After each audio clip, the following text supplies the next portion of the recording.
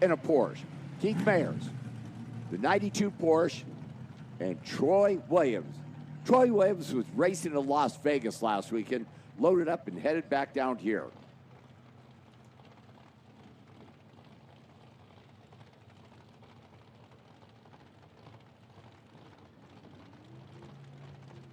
So the Fuel Factory, FTI Overkill Racing S10 pickup truck, and the Porsche for Hoosier.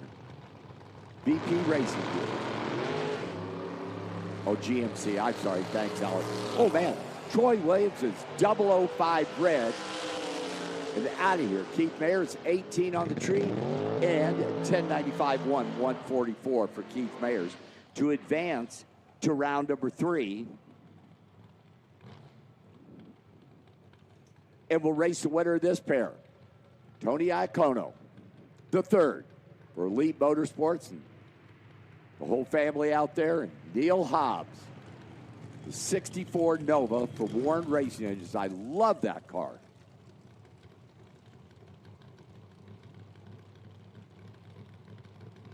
In, set, go.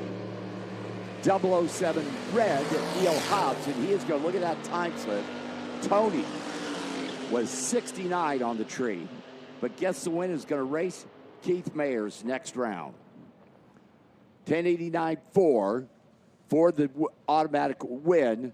Neil Hobbs dead to 007 red. Glenn Ferguson, Ashley Parker. Ashley right side, that's the Mustang. Red light start, Glenn Ferguson. Ashley's 008, the Mustang. Going to run it right on down through there, the right side of the track. It's 1083-3, 133. And a bye run next round. So that was a 2-for-1. And a bye run to the semis. Lawrence Payton, the S10. Race Donnie Gibbs next round.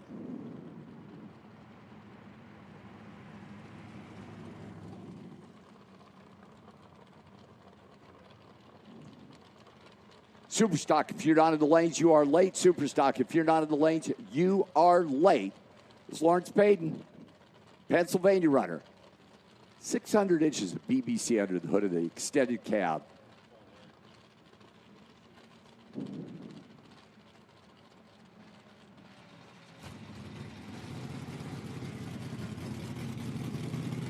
The one of them didn't clear the track at the top end down there. Be down for just a second there. There you go. Makes that left turn.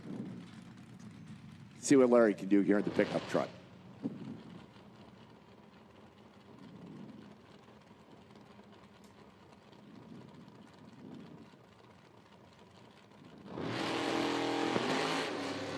.42 on the tree. In throttle stop mode for a rather lengthy period of time there. 1082.5, 154 for LP, and moving to the next round. Pairs up with Donnie Gibbs. Stock Eliminator, you will be out next. Stock Eliminator, you will be out next.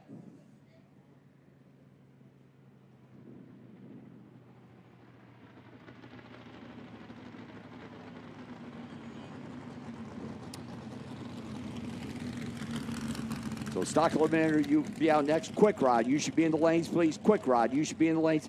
Superstock, need you the lanes, please. Superstock, need you the lanes, please.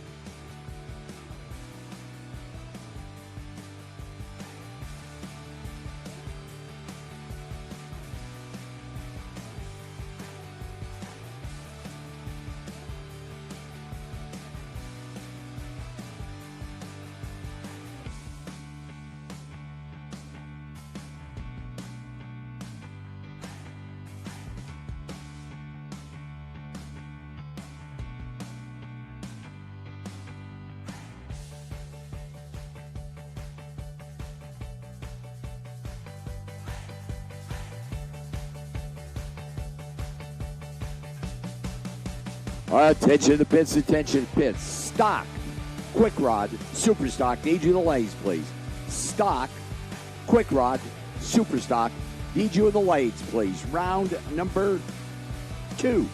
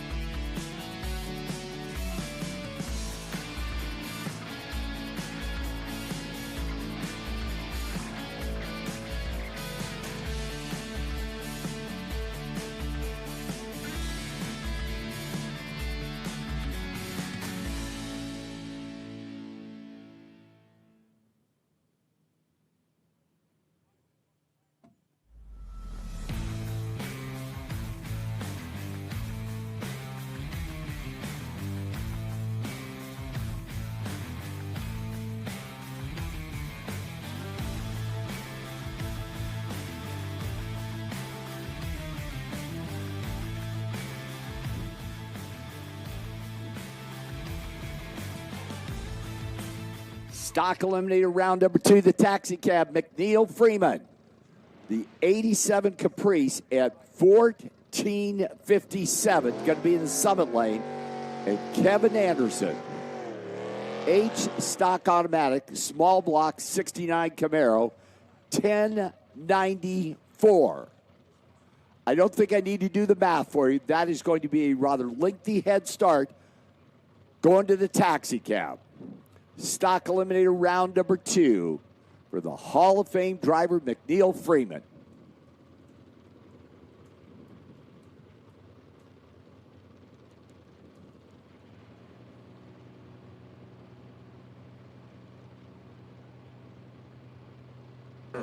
Al Tucci, good morning, my friend. How are you? Hey, good morning, Mike English and Alan Reinhart and Brent and all the fine people. McNeil Freeman's almost at half track there. What is that, a Caprice? They are green. That taxi cab is out here. Here comes that Camaro, going to try and hustle on down there, get around him at the top end. It is wow. It's McNeil. It's an Uber ride. Getting a win, 14:59, 489 miles per hour. Freeman and company going down. How about Anderson? What went wrong there? Well, McNeil Freeman was 13 on the tree. Kevin Anderson was 47, and Kevin was 4 over, tapping the brakes at 1098.7. So McNeil advancing to round number 3 in stock eliminator.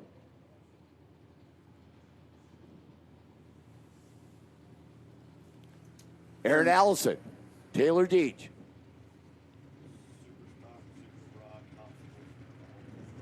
Attention to the pits, attention to the pit.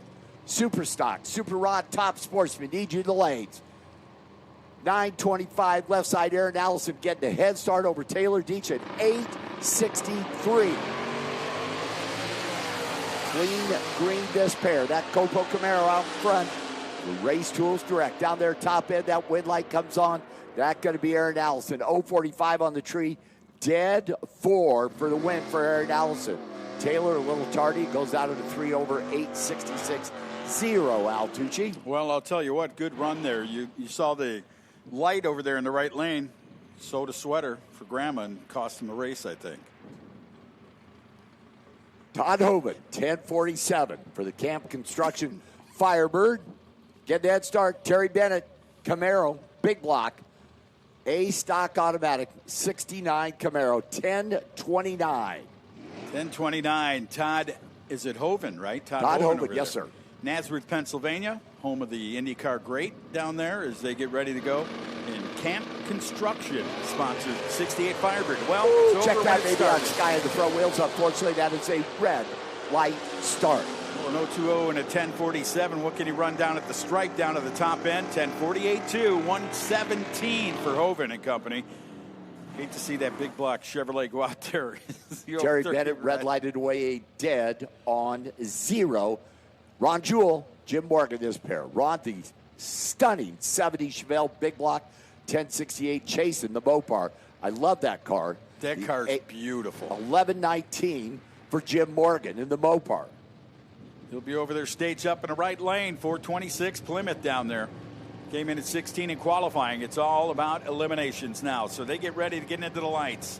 Flicks on the Plymouth. Now the lights are coming down. Here we go. Clean green again. Head start going to the street. Heavy right side. Jim Morgan. Ron Jewell doing the chasing. That beautiful big block Chevelle down there at that finish line. It's going to be Ron Jewell. 10.71.5 on the 68 dial. Jim Morgan was a bunch better reaction time and then gave it back, I believe, at 11.32 on that 10.19, 11.19 dial, but was 106. Next pair rolling on up. Rolling on up. Sterling Simmons. The GTO at 10.54. Keith Bennett, big block Camaro, stick shift car, 10.09 for the Camaro left side of the track. Get to hear that 427 sing this morning with a stick shift. Going to sound good. Watch the green. And that's rolling through the gears right there. Let's see if Bennett can hang on to it down to the top end. The 427, nope, not enough. 10.18 and an 09. And 124 miles per hour. How about Simmons? Simmons picking up the win. 0.16 on the tree. 10.62.0 on that 10.54 dial for the win to the right side of the track there. Next pair, stick shift car, Brett Dorich. 10.22 for the 94 Z28 Camaro. And Jim Marshall, 10.97 on the right side of the track there. 78 Camaro with that head start at 10.97. Brett, 10.22 with the clutch car. Well, Marshall has been your #1 qualifier coming into eliminations here this morning. So 10.79. Going to get that little bit of a leave on the tree here as they get ready for that Chevrolet to move into the beams. He's into the top light. Left lane. Brent now in control of that Christmas tree. Here we go. Jim Marshall pre-stage waiting on Brett. Brett slides it in there left side of the track. They're Pavoli staged now and ready to go. Watch that 10.22. Let's see how the number works out for him down there. Good drag race so far down to the mid-track. Look at a charge in the left lane. Looked like he started pulling away. Yeah, he sure did.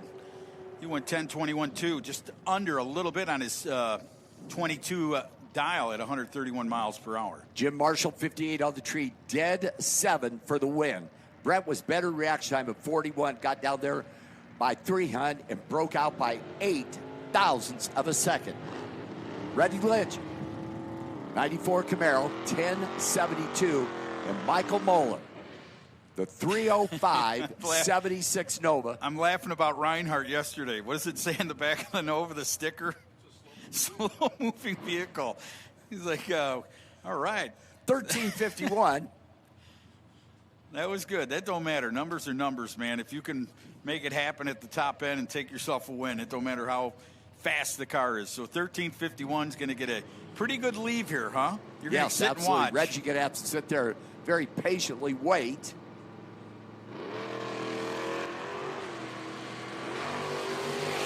Clean green, this pair. The four-door Nova out there. Here comes Reggie Lynch. Starting to hustle. I think I can. I think I can. We'll see if he can. He Yes, sure he does. Can. 1073 out of 72 at 123 miles per hour. As Lynch goes down, he'll go another round here in category. They were both one over. But Reggie was 22 on the tree. Michael Moeller was 44 on the tree. How about that?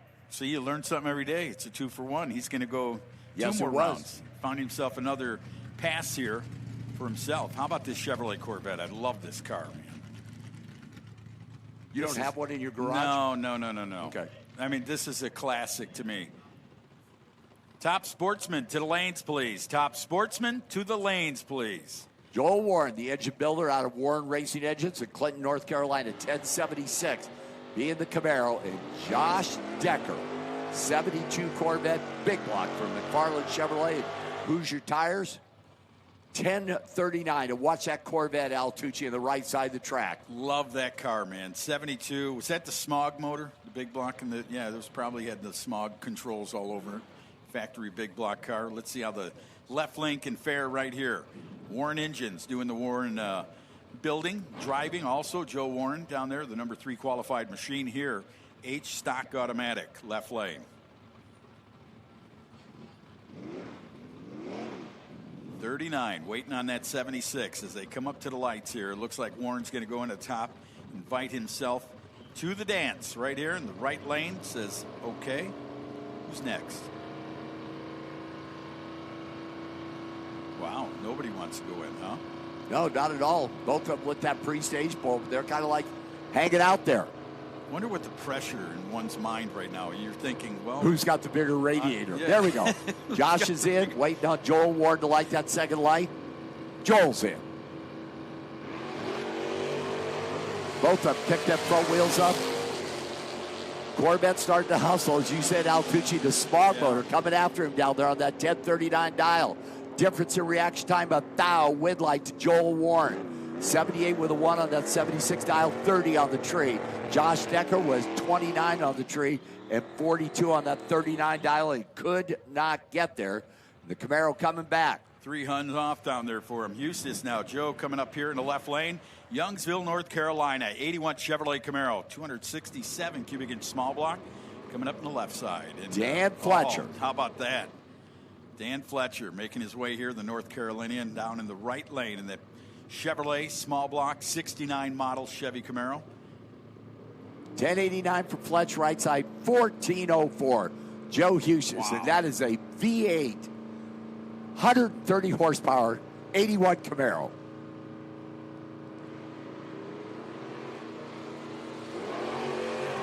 What seemed like eternity.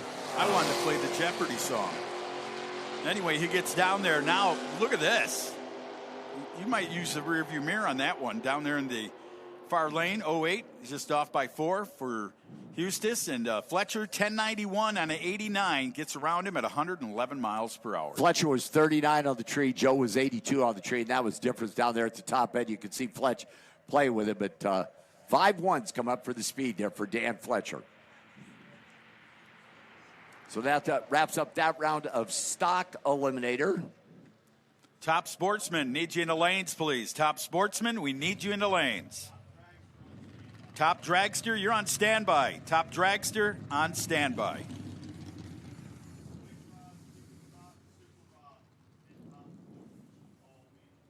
Quick Rod should be in the lanes. Quick Rod should be in the lanes. Super stock, Super Rod, top sportsman, you should all be in the lanes, please.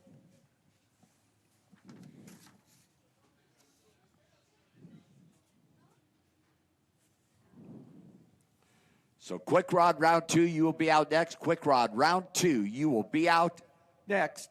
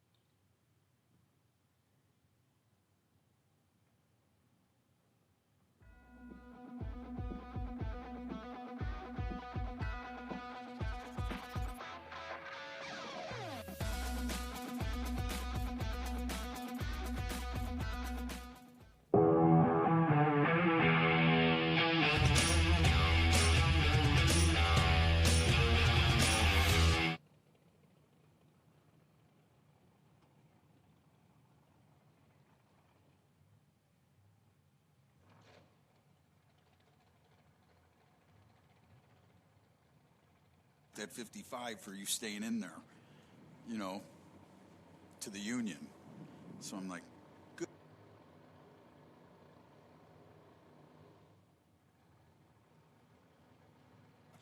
All right, Mike. Looks like we got some fast stuff coming up here. Quick rod coming out. Chris Gerritsen be the left side of the track here. 890. And Steve Bueller. 890 up on the board, Al Tucci. There we go. 890 the number. So closest to.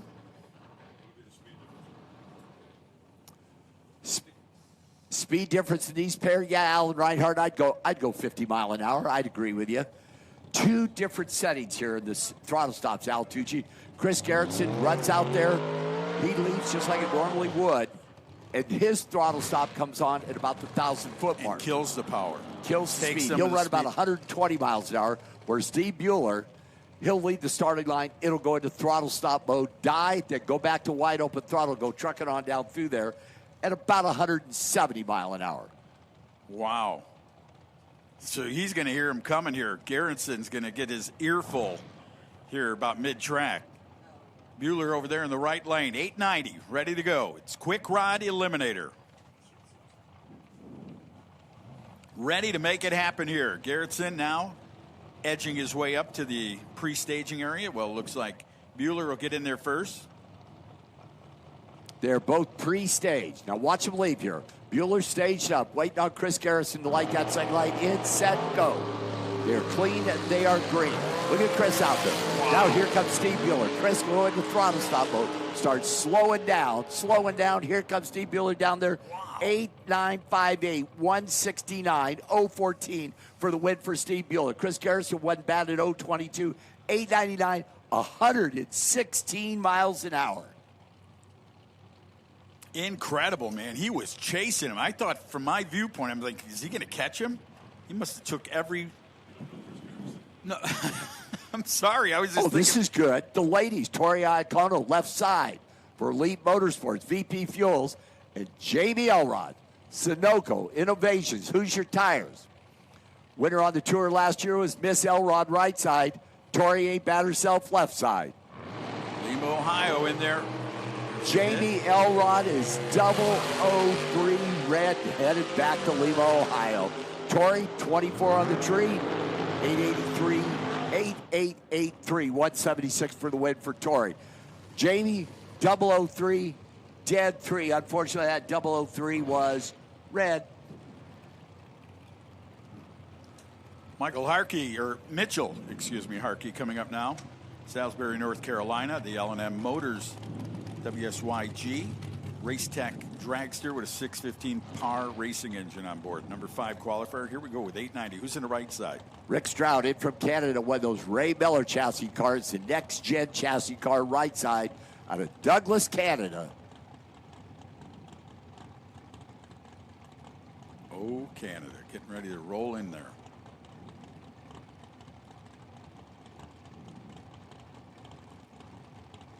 Both drivers pre-stage. Harkey says, yeah. Rick Stroud's in, waiting on Mitchell Harkey in the left lane to light that second light. There we're in. He's a gentleman. Inviting the Canadian in for the battle. Now they're gone on the green.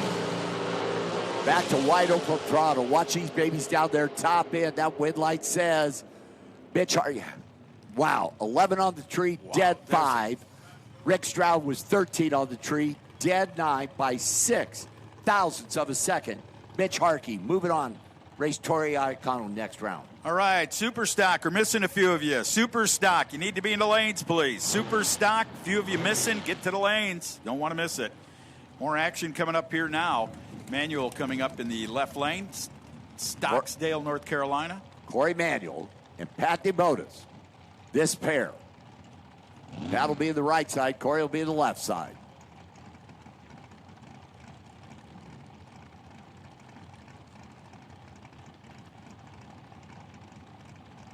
Both drivers pre-staged. Pat is in.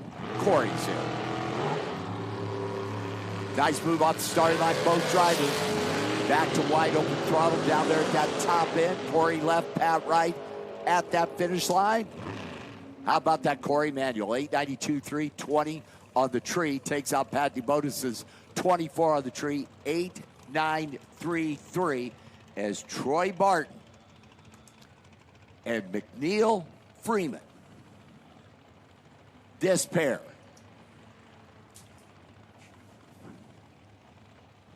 So Freeman over there out of Conyers, Georgia, in that neat little 27 Roadster. Chevrolet powered, big block. Oh, really? The Caprice? Wow. Yes. He's got a fast car and a tow car. So Troy, former junior dragster champ. So he likes to refer to it, wheeling grandpa's car in memory of his late grandfather, Donnie Barton. Doing pretty good coming in number one. Dead zero. Of course, his dad, Todd, down there says, well, I dialed it. You know.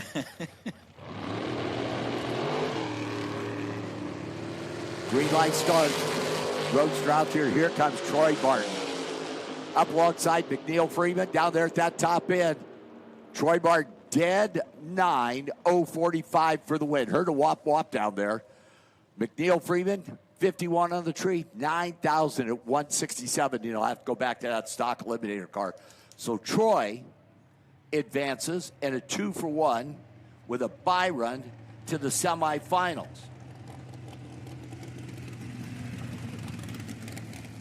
Alan Reinhardt says it's my turn, and a pleasure to turn it over.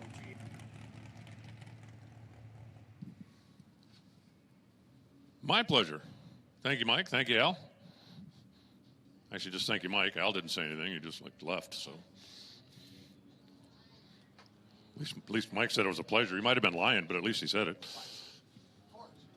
I don't care if you lie to me as long as you're trying to make me feel better.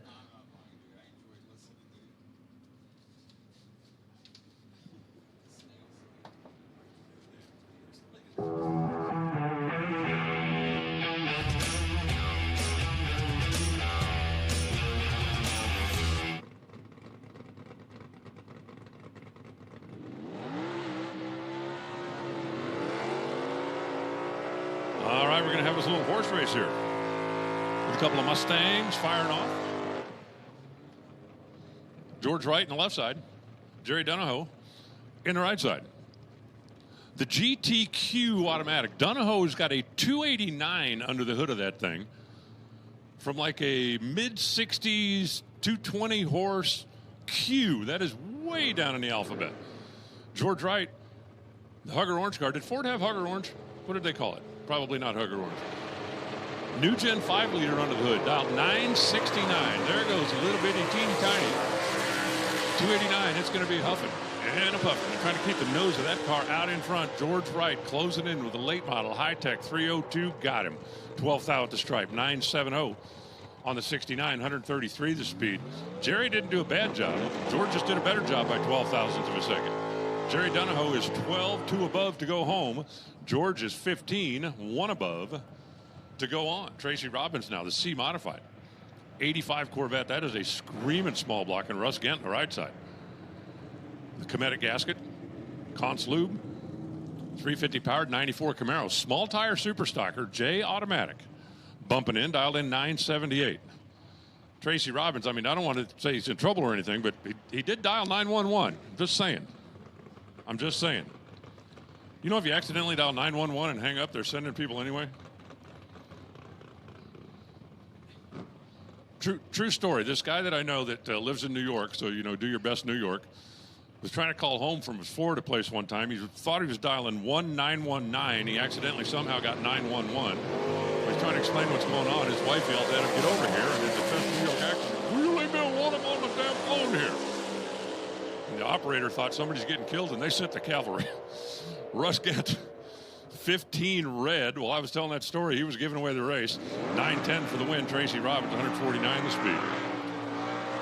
Top Sportsman, we're about to run without you. Top Dragster, I need you the lanes, please. Attention in the pits. Top Dragster, I need you the lanes.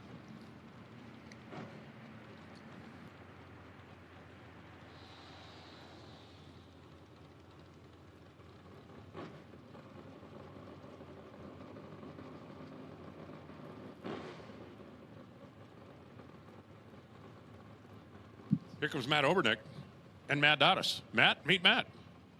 Hey, it's Matt and Matt in the morning. That could be like an FM radio show on WXYZ. The Sunfire got a 327 H automatic, like a mid-60s 327. And Obernick, part of that team wired up. Supercharged, factory super stock A. Supercharged 302 is going to be coming there. Whoa, he spun the tire. The Mustang spun the tire and kicked the tail. Now let's find out if he's got enough pony under the hood. Get it? Pony under the hood of the Mustang to catch the Sunfire. He does. 883, 139 the speed. That thing spun the tire, and I thought, man, he is in a whole pile of trouble. He was 007, however, and that helped. 139 miles an hour, and he was able to track down Dottis, who runs 9.904 at 119 MPHs.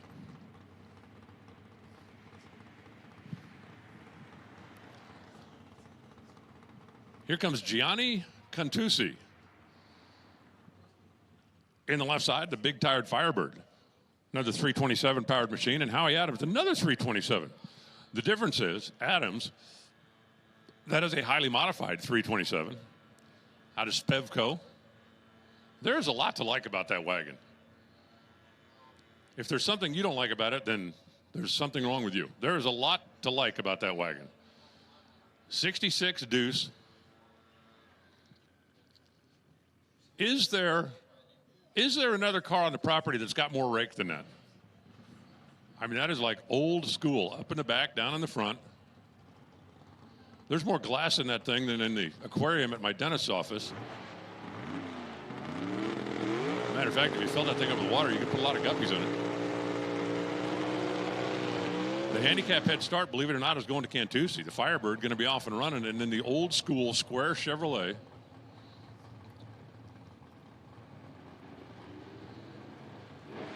I wonder how much downforce that adds. I mean, we're in NASCAR territory here, so. Maybe he did that so he could see over the scoop when he's in the left lane. I mean, that thing is seriously raked. Bumping their way in. Firebird leaves first. You're going to see a little piece of history running down at the other end of the racetrack. Here comes Gianni, away on the green. Tearing through the gearbox over there is Howie Adams. He's got the Chevy 2 in high now, but can his 327 get out in front of Gianni's 327? Yes, it can. 954, 126 speed. Cantucci is way back of the number. He dialed a 34 and ran a 46, and that just left the door wide open. Adams went by at 954, scrubbed about, what, 8 mile an hour, 10 mile an hour to take the easy win at 126 MPHs. All right, we got another old versus new-ish school coming at you now. Paul Roderick, the factory Superstock C. Cobra Jet here on the left side, dialed 870. I think that's supposed to say 5.0, not 5.10. Rick Nicolau on the right side, another 327. This Nova, we'd have to put the two Novas together and put an angle indicator on the roof to see which one's got the most rake. I think the wagon is still raked more, but Rick's is definitely leaning that way. Out of West Virginia, paint and decorating. I used to have a girlfriend that was into paint and decorating. I'm not kidding. We'd talk 2 hours about how the fact we need to repaint the bathroom, and then I'd go out of town for the weekend, come home, and find out she painted the kitchen. I thought you were doing the bathroom. Well, you know.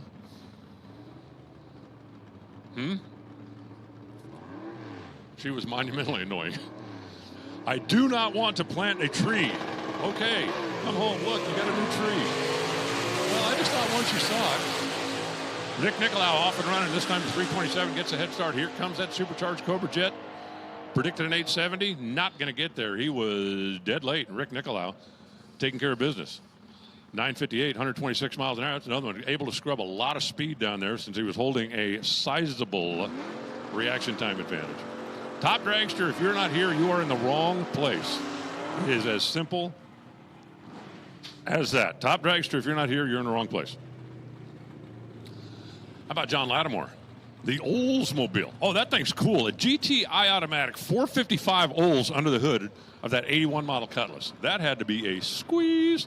And over on the right side, the guy they call Cuppy. The ATI backed Bob Cupp, 327, 65 Chevelle. I'm not saying that Bob's been racing that car since it was new, but he has had it a long, long time. Off and away is Lattimore. The Fire and Ice heating and air machine, getting the handicap head start. And here comes Cup. Got him, 10:25 on the 10:13, 121 the speed. Lattimore missed the tree and then ran a 10th back of the dial. Ooh. As a general rule, when your reaction time starts with a 1, your time ticket is going to start with an L, and that's what happened there. Lattimore late and slow, and Bob Cup making him pay. Now it's going to be Lance Pinto. Don't you think a guy named Pinto should race a Chevelle? Makes perfect sense. 64 model, 396. Now, I don't believe they put a 396 in there in a 64, so that would be what makes it a GT car. Dalla Locklear over on the right side. Dalla in the Duster. Dialed 995. These two are going to leave almost dead together. Only 5 hundo going to be the difference as the tree counts down. The blue car should move first. If the white car moves first and turns it green, this race is going to be over.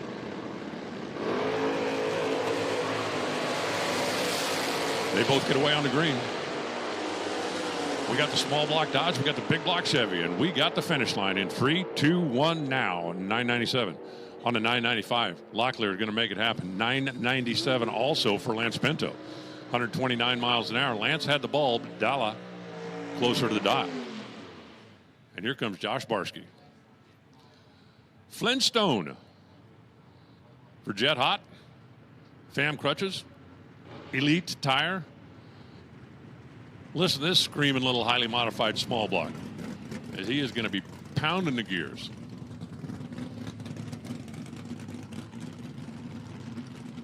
Josh with the laddered bye run this round. Stage the car, get the win.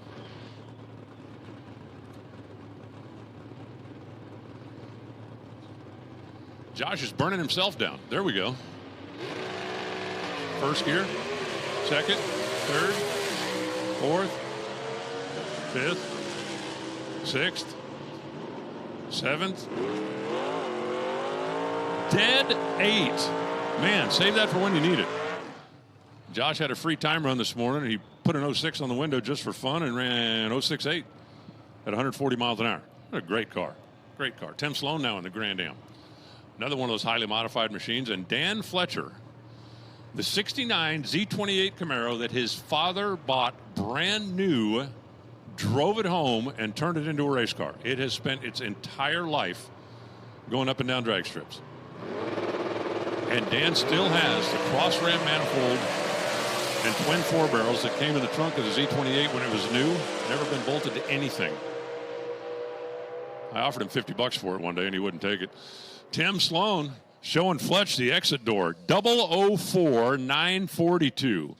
Fletch goes 13, which ain't bad. He went down there and dropped to 946, and that was the wrong choice. 004. And then 942 on a 940 for Tim Sloan, and Dan Fletcher is down to 1. As the car he calls Checky will go back in the trailer. Morning, everybody. Absolutely beautiful. Brisk, crisp, fast morning. It was like 900 feet below sea level when we started. That's like, let me give you the weather report here today. Blub, blub, blub, blub, blub, blub. Push that button, update that. It's still 150 feet below sea level. I love when the correction factor is a decimal point. Love it, love it, love it. Lots of horsepower out there right now. Should have Quick Rod rolling out from under the dash. Should have Top Sportsman getting strapped in. And should have Top Dragster rolling right in behind him. Did I say Quick Rod? I meant Super Rod. I'm still trying to get all my rods figured out. If you're following along online, and you're within a couple of 100 miles of here, you should come down. Going to be a beautiful day today. Going to be a beautiful day tomorrow. By the way, today we've got bull riding to end the day. I think we should. Hey, I got an idea. I'm an idea guy. You ready for this? We need to find the oldest bull and see if Mike English can ride that one. You got one like, with arthritis or 3 legs or...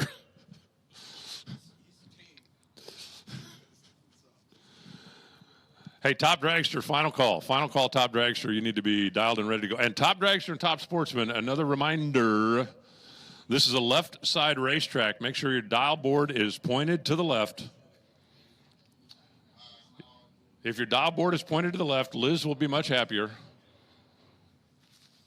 And I don't care what business you're in. If you have a happy computer goddess, you're going to have a better day at the office than if you have an unhappy computer goddess. So help us out here.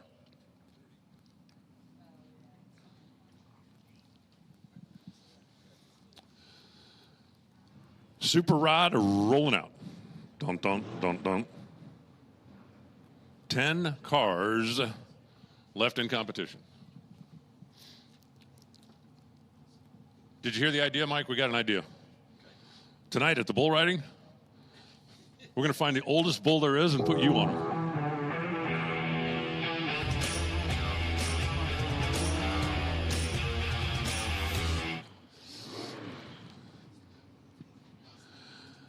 Well, Joey Davison is supposed to be running Dale Conson.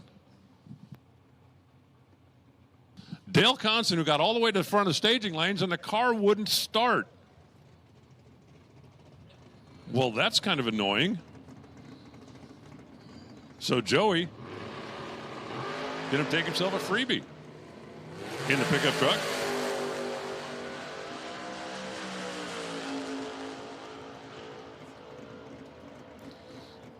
Closed circuit for Ray Thurston. We're enjoying it as well. Joey shuts off to a 10:09 at 150 miles an hour. It's going to be slightly more difficult for anybody else to advance. Here comes Dave Morris and Charlie Kinnepick. Check it out. The winner will race in the semifinals. Because this is a WOGO. Win one, get one free. The topless Camaro out of the fuel factory, that's Morris. The RJ's Engine Corvette out of Canada. Oh, Canada. That's Charlie. Charlie was a top 10er in the world last year when all was said and done. And it literally went all the way to the last day of the season before all was said and done. Both drivers get away on the green. Corvette and the Camaro coming off throttle stops now. They are eyeballing each other down there at 1,000, 11, 12, 1,320 feet. Look at that. 993.1 beats 993.1. The difference at the start was the difference at the finish. Morris had the reaction advantage, and that paid dividends as they run identical 9.931s. Here comes Rich Price. It's time to move. Well, he's in the moving business. He thinks everybody should move, like twice a week if possible. Kevin Modlin on the right side, out of the House of Pain Performance.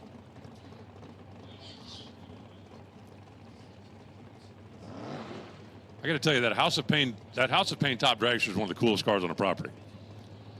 The twin turbo LS. This one has a slightly more conventional 600 cubic inch big block. Price, we're going to put Price in the Corvette in the who's got the most rake contest. Somebody put the angle meter on that thing. Ooh. Price's car made a weird move down there when he let go of the butt. Did you see that? You didn't see that? I saw that. Down at the finish line. Oh, he's going to get it done on a little baby hole shot. Rich Price goes 25 on the tree, taking 004.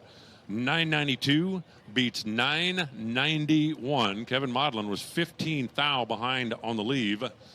And Rich Price snugged him up 004 at the stripe for the win. Here comes Tom Diamond out of Trace and Asphalt and Concrete. I don't make fun of people in the concrete business. I did that one time a few years ago, and the guy comes up and he said, "You think concrete's funny, huh?" I said, "Yeah." He says, "What size shoes you wear?" I said, "Never mind." Derek Willard coming at you in a Camaro over on the right side. Derek trying to do something with Tom Diamond. Oh, and he does. Tom Diamond goes trip, zip, and can't close the deal. Derek Willard runs dead one after an 024. Hey, Tom, you did win a bag of donuts. That might ease the sting a little bit. Well, you always feel better eating a donut than you would if you weren't eating a donut. Don't you think? Dead one beats trip zip. Derek Willard will advance. Johnny Cobb now and Tim Quinton. Cobb in the old school Vega wagon. The Stroker small block. And Tim Quinton. 1971 Barracuda. And it's really got a Mopar motor under the hood. The Cuda Roadster, the Vega Wagon, down to the finish line stripe. We have a winner. How about 007, Tim Quinton? How about 996, Tim Quinton? Johnny Cobb was 994, couldn't get it done. Could not overcome being 4 hun behind on the reaction timer. So Tim Quinton will advance. We'll have 5 cars coming back in Super Rod, and looks like we got the old spray rig out there. We're going to go do a little touch-up on the racetrack, put down some sticky stuff, because we're about to turn up the performance. We're about to turn up the horsepower, and we're about to turn down the entertainment coming from the tower. They're ignoring me completely. Wow, I love you too. Oh, you did hear that. Okay, I thought... No, I just didn't have the mic turned on yet. Good morning, Mr. Carver. How are you today? I am fantastic. Great job on those last sets. Boy, trip zip, giving it back. That's a toughie. Yeah, trip zip, and the car didn't run the number, but maybe donuts will ease the sting a little bit. That's An right. absolutely wonderful day. It's going to be really fast out there. We're going to get to see the Pro machines coming out a little bit later on in the day. We're going to see the return of a Pro stock name that you haven't seen behind the wheel in quite some time. That's but I'm not fact. giving. I'm not letting that cat out of the bag just yet. And then we're going to have bull riding tonight. We're going to find the oldest bull, and we're going to strap Mike to the back of it. If it wasn't dead before, it will be after tonight. Mike or the bull? Yes. Yes. I think that's the answer. Oh, Mike doesn't want to get on the bull unless he's laying down, so we'll see if we can work that out. All right, we're going to let the safety team go out there and make sure the track is in prime time perfect shape before we're racing for real in Top Sportsman. And Brent Carver's going to slide in here and tell you everything you could possibly want to know. And probably a lot of things you didn't want to know. Information is king. That's right. Hey, great job. Way to kick off the day here. IHRA Outlaw Nitro Series here in Dinwiddie, Virginia. We had a great day of qualifying yesterday. We got a full field of Top Sportsmen. There were 36 cars in the category to fill a 32-car field. So, awesome 3 rounds of qualifying there in Top Sportsman and Top Dragster. Of course, yesterday we had 2 rounds of the other sportsman categories, the rod classes and the stock and super stock classes. They did eliminate 1 round. We've already seen them eliminate 1 round here this morning. And next up, we are going into our Top Sportsman. That's going to be the quickest dial-in categories of the weekend. And they're ranging from the number 1 qualifier, going 388 there. Scott Weiss setting the pace in Top Sportsman in his Corvette.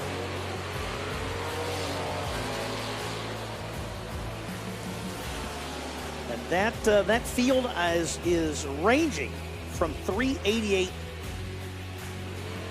to 480.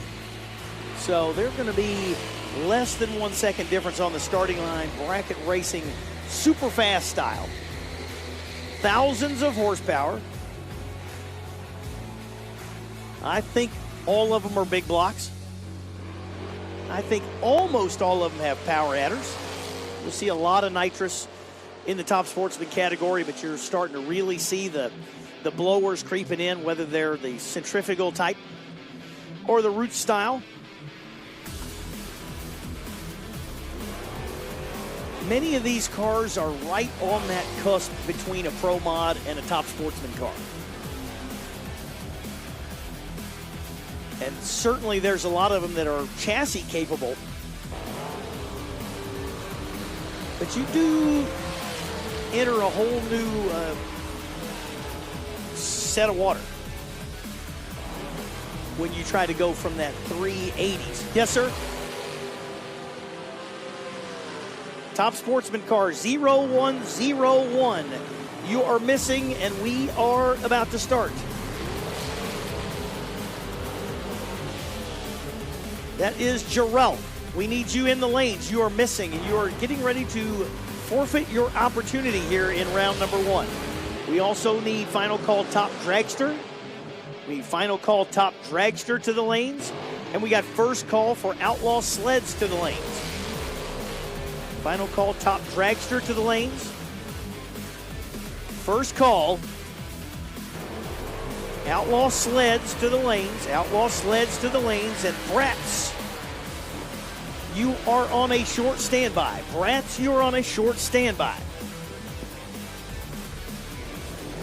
Good morning on the chat. Good morning on Speed Sport 2. Good morning on YouTube, IHRA.TV. Thank you all for tuning in. When you get on there, hit the thumbs up, the like, hit the share button, hit the save button. You hit the save button every time we come on, you'll get a notification. If you hit the share button and then share it to all your friends, you got people at home that don't know or don't know where to find the feed. It is a live feed for the entire event on IHRA.TV and Speed Sport 2. And if you make it easy for them, they'll tune in and they'll say, man, this is an unbelievable feed.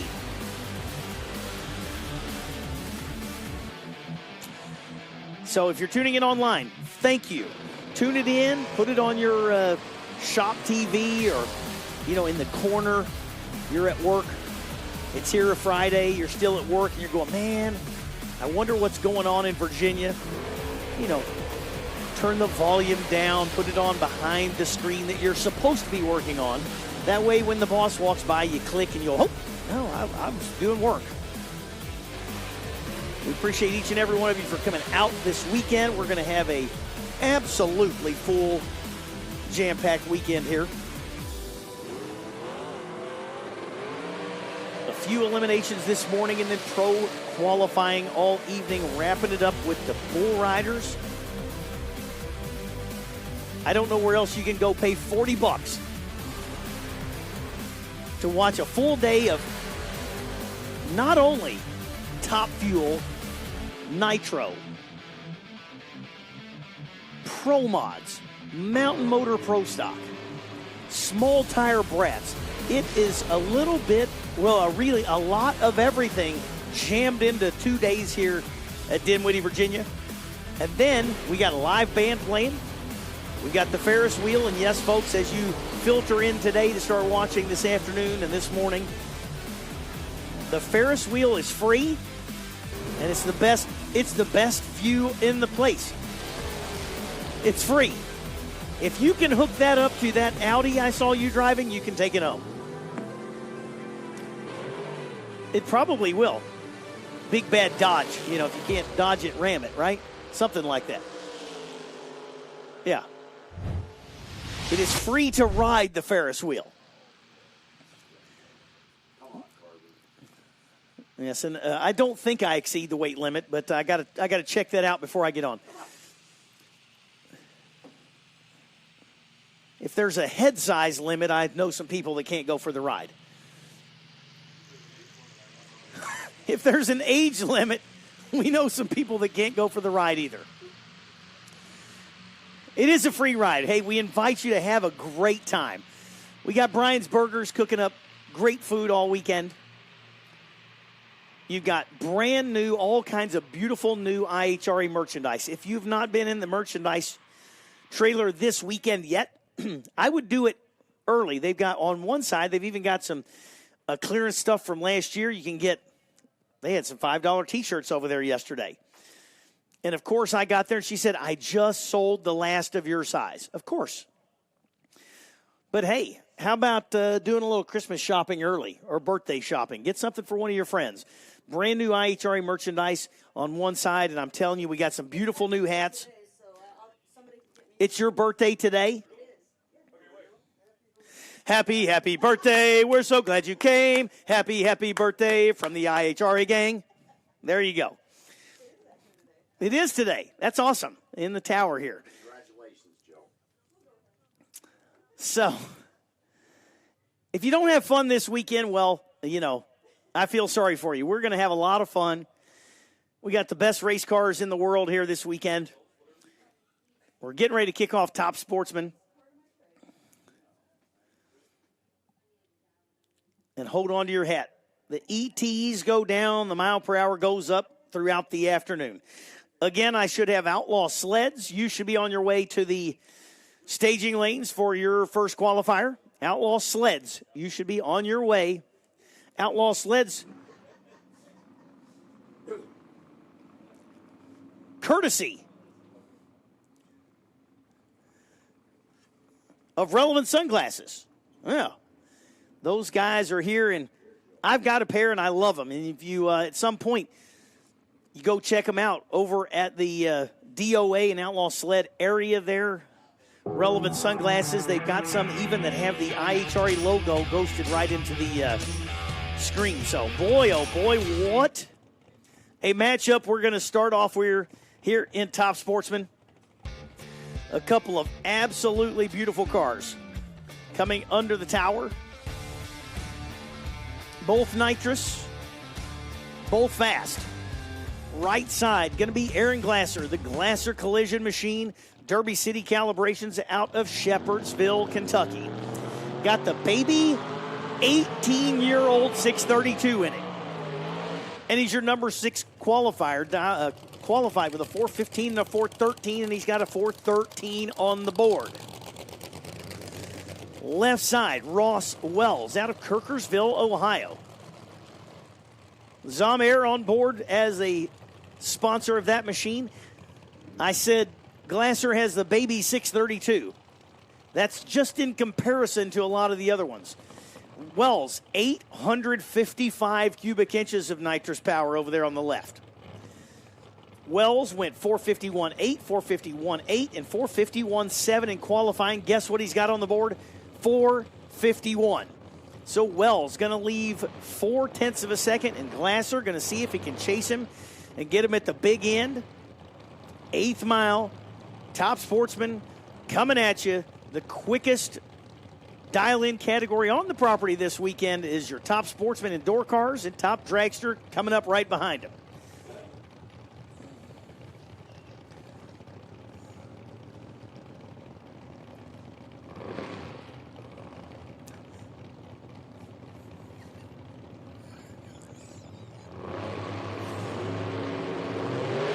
Tree drops and away they go, and somebody got a little bit of work to do, and Aaron Glasser gets it done. 008 dead 5, 13 thousandths total package at 165 mile an hour. Ross Wells lets go 29 and is mathematically ineligible as soon as he lets go of the button when Glasser goes 13 total. Great pass to kick it off there. Aaron Glasser is on a heater lately, and he is going to be one that's going to be difficult to deal with this weekend. Next pair up, Corey Evans, right side, Middleton, Virginia. Daddy's Money. There's another Firebird. That's a 69 model and has equally beautiful paint job on it. However much Daddy has, his money has been well spent on paint and body on that Firebird in the right lane with 812 cubic inches of nitrous power. Left side, Jay Kirk. 68 Camaro.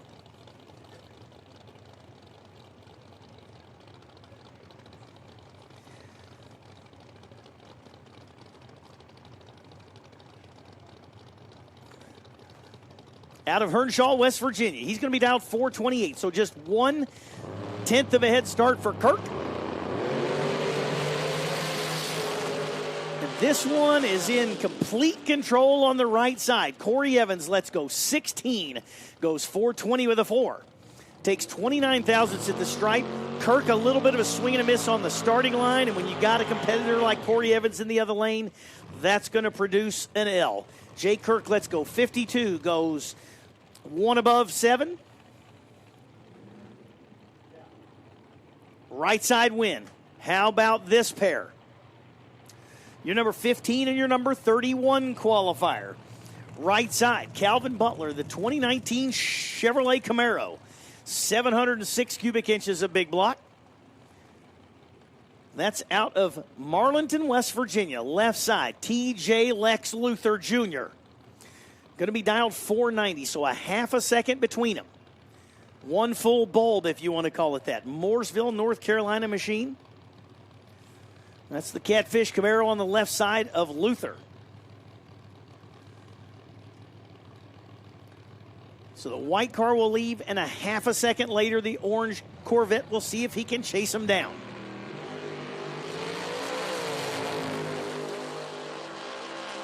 Watch, watch, watch. Luther with the win. Not sure what happened with Butler.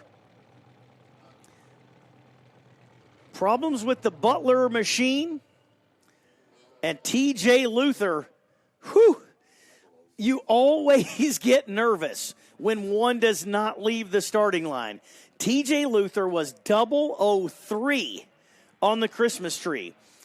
And in those kind of cars, it is really hard to catch if your competitor is coming up on you or not.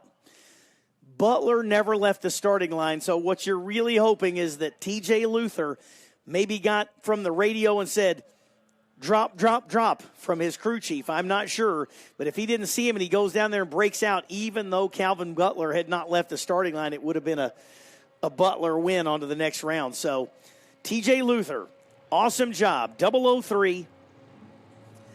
Clicks it off early, goes 536 for the win as problems for the Butler machine.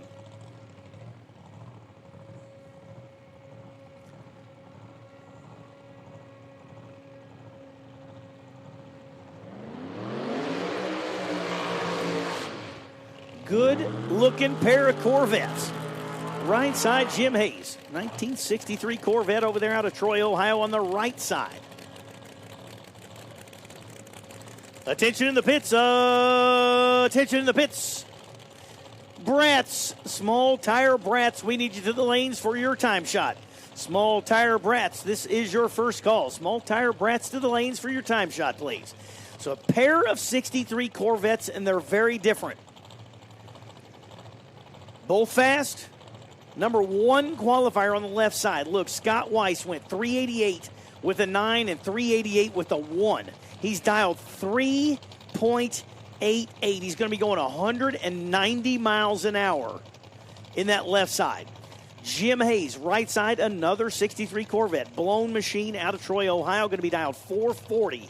So he's dialed 440. And his competitor's going to be coming past him almost 30 miles an hour quicker.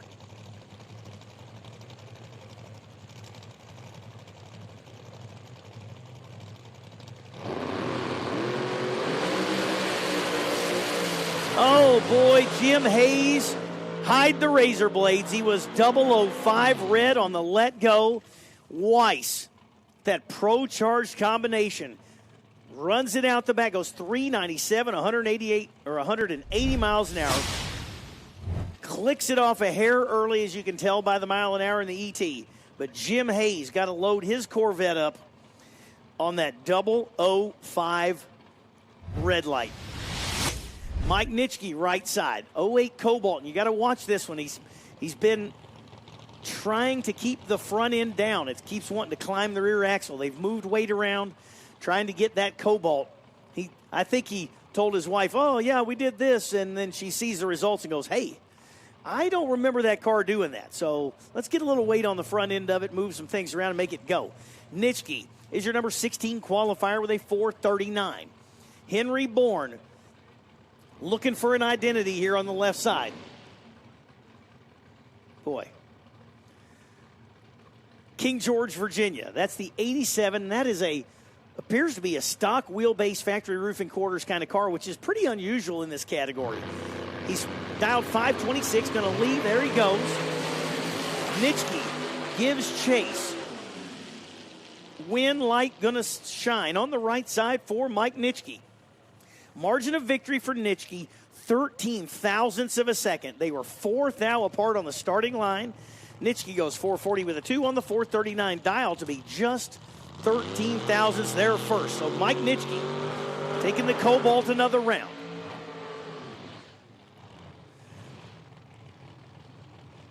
Excellent matchup right here. You just saw Jim Hayes in the 63 Corvette, and he was red. So now he's got to turn it over to his son. That's James Hayes, the 58 Corvette on the right side. Blower combination out of Troy, Ohio. And he went 6 flat, 455 and 450 during qualifying. He's got the number set at 455. Scott Wasco, left side. The Hoosier, Weisco, and APD 2011 Pontiac. Great looking body style there. Good car there for Scott Wasco. 410 is what he's dialed. He qualified with a 13 and a 12. We do have better air now than we did yesterday afternoon. So Wasco says, let's turn it up and go get James Hayes. Hayes going to leave almost a half a second ahead. And that Pontiac with 708 cubic inches. Going to see if he can run him down at the big end. Let's see if he can get there. Both cars in. Here comes the tree. They're not too far apart on the starting line. 11 thou separate them. Wind light going to shine for the left side. Hayes had the starting line advantage. Was 25 to Wasco's 36. Wasco goes down. Hayes, I don't know if there was an actual problem with the car or if he just clicked it off early. Only goes 464 on his 455. Wasco comes driving by at the finish line. Scott Wasco moving on to round number 2.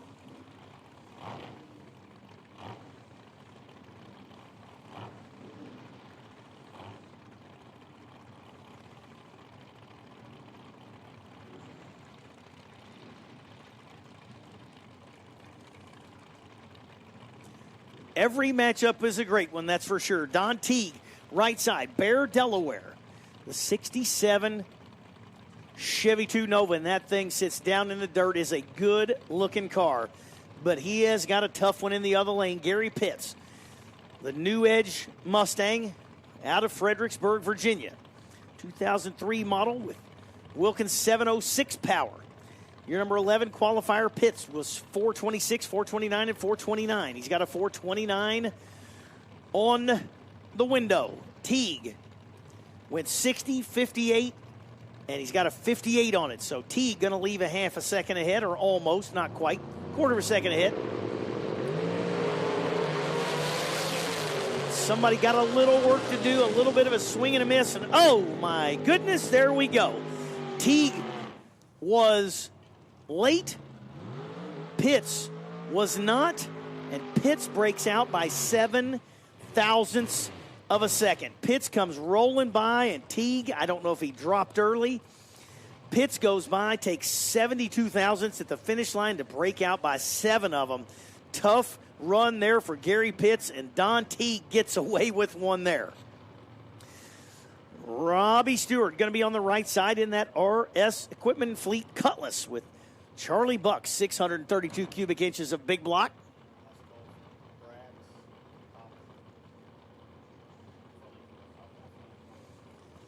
Attention in the pits, attention in the pits. Brats, final call Brats.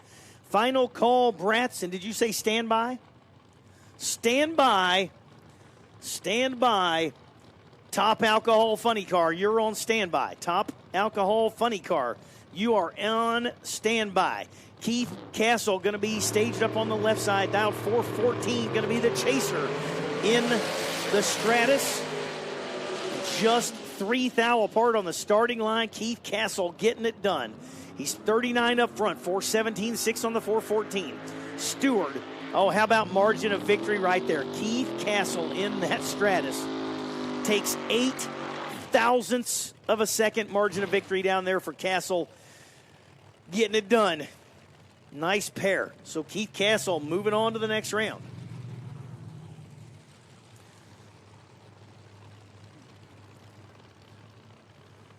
Michael Wayne. Michael Damude, left side. Hedgesville, West Virginia. Damude's Auto Service. 2008 Dodge Stratus with 655 inches of mow power. What do they say? Mow power or no power? Damude was your 13 qualifier. Went a 30, a 28, and a 28. And he's got that 28 on the window. Sean Morrison, right side. Low slung silver 67 deuce. 632 cubic inches of Musi power. 469 for Morrison on the right. 428 for the left side for Damude. About a half a second apart on these. One bulb separate them. Here comes the tree, and they're both away clean. About 14 thou separate them on the starting line. Over, with the whole shot, Michael Damude. How about that? He's 55 up front and dead one. He was dialed 428. He goes 428 with a 1 for the win. Morrison put together a good lap, but not good enough. So Michael Demuth moves on to the next round.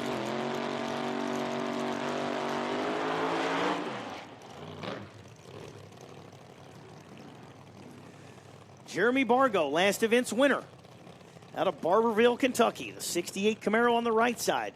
Going to be dialed 454. Left side, Robbie Crenshaw out of North Chesterfield, Virginia. BuildRWC.com as the sponsorship on that really good-looking early Cutlass. It's got an Albert 706 power. Going to be dialed 426. So they're just a little less than 3/10 apart on the starting line. Bargo on the right side will leave out first, and Crenshaw will do everything that Albert's got to chase him down. Again, we do have top alcohol funny car. You are on standby. Final call Brats. Final call Brats. Top alcohol funny car, you are on standby.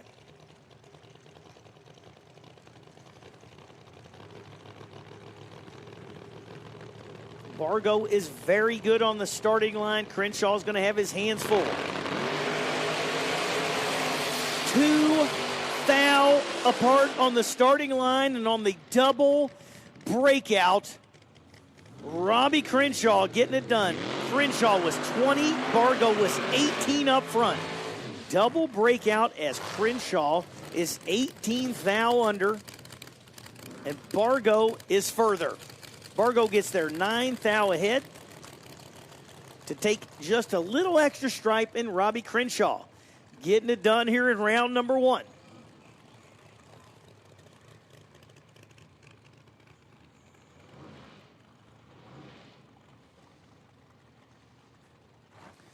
So last event's winner is out here in round number 1. Things can change in a hurry. Mike Alexander Jr., right side, 63, that bright green Corvette, good-looking car out of Mechanicsville, Virginia.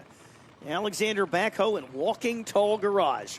Let's see if he's going to be carrying a big stick on the right side. He's carrying a 410 dial-in. He has picked a number because it went a 32 and an 18 in qualifying, and he's dialed her on down to a 10. He has got one of the best out there on the left side, Ken Langlois, out of Milan, Michigan. Lang Transmissions, Mullen Auto, Napa, and Bob's Profab. Profab did a rework on that Cutlass over there, the 97 Cutlass on the left side, 665 inches of nitrous assist. Oh, man, what a race right here. 007 on the let go. Oh, wow. Mike Alexander is 007, dead zero. He goes 410 with a 0 on the 410. He is 7 thousandths total right here in the first round. What a lap by Mike Alexander. Langlois was nothing to sneeze at, but had nowhere to go with a 19 let go, as Alexander has locked out Langlois on the release of the button.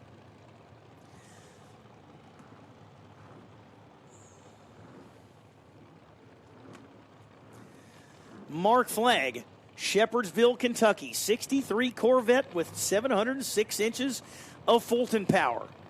Built the car himself in their shop out there in Shepherdsville, Kentucky, and it's a beauty. Right side, classic. The 2000 Pro Stock Dakota of Pat DeBottis. DeBottis out of Howell, Michigan. Corrigan Race Fuels and APD engines there. Going to be a pretty decent spread between them, as DeBottis was your number 30 qualifier, and he's got a 475 on the window. They did have their struggles during qualifying with the flag machine. He made the first one count. It dirt tracked a little bit, hung the tail out, and it went 429. They put the 13 on it because they know that that's what that car can and is supposed to run. And it stepped out a little bit. DeBottis in control on the starting line. And Pat DeBottis takes out Mark Flagg here in round number 1. It looked like the car left pretty good, but I saw a wiggle out of the back end. I'm sure he had to pedal it. No pedal there for DeBottis. Was 008 478 on the 475, and Pat DeBottis takes out flag here in round number 1.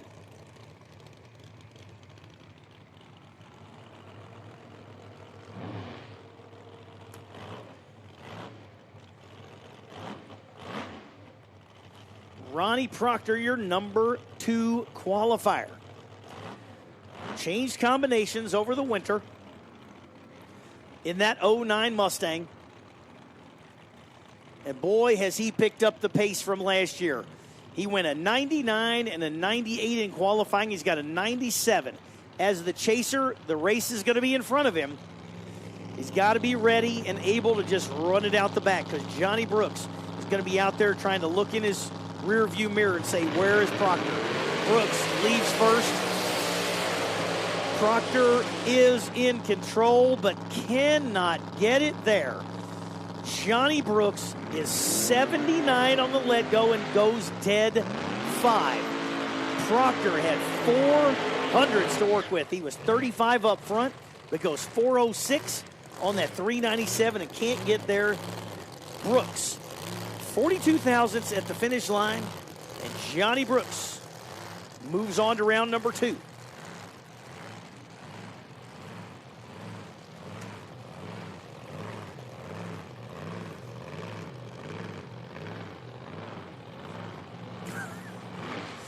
Bob Mandel III. We call him Lil Bob. But he drives a monster of a 55 Chevrolet. They struggled on the first hit, got it dialed in on the second one, went 409 to be number 4. They've got a 407 on the window, and if you out there and you hear it, rup, rup, rup, rup, it's got all the blower surge going on. Rup, rup. Yeah, you just like the move. It really wasn't the sound. I understand. Jacob Elrod, left side, out of Bluffton, Ohio, got a 445 on the Pro Charge 63 Corvette. No. So, Elrod going to lead first, and Mandel gives chase, and they are 3 thou apart. Oh, man. Jake Elrod, let's go 001. Breaks out by 4 thou. He was 001 on the let-go. Mandel 004. Nobody messing around in that pair. The only problem with Elrod was he couldn't see that the Chevy wasn't going to get there. Mandel goes 410 on the 407. Elrod takes 44 at the stripe to be 4 thou under, so he needed to take 40 or less. Easy to say from here. They are running. Elrod was running 158 off the gas, and Mandel was running 183. So tell me you judge that stripe at those kind of ETs with giant blowers. It is amazing any of them can drive a stripe at all, and I applaud both sides. Here is Dad. This is Big Bob Mandel. That car went nowhere the first 2 passes, and then they said, we're going to get this Chevy 2 wagon lined out, and they did. It went 4 flat.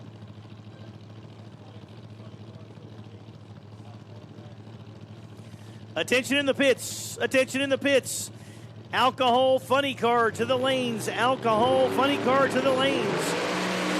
Oh, Big Bob gonna be sick. Let's go 004 red. 401 at 175 mile an hour for the wagon, but the wind light going to shine for Donnie Gibbs.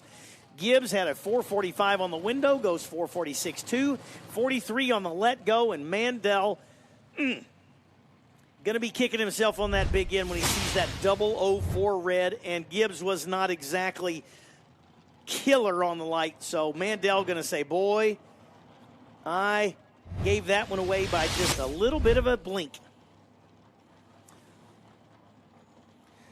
Attention in the pits. Alcohol Dragster, you are on standby. Again, Alcohol Funny Car, we need you to the lanes. Alcohol Funny Car, we need you to the lanes. Alcohol Dragster, you are on standby, please.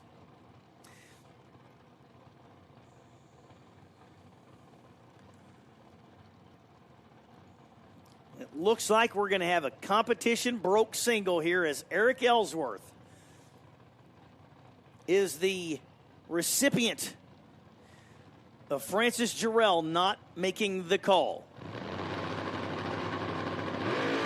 So Jarrell, who's really been working on the combination, and I'm sure that he says, you hate to win on a broke single, but boy, I will take the time run. It goes 460 with a 61 let go. And Eric moving on to round number 2. So what a first round of Top Sportsman that one right there was. There were 32. Well, there ended up only being 31 with the broke single. Now there are 16. And we roll right straight into it. And if you want to see one of the most interesting combinations in a dragster on the property, check out the twin turbo for Mark Payne, the House of Payne machine. 21 Miller over in the right side. It's an LS engine with a pair of turbos on it, and I'd say that's pretty uncommon for dragsters. It's very common in the small tire world, but to see it on the back of a dragster, I don't know how many of them there are, but that's the only one I've ever seen.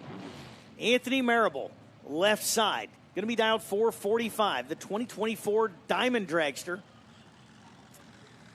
He's dialed 445, Payne the quicker of the cars. That 423 dial in. Payne was your number 11 qualifier. Marable was number 23.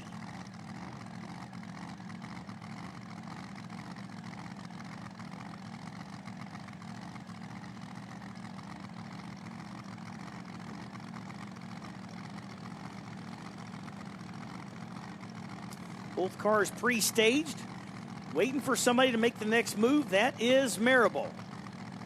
In goes Payne, and here comes the tree. Oh boy.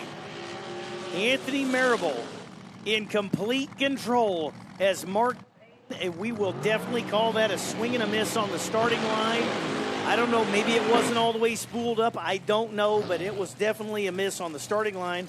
Anthony Marable takes out the House of Payne machine there in the first round, and Marable moves on to round number 2, goes 447 on the 445. Timothy Williams, right side, out of Carson, Virginia, 2019 Race Tech machine, 635 cubic inches of Chevrolet power. Williams Fab and Repair, AED Performance, and House of Payne. It's down 413 as your number 8 qualifier, and Bill Pink in that all-pink machine with the pink carburetor, the pink intake. It's really neat. Go up and take you a good look at that one up close. A lot of history behind that racer. Going to be down 435. Your number 20 qualifier on the left side. And number 8 for Williams on the right.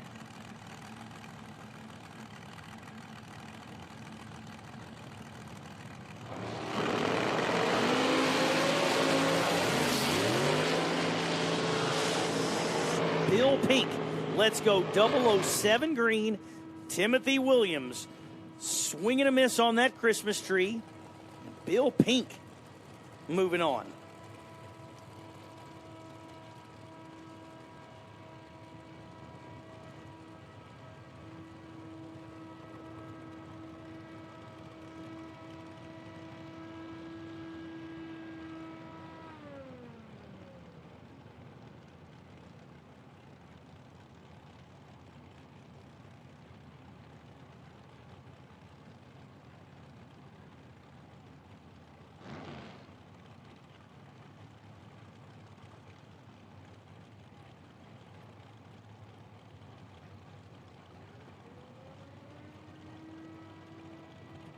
All right, next pair up. Chad Traylor, right side. Providence Forge, Virginia. Down 432. They are almost right on top of each other. As Sammy Helms is 438. Helms, let's go 19 for the win as Traylor, a little tardy, Sammy Helms going to take his Horton machine out of Locust, North Carolina on to round number 3.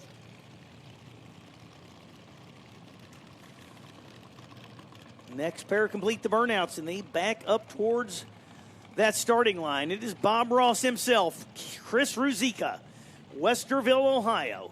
Blaze Electronics and wired up generators on the left side. 434. The dial in for Ruzicka. Scott Lucan. Lucan Automotive 2012 Spitzer machine on the right side. Going to be dialed 406. So Ruzicka going to leave 0.3 of a second ahead. Lucan will try to get him as he gets down the racetrack. Will he be able to get there?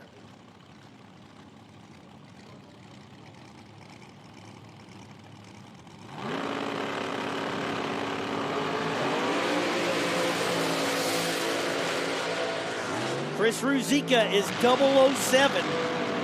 Scott Lucan missed the tree, and Chris Ruzicka takes one down there. 007 up front, 438 on the 434.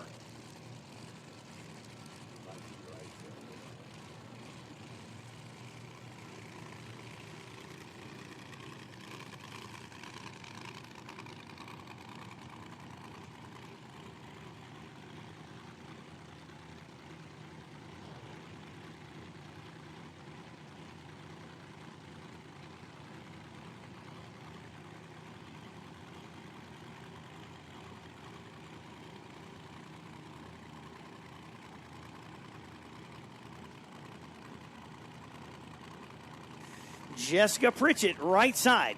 Going to be dialed 412. Troy Williams, 433 out of Bradenton, Florida.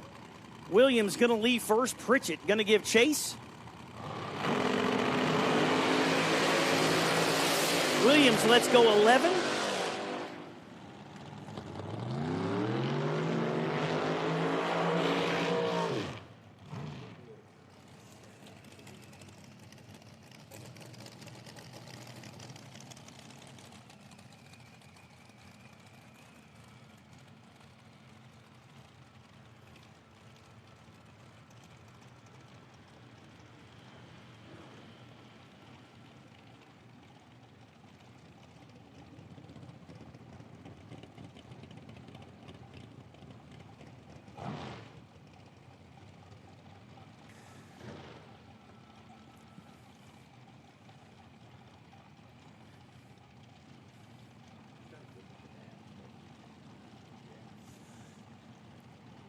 Right side, Chris Ferguson.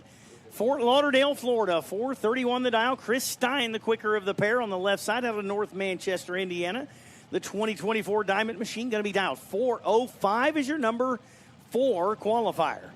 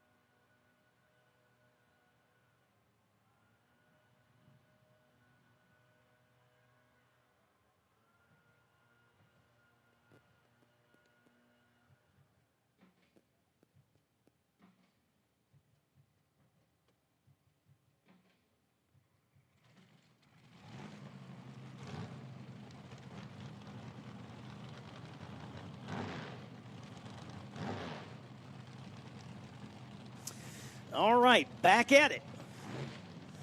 Landon Wright going to be on the right side of Odessa, Texas. Going to be dialed 427 in your number 1 qualifier, the Lucas Oil Machine of Tom Martino. Martino out of Youngstown, Ohio. 2023 Maddox with a 540-inch par engine. So Martino going to be on a 377 bracket race style.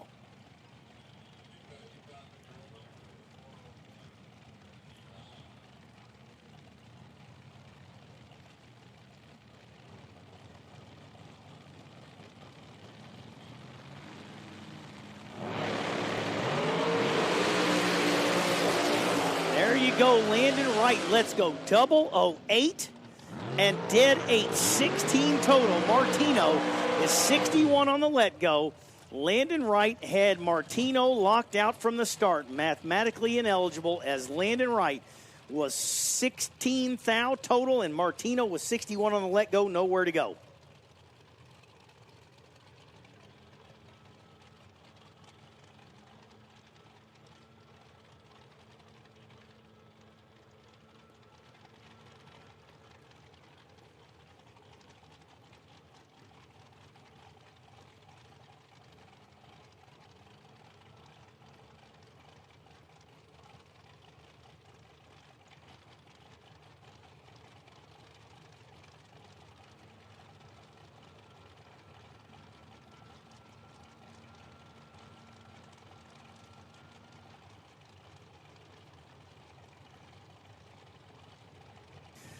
All right, here we go again.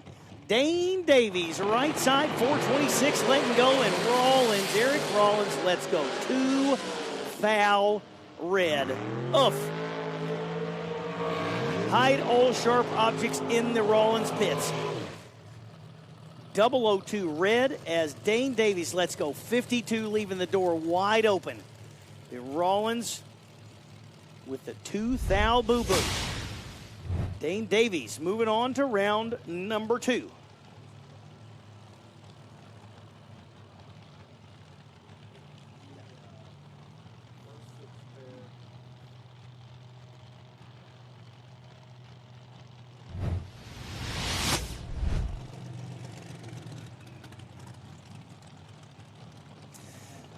All right, those first 6 pair you are going to rerun. Attention in the pits. Attention in the pits. The first 6 pair of top dragster will rerun, and you will rerun after alcohol. So that should give you time to refuel them, cool them down a little bit. We will rerun you after alcohol. Whether it's alcohol from your crew or the ones that go down the racetrack, we will run you after alcohol, the first 6 pairs. Moving along. Nick Rivas, right side, gonna pre-stage up there, the Haw River Flooring Race Tech machine. Number 12 qualifier, going to be dialed 427. Left side, Rick Dukeson. Number 24 qualifier, going to be dialed 447. So 2/10 separate him on the starting line. Dukeson will leave first on the left side. Rivas will give a quick chase behind, and he won't have to worry about it as Dukeson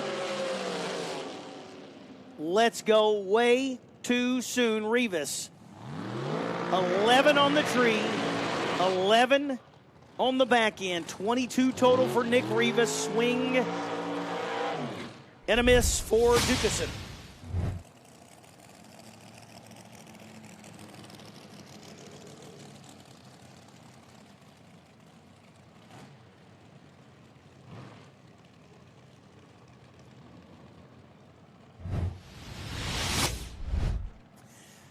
Rich Smith, left side. Waldorf, Maryland. Mazier Products and Hoosier Tires. The 2018 Race Tech with 565 inches of Chevy power. Your number 2 qualifier. It's got a Pro Charger on it, and it goes 380s real consistently.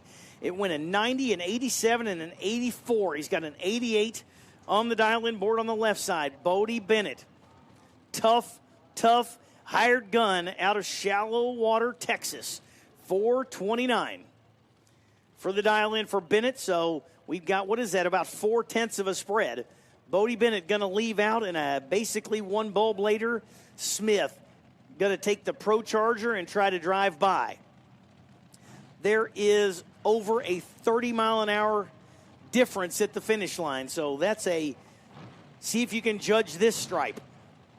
I would not want to be trying to do it on either side.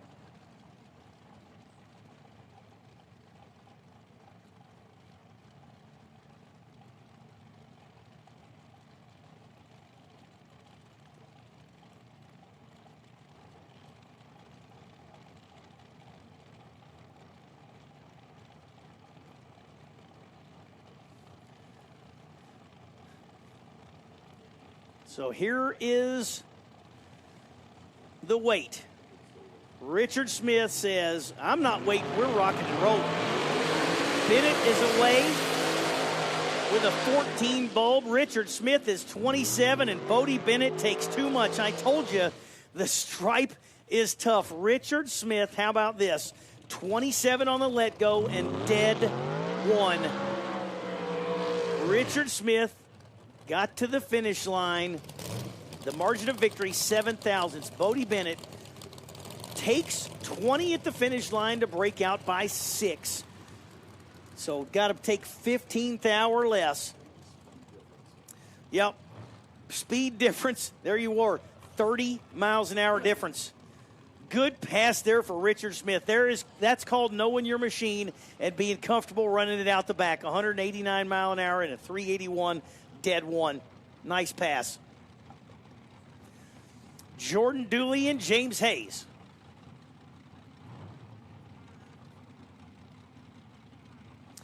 Hayes going to be on the left side. You've already seen him running in Top Sportsman. Here he is in the Top Dragster car. Going to be dialed 448 is your number 21 qualifier. Jordan Dooley, right side, 421 with a 9 in qualifying, and he's got a 422 on the board. Dooley out of Shelton, Washington. Boy, talk about a haul.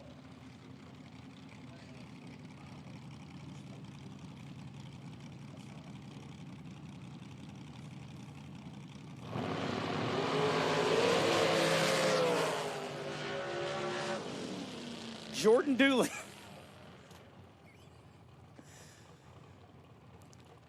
Jordan Dooley has not left the starting line. James Hayes did leave the starting line and went under.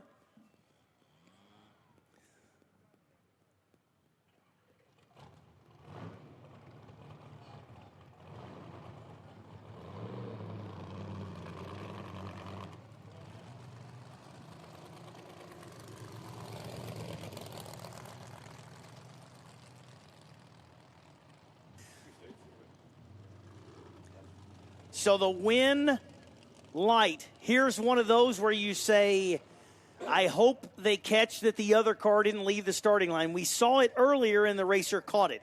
James Hayes did not catch it. Hayes goes out the back, breaks out by quite a bunch. Dooley had staged the car. And James Hayes,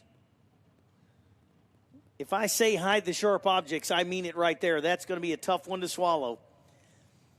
He goes down, he makes the pass, he goes too quick, and Jordan Dooley is going to idle down for the win by staging the car up.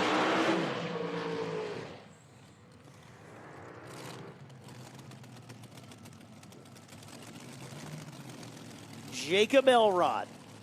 You saw Jake running his 63 Pro Charged Corvette in Top Sportsman. Here in the Top Dragster car on the right side. Elrod out of Bluffton, Ohio. They show up with 4, 5, 6 cars. I don't know how many they have. It's a bunch of them. And they show up with trailer loads of cars and say, we want to run everything.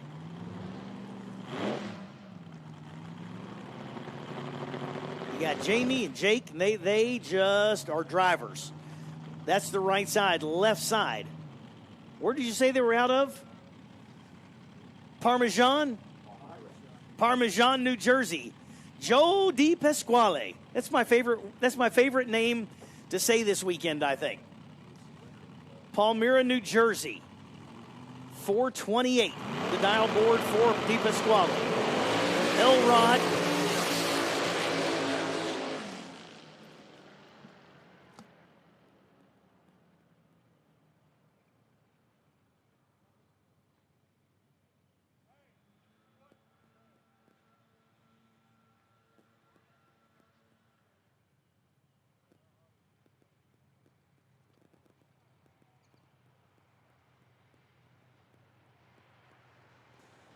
Di Pasquale goes 431 on his 428.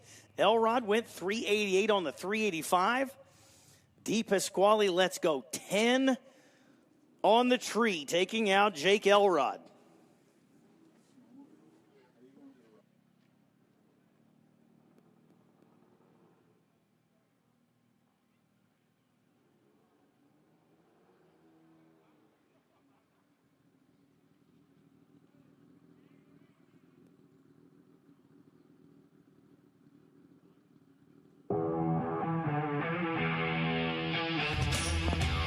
Thank you very much, Brett Carver. Appreciate it there, man. It's the snowmobiles, the sleds, coming out for their first session. Courtney Moeller be on the right side of the track, and Jamie Nelson from Minnesota.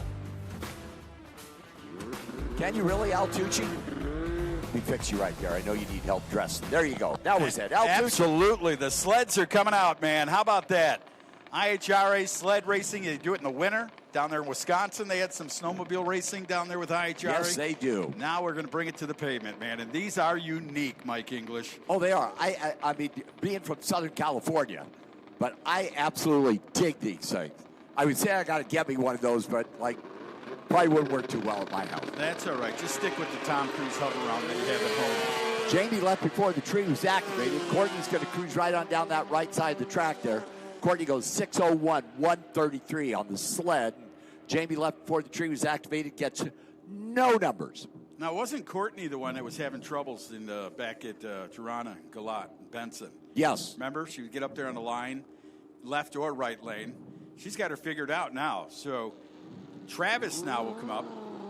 Nason over there, Foley, Minnesota, will be in the left lane, coming out of the water box area on that beautiful sled. The Pro Line Blunt Wraps machine. Revlent Sunglasses, bringing you all the action here in the sleds here this weekend in IHRA. Thank you to Revlent Sunglasses. They have a booth down there. Check them out. Some of the nicest sunglasses you're ever going to find. Here we go. As they leave on the line, check it out. Michelle Moeller down there in the right side, Waupun, Wisconsin. Gets down there, 5:44, but a quicker run for Nason. How about 5:14 at 1:27? Absolutely. So Travis Nason going to that number one spot for now is Jason Pontis. Minnesota will be on the left side of the track. Another one of the Pro Line team bikes, sleds, and John Jackledge Jr. Yeah, that kind of throws you off, don't you? You see the name Jack, and then you think it's John, but it's really John Jack. And John Jackledge Jr. comes up in the right lane. Out of Minnesota, another state that they probably could ride in the snow still, as we're speaking today. So Jason doing his burnout there, the big wide rubber tracks they have on these things. I just love these things for Revlent eyewear on the left side of the track. They hook too, man. I mean, you can get the reaction time. We'll watch it here. Some of the faster ones are coming up as they roll into the beams, getting ready to go. Ponish. Is that the right pronunciation? Is Pontius? How do you say that? Down there, top end, Jason goes 6:43.5, 118. John with problems in the right side there. That thing left the starting line. Just pretty much went nowhere. Just kind of coasting very, very slow there. Probably a broken throttle cable. Probably got the broken throttle cable right at the hit of the throttle. So Jason will put up a 26-second elapsed time there. At 253 miles an hour. Thank you, Alan. Wow. Look at this. That is the slowest 253-mile-an-hour run I've ever seen. I think that was minutes. Was that minutes? Minutes. Minutes? Oh, okay. Thanks, guys. Altucci, without you and Alan here to guide me at, at my age, as you guys say, I don't know where I'd go. Wait a minute. I think it's wonderful that you're still standing. 84 and you look this good. I really do. I mean, How old are you? 82. and you don't look as good as I do. No, absolutely not. It's a Rob California Lowe spot. and Anthony Minnie will be in the next pair here. Anthony's going to come up on the right side, and that is one fast dude. Oh, that's the man right there. Was going into the 50s to the 20s, I believe. Anthony will be over there in the yellow machine as they get ready to pull him up. Of course, Rob Lowe will be coming up on the left side here for Bott Motorsports, Hurricane Performance, and Stoffsville Car Clinic up there in Canada. Anthony in from Michigan. Yeah, he's got the Baines Motorsports deal going on down there. Penneth Coatings, Hypersports, and Good Boy Vodka. One of my favorite. There you go. Good Boy Vodka sponsoring that beautiful sled.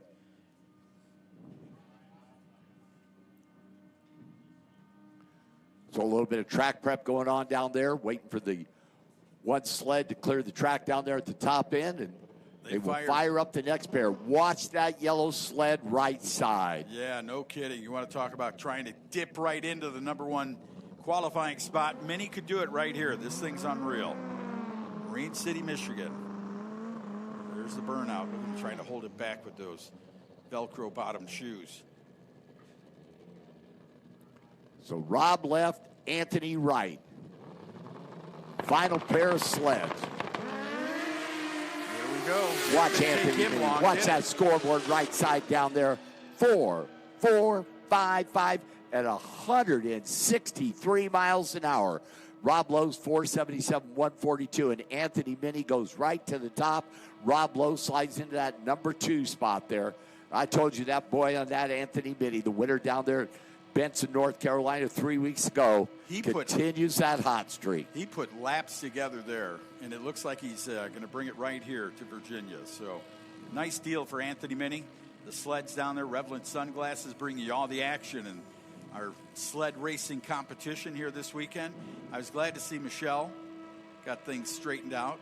Michelle Moeller with the number 4 spot with 5:44.5 on her machine.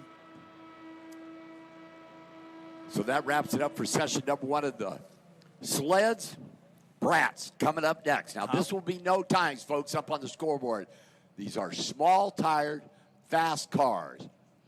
Joe Rabiola, Illinois, the Dean's Performance, Andy's Fabrication, Mustang, Hemi-powered, and Warren Vantage. Look at Warren's car. Don't you love that car, Altucci? You're not kidding. I went down there and took a picture of it, and he had on the right quarter, he had a little problem. He goes, man, I got to get someone that can paint it right because the vibration knocked the mud out of the quarter panel. I said, well, gave him a phone number. I said, check this guy out. Look at his work. So they seemed to know each other. So there was Tim Orris down there. Mr. Wonderful Motorsports does a wonderful job of restorational work. And Warren Vandish, Fulton, New York, heavy equipment operator by trade. Does a lot of aggregates down there from asphalt. You know, I was learned from one of the young men that's with them. You know the Saccrete bags with all the gravel and you're mixing concrete? Sure. They make all that, and then they give it to Saccrete to ship it out to all the places. Wow, very interesting. It is pretty cool. So the Brat Small Tire Series, the IHRA Nitro, Outlaw Nitro Series, no times on the scoreboard. They just stage them up, run them first to the finish line, lights up that scoreboard. Love to watch these cars. A lot of horsepower, fast, an itty-bitty 10.5 tire. You're right. If you can get the thing to hook up right off the starting line with all that horsepower, you're going to have a good ride going down this track. So it's... And that's the skill, getting that small tire to hook with a ton of horsepower. Absolutely. I mean, coming from the radial tire racing world, doing a lot of events there, if the thing don't hook, it don't hook, man. You've got to make it hook. So we'll watch these guys here. A lot of horsepower. There we go. Chevrolet Nova twin turbocharged makes a move. But look at Rabiola, man, out of Illinois. He's got it going on. Dean's Performance and Andy Sturkey Fabrication down there helping him out to get to the stripe with his qualifying lap. And as Mike said, no numbers, no ETs. Nope. This is all about getting from A to B. And Warren got out there, and he got out there a couple hundred feet. You saw that Nova strike the tire and start moving around a little bit.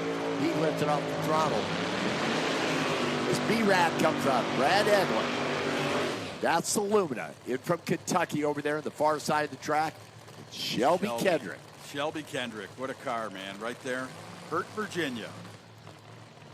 Kozlowski Racing Engines.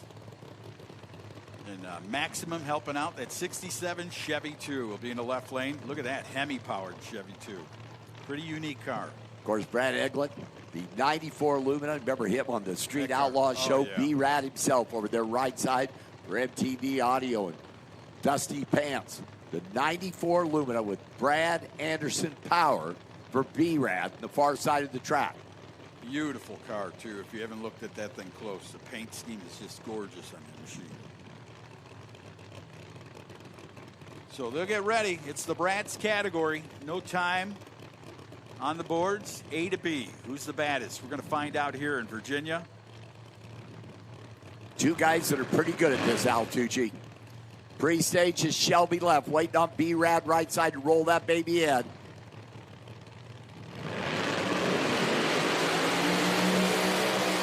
Brad is out of the throttle. Shelby down there, lights up that scoreboard left side. B-Rad moved first there. Then saw that thing kind of skate around a little bit, that small tire, Al Tucci. Shelby was on a mission, man. I'm going to tell you what, even though you got one that's slower in the right lane, that car was moving the mail down there. Pulled the laundry out, got that thing to come to a halt, but man, what a run for Shelby Kendrick. Next two, getting ready to come out of the puddle down there, and it looks like this thing's unique. I was driving by in a golf cart checking this car out. This car's pretty. Falone over there, West Palm Beach, Florida. Todd and his beautiful 22 Lexus. Sponsored by Grey Poupon. This will be in the left side. Who's in the right lane? Jamie Van Cleef, Virginia. The Van Cleef Farms 88 Mustang. And Todd with that Justin Swanstrom standing down there, the crew chief on that car, the Lexus. What model Lexus is this? Oh, that's the one I can't afford. Can you afford any of them? No, none okay, of those thank Lexuses. you. This is the fast version. Absolutely. If this came out of the factory, they'd have record sales, believe me. So they're getting ready to go. 22 model Lexus. Jamie kind of moving around their right side, staging that car up. Apparently they weren't happy with it, but now he got staged. Purging the nitrous system for Jamie. 88 Mustang taking on the 22 Lexus. Let's go to the starting line. Who's going to get in there? See if Todd makes a move.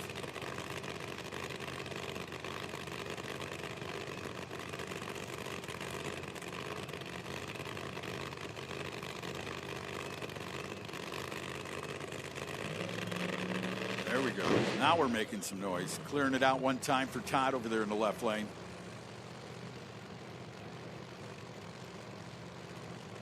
Finding the top lights, both of them right there. One gets down on the green.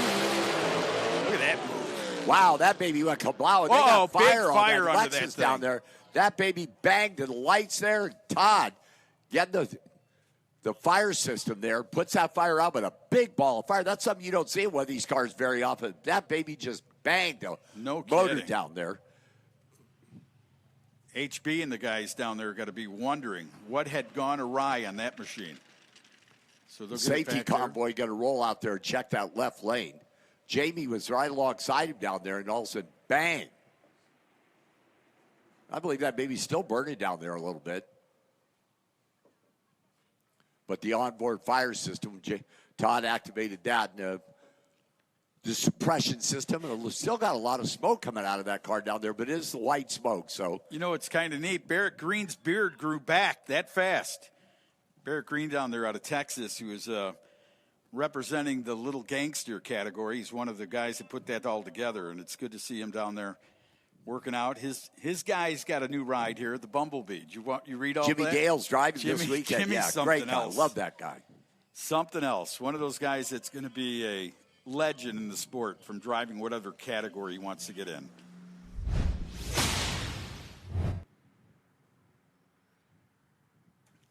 Of course, Jimmy Dale, one of the guys you said, and Bumblebee and those guys organizing the great Gangster 530 Index class. Oh, man.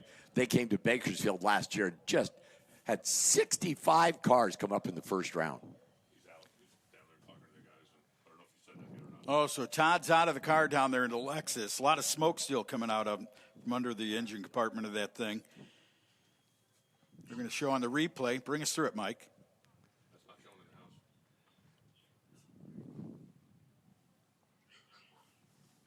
Man, just a wild thing down there for Todd and the team. Watch it up on the big screen there. See that replay there. Just before the finish line, that baby just banged, and you can see that fire. That's a pretty good fire for a Brat's 10.5 car. Pretty good fire for any car, honestly. But Todd, being the great driver that he is, gets the parachutes out, and activates that fire system, but wants to get that car stopped and get out of that car in a hurry. Can't say I blame the guy at all.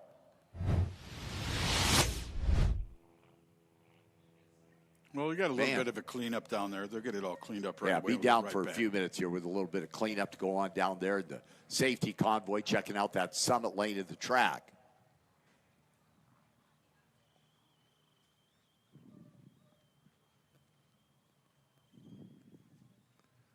It's just a very, very unusual situation there. A big fire.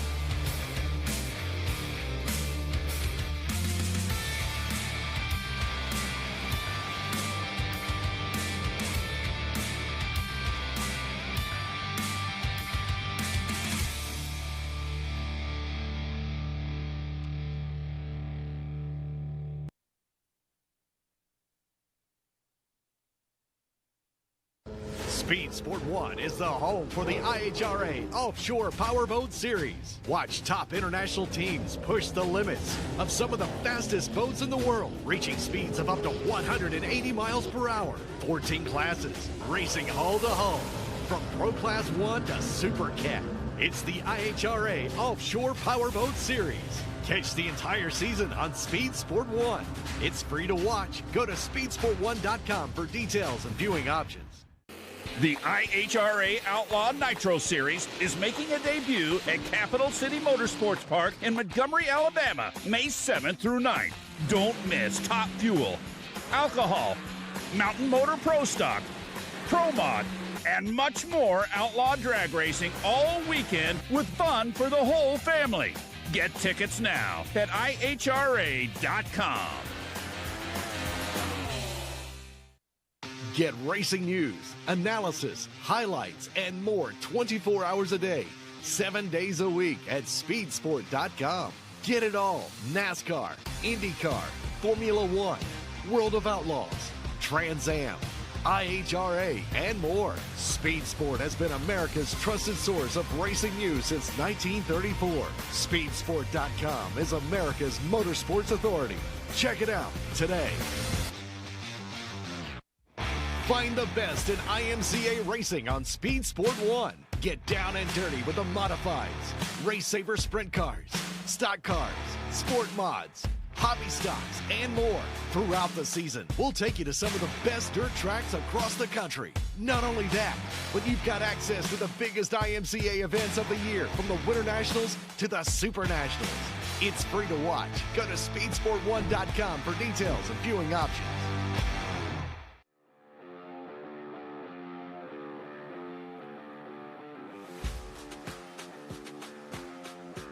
All right, thank you for covering me on that, the old penetrating spray down there.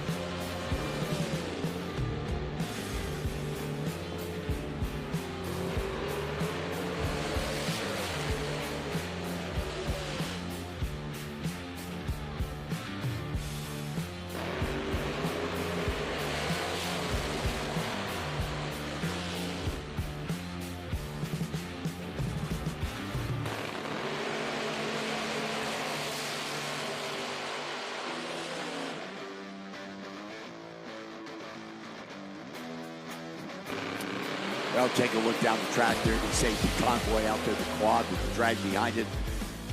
One of the latest and greatest innovations that has kind of like a chain link fence, a piece of a chain link fence dragged behind there, and it just picks up debris like anything. Look out there, go, oh, Mike, there's nothing out there. Be surprised if that thing picks up. Unbelievable. Tractor's just waiting for just a few minutes. We'll be back rocking and rolling here with the Brats. Small tired car, no time test. Well, it's just great. Corey Reed will be in the next pair. He has already been a winner. The IHRA Outlaw Nitro Series, picked it up down in Benson, North Carolina. Drew on the dragway. Would like to go back to back, start that year off.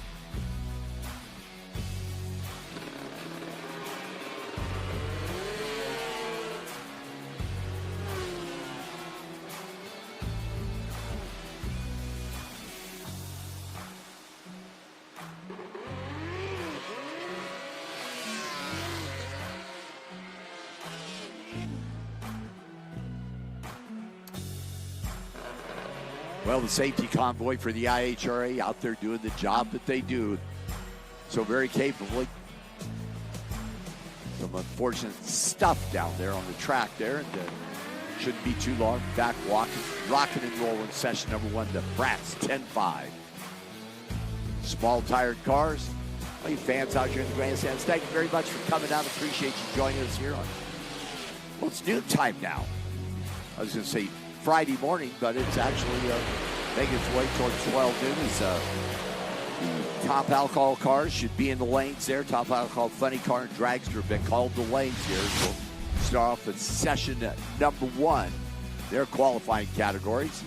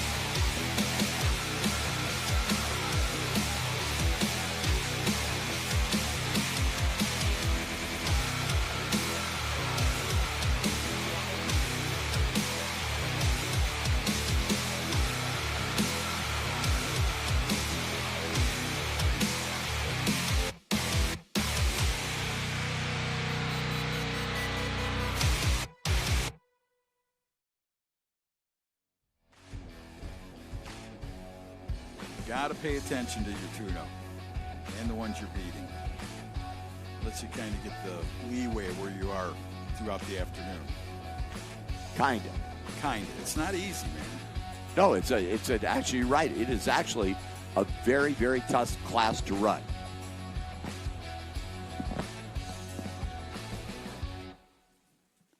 I mean, you know, like you said, you're playing with an index that you don't really know. And, of course, you don't really care as long as you get the win light, right? You know, I was watching the start of the inception of the class back in Bradenton when they were a couple years ago. But, you know, it's really bringing some big hitters in. Some guys see the prices they're paying, man. They're like, really? 530 index? I'll get into that. See how well I can do. And, it's like the index categories here, you know, quick rod, hot rod, super rod. It's, you know, you got to get to the finish line first. Don't run under the index. You have no idea what you're up against with the guy in the other lane. That is correct. Well, we're still down a little bit. Hopefully you got yourself a visit to the IHRA souvenir tent down there and saw some of the great T-shirts, sweatshirts, hoodies, and all the neat things that are on sale down there. I mean, you can leave here looking like a star today. Yes, you can. All kinds of cool stuff there. And, you know, that new neck, what do they call it, a scarf? Yeah, like a scarf. I mean, you being from California, you don't have a scarf. You just have turtlenecks. Yeah, I've got a lot of those in my closet. But, yeah, look good. Bell bottoms, yeah. When He's I get probably home still Monday, got the Coca-Cola ones. When I get home 68. Monday, I'm gonna go to the store and get me one of those new Nehru jackets. Yeah. Oh, you are. You're gonna look good in that I thing. thought I'd get one of those when we were at it. I can't look at Alan Reinhart and look at you at the same time because he's got some good stuff about you. Oh, it's all good. Well, the tractors are parking there, Mike English, and we're going to get ready to get back into the Brats category. Can't wait for my favorite car to come out here soon. The Shoot 67 Chevrolet Chevelle. I love that car, man. That car is just pretty. Good looking stuff. Just waiting for the convoy at the top end there to finish up what they were doing. Tractors are back in their spots. Corey Reed, Dustin Newborn. They're waiting under the bridge here, right base of the tower here. Even Randy Myers up here checking out the Pratt's 10.5 cars. That's cool. Dustin Newborn, who owns PTC now, converters, transmission work. And great guy, man. Been racing in small tire stuff for many years. Got a nice looking Chevrolet Camaro. Good luck to you, Dustin. PTC and the guys, thank you for all you do. Of course, Corey Reed, the caveman. Yep, in his 03 Mustang with that Pro-Line horsepower under the hood. Worked down in Benson, North Carolina, it did. Yeah, Manny Berginga, the owner of that car, Manny Berginga's racing team, and he was so excited. He texted me, he goes, hey, we won that one. I go, it was awesome to see. Then they won one a week later with the team. You know, he's got like 3 or 4 cars, so hires the good drivers to be in the deal. So Manny Berginga used cars. You want to go? What do you want to go run?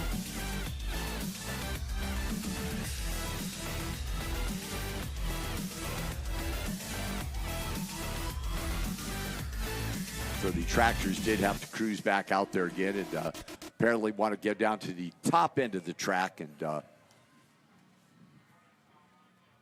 run the drag. There's, you know, Al Tucci, there's been so many things over the years that have changed in track maintenance, I guess you could say. You have a technology. I mean, you have a situation here. And remember years ago, it was a couple guys sitting on the tailgate and the grease sweep down there and the brooms and stuff, and now they're not even a pickup truck down there. They've got the quads with the drag, the spray, the tractor with the counter-rotating slicks.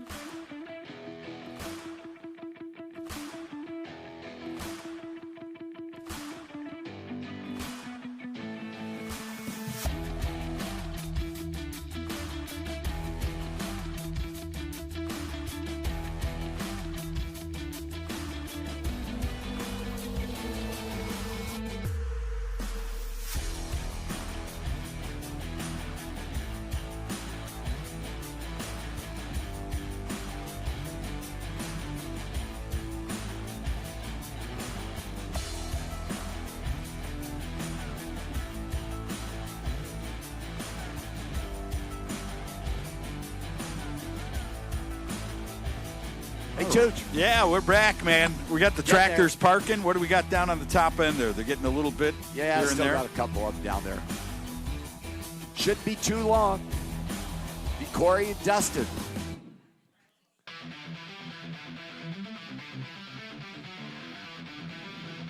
All right, well, some of the guys got a chance to walk down and look at the starting line there for a moment. Can't wait to see. So did you say, oh, he is in the house. Good. Good. Caveman is here. Yep. Try to back up his I last, wouldn't make that stuff up. Come on. back up his last victory from Benson. Yep, go back to back. Benson, Dinwiddie, just like that. Cool stuff, man. The It Brats. sounds like a plan, but everybody else in the Brats 10-5 cars wants nothing to do with that. Well, he's got one of the best that is putting the tune into that thing, Jamie Miller, out of the East Coast, the Red Hat Mafia, him and his son. And it's good to see him out there. He was so excited when they went down there at that last round and took the victory back there, Benson. And such a good guy. You get to chat with him, you get to learn a lot, believe me, about what's going on under the hood of those automobiles, and a guy that really understands how to put a tune in there. Coming out of the Pro Line camps. Good stuff. Well, it looks like our Squad 51 and Nurse Ratchet is moving on to the way down there, and we're going to get ready to go right back into the small tire Brats.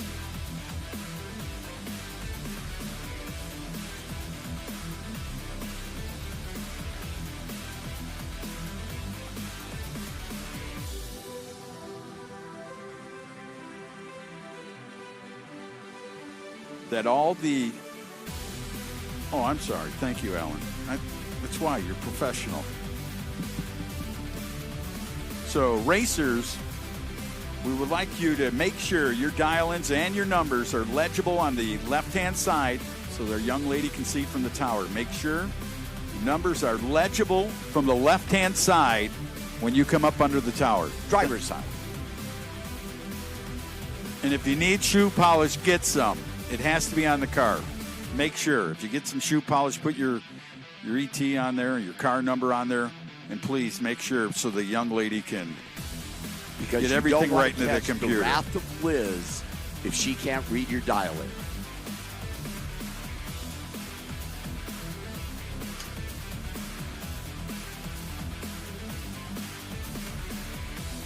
So the safety convoy down there at that top end, you can see him kind of working around there as there was that situation there with Todd Falone, the team, and that Lexus, and just a lot of cleanup down there. And of course, they have the oil retention devices on those cars, but sometimes it just happens, Altucci, where it escapes the walls. She came out to the bottom too, the fire. So there's yes, it did. A lot of fire down there for getting to the stripe. And good thing is, driver's okay. Carl needs some repairs, and I'm sure they have the parts and pieces over there. They're already back there. Justin Swanson's already orchestrating the situation back there.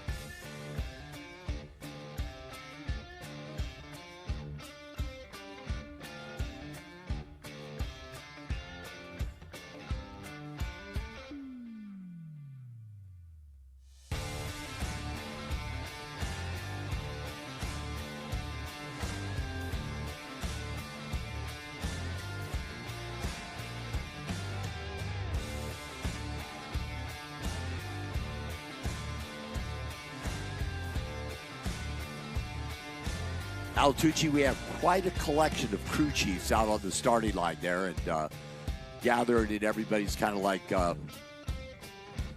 well, this is here and this is that, and, you know, what's your opinion of this? And stick your foot in the glue, see how it feels down there, make sure everything's going to be right.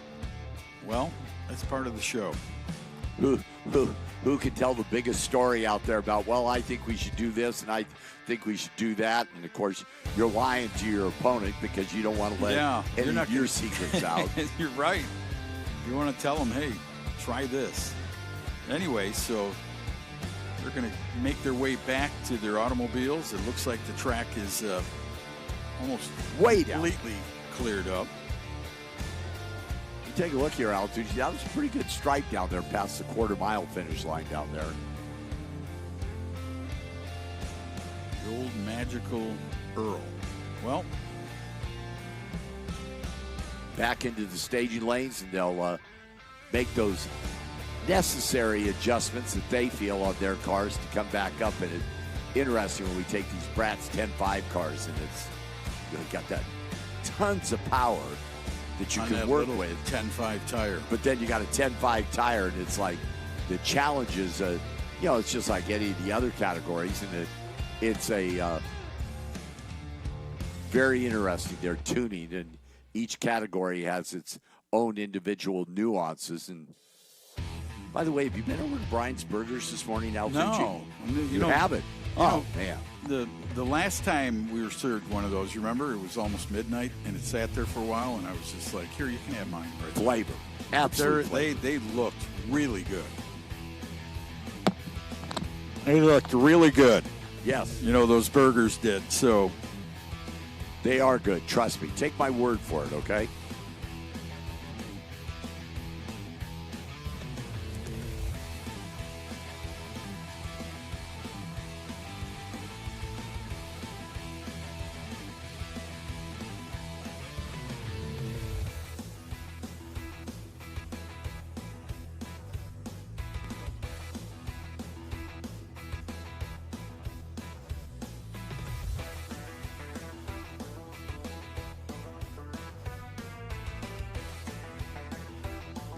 All right, so that is it, man. We're going to get ready to bring the Brats out here in the 10.5 category. Now I feel at home. Here comes the caveman, Corey Reed.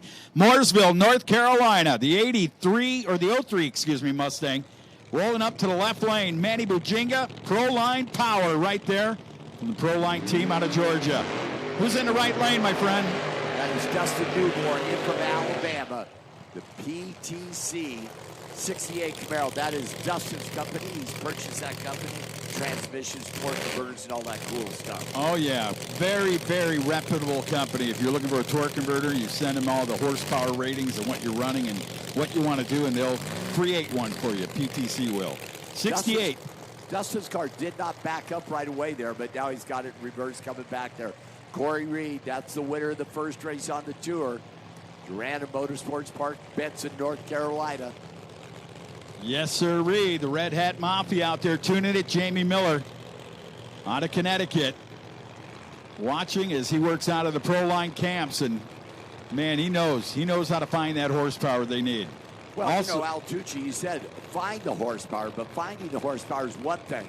Getting to the ground on a 10.5 tire is another thing. You're absolutely right. And with his career coming out of NASCAR, building NASCAR Cup cars as a chassis builder, and learning about all types in the drag racing world, he's one of the best in the business, believe me. So Corey Reed left side, the caveman. Let's see, he did a really good job in Pro Stock, didn't he, when he was pulling the levers? Yes, he did. He is. I mean, he's something else. Great job in Pro Stock motorcycle, too. His interviews kind of remind me of Spicoli from Ridgemont High when he goes, that was cool, dude. Here they go. Dustin rolled the beams. Corey Reed's going to roll the lights down there. Corey, the parachute's out.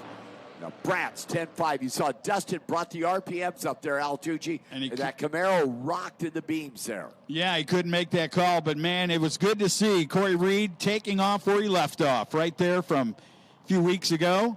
And here comes the Dennis's kid right here in the left lane. And I saw him online after racing down there at Girona and Benson talking about why is this thing acting so unforgiving in the chassis. That'd be Paul Powell right there. Out of Battleboro, North Carolina, the 90 Mustang. Fox body, Brad Anderson, big behemoth under the hood, the 526 cubic inch. Who's he got on the right side there, Mike? Chris Rankin, Northeast Unlimited.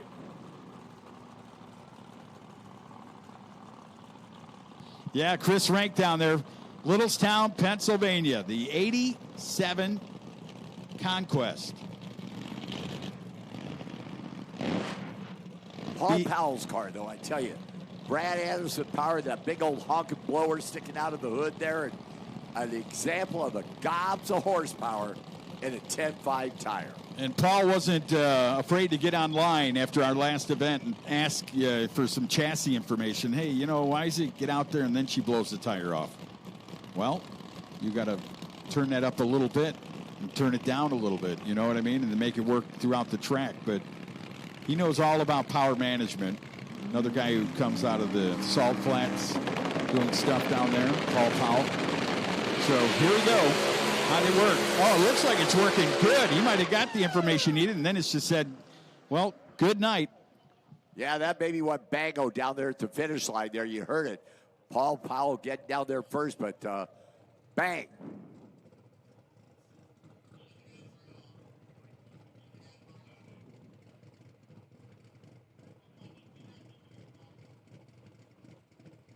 Yeah, the safety convoy going to roll down there at the top end as that baby went bang at the finish line there. They're checking the track out.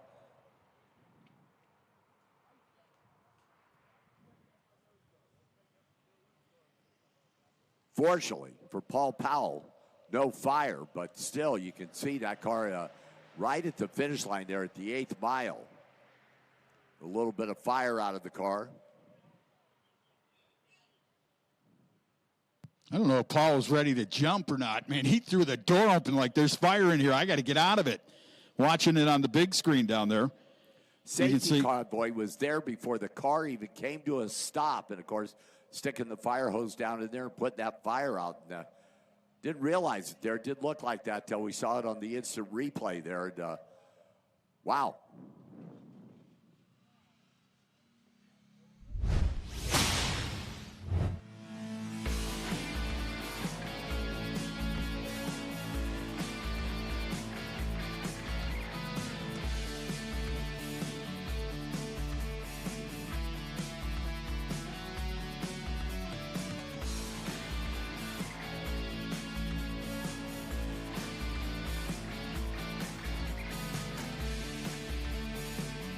So Paul had the door open and was climbing out of that car before it came to a stop. He was thinking, wasn't he? Yes, he was, absolutely. I'm glad he's all right. He's a good guy, man, Paul Powell. Good person, man. You hate to see that happen. I mean, it's two of the guys. And you know what? After watching, you know, I told the story how he was on the internet asking, hey, what do any of you chassis guys think about? He might have got the right information because the car simply worked perfect, didn't it? Well, the chassis wasn't perfect, but unfortunately, the tune-up did there. But, you know, a very talented team, a very skilled team there, and it won't be long, and they'll be back in the pits wailing on that car to come back for round number 2 in Brat's 10-5. The IHRA Outlaw Nitro Series. Love this class, man. It's just so cool.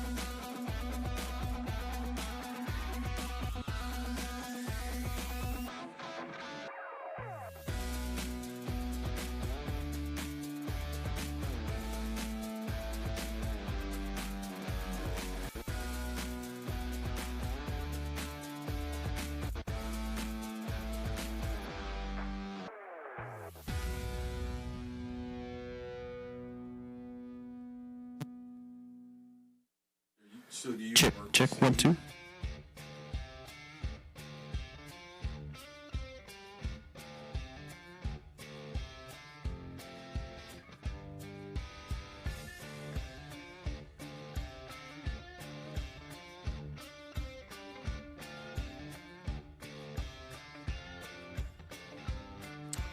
Word is they have a little bit of cleanup to do down on the top end of the track there. Shouldn't be too long here.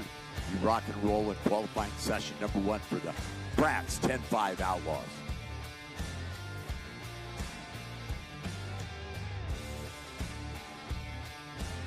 Al Tucci, it's been kind of an interesting session number 1 for the Brat's 10-5 cars. Absolutely. I mean, we had 2 in a row right there. Well, not in a row. 1, and then Corey Reed made that phenomenal run down there, and Manny Bujinga's car. But then you saw Paul Powell have a good run, probably the best run he's had all year in the car, meaning as she walked down there, didn't spin the tire, didn't drop the nose down, and then all of a sudden she said, "Oh, we're done. You got a good run, but it's going to cost you a bit." So Paul Powell down there trying to get out of the car. He did. He's safe. Just for anyone at home that's watching or just walked up to their computer or television, Paul Powell got out of that car, and they will clean it up, and we'll get back to it.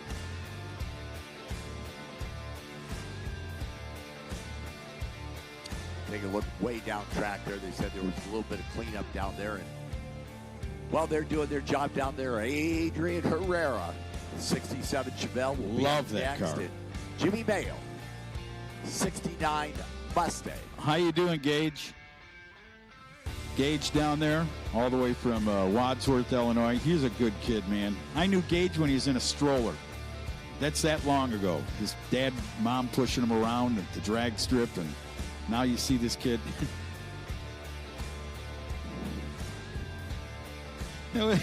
He was a stunt double in the Flintstones cartoons. That would be Mike English down there when he was in the stroller. That explains, you know what I mean?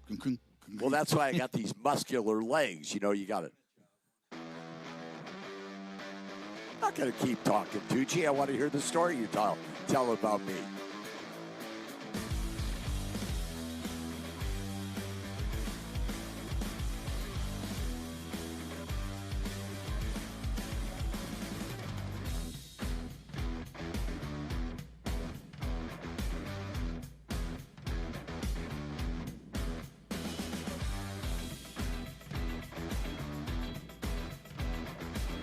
With the stone wheels. Thank you, Al Tucci. Yeah.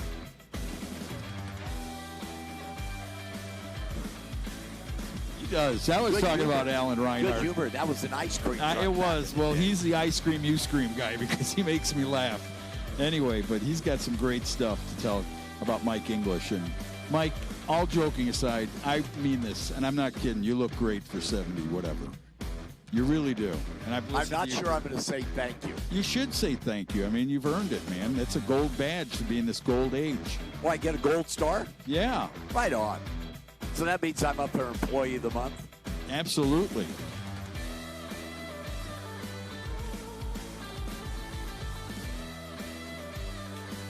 I feel like a piece of steak. I've been stabbed so many times up here. You're not. No, you're not being stabbed. No, I'm telling you what. You took the word Milky Way wrong back then.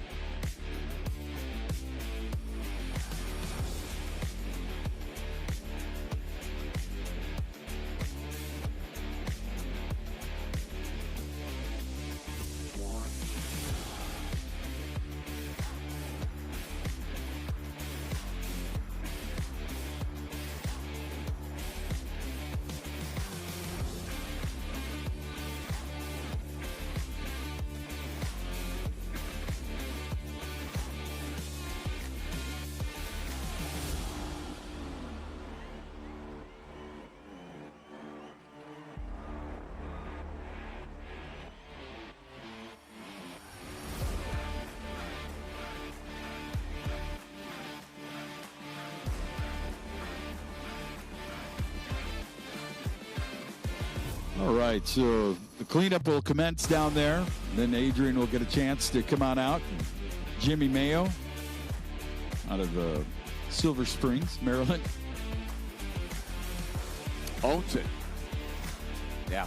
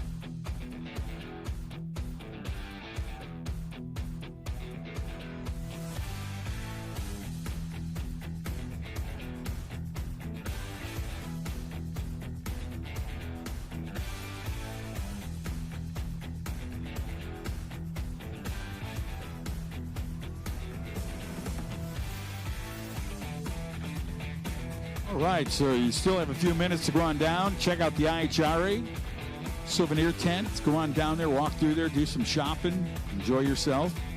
Get something great from the IHRA.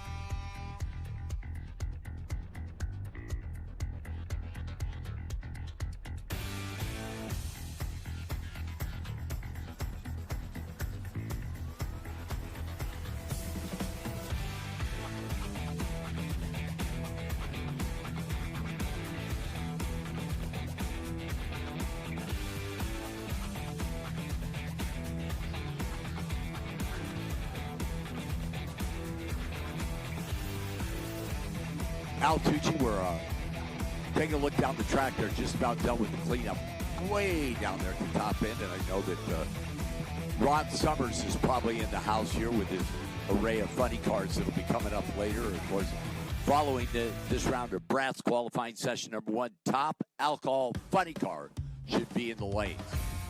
That'll be a good one. I mean, if you had a chance to go through the pit area and check out all the cars and the stars in all categories, from nitro to alcohol-burning funny cars and dragsters, there is a fleet of them out there and some big names.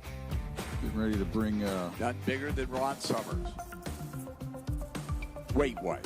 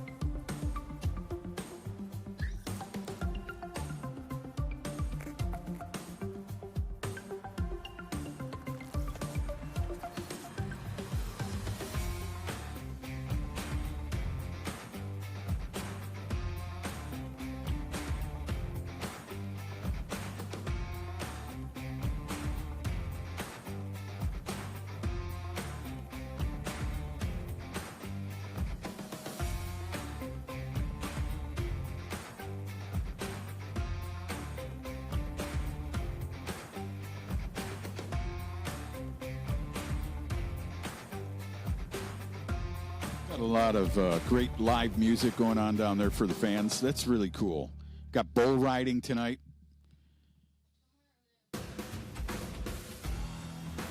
That's pretty cool, too. I mean, you got some, unique to go to a drag race and all of a sudden the bull riding breaks out. Bulls show up. Yeah. I really wanted to see that back at Tirana, back in Benson, but it was just 12 o'clock. I didn't want to watch the Bulls. Past your bedtime. Yeah, I'm not kidding. You get to a certain age, unlike you two young guys, it's like lights out. That's 4:30 for me. In the afternoon? Yeah.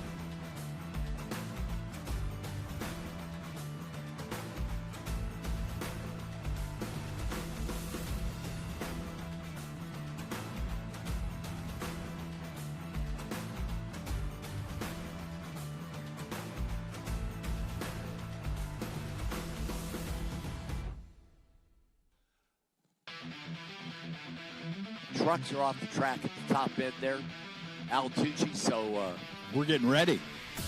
It won't be too long now, man. We're going to get right back into some more no-time Brats category. 10.5 tires on the back end. And you can see some of the wild.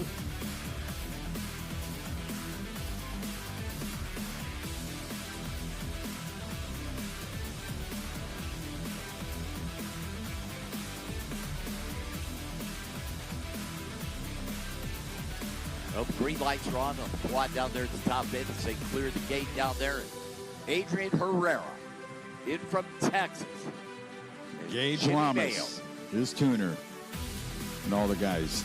That's the Shoots car, right? The parachute company shoots the parachute out. Yep. E-Shock Systems is a system they build for the parachutes here that pops the chutes out. Very cool. We're out of Houston, right? Or Fort Worth? Fort Yes. Worth, Texas. E-Shock System. 67 Chevrolet Chevelle. Got Noonan power under the hood, 588 cubic inches of it. Worked out there. They had that car apart. I had to go get a picture of it. Well, they're going to fire them up. We're getting ready to go back into the Brats. No time category. A to B. Whoever gets there, you won't see the time. You'll just see the car flying down track. And that thing is gorgeous, man. Look at that thing. Beautiful 67 Chevrolet Chevelle.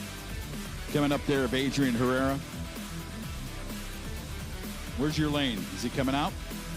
Waiting on Jimmy Mayo. He was up earlier. They pushed him back as they had to do the cleanup down there. Wow, I don't know if he's going to make it. If he's going to have to. Here he comes. Here he comes. Brat's 10.5. Boy, that's a cool body style, that old Ford Mustang.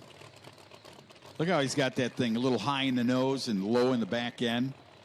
And you notice when Bill Lutz is here, the car sits the same way. It's like no shocks. That thing's just down on the tire.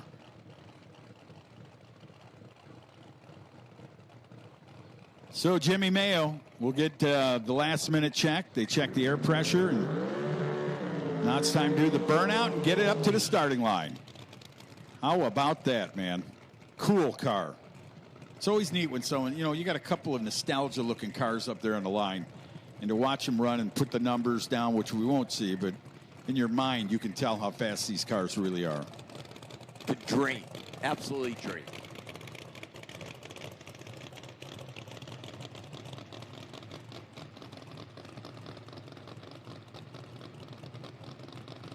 Final pair, Brats, 10-5. Adrian left, Jimmy right. So Adrian and company is going to go up there. Gage going to do a last-minute overview of the car, and Lamas will pull him in. I know his grandfather at home. Great guy, man. Loves this kid to death. Well, he loves all his kids, but, man, this kid grew up with his grandpa back there at the drag strip with his father, doing all the great things in life. And look at him today, man. You got to be proud. Got his own roll-off business back at home. They're into the lights, ready to go. Here we go. Adrian's out. Got a good one going out there. Chevrolet's going to get to the finish line first down to the summit side. Adrian Herrera, A to B, perfect run. No smoke, no twisting, no shaking, anything. We'll look forward to seeing how he does throughout the weekend. Mike? Absolutely. Great job there, Jimmy Mayo. A little bit of problems in the Mustang there, but gets down through there. And that'll wrap up session number 1. The Brats 10-5, small tired cars. And top alcohol funny car is coming out next. And Alan Reinhart comes right in here and take you all through this great qualifying sessions here at the IHRA Outlaw Nitro Series. Here you go, Al. Good afternoon. I still can't believe I'm the only one that wants Brats to stand for something. He's still thinking about that. That's where he left off. I'm trying to figure it out.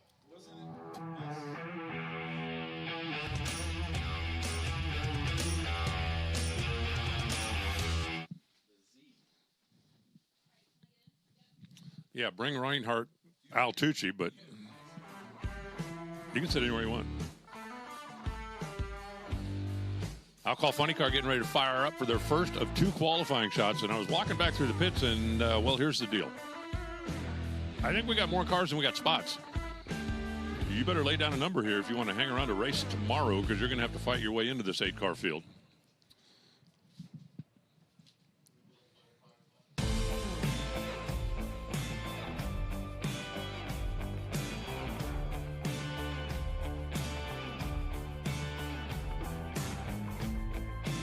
Glasses, my right eye would work. I can hear myself.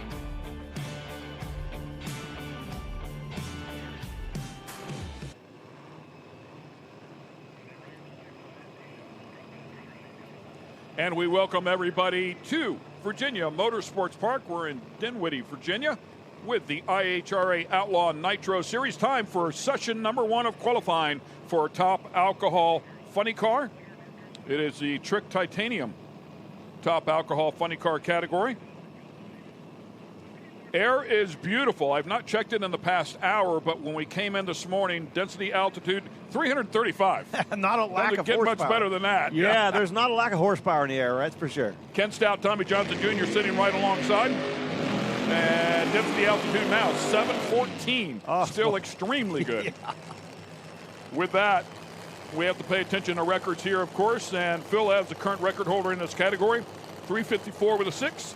Set that at Galat at our season opening event, and Mick Steele also set the mile per hour, actually beat his own mile per hour record. He was previous record holder in mile per hour and current at 218.62. First pair coming up here will be John Headley. Lined up in the right lane, Joshua Haskett lined up in the left lane. Of course, as we always talk about here, and we were down chatting with Jim Yates, who is here on the property working with Camry Caruso's car. More on that whenever Mount Motor Pro Stock comes up here. But we talked about the 2 sessions of qualifying. He said it's so different because of that. He said we don't have those extra 2 sessions to test and really get in the window. He said you have to be a little bit conservative, but you can't be too conservative. You still got to get it through there, you know, at speed. So. Yeah, it's a balance. Do you come up here and throw everything at it and see if you can go out here and go to the number 1, or do you go down the racetrack to try to get a number on the board? And you got to do a little bit of balance. With only 2 qualifying runs, it's the pressure's a little higher in qualifying. You don't get that throwaway run or a gimme run. That's a look at Haskett there. Headley with the Jersey Devil. RPM's up. Here we go. First pair.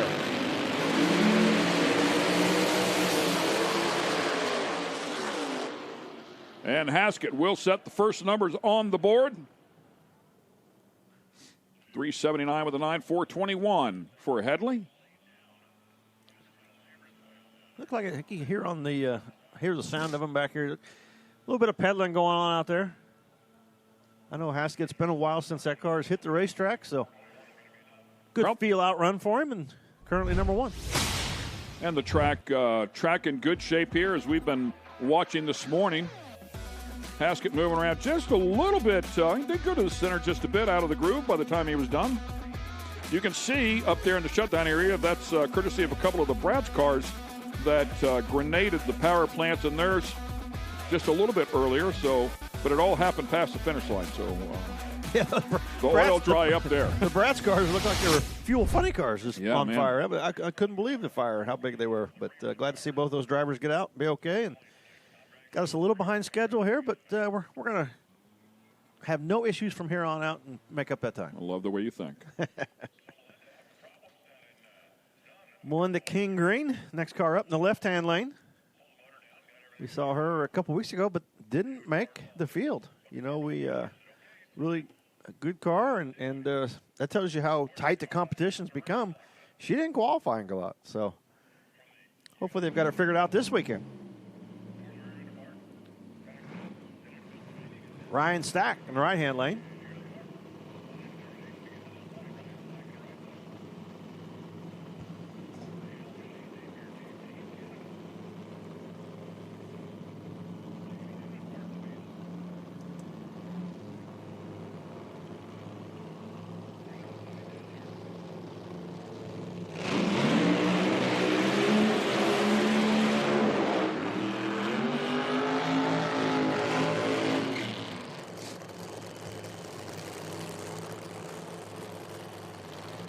Good-looking shot from the drone. Up, you can see the drone in that shot, and Ryan Stack backing up. Made his best run in Galot a couple weeks ago, 366. Plenty capable of taking over that number 1 spot we have right now with 379.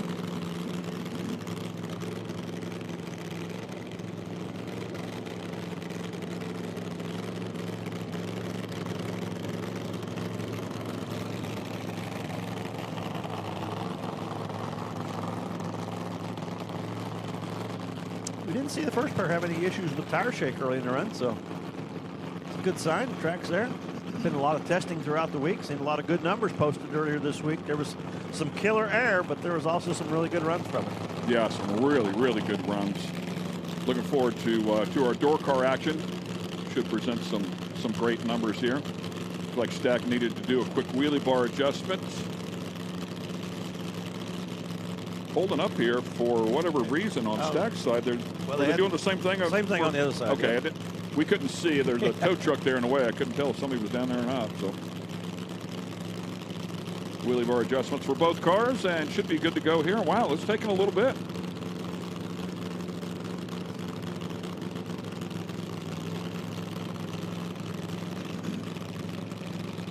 Stack in the near lane. Melinda in the far lane. Great drone shot right there.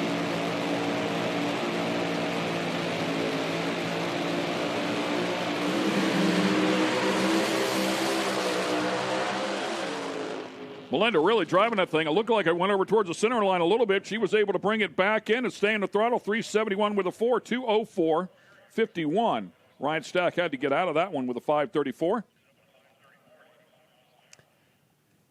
Yeah, I think Ryan's car went out there and shook. Like I just said, we hadn't seen anybody shake out of the first pair, and I think we saw it in the second pair. They left starting line. Ryan's car went out there and rattled pretty hard. We'll see it right here.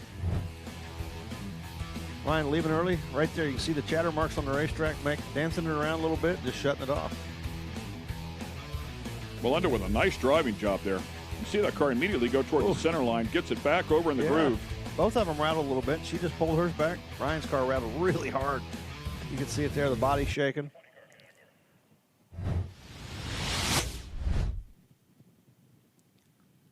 Pushing those two off the top end. This is a really long racetrack. We're racing the 8th mile and plenty of shutdown area for these guys, so probably have to push several of them off this weekend. Yeah, and they're going to the far end, and in part for safety first, of course, so that there's one gate there, and also helps us out on TV so that everybody goes up there, and we don't want to miss interviews, certainly with our winners.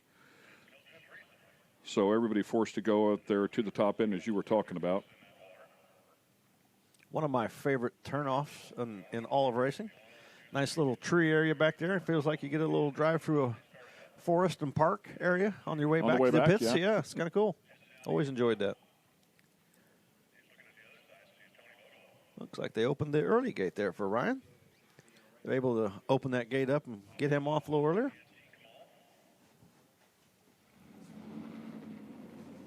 Next pair firing up.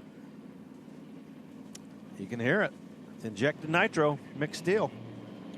Mick Steele, our current mile-per-hour record holder, and he'll line up alongside the very seasoned Tony Bogolo.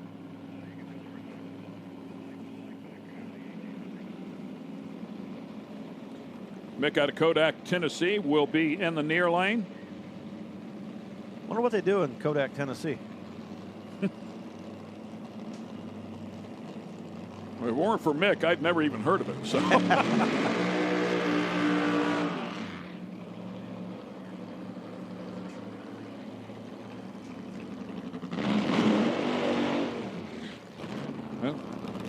Well, short burn out there for Mick.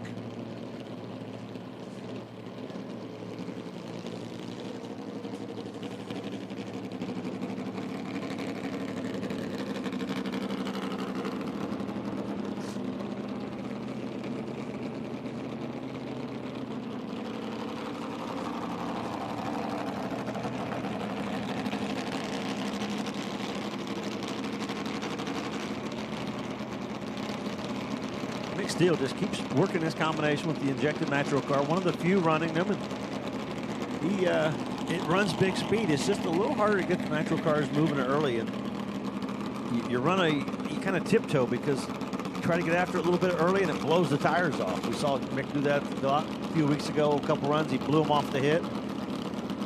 Back it up a little bit, get it moving, and then man, it trucks. 218 top speed for Mick, holding the record right now. Bogolo going to the finals last year at Galot, season-ending event.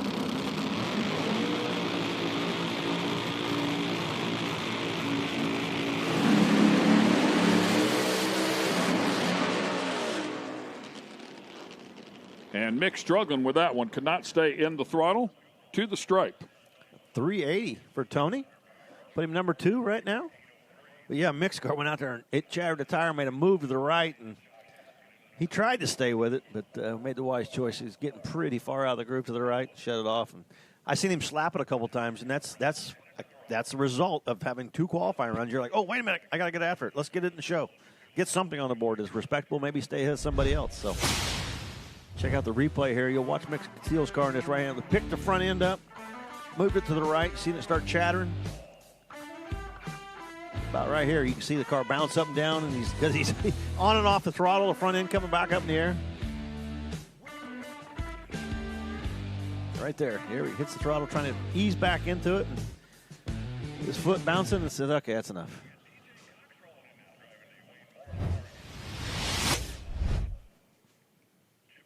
Tony Bogolo, but number 3, actually, 380. Win the Green sitting number 1 right now, 371. Josh Haskett, 379.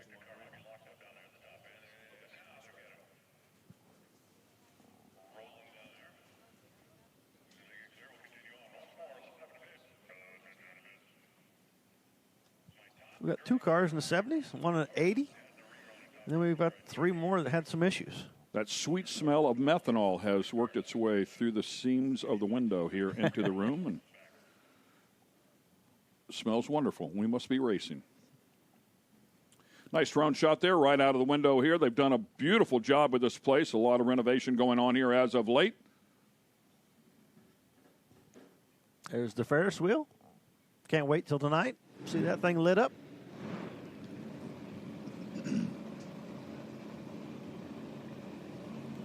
Chip Everett up in the right-hand lane. DJ Cox in the left-hand lane. DJ going a couple rounds at Galot a few weeks ago, but all new weekend.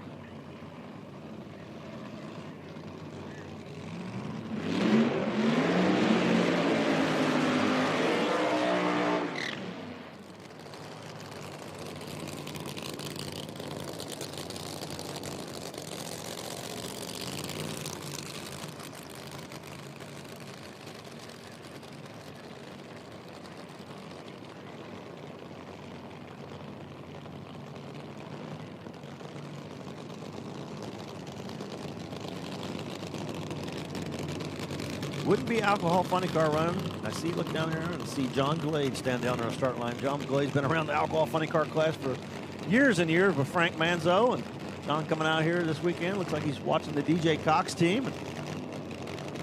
Yeah, successful team over there. Former Eastern Region champ. Funny Car Chaos winner as well.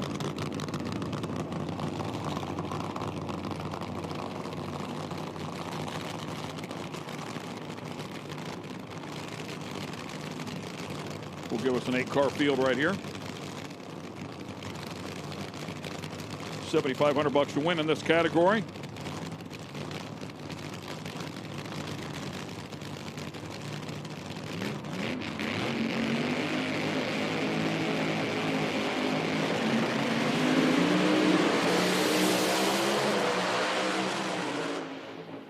And both cars to the stripe. How about that? Number 1 and number 2. Nice job for both. Chip Everett goes to the number 1 spot with a 361, 213, 364 right behind him in that number 2 spot for DJ Cox. Nice job for both teams. Yeah, Chip Everett only 100th off his career best. His best was 360. Come out here, laid one down Q1 and 361. So off to a good start this weekend for that team. One more look at it.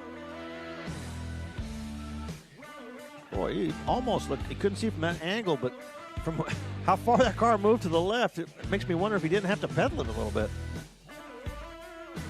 Just to be able to see right here, it picks the front end up, moves it over to the left. No pedal, just stayed in the throttle, just yanked it back over, and away it goes. So good job of hanging with it. You're sitting in there saying, set the nose down, set the nose down. Give me something to steer here. It's going left, but it's not coming back to the right for some reason. Just need a little front grip. Phil has coming up here next, and of course, on an amazing run here, 6 consecutive finals with the new era. IHRA has been to the final round every single race. With that said, unfortunately, something broke at the season opener in Galat. He was not able to compete, literally broke just past the water box, so never even able to stage the car. And somebody that wasn't unhappy about that, Bruce Mullins. Right. Bruce Mullins said, I'll take it any way I can get it. I'm sure he would have wanted to race, but and as I recall, Bruce had a really good run. Yeah. Bruce had a race of when it's your day, it's your day. You cannot screw it up. He could have won with his tow truck that day. Everything absolutely went perfectly. First round had a huge hole shot, like 0.3 of a second hole shot, and had to pedal it and get it down there. The thing was shaking and bouncing the front end all up in the air, and he got it to the stripe first. And I think the second round there was a red light start, and then in the final, Phil has his car shut off. So I was like, well, here I am. Hold my trophy.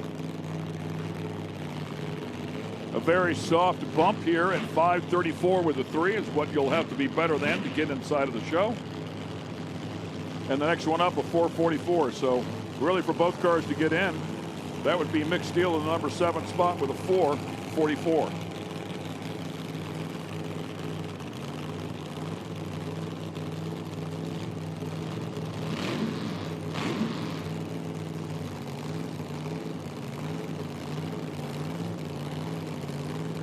Phil has with 4 wins last year, 4 number 1 qualifiers as well.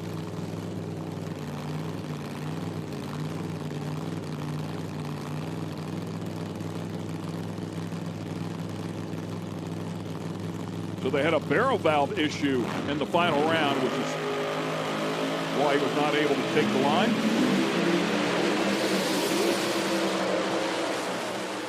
On and off the throttle there for Bruce Mullins. Wasn't outstanding numbers. Mullins a 380 with a 0. Phil S 385 with a 0, but they were entertaining runs. They just weren't the best ETs. Mullins' car, it left good, had the front end up in the air like everybody else, and I seen it bounce it down. And obviously, both drivers having to pedal, but Phil S 207, a little better speed, but man, it just didn't leave for some reason. His car just didn't go anywhere early. Not what you would expect out of either one of those cars. Number 5 for Bruce Mullins, number 7 for Phil Ez. Oh, it's got a hole. You see the cylinder on Ez's car. It was not firing when it left start line. It just was lazy. It didn't have all the power. You can see the hole out right there. Hits the throttle, puts the hole out again, picks it up. It's running maybe on all 8, man. It rattles. You can see the roof hatch flap. Bruce Mullins had to pedal it right there to shake. But Phil's car just not firing on all 8, I don't think, all the way. It was not running smoothly.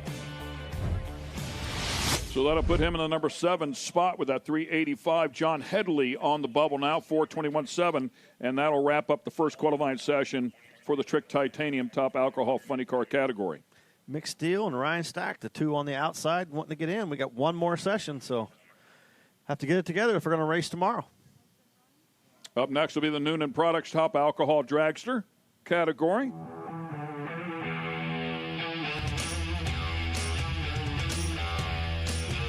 Thank you, Dave.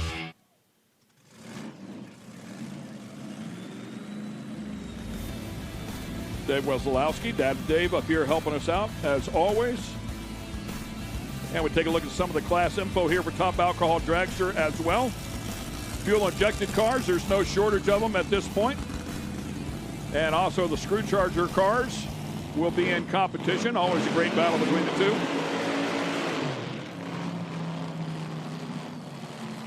Good look at one of the blower cars right there.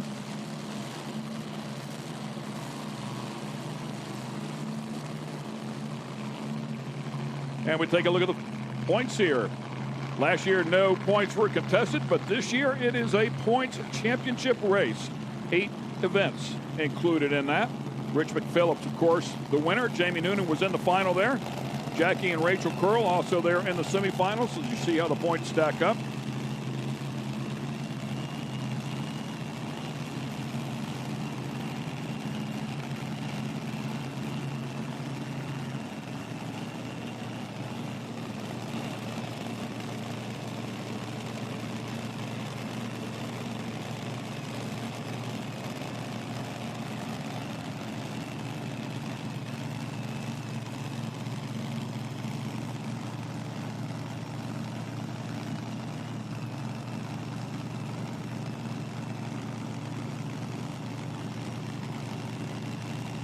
Couple blower cars going at it here. First session, first pair.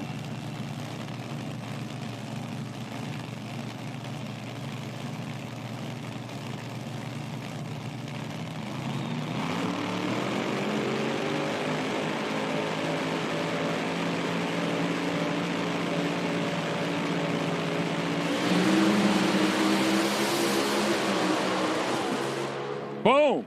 Somebody banged one at the other end. 351 with a 0 right out of the bat. Nice hit right there. 214.38 mile per hour. I'd say down a little bit on that one based on the ET. And yeah, Joey Gertleman. Gertleman off to the side. Yeah, he banged that one pretty hard. You can see it was behind the early numbers. Then out there, well, 300 feet, kaboom. Dietrich with a nice hit here out of the box.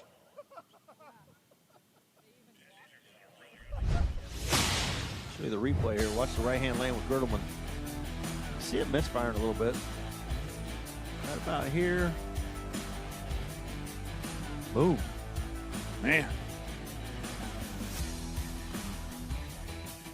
That was more than a burst panel. Yeah, you can see the... I saw some parts off of that one. Out of both pipes. It was just, wasn't running smoothly. It wasn't firing all 8 cylinders smoothly, and kabang. I looked at that whole blower off, man. Rattled tires there a little bit at the beginning as well. So on the other side, Dietrich doing a good job. 351 at only 214 miles per hour. To put it in perspective, the ET record in the category, 345 with a 9. So really a nice lap there, but that speed would be up certainly in the 220s, if not 230.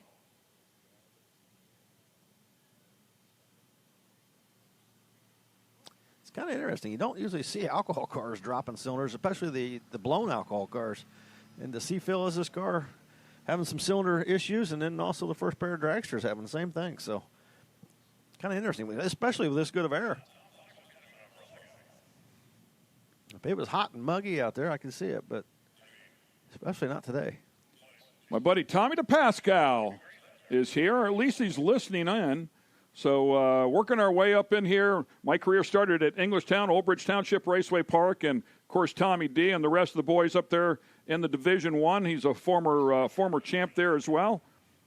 Great to get up close to my buddies. Of course, we get up to Leicester and we get to Maple Grove. We'll be even a little bit closer for all of those folks. It'd be great to see some of the old clan, if you will. And producer giving us a little bit of trouble in our ears that you can't hear. I'd love to tell you what he said, but we're not allowed.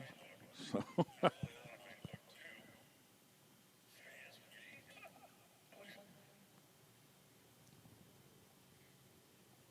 the gang all here with Windy City Productions as well. Speaking of producers, Mr. Stephen Grine and the rest of the heathens from that company doing a great job. They were out here yesterday, of course, working hard, giving everybody some great video. If you're able to watch that online, of course, you can watch everything here on Speed Sport 2. Also available on YouTube page. The good news is I don't see the tractors rolling. I see the FOD mat coming just to make sure they got all the parts and pieces picked up off the racetrack with the FOD mat. Foreign object and debris pickup. And that means this is going to be a quick cleanup.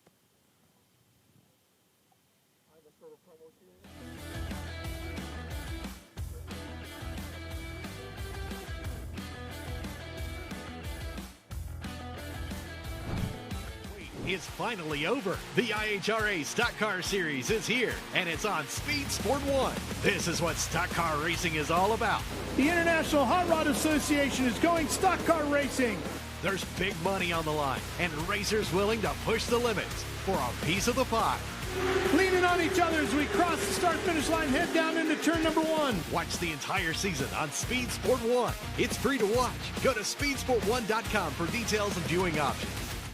The IHRA Outlaw Nitro Series is making a debut at Capital City Motorsports Park in Montgomery, Alabama, May 7th through 9th. Don't miss Top Fuel, alcohol, Mountain Motor Pro Stock, Pro Mod, and much more outlaw drag racing all weekend with bull riding Saturday night. Family-friendly event, fun for the whole family. Get tickets now at IHRA.com. History will be made on Speed Sport 1 as the IHRA Stock Car Series makes its long-awaited debut. Live coverage of Round 1 at Pulaski County Motorsports Park will be Saturday, March 21st at 6 p.m. Eastern. This is grassroots racing with big money on the line. See who makes IHRA Stock Car Series history on Speed Sport 1. It's free to watch. Go to speedsport1.com for details and viewing options. Speed Sport 1 is your home for IHRA Outlaw Nitro Series. All season long, feel the thunder of 12,000 horsepower, Nitro Top Fuel Dragsters, and Nitro Funny Cars. Witness the excitement of 0 to 300 miles per hour in seconds. The IHRA Outlaw Nitro Series delivers heart-pounding action with every run. Follow the entire season on Speed Sport 1. It's free to watch. Go to speedsport1.com for details and viewing options. The first exciting leg of the 2026 IHRA Triple Crown starts at Maple Grove Raceway May 21st to the 23rd. This unique three-race drag race featuring Top Fuel, Funny Cars, Pro Mods, Mountain Motor Pro Stocks, and Nitro Harleys, offering over $1 million in bonuses for sweeping all three events. The pressure will be on. The teams will be gunning for the million, and IHRA will be ready. Will you? Get tickets now at IHRA.com. Looking for a quick fix of motorsports news? The Speed Sport Daily is what you need. It's a free racing newsletter delivered directly to your email every day. We'll cover the winners and the losers and tell you who's making news off the track. It's NASCAR, NHRA, World of Outlaw, IndyCar, and so much more. Go to speedsport.com today and get signed up for America's free racing newsletter and get your daily motorsports fix. The Speed Sport Daily. And we welcome you back to the IHRA. It is the Outlaw Nitro Series here at Virginia Motorsports Park. Good look at the drone shot in the staging lanes. We first pulled into the track. You said best staging lanes of any track. Yeah, there Why? is. They just, the way they're located, the way you wind around the corner, a little bit of an angle, you can let it roll down the hill. And just always enjoyed those staging lanes. I mean, I don't know. It's funny. Nobody ranks staging lanes, but I thought know, they were pretty right, good. but that's what caught my ear. I mean, Yeah. It's funny what goes through the driver's minds and little things that you wouldn't typically think of. But yeah, they're wide. There's plenty of room. You roll down the hill, and yeah, they work. Denver always had some good staging lanes. You rolled down the mountain. You never had to push the car. You had to make sure you had somebody to hold the brakes, but But yeah, no, it's always like this place. It's always been a great racetrack. Glad to see it continue, and some fresh green paint. You had some good results here. Just the reverser thing. That reverse. Yeah, it's got a good and bad memories about this place. Qualified #1 in Funny Car. I think it was 2007, and did the burnout first round. Was backing up to the starting line, and then reverser exploded, and it locked it up. That was it. So yeah, frustrating end to a good start. Highs and lows of drag racing, man. Also been here when it's unbearably hot, and climbing out of the car and they're trying to pump you full of water and get you out of that thing.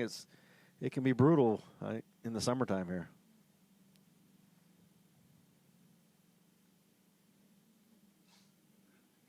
It'd be fun to see maybe as the season progresses to have some sort of body temp. You know, once you guys are in those extremely thick suits. As we take a look at our schedule, we were talking about chasing the points here. As you can see, 8 of them on the IHRA Outlaw Nitro Series schedule for the points championship. We also have the Triple Crown. That will be a lot of fun. If they can win all 3 of those in fuel, $1 million.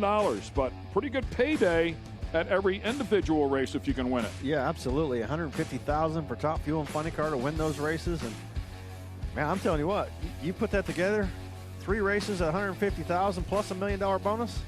That's a pretty good payday. That'll make your year. That's a pretty good hit, no doubt. And we did it last year, the Pro Mod Mania event. We had a great time at Milan. We had all the door cars up there putting on a show.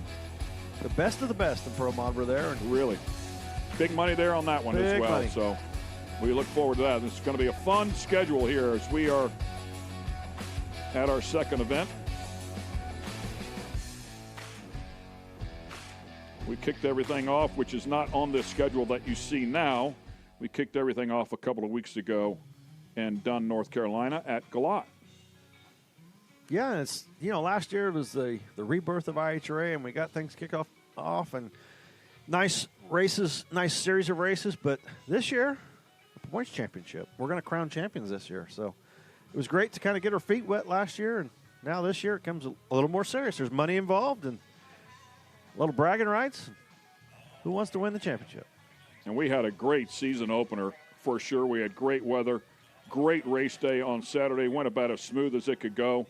Records falling everywhere, all numbers of classes, and a couple of classes, record after record being broken. During the class, we had the quickest Mountain Motor Pro Stock field in the history of the IHRA. It was a lot of fun, and I would expect more of the same here this weekend based on the weather that we have. Yeah, seeing the beautiful weather we're going to have this weekend, and everybody getting that first one, getting the dust knocked off, throughout the winter off season, and come out this second one, I expect nothing more. Ryan Harris and Tom Fox coming up here. A couple more screw blower cars that will line up here in this first qualifying session.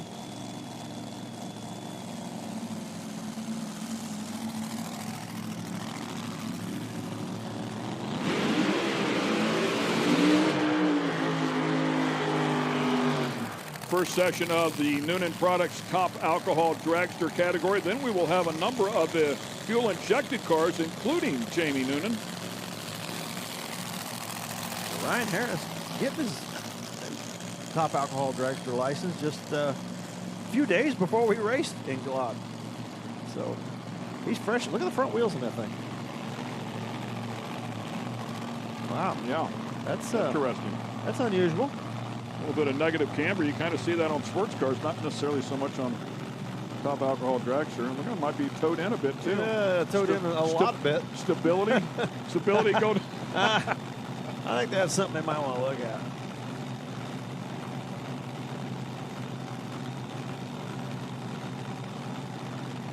Flying Ryan. Interestingly enough, I don't believe that was a Hemi in that car.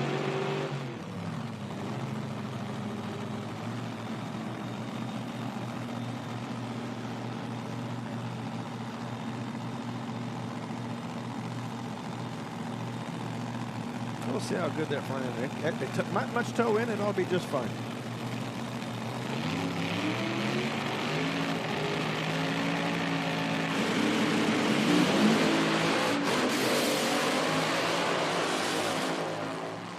On and off the throttle a couple of times, 405 at 183 miles per hour. Obviously problems there for Tom Fox, unfortunately. Yeah, Ryan, you can hear her go out there and rattle the tires hard, got out of the throttle, tried to jump back in a couple times there to get it to the finish line, get a number up on the board that was relative to get him in the field. But, man, Tom Fox's car must have shook pretty bad because he never even attempted to pedal that thing.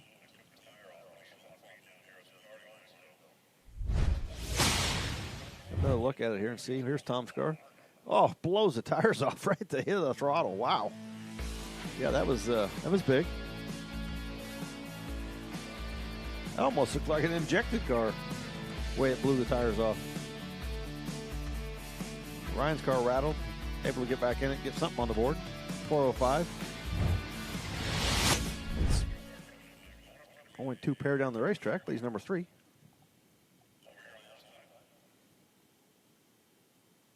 Rachel Curl coming up here next. Of course, very accomplished. Talked about her going to the semifinals at our season opener. One of the winners that we had last season.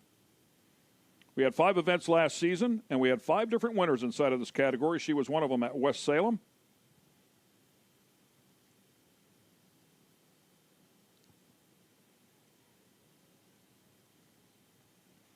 Rich McPhillips went to a couple of finals last year, was not able to win either one, but kicked the season off this year with that win. Consequently, our points leader. She'll line up alongside a very accomplished Megan Smith.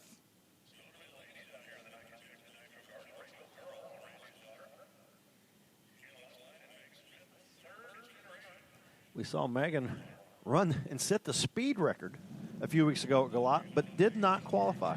Ended up number 9 in the field. Not able to race on Saturday, but yeah, just couldn't get the car to leave the starting line. But once they got it going, it ran good. 230 miles per hour.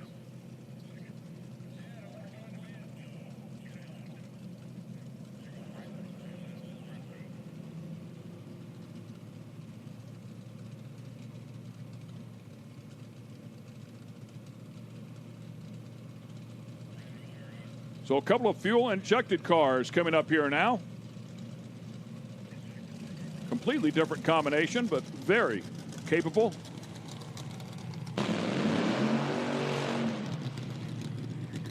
See John Smith there, giving his daughter Megan the signal to do the burnout. We'll see John a little later in the Fuel Funny Car.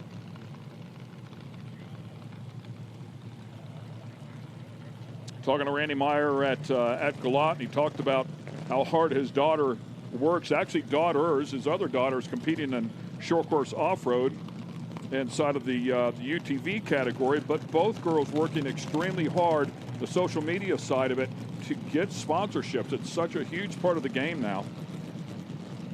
He said a lot of people think, because we've won championships, it just comes to us. He said it does not. We work extremely hard to keep the people's names on the side of these cars.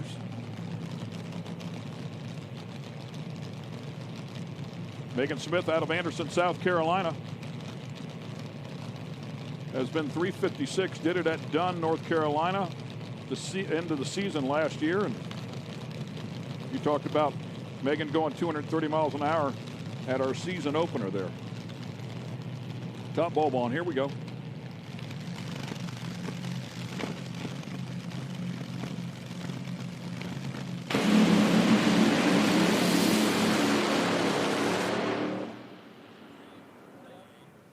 And both cars charged to the finish line nicely, 349 with a 4. Pretty good lap right there. And that'll be good enough to go to the number 1 spot. Nice job for Rachel Curl.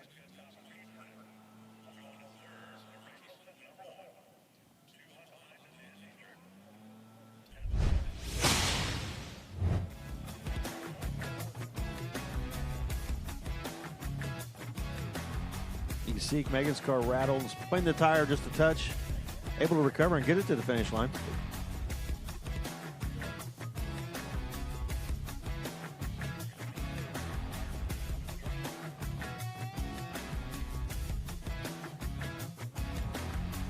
Rachel picking up right where she left off and running really well and takes it right to the number 1 spot right out of the box. Megan Smith, 359, puts her number 3.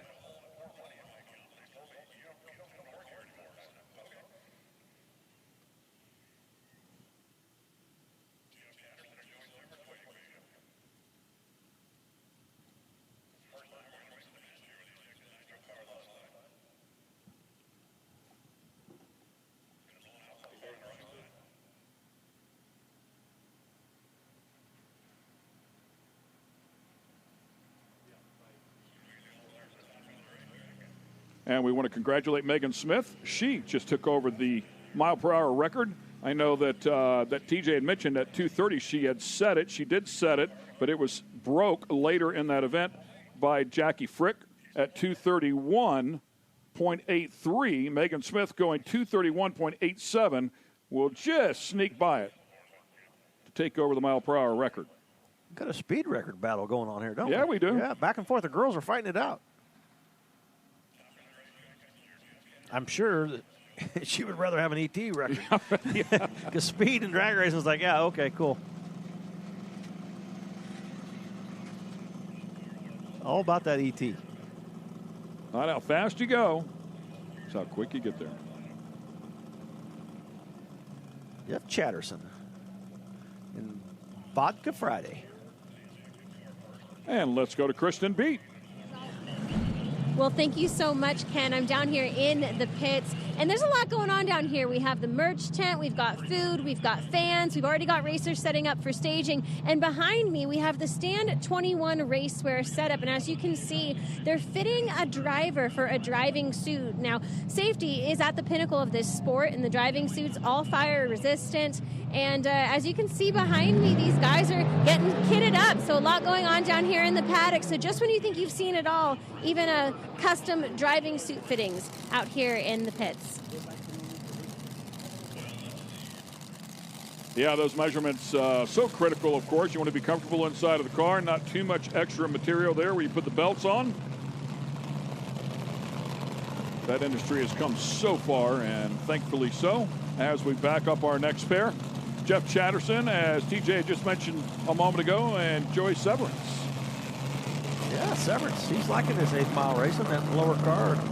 And theoretically, the blower cars leave harder, accelerate quicker in the earlier in the run. The injected nitro cars had the big speed, so theoretically, the blower cars, I believe, should have an advantage in the 8th mile racing, but it was the injected nitro car we saw take home the trophy in Galot. Severance, another one of those just so accomplished and making the long haul from Oregon. The big Noonan logo on the side of that, and the Noonan top alcohol dragster class.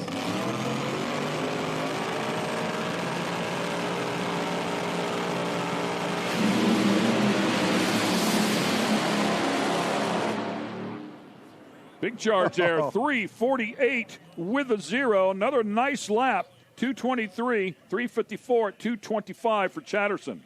Yeah, just like he looked. I mean, 3:48 right to the top of the field, and good early numbers. You can see the difference right there, a 3:26 to or 9:26 to a 9:48 in the 60 foot. It's just the blower cars should leave a little harder than the injected nitro cars, and able to hold on. You can see the speed, a couple mile per hour difference, but at 3:48, that's the number you're looking for. That ET.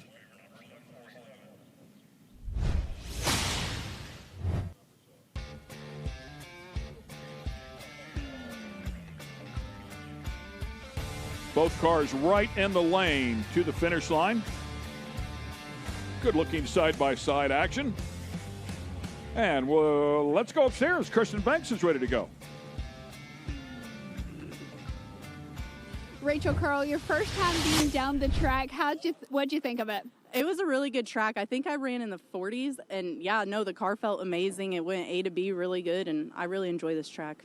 How do you think the track's going to change as the day goes on?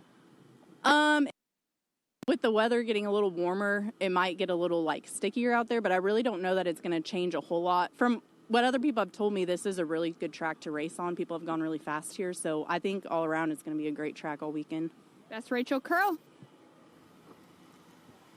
I think it's going to be a really great racetrack all weekend myself. It's a very smooth racetrack. That's one thing I remember about it, is being such a smooth racetrack, good surface. I know it's going to get a little warmer throughout the weekend, but it's not going to be hot by any means. It's just going to be a little warmer. So I think it's going to stay pretty even and pretty good numbers all throughout the weekend. And our previous mile-per-hour record holder, Jackie Frick, coming up here next, will be in the far lane, and the near lane will be the sponsor of this class, Jamie Noonan. Oh, guy look, up there hunting for something to eat. There's the drone. Oh, wait a minute. Maybe that's not it. Yeah.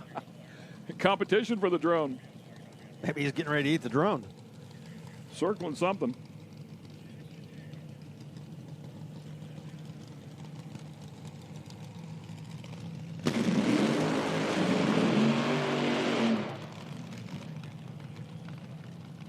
Couple injected nitro cars. The final pair. Yeah, and a couple of really good ones as well. Of course, we talked about Jamie going to the final round, the season opener. Came up just a bit short.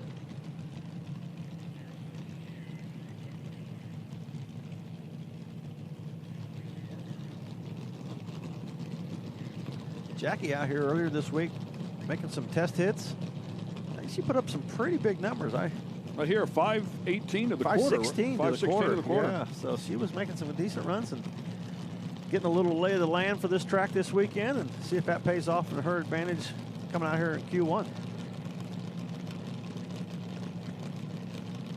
Her car already performing extremely well this season. Quick little check there of the wheelie bar for Jamie's car. I like the little height tool that they have. They don't have to measure it. They just stick a height tool underneath it, it looks like. Similar to what you would see them do in IndyCar, actually.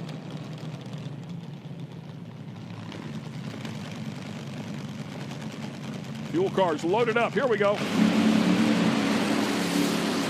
Problem for Jackie's car. On the other side, though. How about that? Nice job. 348 with a 3. Another good-looking hit as 3 cars in the 40s. 348 with a 0, 348 with a 3 for Jamie Noonan right there. Good enough for the number 2 spot. 230.84 right there, close to mile-per-hour status. And Rachel Curl at a 349 with a 4. Big speed of the session, as we talked about before. Megan Smith at 231.87. Yeah, but it's the blown car. Joey Severance holding on to the number 1 spot at 348.0. So you can see Jackie's car just blow the tires off, and it actually made it off the start line, and then when the rear tires reached about where the beams are at, it started coming loose. And kind of different. You don't usually you see the blower cars that just blow them off right at the hit, but it kind of drove into it. You can see Jamie's car tire was waddling around a little bit, able to get through it, get right on down there. Number 2.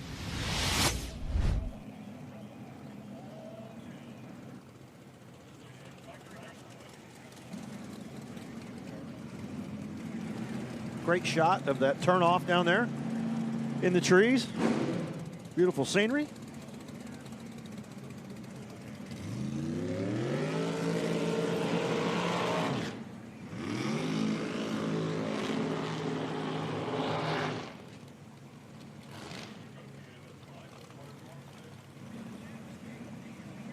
We're going to switch over here to Top Dragster and send it to the house as they cover that.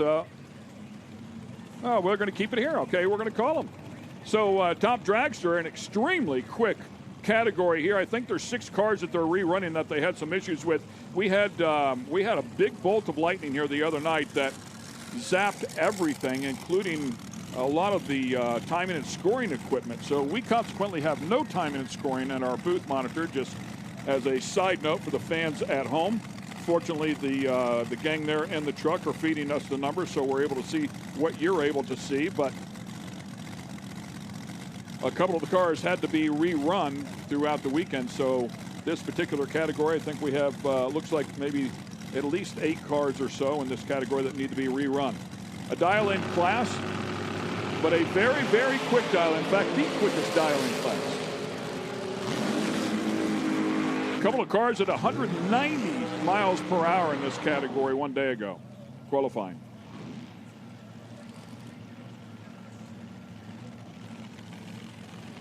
This is eliminations for them. Looks like Chad Taylor with a 008 light does a nice job there with a 434.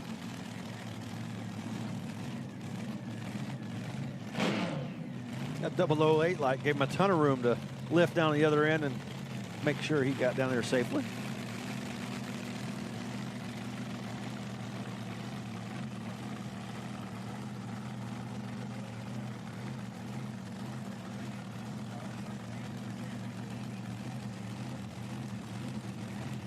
Holding them up just a touch there to make sure they get off the top end of the racetrack.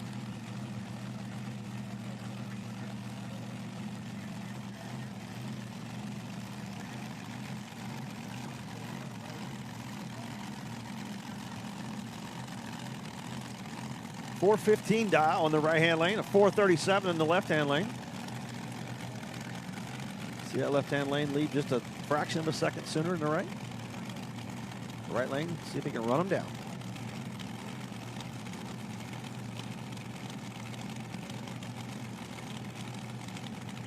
Now they just changed the dial. They did just 392 change the to a dial. 434. A little bigger spread, huh?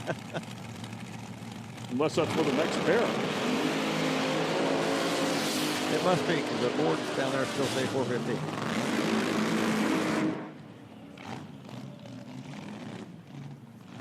Amazing how good these players are. And again, you can go back to that reaction time. Almost always the better of the two. 012 light and an 18 on a 15. So I mean, an 042 isn't bad unless you're in top dragster, and then they'll make you pay.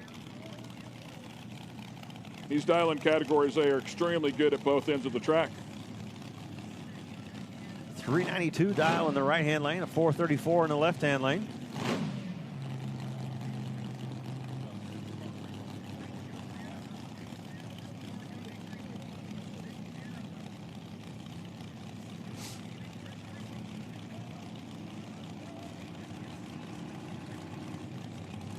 Once again, the far lane, the slower of the two dial-ins here, to 434 to a 392. 392 is getting it.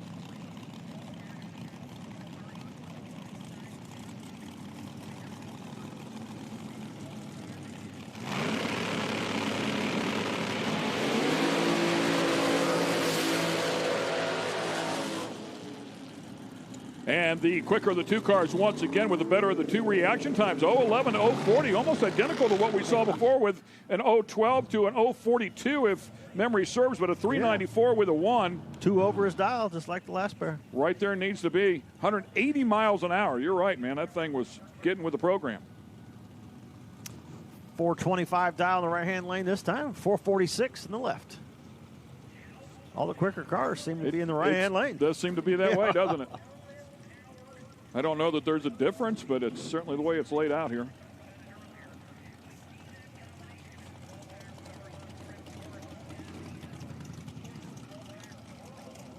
So impressive, these guys be able to make these cars run so consistent because they're so quick. And the quicker you go, the bigger the window is for error and, you know, having the thing fall off a little bit. And these guys, they're so dialed in, so close, on the dial all the time. So I think it's really amazing. impressive. A true testament of how far the technology has come. Absolutely, yeah. Buy the parts and pieces, put it in the cars. I mean, and it's crazy good and consistent. You see right there how hard it is to keep these cars consistent. It's moving around and spinning the tire and taking the win. Yeah, the near lane. Yep. Near lane moving around a bunch. That cost him a little bit, yeah. 070 light and still got the win. No, left lane won. Left lane won, yeah. okay. It was he went under, he broke out. So gotcha. Yep, that's why the green ET, but the green win light on the left-hand lane. Obviously the graphics here factored more towards the pro categories where there's no dial-in. Yeah, showing the quicker ET, but it wasn't the win. It was too quick. 413 dial on the right, 436 on the left.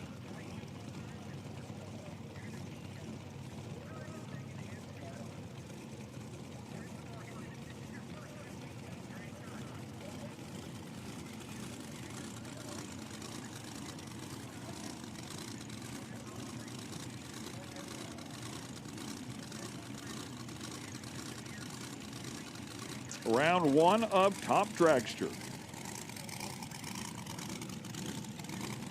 Visor still up.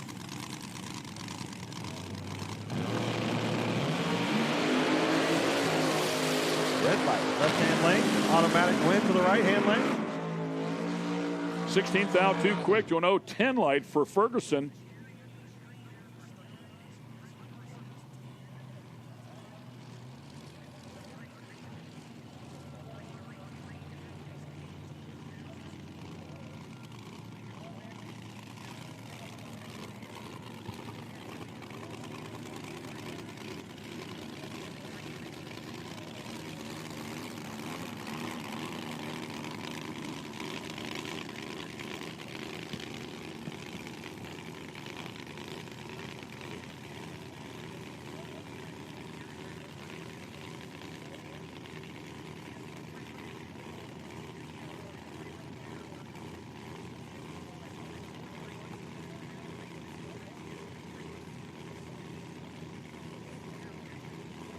And our final pair here in round number 1 of Top Dragster. Jessica Pritchett, Gary Pritchett's wife, taking the win. 019 light, 413 on a 413. How about that, man? That was going to be a hard package to beat, yeah. Keeping it in the family. Fresh off of his first win there in Fuel on the season opener. Yeah, maybe they can take home, double up, and take home both the Wallies, or take home the both take home a trophy this weekend.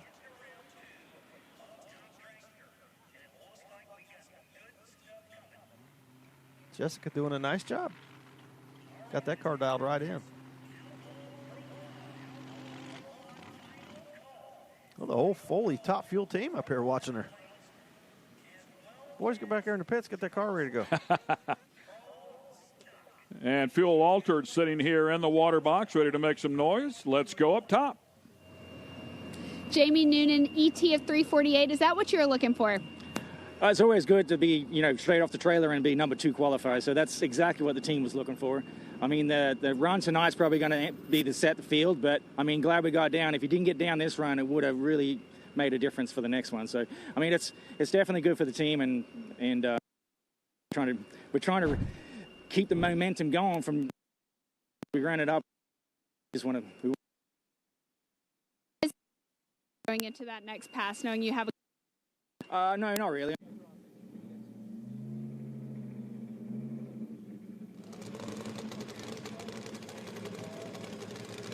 And we fire up the first Fuel Altered. Looks like it will be Troy Ray.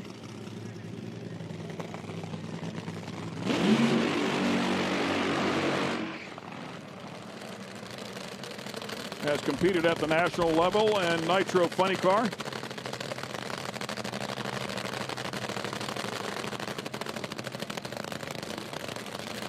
Qualified back at Cayuga back in 1982 and came up short against some guy named Dale Worsham. Who's on the property. As we take a look at the standings here. Cody Austin, as you can see there, our winner at our season opener. Ryan Hill gave us some exciting moments, though, no doubt. He was the ESPN highlights reel of the weekend, if you will, certainly in this category. Picking up the front end and kissed the wall one time and did make it back for the next round. It was a handful. We'll see if he has that one calmed down. All said and done. Mad Maxine on the property as well. This category, of course, always lots of fun. Rat Poison pulling up here next.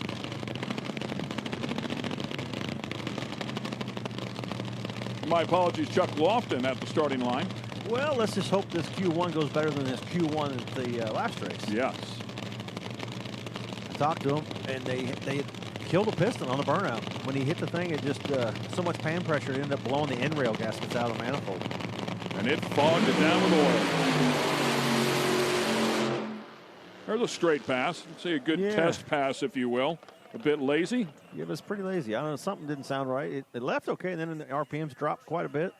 It just kind of motored on down through there, lugged its way down through there. Shutting it off a little early because obviously it wasn't 100% correct.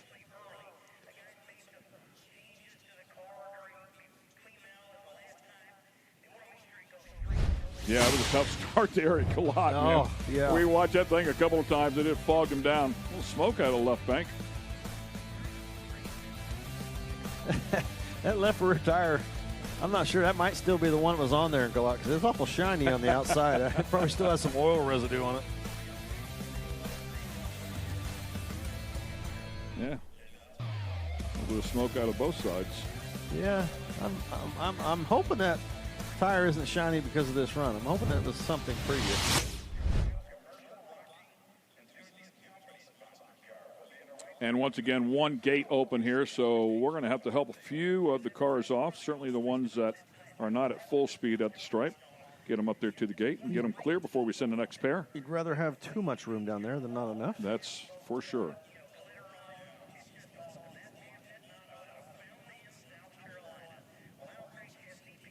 Dan Pedinano and Paul Miller waiting to go.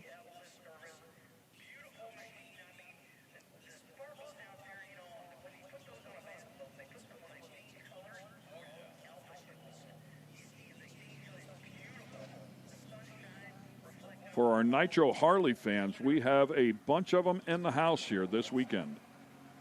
I believe the better part of 17, if I'm not mistaken.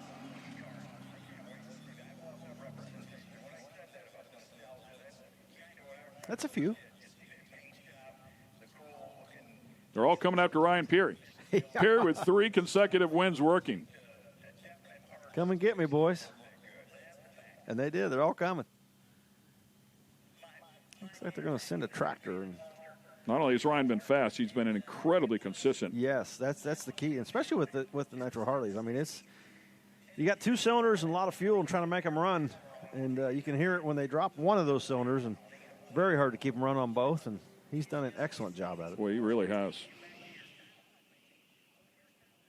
Nothing major here. I think maybe a couple drips here and there, so they're going to run the tractor a little bit, clean the track up.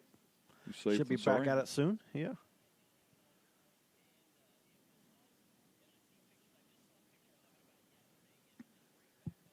Good turnout of motorhomes down here on the right-hand side of the track.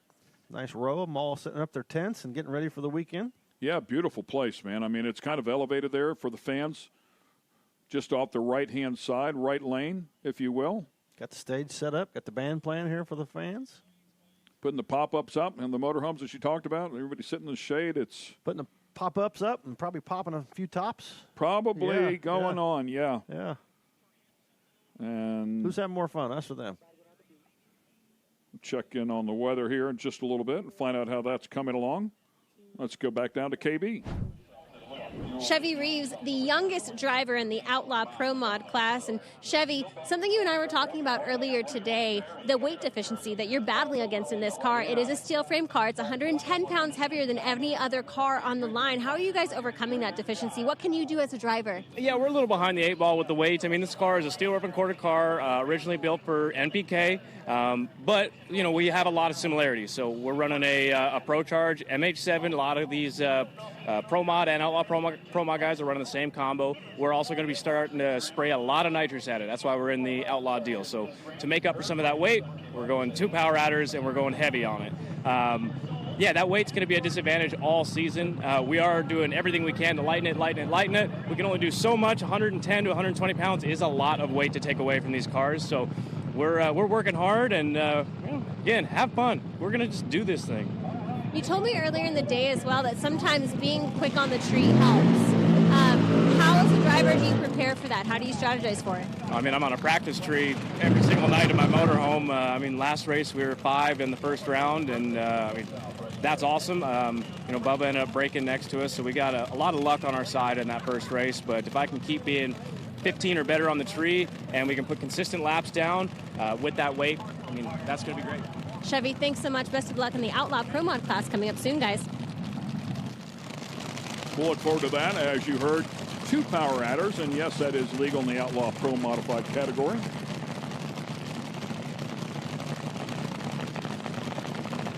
First qualifying session here for the fuel altered category. Paul Miller having some issues there on the burnout. That thing was pop, pop, pop, pop, and I thought, well, maybe they intended it for it to be that way, but I don't think so. The crew member even jumped, so it caught everybody's attention. See how things go when he hits the throttle to get to the other end. Had this category for 2 events last year, West Salem and Galat. Ryan Hill beat Doug Paul Miller, making it to the final round. Paul Miller grabbing a win at Galat, season-ending event last year.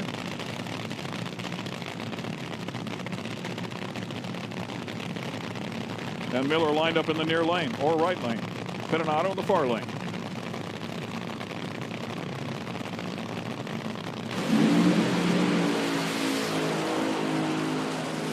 Miller strikes the tires at the hit of the throttle. And to the other end, Pinato will go with a 378.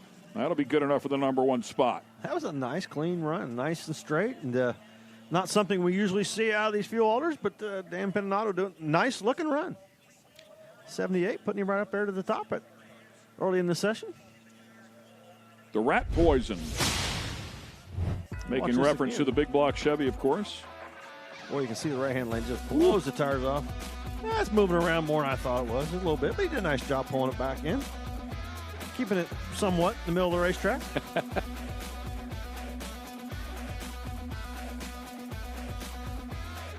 There's something coming off the car there toward the center line. And I don't think that Miller ever got a burnout in, right? Were those tires ice cold? Yeah, when he went to do the burnout, and it just popped and banged and didn't really do much spinning the tires, so I don't know if that had any effect on it, because when he did hit the throttle there, it had all the power, and there was no popping and banging going on because it blew the tires off. It was almost like it hit a two-step immediate whenever he first tried to do the burnout. Here comes your rematch, your final round. Just one race to go. And one more time, let's go to Kristen Beat. In the Outlaw Pro Mod class, I have our points leader here. You won in Benson, North Carolina at the opening round of the season. Can you replicate that? We're certainly going to try. We made some changes in between races. We got a couple more cars out here, so we're excited about that and just take it round by round. When you say you're excited about it, what are the emotions that you're experiencing? You know, it's hard to have the target on your back. It is. For me, I don't really feel a lot of pressure at this moment, so we just make a run by run by run and just hopefully keep getting better and see where we can fall. Are there any big setup changes from Benson now to Virginia Motorsports Park? For us, we were running a regular Pro Mod setup, so we were 92 overdrive there. We hopped it up to 128 overdrive for here, and then we'll just see what the track conditions will give us. Thank you so much. Best of luck, and congratulations on leading the points at round 2 in the IHRA series. Yeah, Cam grabbing a win there against Randy Weatherford at the season opener, and see Cody Austin doing his burnout. Cody taking the win in the final round.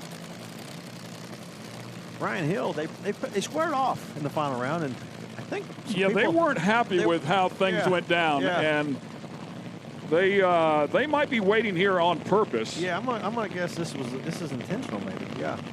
They felt that they were hung out a little long time. They said it won't happen again. Yeah, evidently not.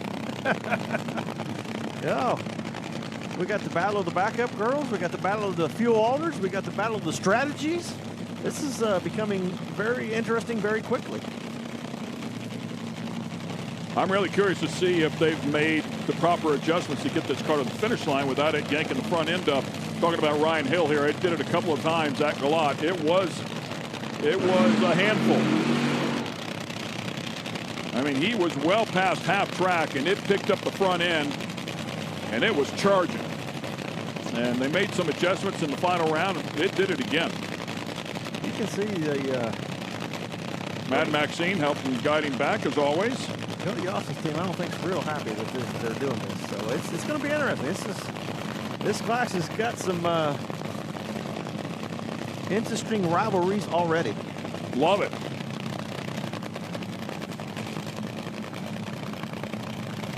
I think this is a message that, don't burn us down like you did last race. Yeah, they felt like, out of the words of Ryan Hill's team, they felt like it was a tactic that they used from time to time. And you know what? They didn't break the rules, so it's just big time racing, man. And Ryan Hill strikes the tires. Cody Austin will go to the stripe under power with a 370 and good enough to go to the number 1 spot at 209. Yeah, that's first pass on that car for Ryan Hill after taking it to the chassis shop, Murph McKinney's.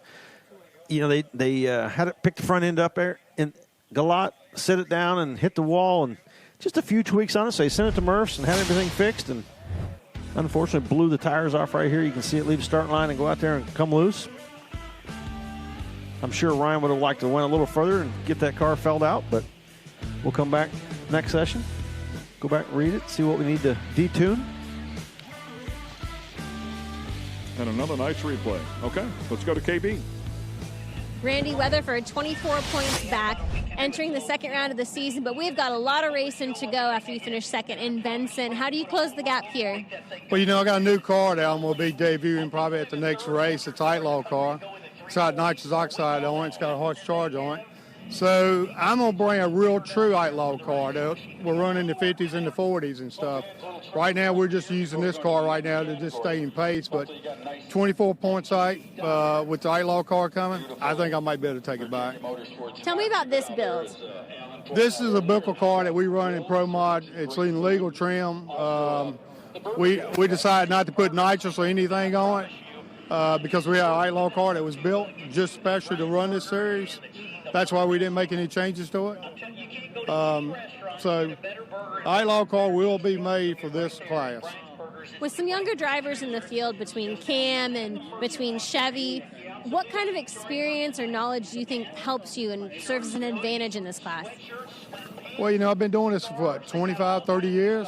That gives me a pretty good experience, I've won a couple of tierships, 2013 ALPM championship, Quick 8 championship. I've won a lot of races. I won that $125,000 race I got, so that's what brings me experience. What does it take to win one of those? What kind of experience serves your benefit? It just takes a lot of nerves. Don't get racked by it, and just go out there and do your job and be routine over and over. And hope you've got the crew support that's holding your cars right and stuff. And we work pretty hard to keep this car here and stuff tuned real good. And I got Steve Petty's my tuner and stuff, so that's all you need. Thanks so much. Thank you. Yeah, Randy, a seasoned vet, certainly did a great job at the season opener there. And, of course, talking about winning that big Pro Mod race, that Pro Mod Mania race that we talked about back when we showed you the schedule. It was a great night for him. It was a great show. Loaded up with the best of the best, as Tommy Johnson Jr. had mentioned as well. And Pro Mod cars sitting underneath the tower, so about to turn some door cars loose here, some extremely fast door cars. Some of the crew chiefs and drivers come out here and take a look at the racetrack, take a look at the starting line, make their best judgment to get the car off the starting line at speed.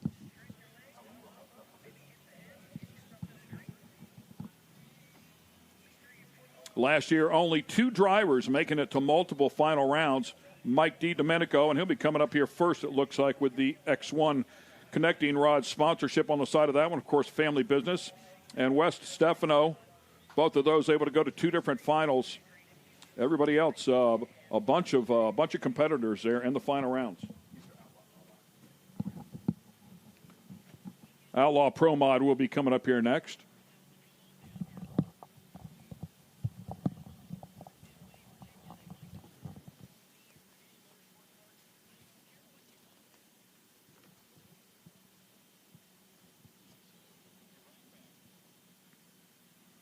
Outlaw Pro Mod. 6 different competitors making it to the final round. Sponsored by Quartermax Racing. We appreciate their support. Randy Weatherford, one of those in the Outlaw Pro Mod category, of course, as just interviewed, going to the final round at Galot last year and grabbing the win.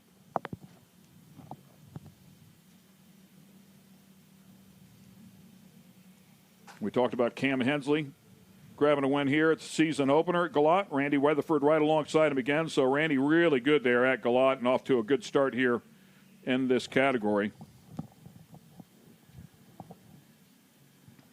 3 different events last year, 3 different winners.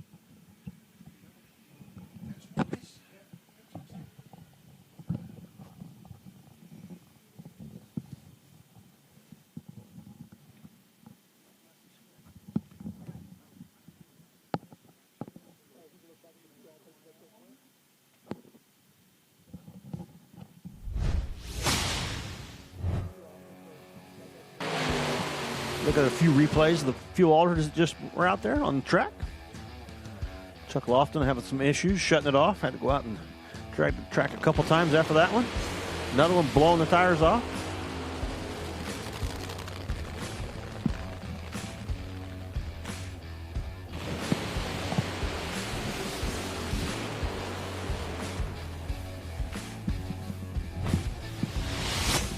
Prep on the track here.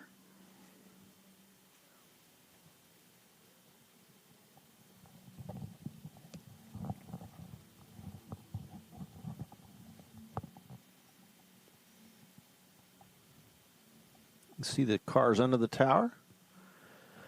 Tower looks good. I love the mirror windows and some fresh paint and looking good. Yeah, they've done a lot of work here to get this place ready to go, as they have at every facility we've been at. This is always a beautiful racetrack, and then come in here and just tune her up, give it a couple facelifts here and there, and really looking good this weekend. Madman Frankie Taylor standing underneath the tower with some of the other competitors.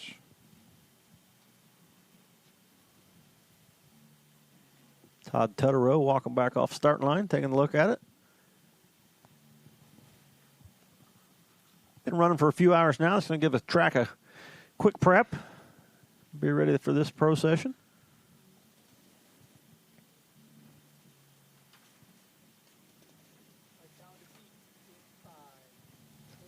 And one more time, Kristen Pete is busy down there in the staging lanes.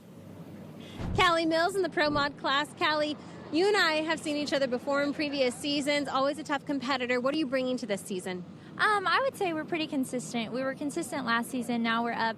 We have 92 overdrive. Last year it was 70, so that we added a little bit of weight. And then they changed the rules, so we got to take out a little bit of weight. And then the centrifugal cars added a little bit of weight to them. As you've seen, they've all been kind of kicking us around on the track, laying down low, mid to low 350s. So, yeah, I think it's going to be interesting. You know, the sun's out right now, so hopefully we can get a good, nice A to B pass, and then tonight we can lean on it and go faster.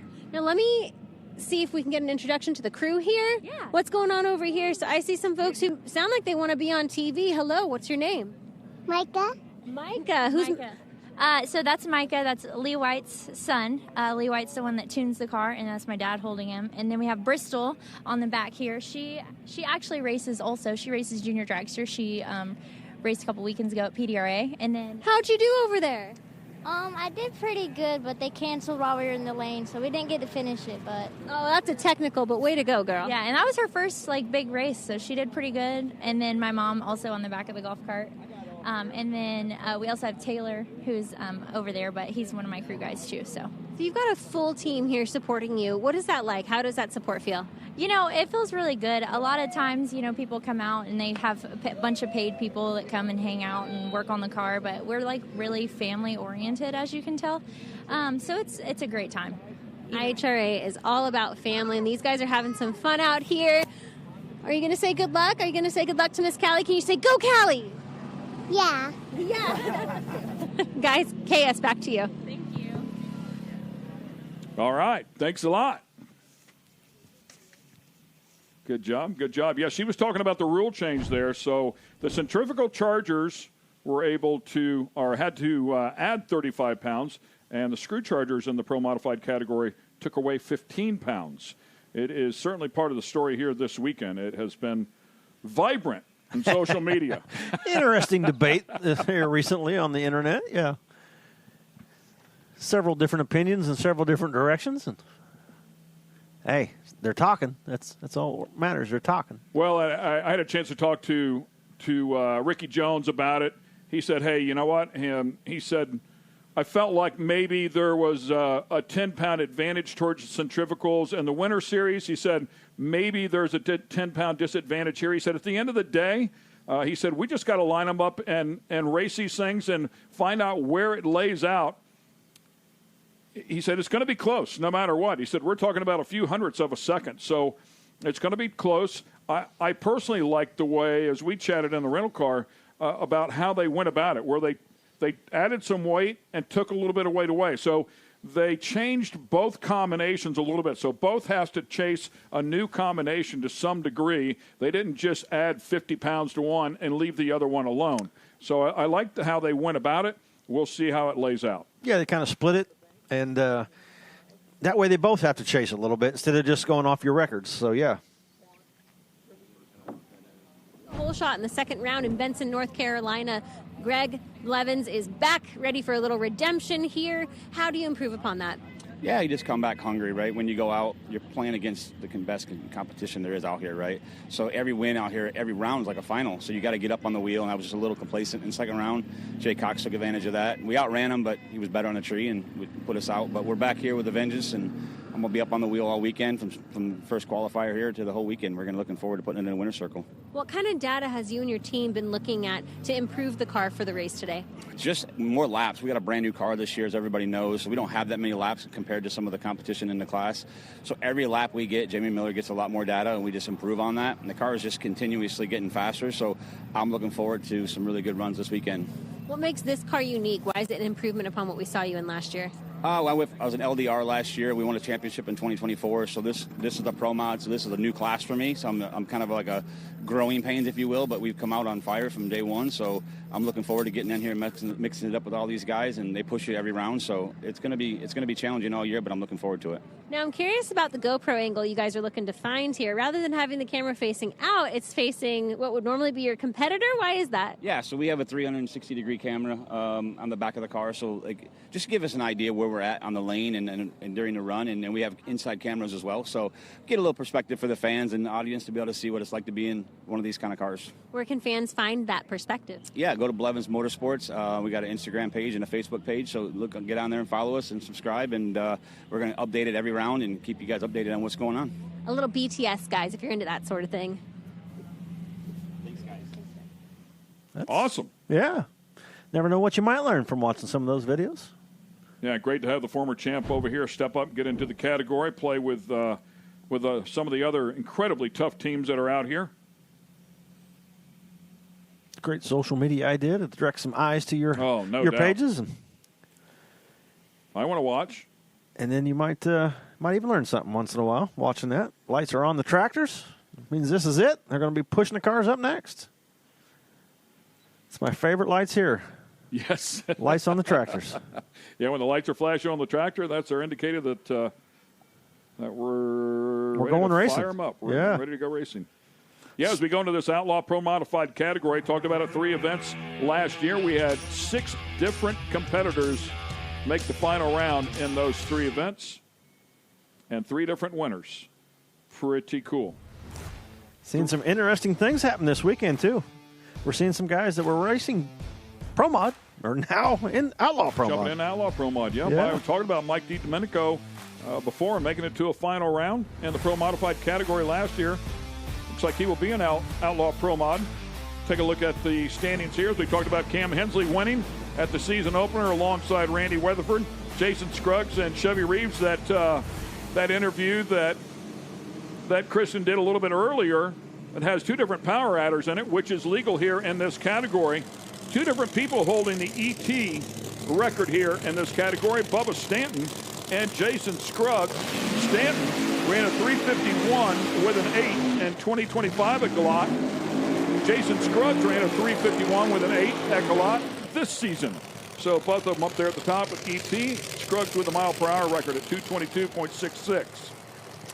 And right out of the box, we got 2 guys that we saw many times before in Pro Modified. Now, Outlaw Pro Modified. Mike Decker Jr. and Mike DiDomenico.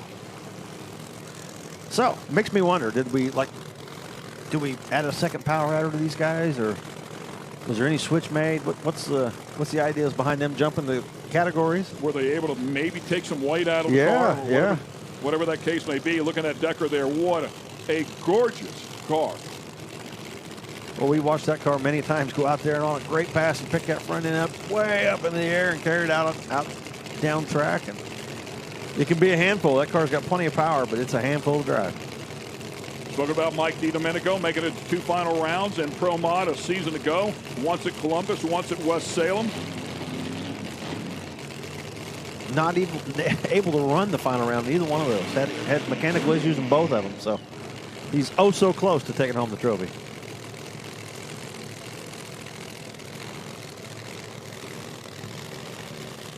First qualifying session here in Outlaw Pro Mod, courtesy of Quartermax Racing. Thank you, Quartermax, for your support. Top bulbs on, first pair ready to go.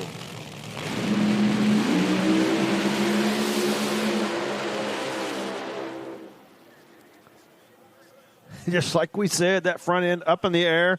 Mike Decker Jr., 354 with a 5.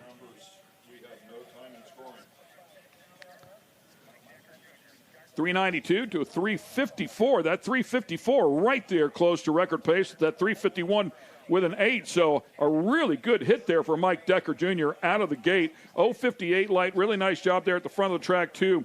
You can see both 60-foot times very, very close. But you talked about them picking up the front end of that car. It looks like they're getting that thing settled down just enough. They can stay in the throttle to the stripe. The thing looks so much smoother. You see it leave the starting line right here. Picks the front end up, carries it, sits it right back down, and away it goes. Moving a little bit to the right, but not terribly out of the groove. And something going on with Mike DiDomenico's car there, having to shut it off a little early. But right here you can see it. Lee picks that front end up a little higher, sits it back down, away it goes.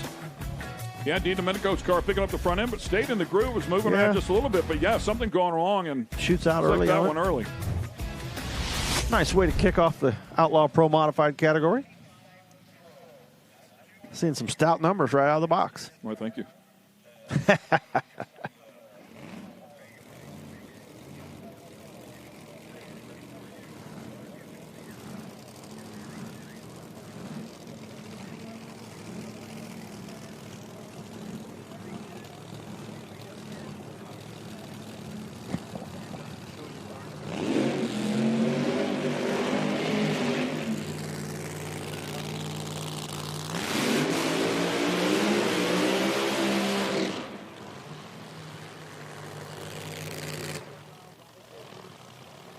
Tim Brown and Robert Davis coming up here next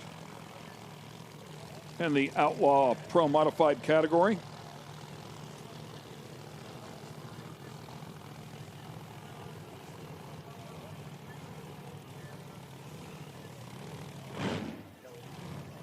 Davis having some issues here as the crew comes out, tries to push him back.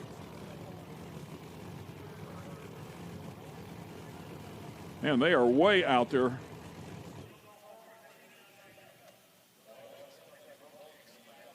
And they have shut the other one off. Give them a chance to push it back.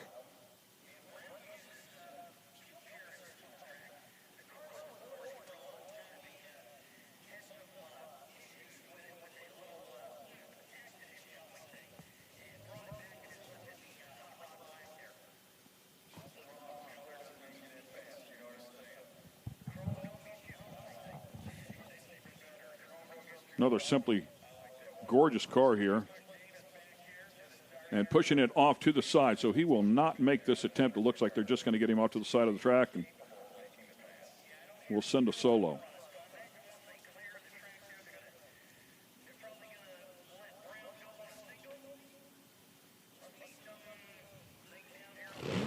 And Cini fluid coming out. I think they're going to double check that right lane.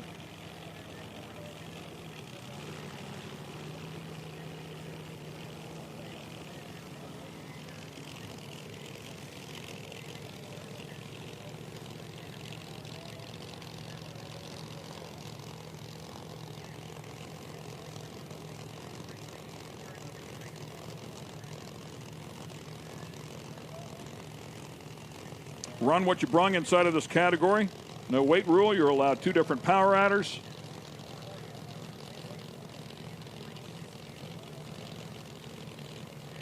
Saw records fall at the lot.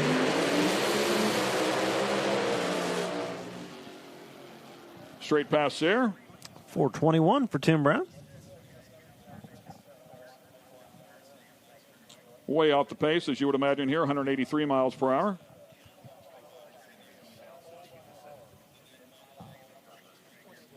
But we'll give them some sort of data to go off of.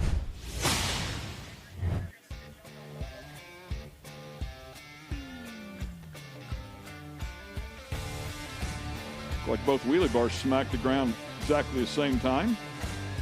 Both wheelie bars. One wheelie bar, both wheels. We knew what you meant.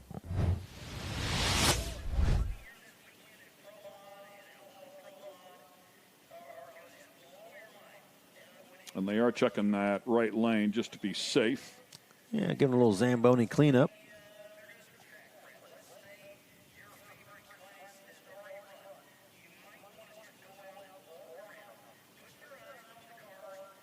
Double check the weather just before the start of this session, and density altitude still under 1,000 feet. Just a beautiful day out here. You see some oil in the back of that car there for Davis. You can see it obviously in this shot right here, but they backed it up right in front of us. Yeah, that's coming out of the puke tank there in the back, so it might have a few hurt pistons in that thing, creating some pressure and pushing it out the puke tank in the back.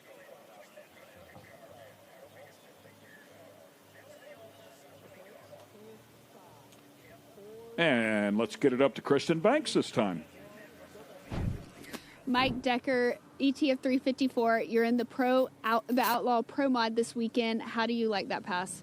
It was a very good starting pass. We're looking to get some fuel out of this thing and get after it this evening. It's a very good start for the heat of the day. Can I ask about that change? We usually see you in the Pro Mod class, but this weekend you will be running the Outlaw Pro Mod? Yes, for some reason the rule makers and the guides got us all the regular Outlaw class, which we have another car in, is just running like a neutered dog out there. And we need to get something here where we can run and show what we got. Well, thank you so much. That's Mike Decker, Jr.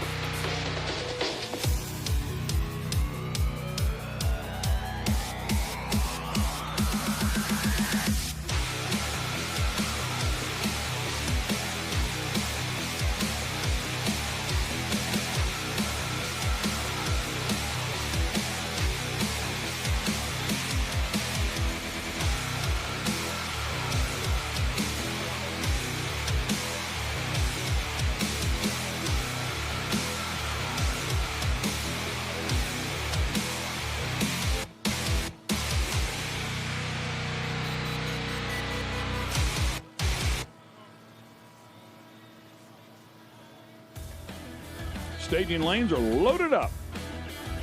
Virginia Motorsports Park's where it's all going down. Dinwiddie, Virginia. Beautiful facility here.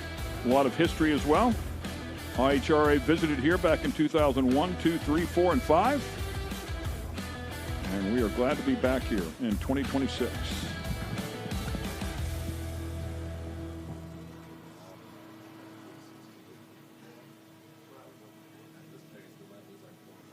Hank Stubbs sitting back here between the buildings, getting ready to go.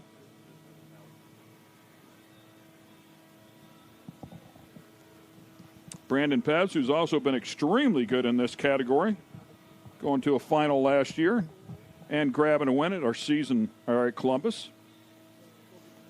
Frank Falter in the Candyman car. Tell me the story behind Candyman. Oh, Candyman, it's been in the business since 1878. It's been a wholesale family-owned wholesale business, and we do a lot of convenience store, and our number one seller is candy. So my grandfather, my great-grandfather, ever since they've been racing, it's been Candyman on the cars and Candyman on the trucks and Candyman everything. So, you know, that's just our name, and that's what we do. So are you the Candyman now? Well, I'm the little Candyman. Boss man's back there. He's the big Candyman, so I'll be there one day, you know.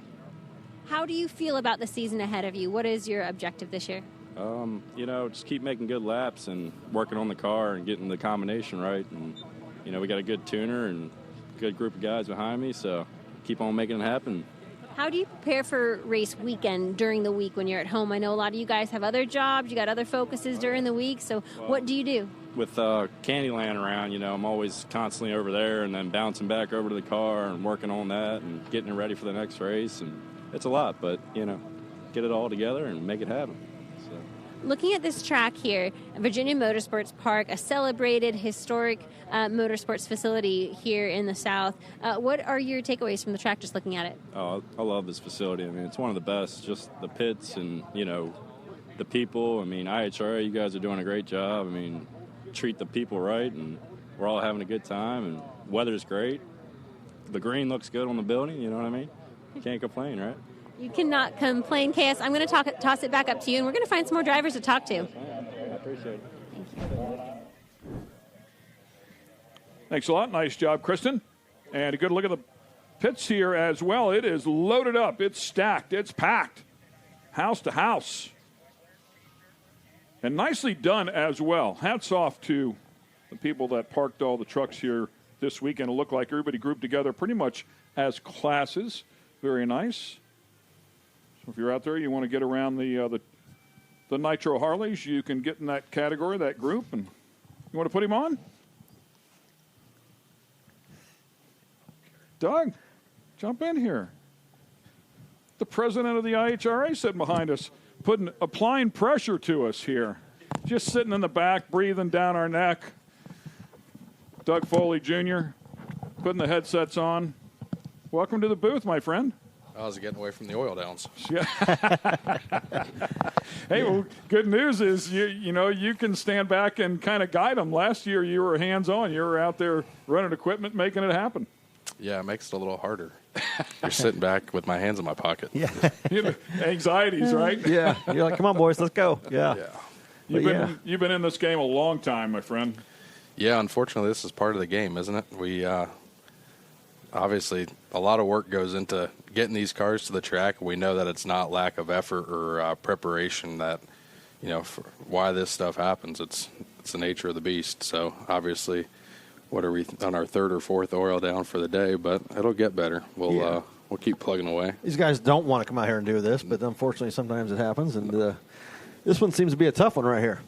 Yeah, we're going to get Tommy some energy drinks. Yeah, we're going to need them by tonight. I can see it right now that they want to put us on camera. I don't know why. They clearly have not. The three of us. Yeah. Get down here, turn around. They want to break something, Yeah. Something else too, with that the fans at home might not realize is how much racing you have actually done behind the wheel. Yeah, I've done quite a bit of racing. Just bracket racing mainly, but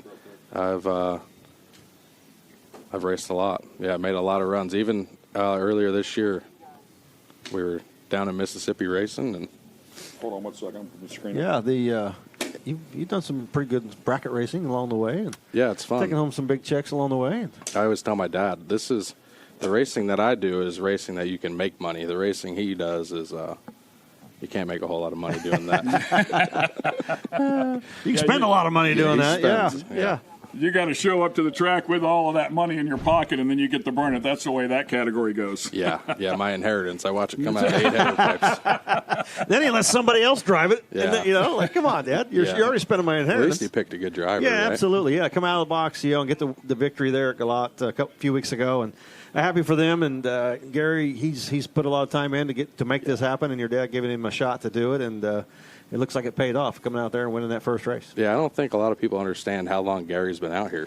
He's been doing this a while, yeah. We're in the while. Virginia area. He's had a lot of history with Bunny Burkett from the Virginia area, and I knew this was almost kind of a home race for him. I'm sure there's a lot of people here this weekend. Oh, yeah. The Galot deal that's close to where your dad lives. I'm sure you had a lot of people there, his family, but this weekend, Gary, we're up close where Gary lives, and he's going to have a lot of eyes out here watching this weekend and cheering him on, and I saw his wife, Jessica, getting the first round win there, so... Good weekend. Good start to a second weekend. Yeah.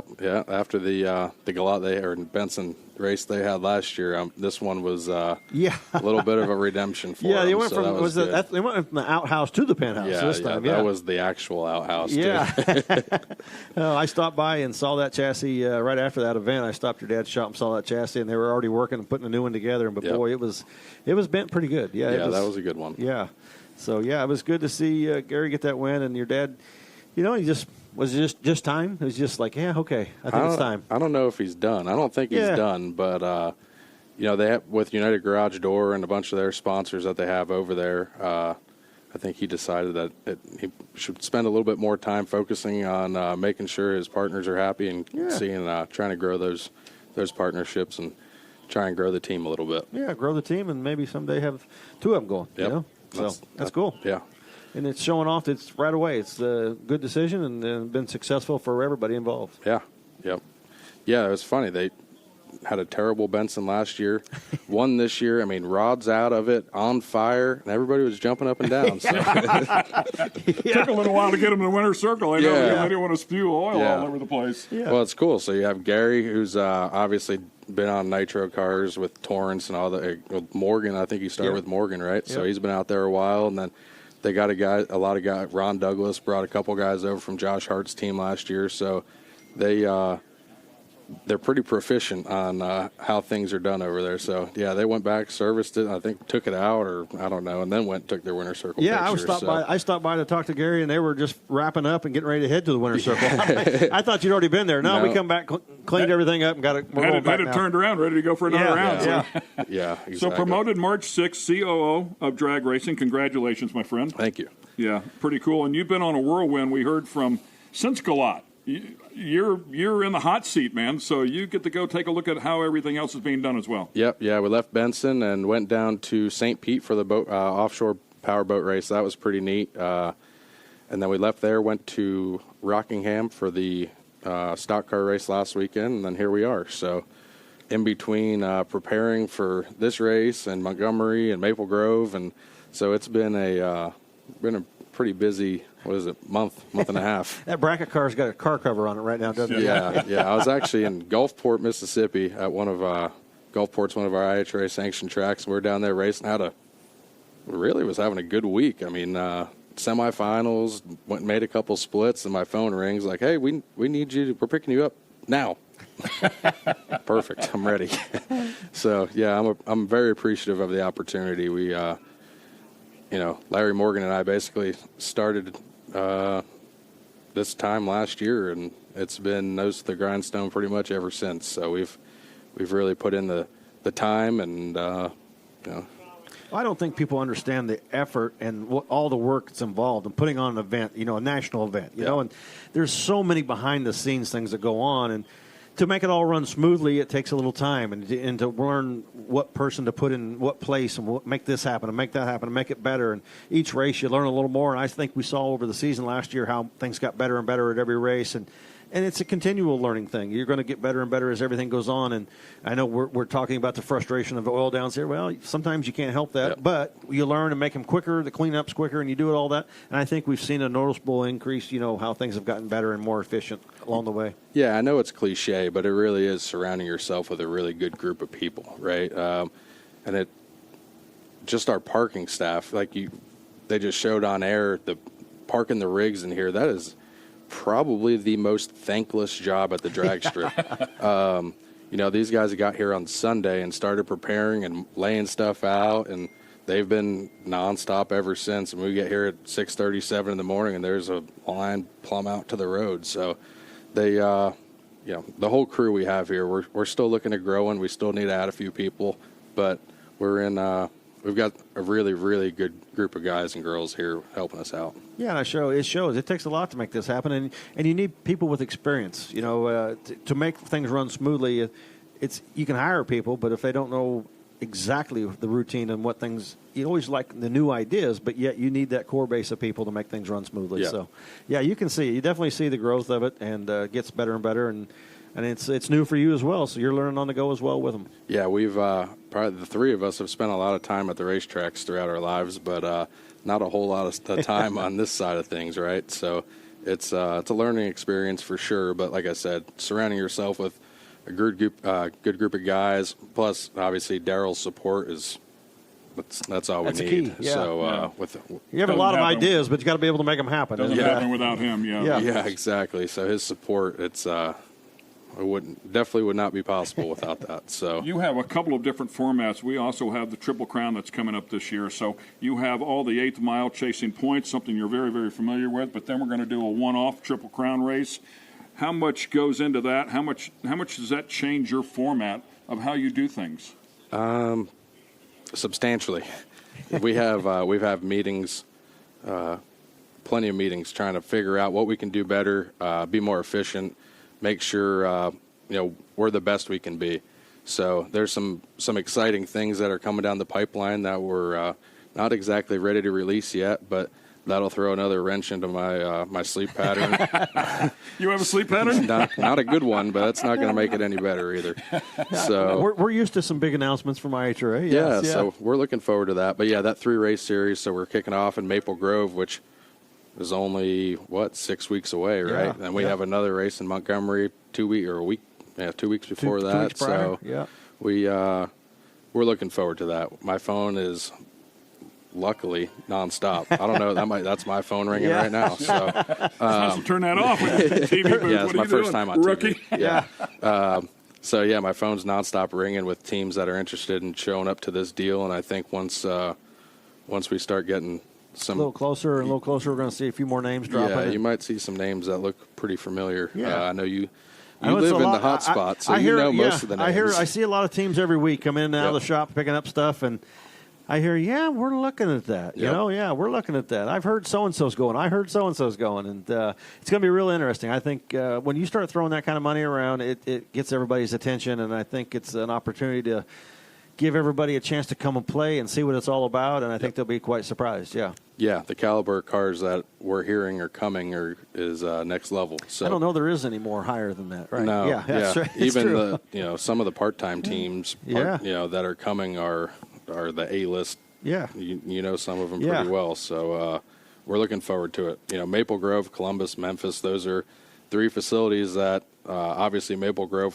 This is their 41st year in a row having a national event. So that's a track everybody's pretty familiar with. And then we're going to Hebron and Memphis, which most teams haven't been there in a little while. So it's definitely cool. $1 million on the line for Top Fuel, Funny Car, Mount Motor Pro Stock, Pro Mod, and Pro Stock. So that's awesome. If you can win all 3, right? If you win all 3, yep. Plus what is that? And we talk about it. Even if you don't, if you just win the event, it's a great payday. Yeah. Well, that's what a lot of teams have told me. They said, "Well, if we don't win the first one, I don't know if we're going to go to the next." I go, "Why? Yeah, that's a lot of money." Oh yeah. Oh yeah, you're right. Yeah, you're right. Now maybe we will. Yeah. Yeah. Even we have 2 qualifying runs plus we have a $10,000 promoter bonus for the Nitro teams to show up, which is something I'm not sure has happened in drag racing. No, and it's not. And I tell you, that is one of the things that a lot of the teams have mentioned to me, like, guaranteed, okay. Yeah, I think we might go, Yeah, so, as long as you, fulfill the commitments for the promoter bonus and you qualify in Top Fuel Funny Car, that's $40,000. You have to win the race anywhere else to get that's $40,000, exactly right, So. And that has been mentioned to me already. Yeah, I'm sure by me or somebody else? By the racers. They count really well. Yeah. Yes. Oh, yeah. So we figured the best way we could keep you out of the booth was to put you on TV, so you're welcome back anytime. I appreciate it, guys. I came in here literally to hide, but looks like they're getting ready to go. So I know you were just wanting to see the angle and what the track, how that was going. No, this is the furthest room away I can get. So, Doug Foley Jr., thanks a lot for coming up, man. We're going to get over to Kristen. All right. Yeah, I'm standing by with Ed Burnley and Tony Wilson. Now, Ed, hip replacement in the past week after Benson, North Carolina. So you gave Tony Wilson a call, and he is now in the Iron Man suit, not your suit, a brand new suit. But how'd you choose Tony as your driver? Oh, I've known Tony for years, and it's not many people you let drive your car, right? So you got to really believe in him and trust him, and I do. So he's a good driver. Tony, what was it like when you picked up that call? It was good because we wanted to run the IHRA series. We knew that with Pro Nitrous not being here this year, we kind of didn't have a place to race. So Ed calls and says, "Hey, you want to drive?" And I said, "Yeah, we'll run Pro Mod," and here we are. How do you feel entering this weekend? I feel good. We had some rules changes over the last couple weeks, and I think we're going to be okay. The weather's good, and I think we're good. Looking at the car, do you race it any differently knowing it's not your own? Harder because I don't have to pay for it. How do you like that response? Well, I got to pay for it, so it's harder for me. But no, we've been lucky so far. We've had good luck and bad luck.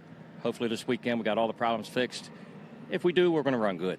How are you feeling after your hip replacement? Is there any chance we see you back in the car before the end of the season, or will Tony finish out the season for you? No, being we've already started running, he's got points. Yeah. We don't want to mess the points up. Our plan is to run all the races and finish in the top 10. Yep. That's our plan.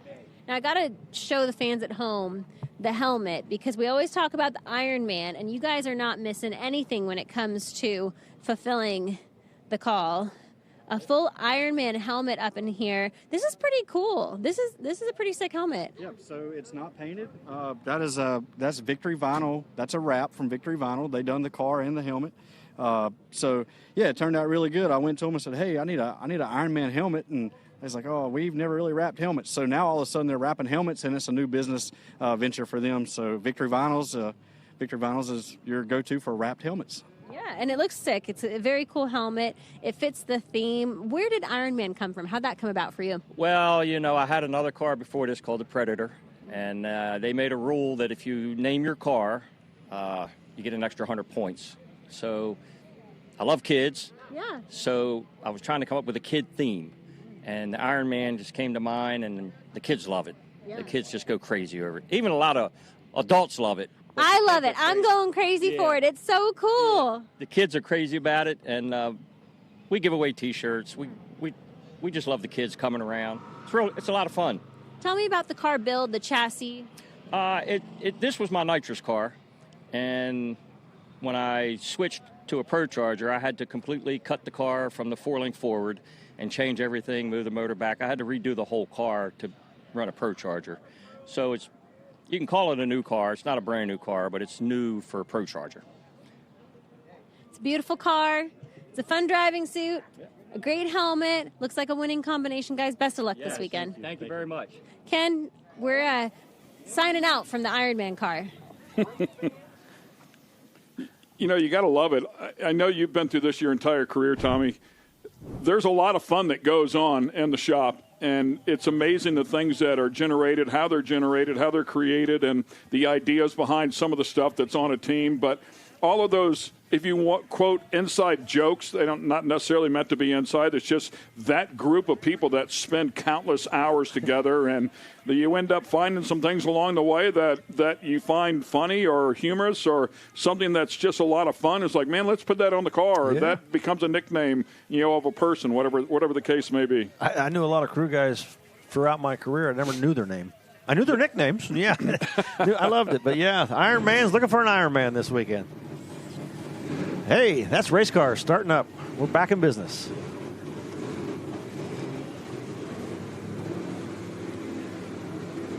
First qualifying session continuing on here for Outlaw Pro Mod.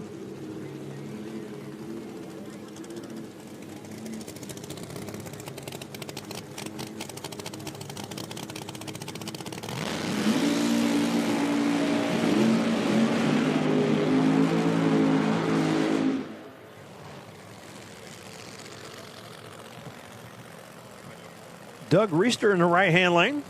Hank Stubbs in the left-hand lane.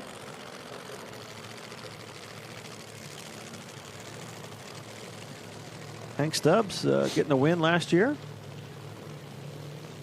Yeah, grabbed a win at West Salem, one of the 3 events that we had there last year. He was lined up alongside Pat Moore and got the better of that one. Look at his car right there.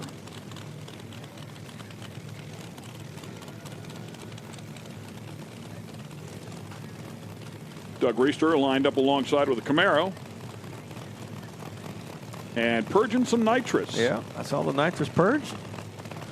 Blower in the left-hand lane. This category doesn't matter. You can have a blower and nitrous. Yeah, you can, for sure.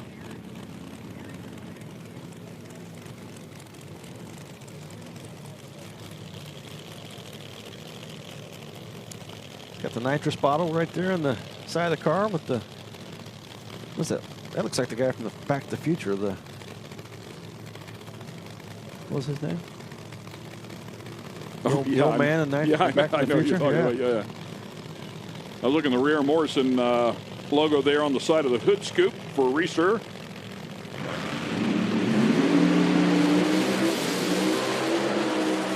Whoa. And the nitrous car goes to the stripe, under power, 368 with a 2. Good enough for the number 2 spot. That shows you they did a good job cleaning up that right-hand lane and a little extra time to get it right. 368 Reister and a 376 for Stubbs. You saw Stubbs having to pedal that thing, and a pretty good job of running a 76 and then pedaled it out there in the middle of the racetrack. I'm not for sure he didn't pedal it twice. Yeah. Go back and take another look here. Look at that thing drive away. Chatter. Yeah, chatter marks. Out of there it is, yeah. Back into it. Nice job of pedaling. You can see a good angle right here to see it go out here. Picks the front end up, shakes the tires, shakes them again, back in the throttle. Look at that thing picking the front end up again. Wow. Nice job by Hank Stubbs just to salvage that run. And the car driving dead straight with the front end up in the air. Good feeling, build some confidence. Brandon Pez doing the burnout there with the Corvette.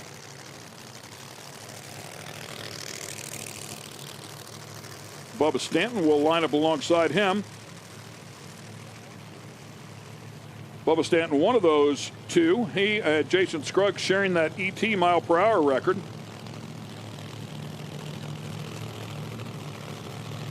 Brandon Pez won the first event for the Outlaw Pro Mods in Columbus. He did, yeah, had a really good day there. Qualified number 1 as well. Had top speed. Went to the final round, won it. Had low ET. He swept the table.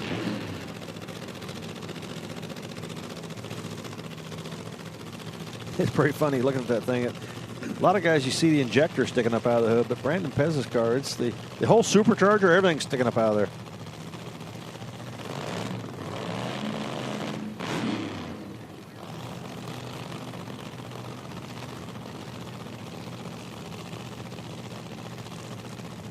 Bubba Stanton, of course, a former world champ. Two very, very capable cars, teams, and drivers. First qualifying session. Got to be better than a 354 if you want the number 1 spot.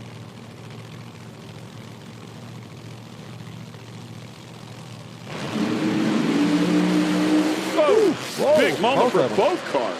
Yeah. Pez the first one to turn it sideways. Both cars rattling extremely hard, making a right-hand turn, and both drivers getting out of the throttle. Not what either one of them were looking for this first session. Take another look. Right-hand lane, Pez rattling hard right from the get-go then. Stanton right behind him. Almost identical tire shake for both cars. Just one a little further out than the other. Yeah, Stanton was rattling the tires. Look like he tried to drive through it. It just was not coming back around.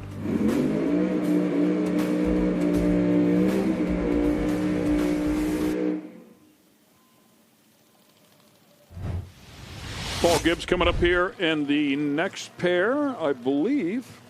Frankie Taylor, only one out so far. Yeah, the only one out there so far, yeah. And Scruggs sitting back there behind him. I do not see Paul Gibbs.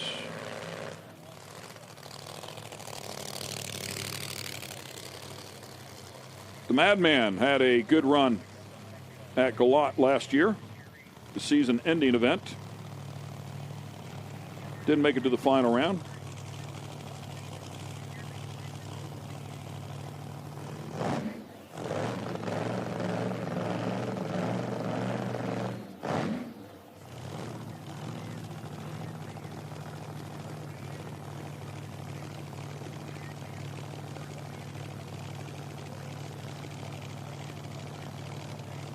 Good looking camera angle of Frankie's car, that big eagle on the hood.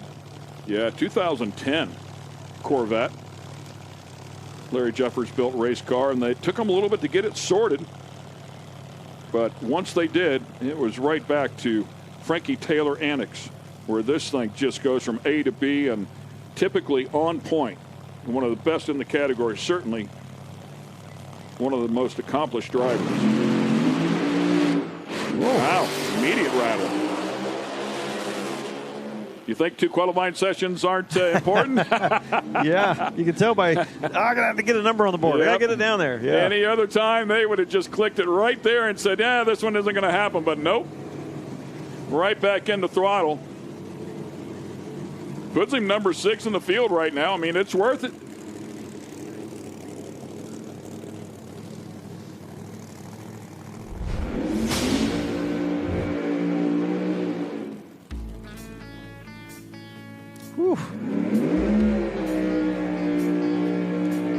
I'm not sure what happened there first. Did it start spinning the tires and going to the right and then shake, or did the shake drive it to the right? It was just all around bad. That's what that was.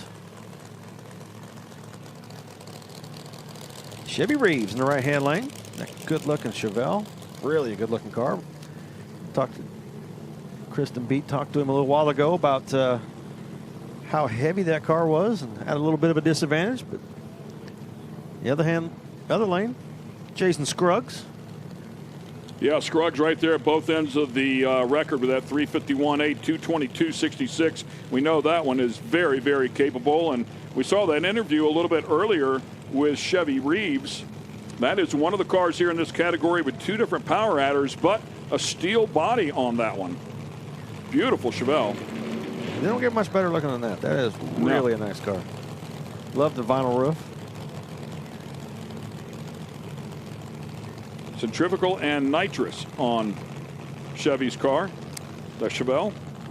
He talked about at the first race about how they come out of the chassis shop. We're just trying to get things ironed out. And he went some rounds, got a little lucky on a couple, but it gave him more runs to get the thing lined out, and it kept getting better as the weekend went along. So we'll see if they've got it figured out this weekend to get that car down the track straight.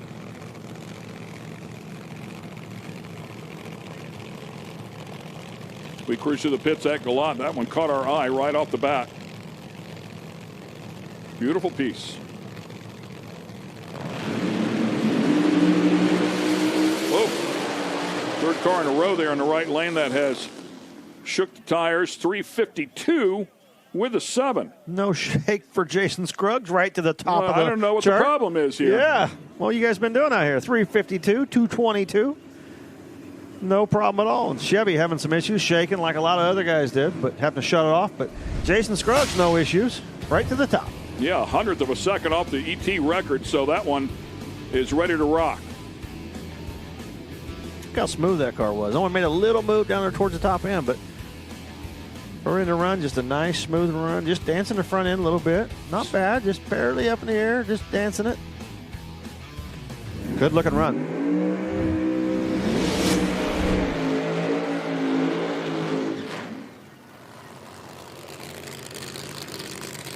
Told we will have a 16-car field here in Outlaw Pro Mod.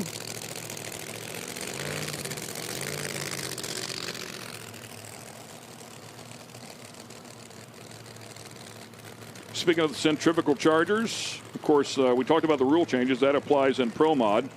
Not an issue here. No weight limits here in the Outlaw Pro Mod category. Cam Hensley, your winner in the first race. Galot a few weeks ago. Yeah, he and Randy Weatherford squaring off. We had that interview with Randy a little bit earlier.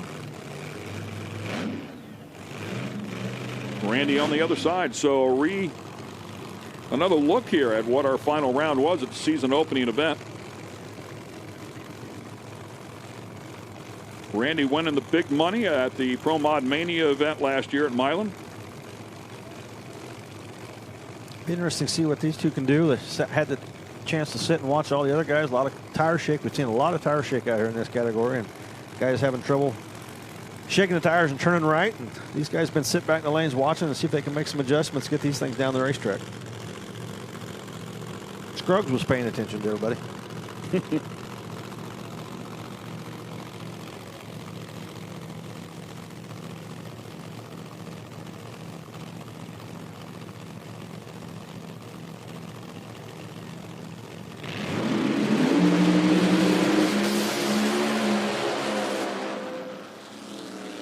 Cam got it there. Quick pedal, and he got it to the finish line. 369.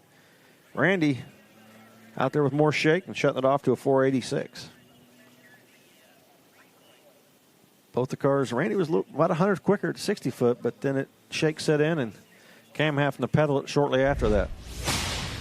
Take another look here on the right-hand lane. You can see Cam leaves the start line.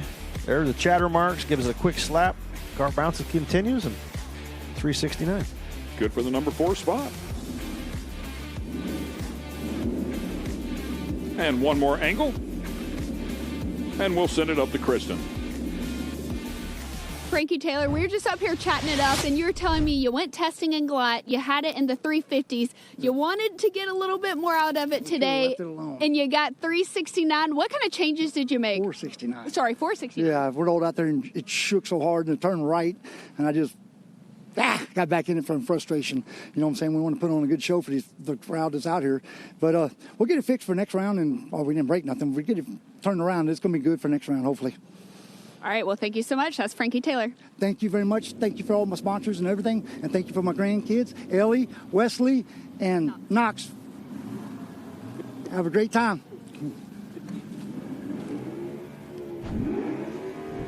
We will change categories and go to factory pro stock. Tony Scott and Jason Deach making it to the final round at our season opener. Here's a look at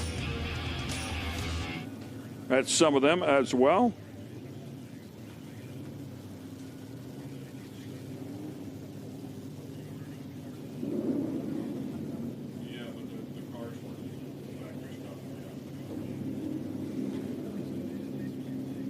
Last year, 4 different winners. Jason Deach, the only one with more than one win, as he grabbed a win at both of our Columbus events. Jim Betts coming up here, and Betts lined up alongside Carl Tasca.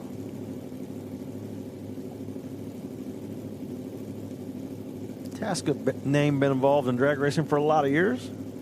His nephew, Bob Tasca, the Funny Car team.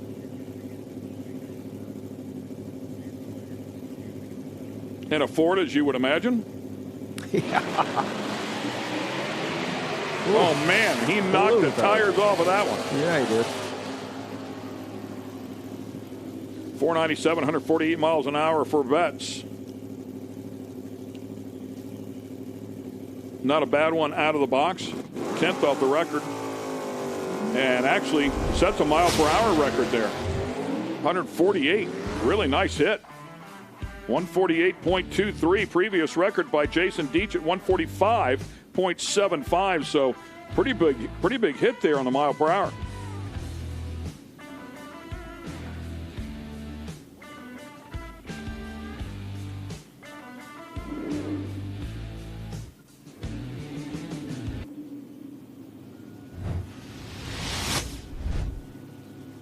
Here comes one of the Deach, Taylor Deach in the right-hand lane. Yeah, there's a bunch of them. Yeah, there is. If they all decide to come, there's Jason Deach and Taylor Deach, Jaden Deach, Don Justice will line up alongside Taylor.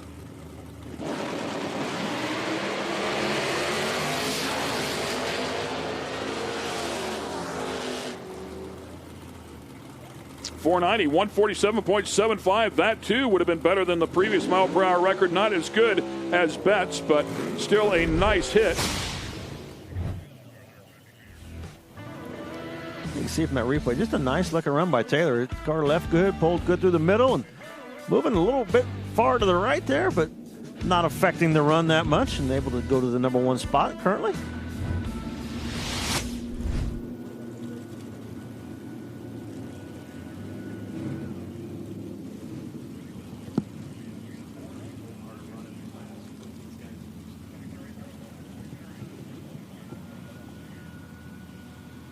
A.J. Burge out of Massapequa, New York, the first Mopar to show up inside of the factory Pro Stock division. Nice to have him out here. Nice to have the diversity. And Doug Hamp alongside with the Camaro. Neat to see that Ram Chargers look out there in that left-hand lane. Yeah, very cool. And there's a look at that Camaro. That thing makes some steam.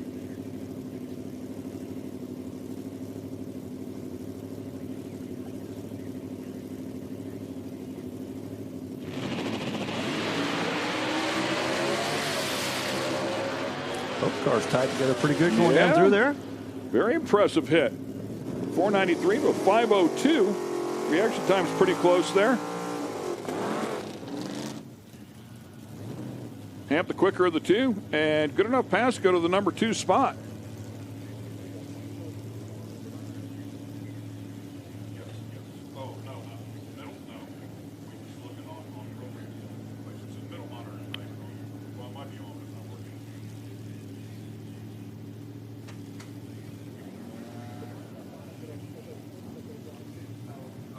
they were there. We have our laptop right in front of it because we thought it wasn't working.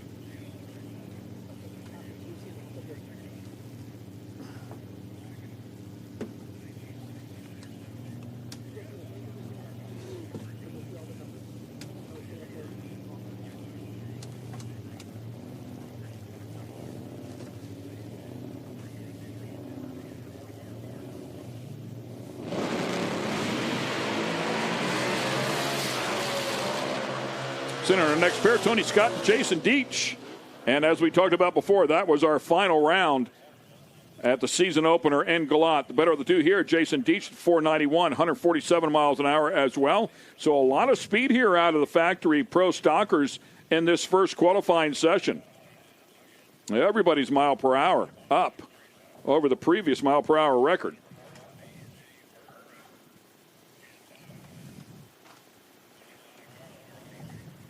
Some class diversity, a couple of Camaros, a number of Mustangs, of course. Great to have the Mopar in here.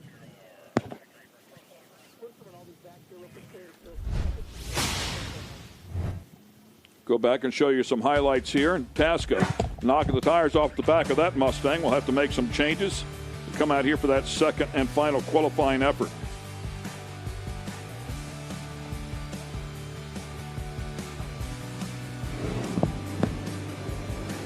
Big difference between the new school and old school Mustangs there. There's a look at the Mopar. Hemp with the Camaro, doing a great job.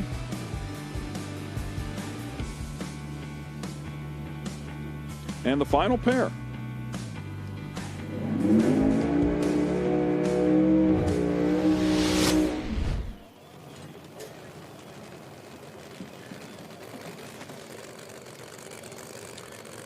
That'll wrap up the Factory Pro Stock category. We will shift categories here once again.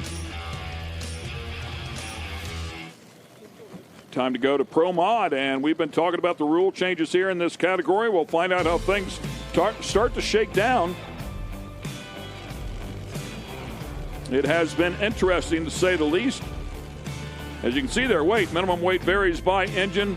Certainly the combination as well. If you have a centrifugal charger, if you have a screw charger, if you have a turbo, and not sure what was going on there, but it was a bit of a moment up here at the starting line. As we take a look at the points, Peter Norton and Jason Harris making it to the final round at the season opener. Peter Norton grabbing the win, as you see up top. And boy, it was an exciting category.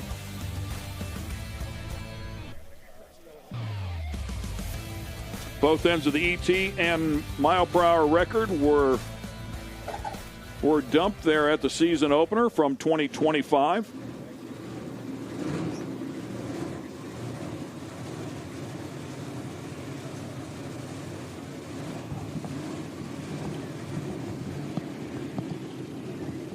I believe that was Brandon Pyler who had did a burnout and then went to back up, and something crazy happened. They have pushed him out of the way, so they'll bring up our next pair.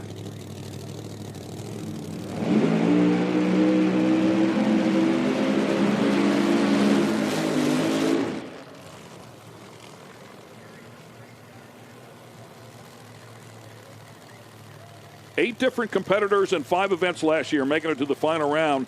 As I talked about a little bit earlier in the day, the only 2 people to make it to more than one final round was Mike DiDomenico and Wes Stefano. Made it to 2 different final rounds. We had 5 different winners in the 5 different events here in the Pro Modified category. Of course, the Pro Modified Mania was an awesome show. The best of the best out there throwing down, and this category just does not fail to impress every time they come out here. Extremely good at what they do. Yeah, like we see with the rule changes this weekend, it's going to be interesting to see what happens. And if you missed it before, the rule changes are they added 35 pounds to the centrifugal charger cars, and they took away 15 pounds from the for the screw charger cars. So looking to get the parity a little bit closer. We'll find out how it pans out. Mark Savage up there on the starting line with Ed Marks' car. Mark's tuned a lot of these cars over the years. Known Mark for a long time and does a great job. And good to see him out here this weekend. Carolina kid Travis Harvey out of Burlington, North Carolina. At 381 at Dunn. And then out of Cherry Valley, California, making a trip across Ed Marks.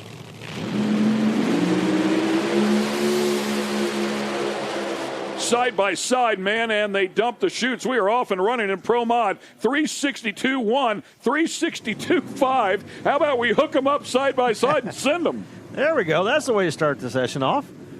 2 solid runs, a 62.1 and 62.5, and didn't look side by side, just a difference in reaction times. Travis Harvey always quick on the tree, 040 out ahead, but Marks a little bit, few 4,000ths quicker on the ET.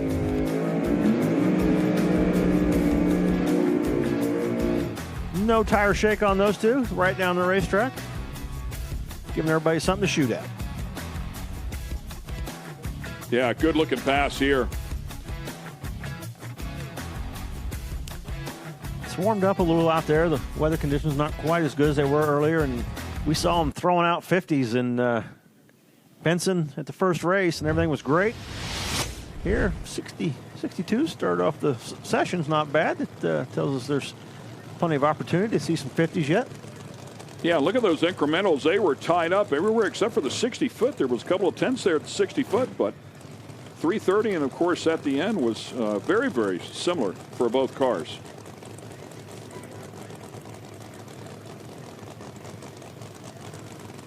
There's the Iron Man call we saw earlier.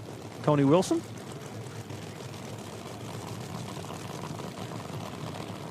Raymond Matos in the right-hand lane. Yeah, I love the blue car. Something a bit different. That Richard Petty blue? It might be. And again, side by side. Oh, great start to yeah. this qualifying session. How about a pair of 62s in the first pair, a 64 and a 65 here in the second pair, 034 to an 063 light. I mean, they're getting after it. And, you know, you've got to do that in this category, man. You better come out here and start working on race day today. Yeah, right out of the box, we've seen some really consistent runs. And Pro Mod category is so tough. To get these cars down the track consistently and to see the first two pairs come out here and run right within 100th of each other. Look at that. Tony Wilson's car made a move to the right when he left and stayed with it, just slowly pulling it back to the center of the groove. But Matos nice and straight. Both those cars making solid runs. 3 and 4 so far. Tony's car probably lost 100 or so just moving over to the out of the groove and had to pull it back. 300s between the first 4 cars. I'm okay if we keep this session going like that. That'd be good. Yeah, this off to a great start.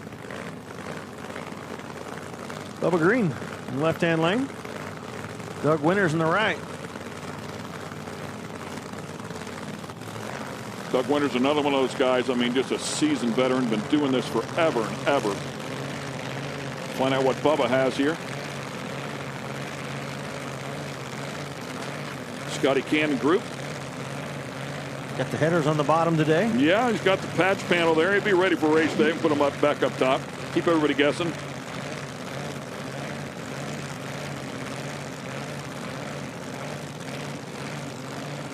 There's Scotty back there behind the car.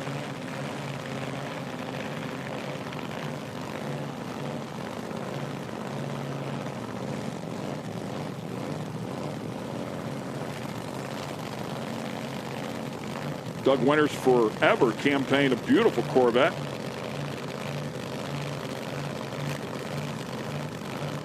Top bulb on for Doug. Here we go.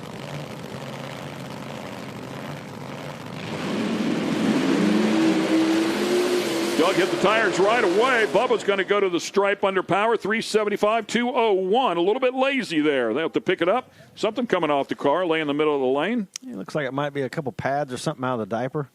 Didn't look like it's anything serious, but yeah, 75. It's okay. Yeah, it looks like the little pads to pick up some oil, probably in the diaper, blowing out of there.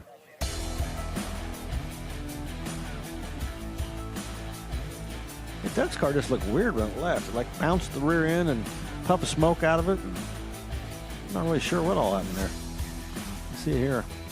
Leaves and drops the front end and there's smoke, and I'm not sure it spun the tires. I'm not sure exactly what happened to that thing.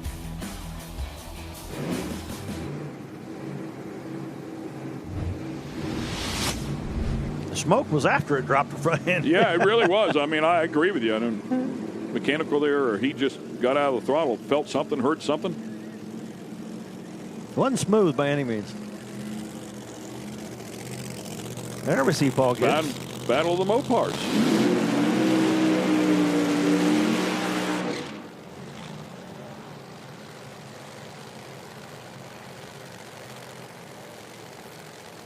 Jacob McNeil will be in the near lane, and Paul Gibbs in the far lane. It's like guessing cars, which one Jay McNeil is going to be in. You know, it's like, is he in the Camaro? Is he in the Cuda? Is he in the funny car? Is he, what car is he driving?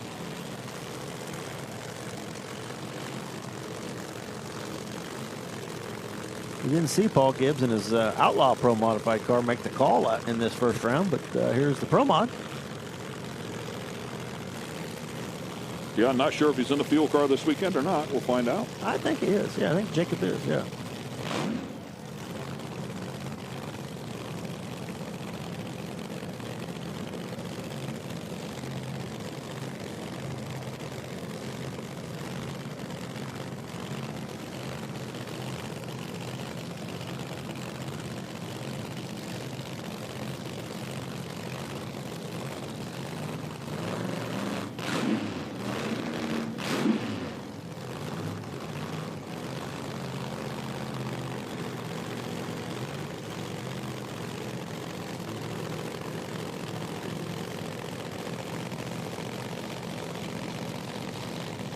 First session here for Pro Mod. Couple Mopars going at it.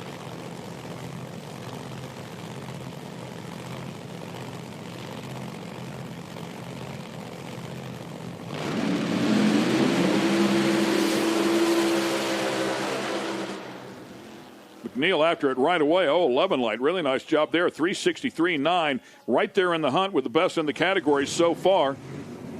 Yeah, puts him in the number 3 spot. Nice solid run by Jacob.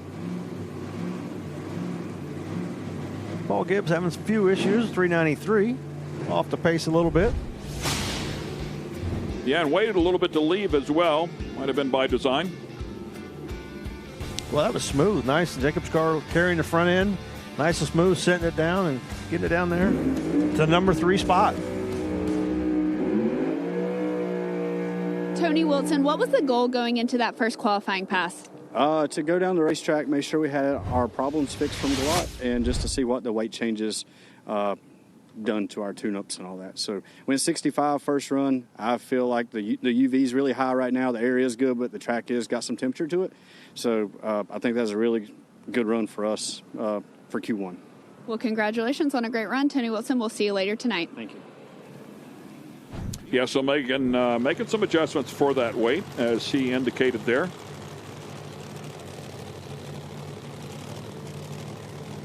As the Angry Farmer sponsored 55 Chevrolet pulls up here, talk about a gorgeous car. Spectacular for Kevin Curdy. And Frankie Fowler will line up alongside. Yeah, Candyman. We're still waiting on our candy basket. Easter and all, we still don't have it yet. We'll send it over there to the PA guys. Yeah. That's okay. I'm chubby enough. Give it to Alan. You could eat a little bit. He's skinnier than I am.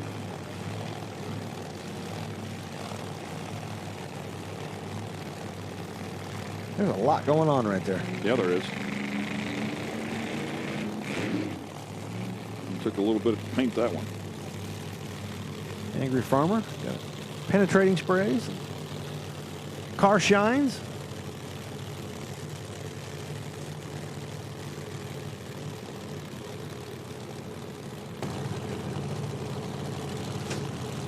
Gymnastics going on here inside of the booth.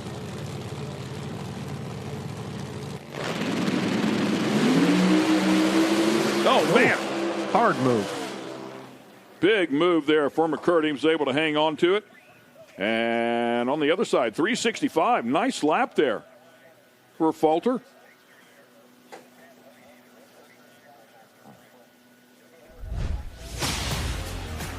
McCurdy's car. We've seen a lot of them shake today. We saw this one. There's chatter marks on the racetrack. His car goes left instead of right. Then it makes a right. Little sachet, but out of the throttle. And the Candyman. 365. It's good for the number 6 spot.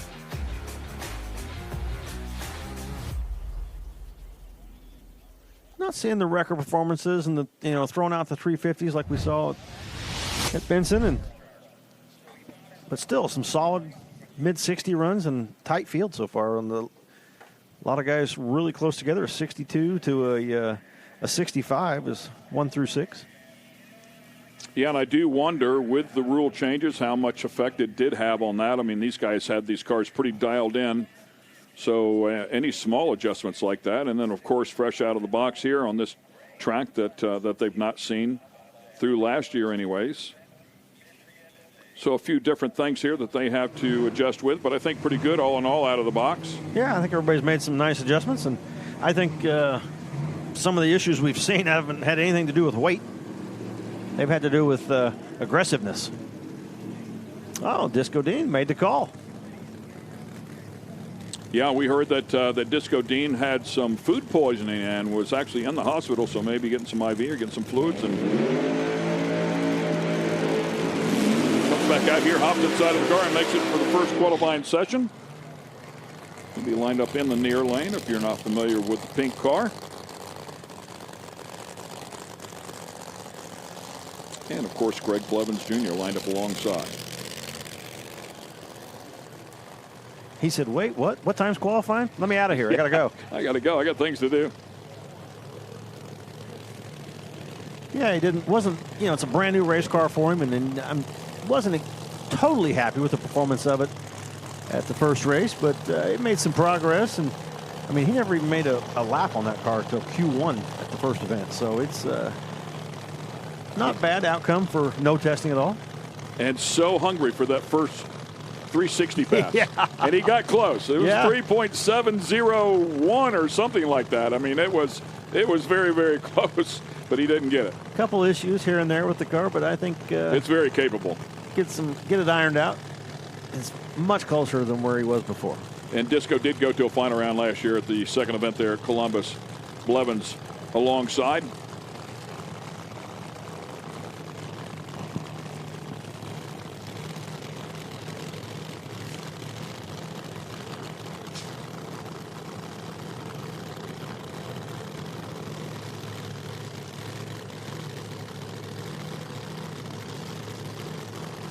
Two different style power adders, exactly what we were talking about in this rule change affecting both of these cars. Disco Dean hits the tires, has to get out of the throttle. 361 with a 1 will be good enough to go to the number 1 spot. 209.59 for Greg Blevins Jr. Nice hit. Rule changes didn't hurt him at all. 361 right to the top. Yeah. I think it's a good rule change. We needed that 35 pounds. Disco's car just getting out there and coming loose a little bit. Taking a right-hand turn, he shut it off. But Blevins, nice, solid-looking run. Let's go upstairs. Jacob McNeil, you cinch Galot, a new transmission, a new motor, a new drive pass, like relieve a little pressure. Oh, it takes a big weight load off us. Also, this KB Titan program, and then Brandon Snyder's coming over my program. We've turned this scooter inside out. There's new KB Titan motors on it, so we got new transmission, we went through every inch of this car. We fought problems. I almost burned this car to the ground that last year. I was so mad at it. But, man, for the people I have in my crew and everything Mr. Jim's doing for me and how Brandon's running on the computer, it's a pretty good feeling. It's awesome. We're out here, this big body Kudak running with all these big dogs. We're going to give them a run for their money now. Well, thank you so much. That's Jacob McNeil. Thank you, Mel. See y'all later. Working hard, man, and that's what it takes. And here back at the shop, this thing's been fighting us. Every event we go to, let's take it apart and let's do it again. And sounds like that's what they did. Yeah, KB Titan's getting involved in Pro Mod and building some engines and working with a lot of teams and showing some results already. Chris Klein lined up in the near lane, right lane. He'll line up alongside Randy Weatherford, a tough Randy Weatherford out of Danville, Virginia. So it's about as close to home as he's going to get all year long. Both very tough players.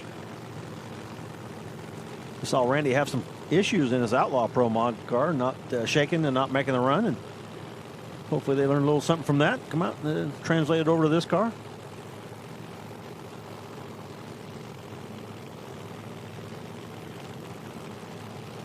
Christine with the newly painted white roof.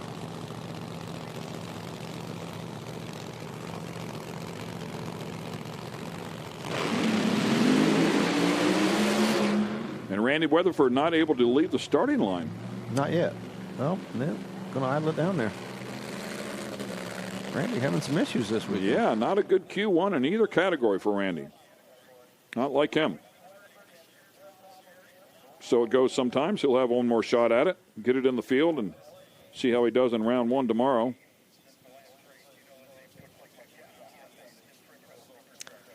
Chris Klein, he's just trying to get Christine to go straight. That thing's been all over the racetrack and starting to get a handle on it. And that thing going out there and just loose. It was loose, started chattering the tires, making a right-hand turn. And you know how Christine can be. Let's shut that thing off before it becomes Yeah. real Christine.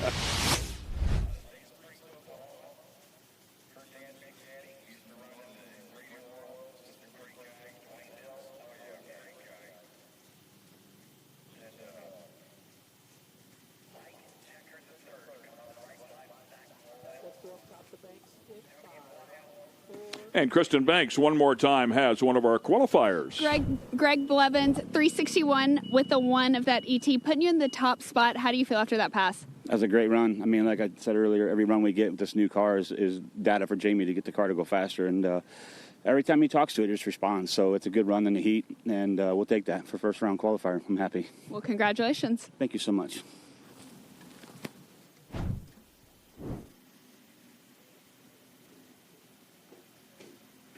Everybody in the category getting a handle on the track. A couple more to go.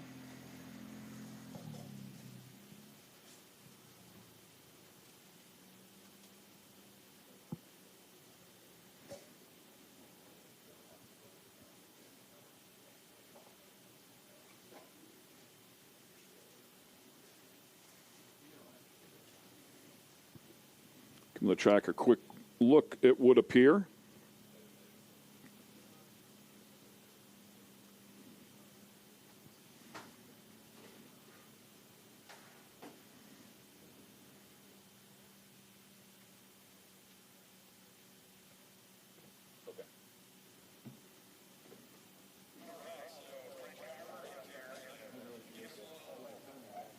Callie Mills sitting back here ready to go. Our number one qualifier at West Salem a year ago. Extremely fast American Pride Camaro.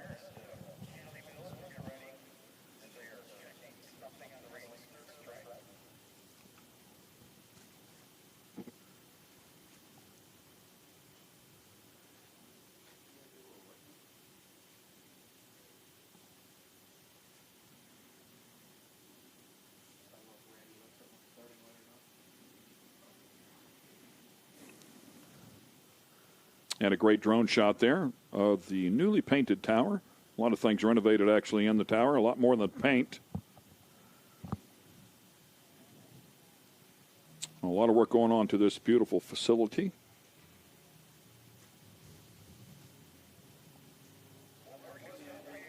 Great overhead shot up there on the roof.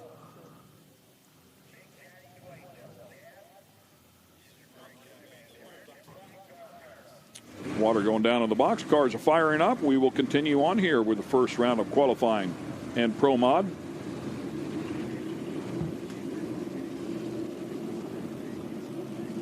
Other half of the Decker camp.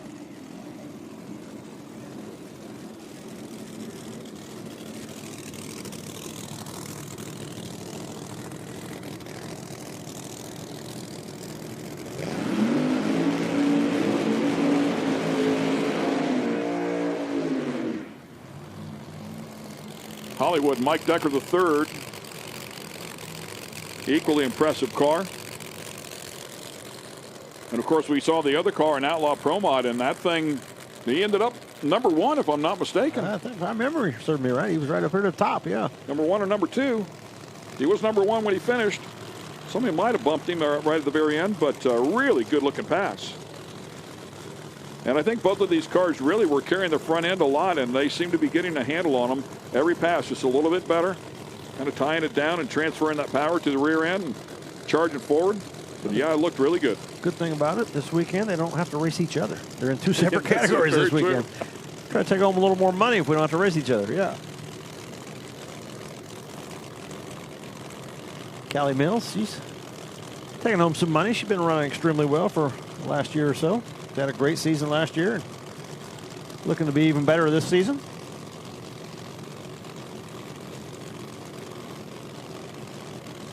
She was one of the cars we saw dipping into the 50s.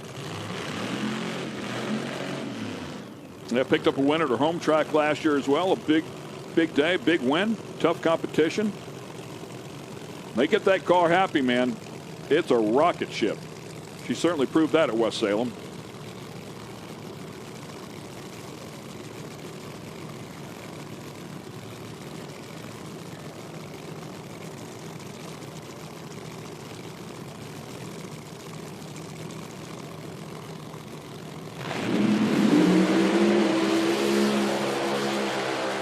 To the stripe she goes, under power, and a nice hit. How about that? Right to the number 1 spot. 360 with a 5. 3.605. 210.41. Your number 1 qualifier, Callie Mills.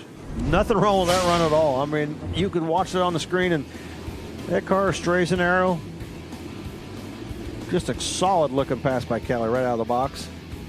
She liked losing that 10 pounds, evidently. Looked pretty good. Yeah, she was one of them that was talking about it. Just dancing that left front wheel. Nice pass right to the top of the field. Shutting them off. Looks like we might have one still on the racetrack down there. Yeah, he unfortunately slow mover there. It's a long ways down to the end of this place. You shut them off at the 8th mile mark. It sometimes takes a little while to get them clear down there to the last turnoff.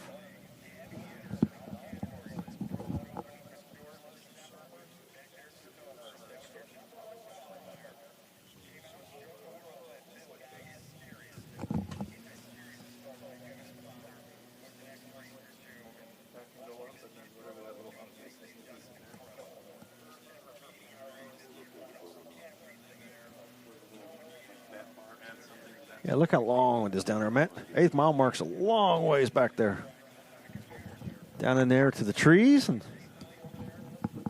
beautiful scenery, but it takes a little while to get there sometimes. The party time car, keeping the Harold Denton scheme alive. Coming up here next, Jason Harris. Jason Harris, part of that final round at our season opener. Centrifugal car.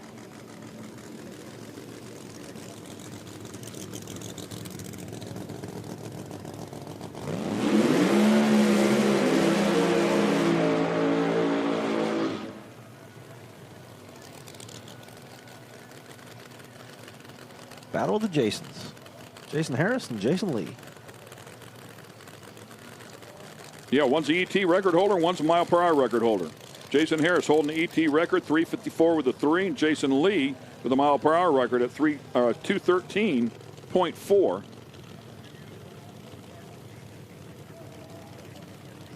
Both these cars in the 50s, the first event, qualifying at a 52 and a 54, so we know they're plenty capable of going to the top and see who anybody can dip into the 50s this first session. Callie Mills already number 1 at a 60 with a 5, so we're not that far away. We are not that far away. Both capable, that's for sure.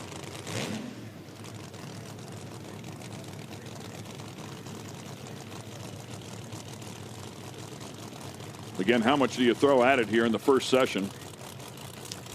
A few changes on the cars, you know. Yeah, we've seen several people have issues, and then there's others that just make it look flawless. So it's about hitting the right combination.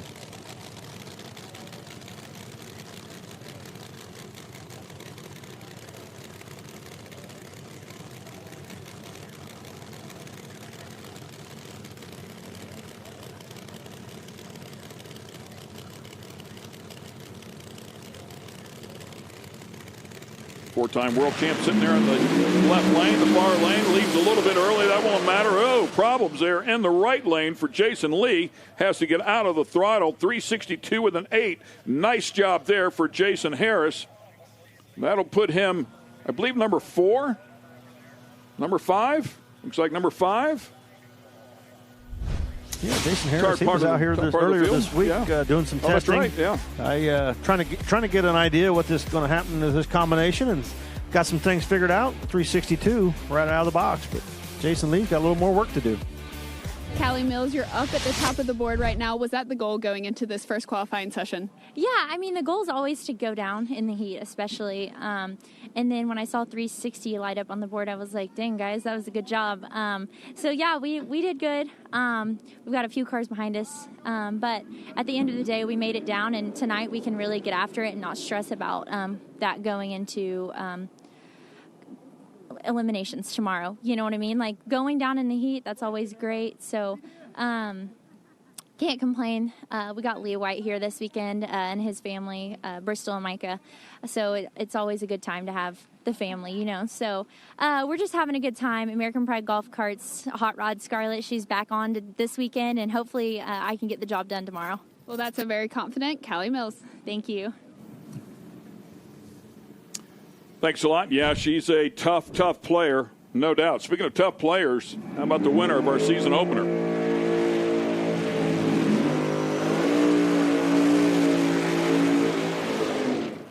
Peter Norton lined up in the near lane here.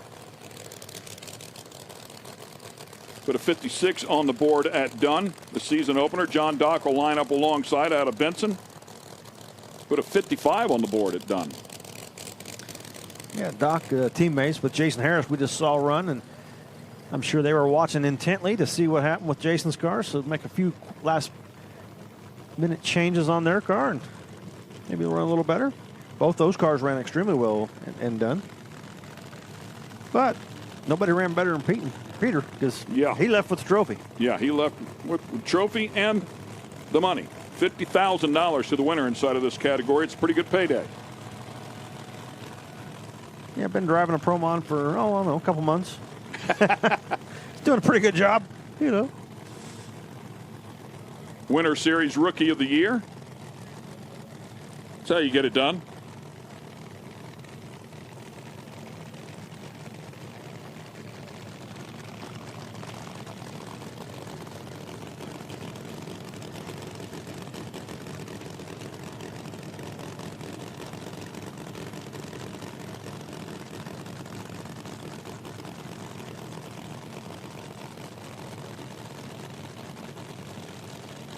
Callie Mills sitting number 1, 360 with a 5.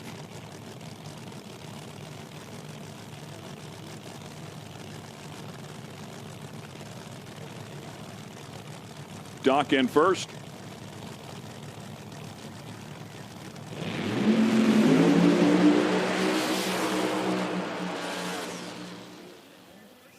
Oh, 367 for Peter. A little off. I don't think that's what they were looking for. I mean, they were trying for a little more that first session, but only a 67. And Doc having some issues, stopped out on the racetrack. Not even going to get an ET this session. But you see right there, Peter's car looked nice. It looked like it.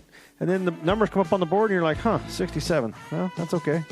That'll put him number 12 or number 10 for this session. So definitely, I'm sure after winning the last race, that's not what they were looking for in Q1. But they'll take it. They're on the board. John Doc's got some issues, and have to go back and figure out what went wrong. Yeah, I think they'll have some great data there to make those adjustments and figure out what they want to do with it.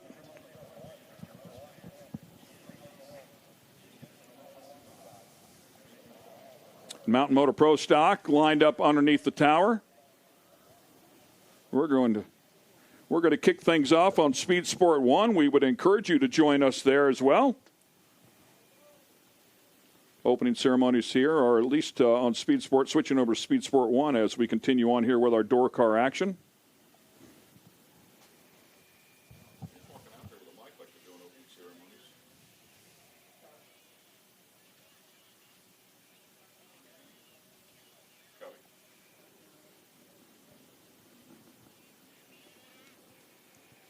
Mountain Motor Pro Stock certainly put on a great show at our season opener in Galat. We ended up with the quickest field in history, which is pretty cool.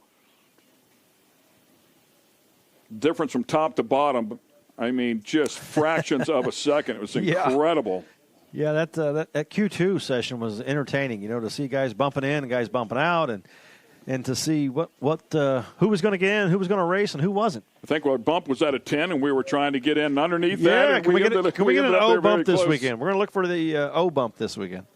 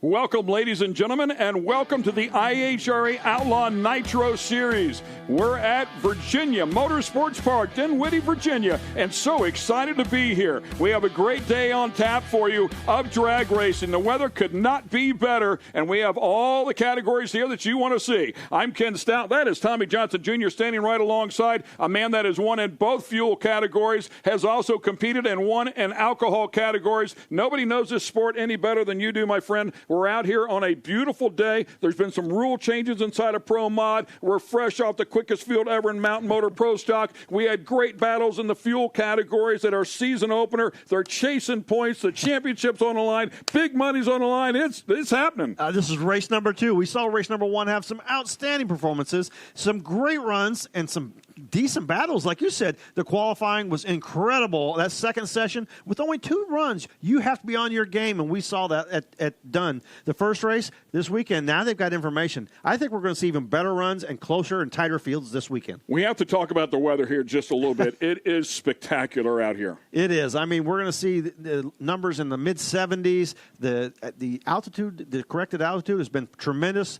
It's given the guys the opportunity and a great racetrack to put up some record numbers. Yeah, no doubt. Records will be on the line, and we saw a bunch of them fall at the season opener. Very similar conditions. We expect more of the same here today and this weekend, of course. We also have 2 great pit reporters, and we're going to get it down to the staging lanes to the first of the 2 right now, and Kristen Beat.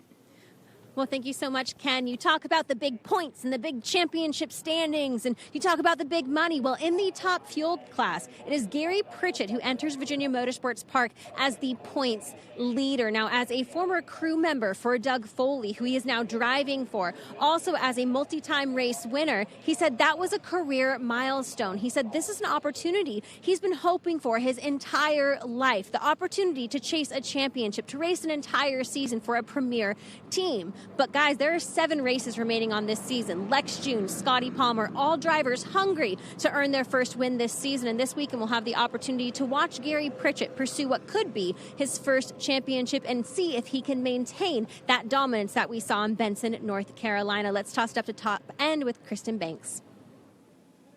The new Pro Mod weight change could shake things up in this Pro Mod field this weekend. Now, if you haven't heard, drivers with that centrifugal charger had to add 35 pounds, while the ones with the screw blowers had to lose 15 pounds. And I was interested to see how it would shake out. Now, we just had our first qualifying session in the Pro Mod class, and you have Callie Mills sitting at top of the board who has a screw blower. She ran an ET of 360, and then you have Greg Blivens in that number 2 spot who has a centrifugal charger, and he ran a 361. So it looks pretty even to me, but we have a whole qualifying session left, and I mean, some people hate it, some people love it, like Callie Mills loves it, but I gotta say, they're having fun with it. Jason Harris got out of his car, he yelled at Callie Mills, he said, "You're at top of the board just because you added weight to us." So we'll see how things shake out in that Pro Mod class today. Oh, yeah, the controversy is hot and heavy. If you've not been up to speed, thanks a lot. Great job by the girls, of course, as always. And Kristen, you're exactly right. When I say Kristen Banks up there at the top end talking about that rule change in Pro Modified. If you follow any of the sport at all on your own social media, it has been hot and heavy. Talking about the rule changes that she just mentioned, plus 35 on one, minus 15 on another. And, yeah, it sounds like they were talking a little trash up there at the top end as well. So I wouldn't expect anything less. And that's the way that goes. Here's a look at the Pro Class points breakdown. We talked about chasing a championship here at the top of the show. This is the second of 8 events where they will chase the championship, show up points, qualifying points, and depending on where you qualify, of course, 20 points per round, 5 for if you make it the runner-up, and winner gets a 10 points bonus, 10-point bonus. If you can win the thing. So a few different options there. As always, you can see some potential penalties as well, and tiebreakers, all that stuff will show up a little bit later on in the season. But all part of chasing that championship. That's what it's all about. We'll take a look at the points here as well inside of the some of the categories here as we take a look at Top Fuel. And Gary Pritchett, our winner over Jasmine Salinas. Jasmine qualifying number 1, but Gary Pritchett went home with the hardware at the end of the weekend. Yeah, I tell you what, it's always easy after that first race. Who's leading the points? Well, whoever won the race. So it's really great. But Jasmine Salinas in second spot there, hearing she's a little under the weather this weekend. So if she's going to try to move up in the points or stay up there towards the top, it's going to be a rough weekend for her because she's going to try to tough it out, but hearing she's pretty under the weather. And congrats to Gary Pritchett, by the way, earning that first IHRA Ironman. As we switch over to Funny Car, we take a look. It was Dale Creasy who was able to grab the win there. Terry Haddock not able to make the call in the final round, and Dale Creasy Jr. Was the benefactor of that. He got pretty lucky on that one. Yeah, like we said, once in a while, it's your day, it's your day. Dale Creasy pulls up for the final round. Terry Haddock unable to make the call and make it up there for the final, and luckily for Dale Creasy, the throttle came unhooked and couldn't even do a burnout, just had to idle off the starting line and down the track. If Terry Haddock had been there, Dale Creasy was toast. Yeah, it's a busy day here in Virginia. Here's a look at all of the categories that are going on as we switch over and take a look at points inside of the Pro Modified category. Cam Hensley is up top. Randy Weatherford right there behind him as those two had made it to the final round. We talked about Jason Scruggs setting records. Chevy Rivas in the Outlaw category, the 2 different power adders inside of that one. The Madman, Frankie Taylor inside of the top 5. Yeah, and it goes to show you some qualifying points here and there will make a difference. Over the season, you keep qualifying up to the top, getting a few more points here and there on the other guys, and that can make up a round difference towards the end of the season. Let's take a look at the Pro Modified category here with Peter Norton and Jason Harris up top. And Peter Norton grabbing the win inside of that battle. Jason Harris right there with him in the final round. John Dock, who we just saw qualify a couple of moments ago, if you were with us on Speed Sport 2. Jay Cox and Callie Mills having a great run out here in the first session of qualifying here today. Yeah, we saw Peter Norton and Jason Harris, both of them off the pace a little bit. And Callie Mills down here at number 5 in points. Right now, she's number 1 after Q1. Exciting stuff. And we take a look at Mountain Motor Pro Stock. Boy, did they put on a show. Johnny Placino doing a great job as he grabbed the win at the season opener. Jordan Enslin right there alongside in the final round. Jeremy Huffman, Jerry Tucker, and Matt Giangrande inside of the top 5. It's great to have Vincent Nobile out here, Elijah Morton. I mean, all of the big names. Alan Drinkwater was the number 1 qualifier and couldn't get down the track at the end of the season last year in Gallup, but came out and threw down some big numbers. But it's always a tough category. Yeah, they put on a great show. The qualifying was so tight, and then come race day, even tighter. I mean, the more runs you give these guys at this racetrack, the better and better it gets. And that class has so many guys enthused and showing up to come out here and compete. It's not going to get any easier, trust me. Yeah, Chris Powers there in the 10 slot and had such a great 2025 season. Here's a look at the small tire Brat's standings with Corey Reed up top. Corey having a great season opener, and big boost. Bill Lutz right there with him. Very, very tough Bad Brad, we saw him out here, struggled in the first round of qualifying. Dale Holbrook, also a player inside of this category. Yeah, we didn't see Corey Reed struggle. That car, once again, right down the racetrack, nice solid pass. You're going to beat Corey Reed. You better bring your A game, because it looks like right now he's going to walk away with this thing. Yeah, that car is tough to beat. Already had a good pass here today. As we take a look at the factory pro stock standings, Tony Scott and Jason Deach squared off in the final round, with Tony Scott getting the better of the two. Did a nice job. And we have a nice field of factory pro stockers out here this weekend as well. Yeah, several more cars this weekend, and should be a great show. We had some controversy going on inside of the few altered category. Cody Austin and Ryan Hill. Ryan Hill had a couple of big moments at the season opener. Picked up the front end right at the very end of the run, and it shot over to the left. He smacked the wall. Was able to get the car back out to contest for the win, but it was Cody Austin that took the win home, and that battle has carried right over into this weekend. It's going to be fun to watch. Yeah, there was a little disagreement about who was taking too long or who was burning who down, and I think there was trying to be a payback there in Q1, and it's going to get interesting as the weekend goes along. Not sure it panned out, by the way. Anthony Minnie has been very tough. Anthony Minnie and Rob Lowe, the two big names inside of the snowmobile, the sled category, and they made it to the final round, as you would imagine. I believe number 1 and number 2 qualifiers, if I recall as well. So two of the absolute best that are so tough to beat here inside of the sled category. And again, I believe we have a full 8 sled field. Yeah, lots of sleds, and those two guys, like you said, have really dominated this class. And these guys are going to have to step your game up. Anybody's going to have a shot at the championship besides those two. We are going to have, from what we understand, an all-run field here with the Nitro Harleys. As you take a look at the standings here, I believe 17 on the property. I didn't know there were 17 in existence. They're ready to make some noise, man. And I'll tell you, the person making the most noise as of late has been Ryan Peary. 3 consecutive final rounds, 3 consecutive wins. Not sure that anybody's done that 3 consecutive in the history of the IHRA in this category. But Ryan Peary, and I mean, he didn't luck into this stuff. He has a bike that is deathly consistent. And it's consistent. That's the key right there. Making these Harleys run well is one thing, but making them run well every single run is another. And Ryan Peary has been able to do that. Back-to-back runs just right down the racetrack. And the competition is like, oh boy, we got to step our game up if we're going to catch Ryan. And speaking of Ryan Peary, Kristen spoke with him a little bit earlier today. I actually have him live here right now, but thanks so much, Ken. Ryan Peary, they mentioned 3 in a row. So you won the last 2 of 2025. You came in and picked up where you left off with a win in Benson, North Carolina. How can you replicate this dominance that we've been seeing in this class that is so unprecedented?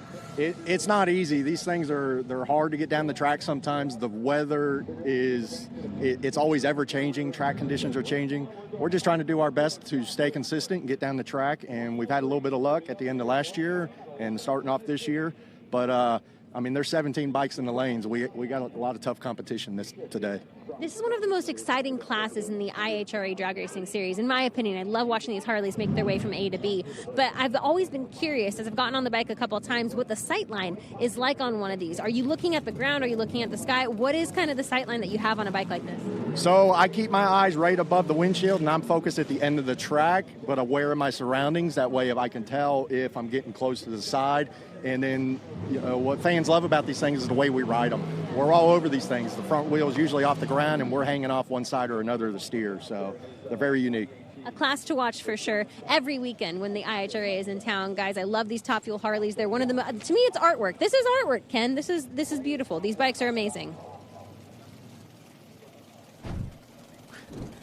Thanks a lot. Nice job. And, yeah, man, he has been on a roll, no doubt about that, as we start off here in the Mountain Motor Pro Stock category with the first pair, Miles Reese and Tony Pontieri. Pontieri will be in the near lane. We'll give you some class info here on the Mountain Motor Pro Stock category as well. Some of the rules that they have to follow to compete inside of this category. So exciting, a lot of fun to watch. You can see there why they call them mountain motors. 833 cubic inches is the max here. So pretty exciting stuff, man. The stump pullers, they got a ton of torque. No power adders allowed in this category. As you take a look at Tony Pontieri.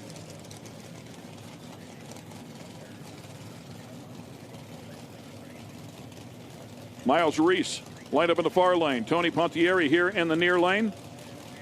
Your Jerry Haas car there for Reese.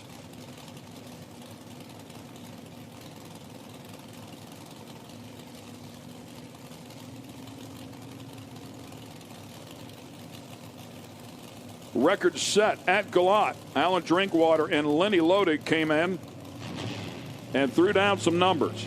Some big numbers thrown down in testing here this week.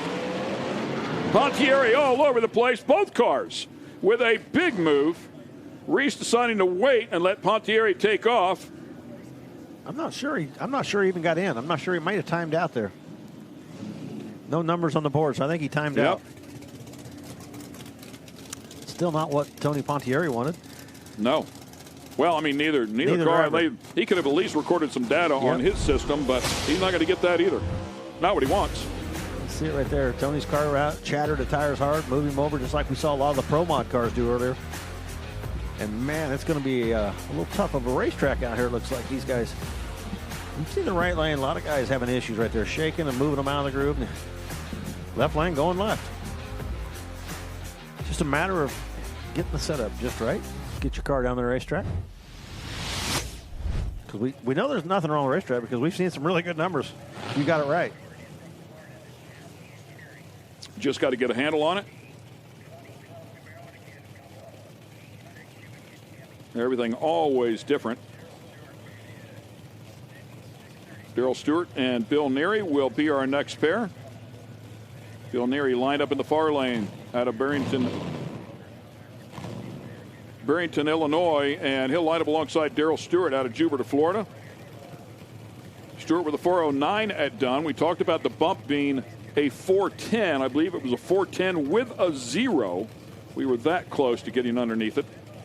But as we talked about, a record bump as well. I believe it was Elijah Morton who ended up sitting on the bubble but made the show.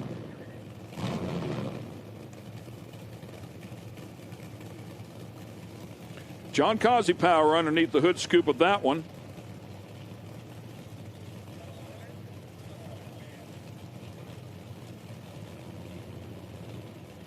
It's one of the dominant engine builders inside of this category. There's only a few of them.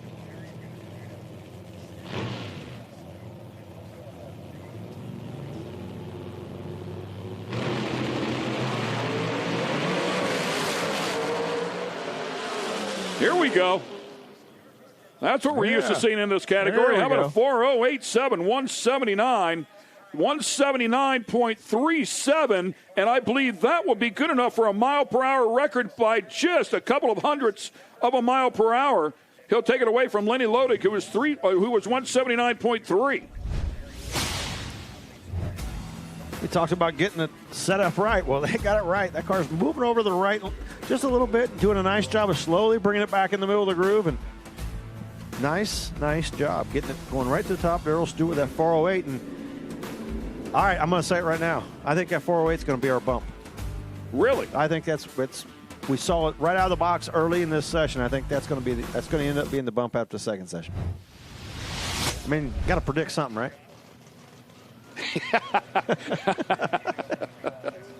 All right, let's go up to Kristen. Miles Reese, probably not the pass that you sketched out in your mind. What happened right there?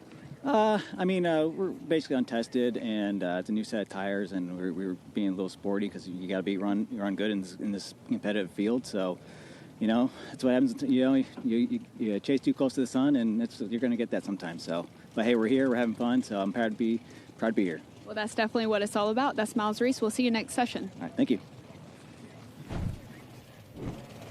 Yeah, you got to step it up. I mean, we constantly talk about it because it's such a big part of the program. You get 2 qualifiers, and the thing is, how hard do you go? How comfortable are you with your setup and confident that the car can handle it? But you can't. You want to get in the show, but you can't be too conservative. So.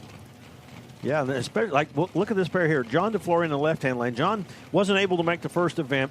So what does he do? He comes out this week and tests all week. What's he doing testing? He runs in the 3s. Yeah. So he's ready. He's got the setup. Dylan Voss in the other lane. And, of course, DeFloria, a champion inside of this category. We'll find out how he does here. John in the far lane.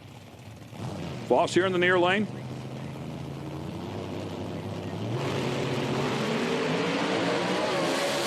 4-inch car moves around just a little bit at the starting line, but he's going to get it to the stripe. 4:05 with an 8, 178.73. Wow, that's a pretty big hit right there. And Dave, sitting here behind me, had a chance to talk to a couple of people in the staging lanes, and I believe it was Chris Powers who thought a 404 was an option. Another player thought a 402, Enslin. So we'll see, man, a 405. Well, they're pretty close already, 405 and a 408 out there. These guys, and they know, man. I mean, they know what's laying on the table.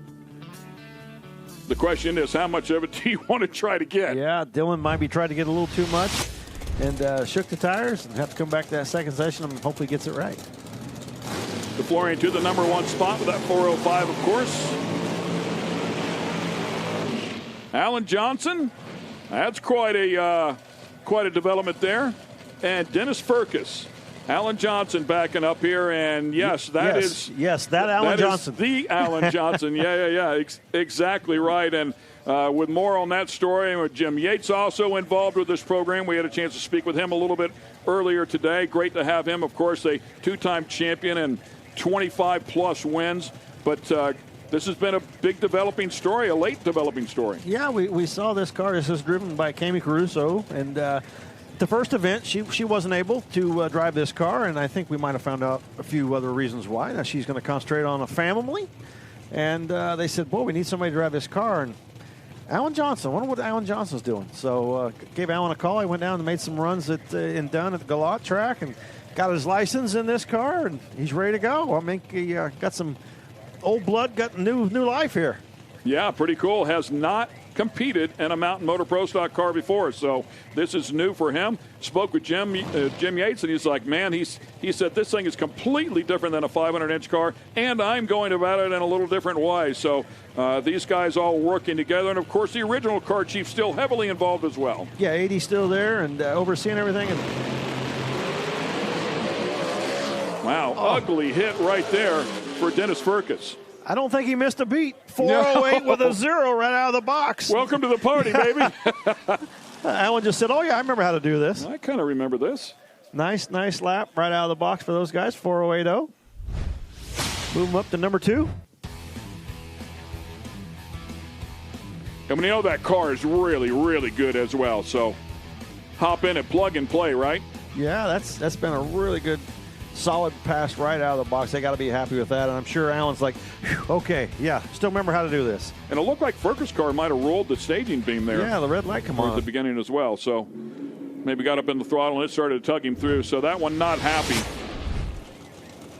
It's, of course, Alan Johnson, a former champ in the 500-inch cars. You've got to be on point. I mean, those shift points have to be, spot on to be that good in a 500-inch car. And you've got to be really good here. But to take the hiatus off, when was the last time he competed? Was it 17?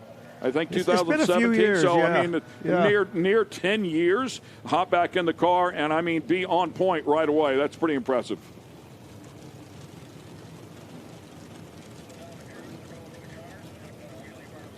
Dave Hughes coming up here next, and Larry Pierce.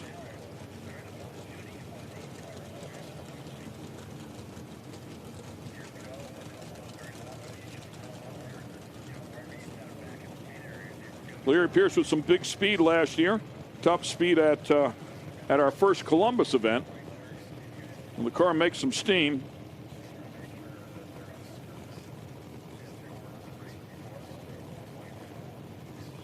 Pretty impressive considering they build their own engines.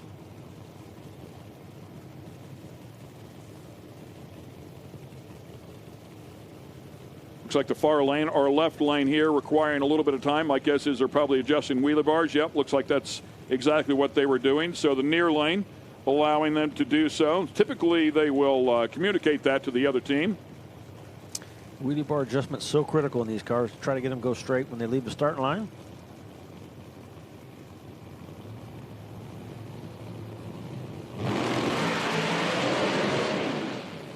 Oof. Rough for both of them. Both of them leaving too early and both of them shaking the tires. That was just a mess. Yeah, Pierce's car making a hard right-hand turn right off the bat. It's interesting to watch. I mean, you can see that car when it left the line just ripped the rubber off the racetrack, leave bald spots right on the starting line when he left. And it's so critical to hit everything just right. You see the guys have to go out here and read the racetrack and the clutch adjustments and leaving the starting line. It makes a huge difference. And we're going to go to Kristen Banks. Ken, Tommy, you guys were right. The last time Alan Johnson was in a Pro Stock car was 2017. Man, sometimes you just never lose it. Yeah, sometimes you do lose it. But we got to practice a little yesterday. These cars a lot different than the 500-inch stuff, so had to get the timing on the shift. So I think I done pretty good that one right there. So I don't know what I run, but it was a little bit of a stand-up deal. But yeah, gets in your blood, the old needle. Now, this track is special to you. 1999, your first win ever was actually at Virginia Motorsports Park. It was in the Amico Mopar Avenger, long time ago. But yeah, first win right here. Well, that is special. Thank you so much, Alan. We'll see you later. Okay, thanks. Well, I think he got a little emotional thinking about that, didn't he? I tell you what, it means a lot to him to come back here and do that again. Yeah, I said we heard he was going to be driving this week, and I said I got a Facebook message from him this week. He didn't mention that to me, you know. They call him the Mountain Man. I think he won it on the mountain there like 7 times, if I'm not mistaken. He was really, really good at Bandamere. Lenny Lodick, who we were talking about, former mile-per-hour record holder, till just a couple of moments ago. 178.73 at Gallant at the end of the season last year, will line up alongside legendary Kurt Neighbor. See, these two got it right. Kurt clicks his a little bit early.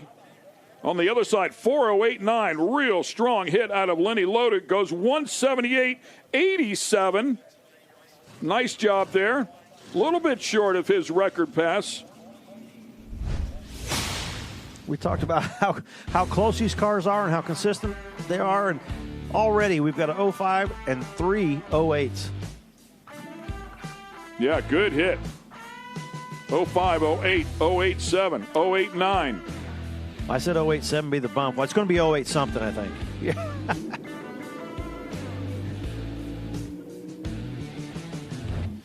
Hey, Bob Malloy just walked over here and grabbed the helmet in front of us. Part of the 17 bike field, from what we understand, with Nitro Harleys. That'll be coming up here in just a little bit as we continue on here with the first of 2 qualifying sections for the Mountain Motor Pro Stock category.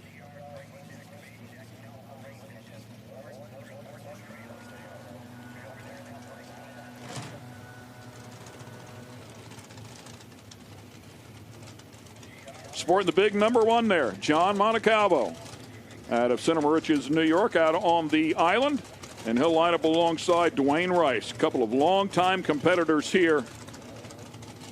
Dwayne with a 4:05.5 at Dunn, a personal best for him at 177.51.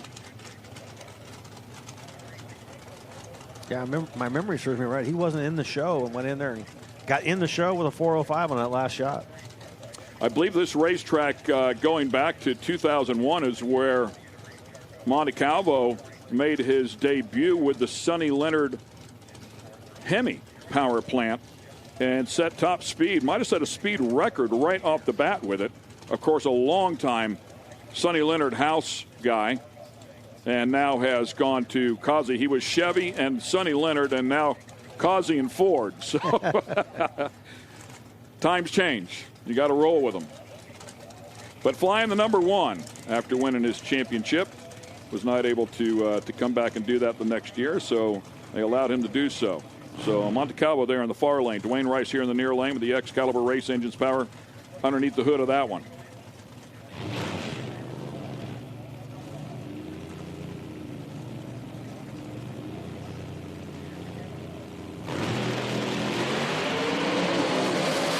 Montecalvo really carrying the front end, went to the left a little bit, steers it back into the groove, doing what he does, goes 4:06 with a 6 and to the number 2 spot. Yeah, another solid lap, another 4:0, and Dwayne Rice 4:12, not far off, but nice solid lap for both these guys. you can see John's car moving around a little bit. Even that 406 might have lost a little bit out there because it might have moved to the left. We'll look on the replay and watch this thing. It wasn't a perfect run by any means. Man, look how far it carried the front end. Still hasn't set it down. There, finally touches it down, turns that front wheel. Very seasoned driver that is John, of course, a 3-time champion there and able to drive through it, hang on to it. That shows you why they set the wheelie bars. How come it takes them so long?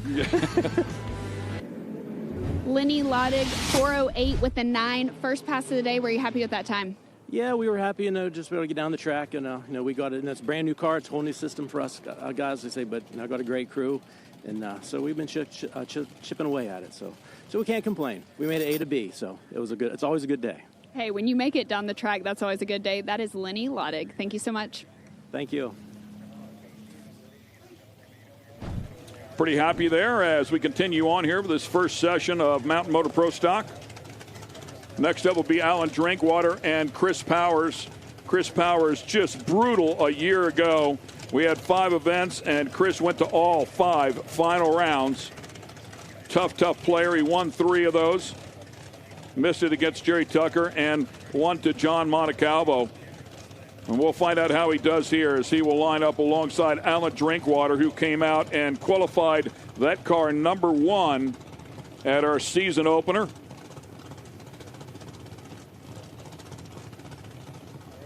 Low ET and top speed.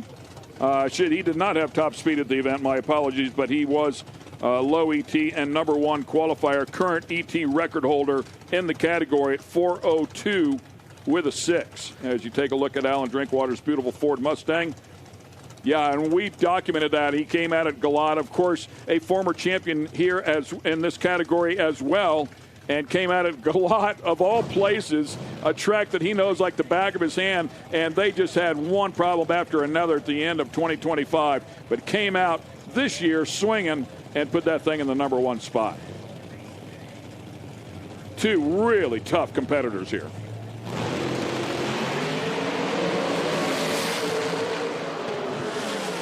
Drinkwater struggling. You would typically see a sub 1 second 60-foot time. 4:07 with a 1 for Chris Powers. Yeah, already this session we're seeing the 4.0s throwing out here. No doubt in my mind we're going to see that continue throughout this session. Plus tonight, it's going to only get quicker on this second session. Drinkwater's car looked okay, a little soft, but just missing something all the way down. As you can see, Powers driving away the entire of the way down the racetrack. And one more time, we'll go back up to Kristen Banks. John Montecalvo, ET of 406 with a 6. You always come out swinging. Were you happy with that one? We are. It shook top of second or top of third, but, there's a lot of good cars behind us right now that still haven't ran. But that's a good baseline for tonight, no doubt.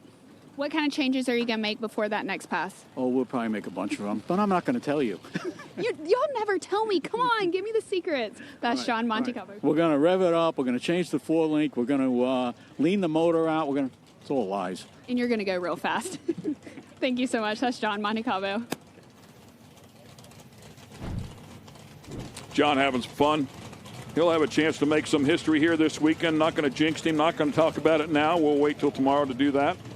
Pretty special moment that he could possibly have before this weekend is over with. Elijah Morton pulling up here in the far lane. He'll line up alongside Vincent Nobile. Where's his father, a longtime competitor with the IHRA. Vincent taking over the driving duties a number of years ago. Very, very good at what he does.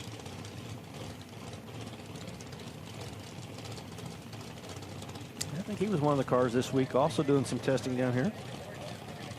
And they're dialing and really making some big adjustments here with the wheelie bar. There's usually some small adjustments. That's pretty major, looks like there. Just keep turning. And it's amazing, left lane to right lane, the way the surface is.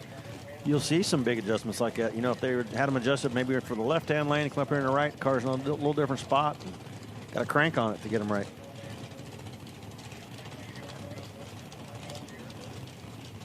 Yeah, now basically the starter said that's enough, guys. Yeah, you've been too long. Let's go. It's definitely at the limit. Hats off to Elijah for being respectful here.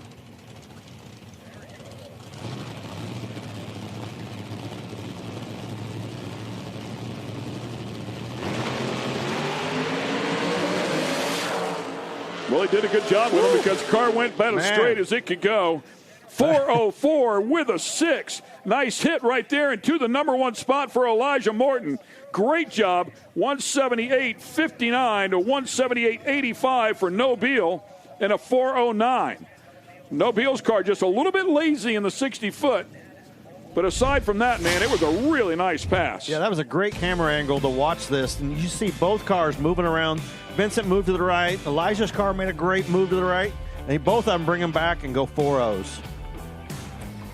Chris Powers, 24 drivers in a 16-car field. Does it put more pressure on you to just get down the track that first run? Yeah, I mean, you got to get some data on a track. So A to B is the best thing. I mean, you don't want to give it up too much out there. You want to make the best pass you can. So a 7 with a 1 out there is pretty sharp. I mean, we're happy with that. Definitely tonight when it cools off, it'll go quicker just naturally because the track will get cold. But, no, I'm happy. Yeah, nobody wants to go home and be put out. So we get one more shot at this thing. So we got to make every hit count. Well, that's Chris Powers. If he would have brought his ice cream machine, he would have been a little faster. Probably, definitely, for sure.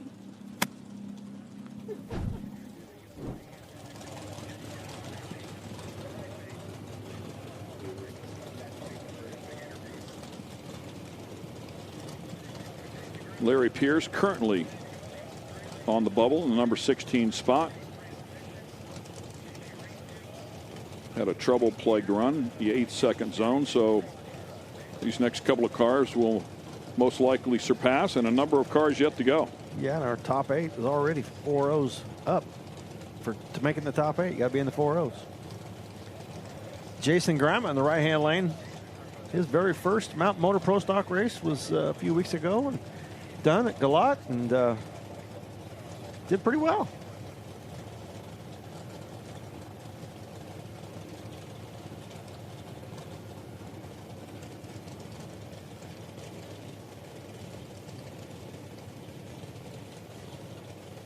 Matt Giagrande in the left-hand lane.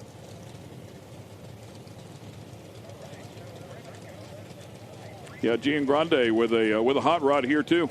Put a 405 on the board at Dunn at the season opener. Top bulb on here in the near lane, the right lane. Jason Grima ready to go.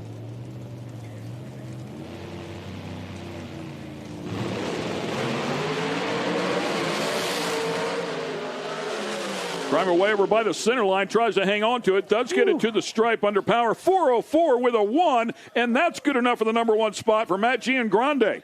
Nicely done there, 179.30. Oh, so close to that new mile-per-hour record, missing that by just 7 hundredths. Yeah, that's a pretty good hot rod right there, man. This could be an interesting replay right here. You watch Jason Grima's car go left, I'm thinking, okay, he's going to get out of the throttle, but Jason staying with it, dancing on that center line. Woo! But that 404 in the left-hand lane by Matt Giagrande, outstanding run. 4 with a 1. Elijah Morton, you liked me for a second because you're at the top of the board, and then I told you that Matty G just bumped you down, but you had to be happy with that pass. Well, I was. I mean, last race at Benson, we struggled. We tried to kiss the wall, and then we went side. We just had a hard time. And by first round, we got our act together and won the first round. And so to come out here on the first round here without testing and go to number 1 the first hit, that's pretty exciting. Yeah, I'm pretty excited. They can bump me down on number 2 if they want to, but I think we're pretty solid in the field, and it's always good to talk to you, Chris. Well, yes, sir. That's Elijah Moore. I'll see you later tonight. All right. Thank you much. Jeremy Huffman and Jerry Tucker coming up here next. Jerry Tucker going to the final round at Columbus. Had a great run there and was able to win it. Also qualified number 1 at Milan. Good hot rod there for Jerry. Low ET at Milan.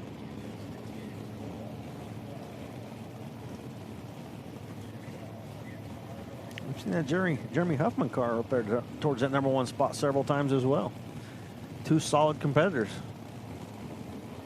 Yeah, you're absolutely right. Clower, for our season opening event last year, Jeremy Huffman was the number 1 qualifier there. So, yeah, he's got a good one. Low ET at that event after everything was said and done. Bickle car here in the near lane for Tucker.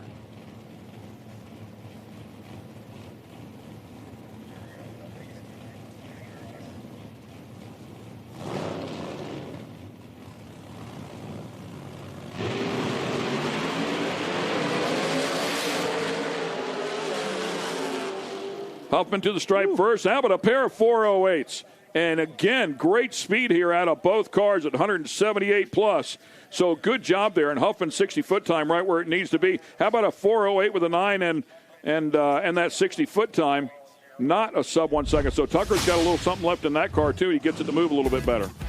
Yeah, Jeremy went on the tree in the starting line, but it doesn't matter during qualifying. He just wanted to make sure he got all the ET he could, and both those cars making nice solid laps. And man, there is a ton of 408s. Yes. I mean, a bunch. Matty G, when you left for that pass, did you know that it was going to put you on top of the board? No, we really didn't think so. We're missing our most important part of the puzzle today. My wife is not with us. First time in 27 years. She's at home with her mom. Had a little procedure. We're thinking about you, Becky. Hopefully you're doing good. But to put that one on the board, we'll have to dedicate that one to her. So the guys picked up the slack. We did a great job, but I hope she gets back tonight or tomorrow. Well, that's definitely a special pass. Thank you so much. Thank you.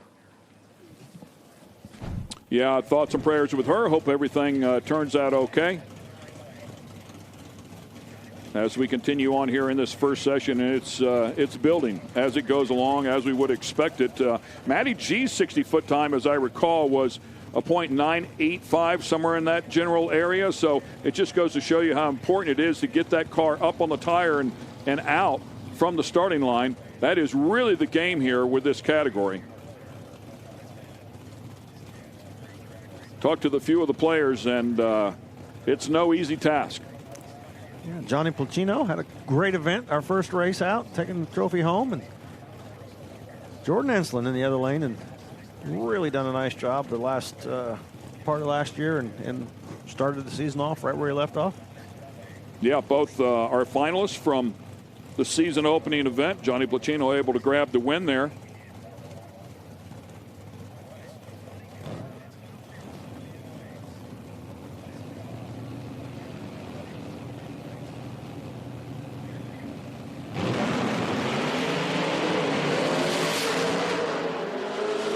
Hard right-hand turn there for Placino.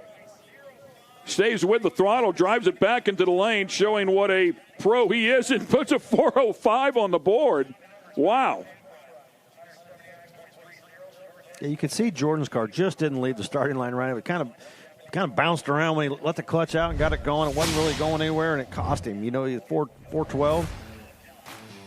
But Placino, I mean, look at how far out he is. Brings it back over there. And be a lot quicker ET if you go in a straight line. That's just crazy that he was able to put a 405 on the board and do all of that. Yeah.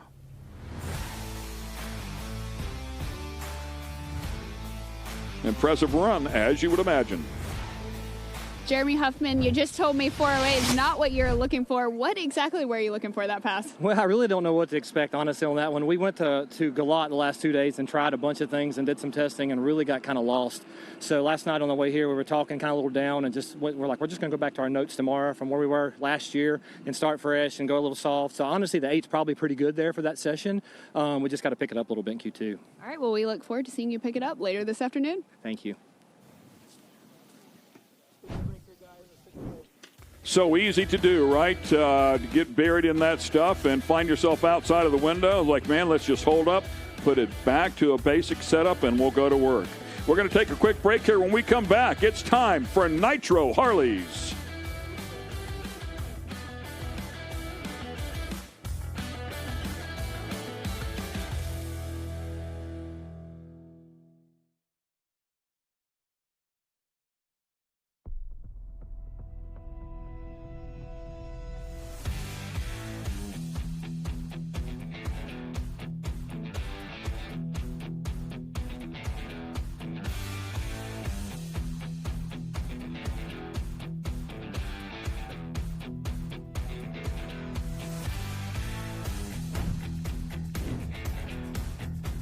Your home for IHRA Outlaw Nitro Series. All season long, feel the thunder of 12,000 horsepower, Nitro top fuel dragsters, and Nitro Funny Cars. Witness the excitement of 0 to 300 miles per hour in seconds. The IHRA Outlaw Nitro Series delivers heart-pounding action with every run. Follow the entire season on Speed Sport 1. It's free to watch. Go to speedsport1.com for details and viewing options. The first exciting leg of the 2026 IHRA Triple Crown starts at Maple Grove Raceway May 21st to the 23rd. This unique 3-race drag race featuring Top Fuel, Funny Cars, Pro Mods, Mountain Motor Pro Stocks, and Nitro Harleys, offering over $1 million in bonuses for sweeping all 3 events. The pressure will be on. The teams will be gunning for the million, and IHRA will be ready. Will you? Get tickets now at IHRA.com. And we welcome you back here, the first Top Fuel Harley. The Nitro Harley loaded up, fired up, and sitting at the starting line. Welcome back to the IHRA Outlaw Nitro Series. And Billy Jackson will be the first bike down to the stripe. Puts a 483 on the board at 146.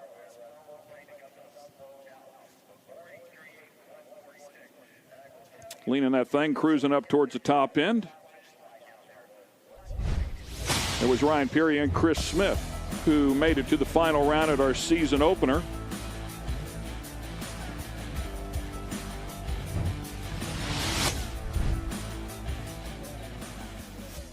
And we have a large field here today. And we'll go back up to the top.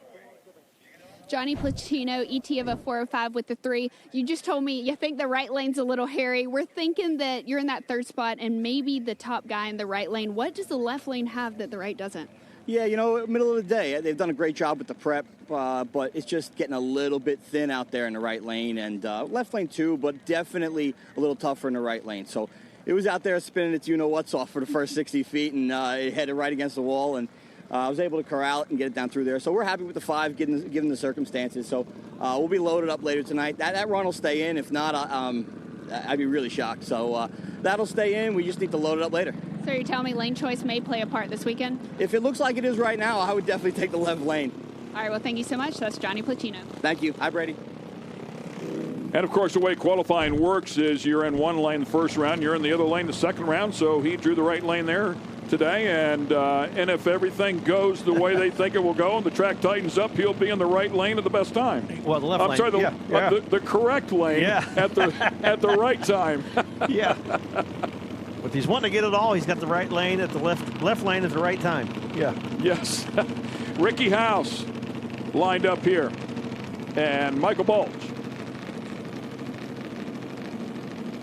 Ricky House in the far lane.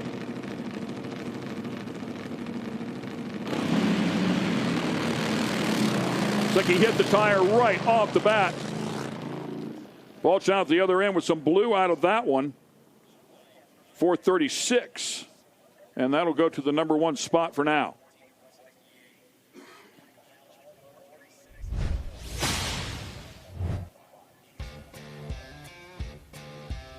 Yeah, looked like it might have hit the wheelie bar and unloaded that rear tire and spun it. And out of the throttle, back in it there towards the end. We mentioned a lot of teams out here testing earlier this week, and I noticed a lot of these Top Fuel Harleys were out here testing as well. So a lot of guys we rarely see. I think they all came out of the woodwork to race here this weekend.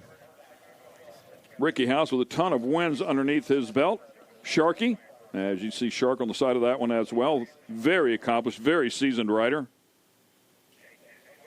Former drag boat racer.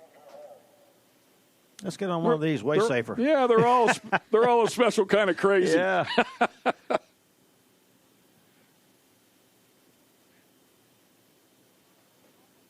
Didn't quite make it to the top.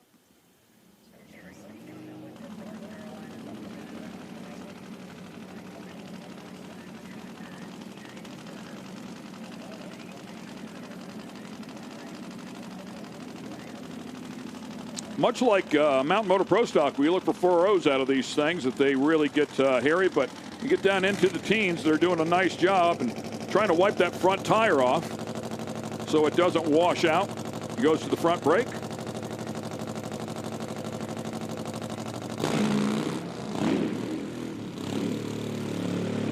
That wasn't good. Yeah, no. Hits you right off the bat.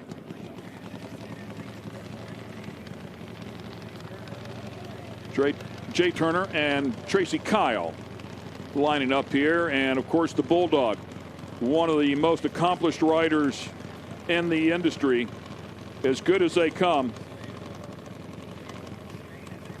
Going to race this weekend instead of Yeah. crew chief and oversee. 5-time IHRA champ.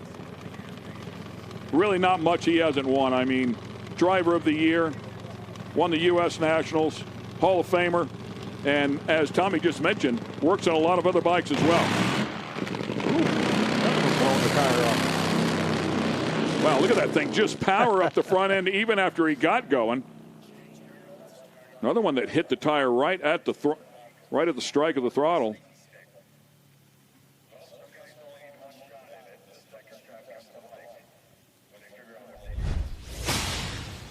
We'll watch this again.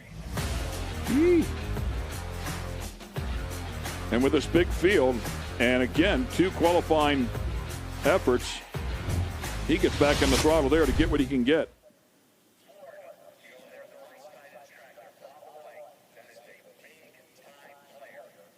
That one not wanting to roll. There it goes.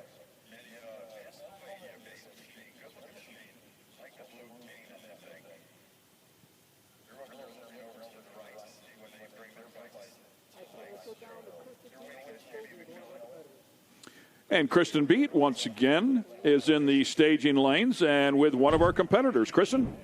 I'm here with Terry Haddock, who, I mean, just heartbreaking in Benson, North Carolina, to get to the finals, to make it all the way there in a car that I believe you told me in Benson was a brand new setup, to have a mechanical. Walk me through what that night was emotionally like for you. I'm so sorry. You know, it had a lot of ups and downs. We were real happy to go rounds and do a good job. We were heartbroken to not be able to show up and race in the finals. We worked real hard. There were some mistakes made, and I didn't catch them, and they were, you know, we had to change a motor, and when we changed the motor, I got a motor ready to put in the car. We got it in the car, and then we found another problem with that motor, so we had to change to another motor. And basically, everybody waited and tried to hold up the show for us, which shows great respect, and we really appreciate that, but it wasn't our day. Heartbreaking, but all we can do is work harder, and it won't happen again. Despite the end result, is it encouraging to have that good of a start to the season? It's super encouraging. I was going into the weekend, I was super nervous because we were just starting with a brand new car. We had gotten crashed into it the race before and wrecked our good car, or we thought it was the primary car. Really pleased that this car is performing and acting just like the old one and doing exactly as I asked of it. In fact, I think it's going to be faster than the old one. Give me a couple more runs with it. How are you feeling about the conditions this weekend? Can we see you in the finals again?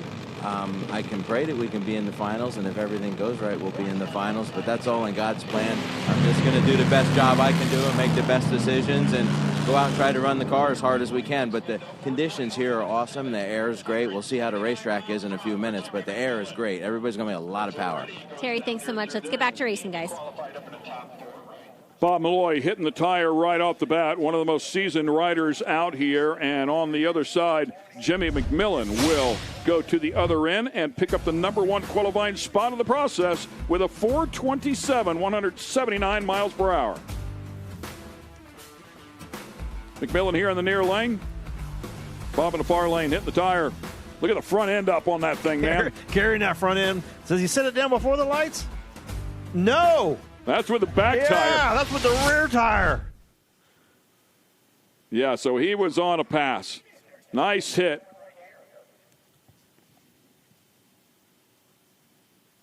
Yeah, that's I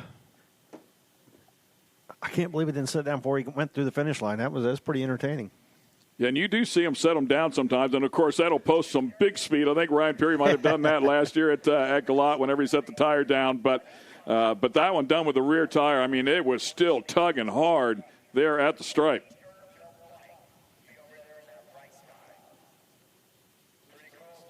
Exciting stuff as we continue on here. We've seen several of the bikes now blow the tires off in the left-hand lane at the hit. So if I was one of these other guys, I might be moving around a little bit up there in the start line trying to find a different patch.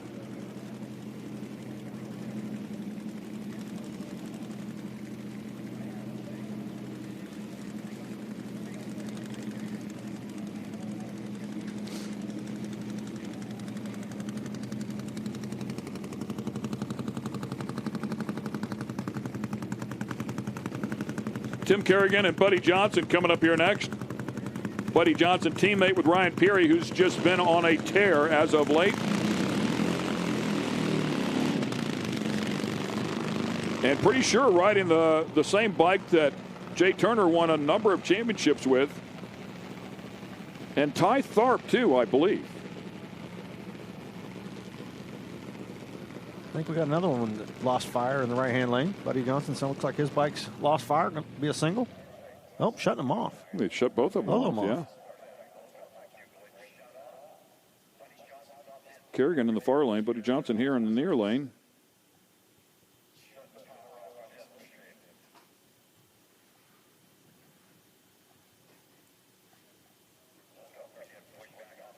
These things can be pretty finicky.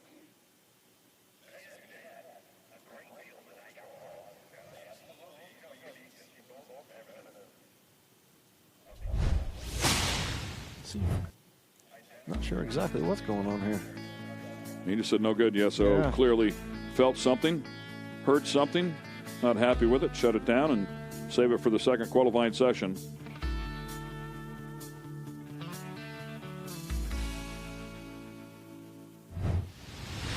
Odd to happen to both bikes, of course.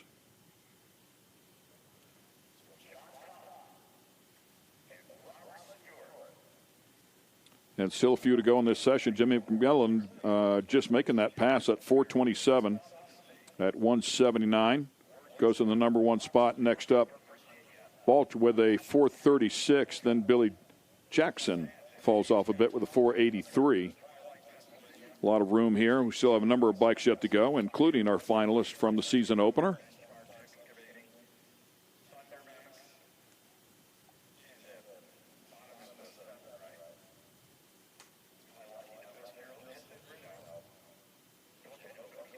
Our next two weren't quite ready for them to shut off. I think they were like, "Oh, what do you mean already?" Got them both plugged in and fired up now, and we're ready to go. JT coming up here next, and Robert Stewart.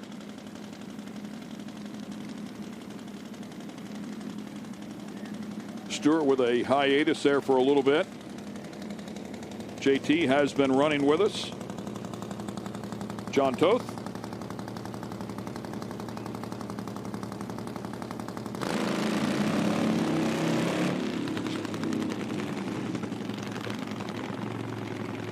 And we thought this was going to be an all-skate category with 17 in the field, but we are now being told it's going to be a 16-bike field, and we'll see how many come out here and qualify.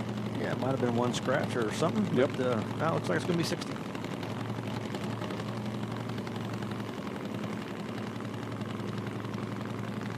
JT in the far lane. Stewart here in the near lane. Both of them losing cylinders. Stewart might have lost both. Yeah, Stewart lost everything there. JT trying to hang on to that one. Does get to the stripe. We got a lot of them, but there's a few of them having some issues so far this weekend. Yeah, and it seems to be the case here in this first session for whatever reason.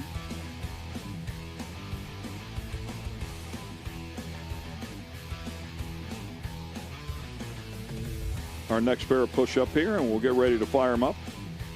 In the meantime, let's go to Kristen Banks. Jimmy McMillan, you wheelied your way to an ET of 427 with a 7. Walk me through that wild pass. Yeah, so we were coming off of a run down in Louisiana, and we were a little slow. We threw 30 pounds of fuel in it, 7 grams on the clutch. We backed our flow control out. Like, we made a bunch of big changes that I literally preach. I have people yelling at me right now, my students, saying you never do more than one change at a time, but I needed to take a big bite on this thing, and it looks like it paid off. It definitely paid off. Thank you so much. Thank you. Yeah, no question that typically they say baby steps, man. Small changes will get you there. It might take a little longer, but it'll get you there, and you'll kind of know what you did to get there. But sometimes you got to take a swing, and and if there's a lot of education that's inside of the minds of a lot of the players at this level. So it's not just a wild swing. I'm sure it's a very educated swing, albeit a big one. Yeah, I mean, he's right. You hate to make too many changes. You go, which one did that? Which one you think fixed it? But sometimes when you're struggling, you just got to make a huge swing and throw everything at it and see what happens, and something evidently stuck.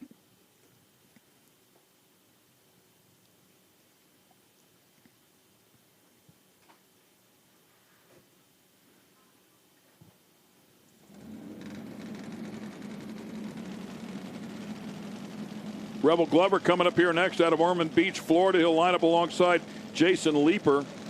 Glover will be in the near lane, Leeper in the far lane out of Spencer, Indiana.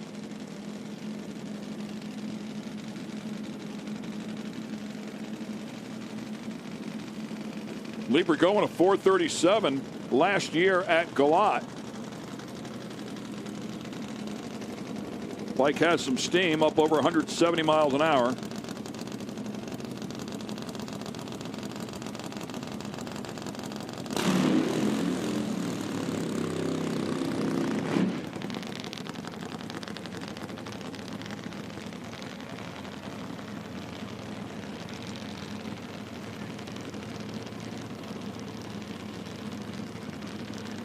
Leeper racing for about 7 years. Previously ran a fuel bike and a funny bike. I think he just got his top fuel license just before our season finale last year. In the far lane, out of the Indianapolis area.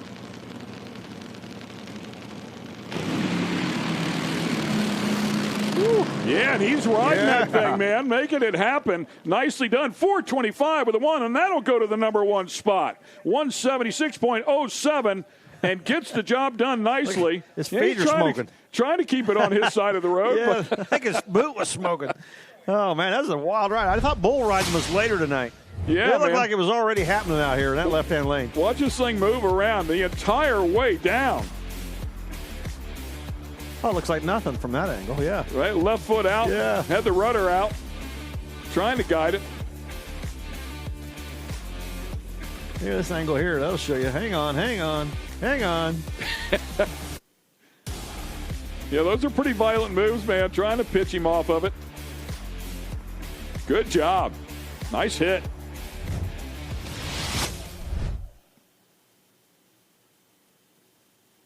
Gonna be walking lopsided when he gets off that thing. Cause I'm pretty sure he ground a bunch off that right boot.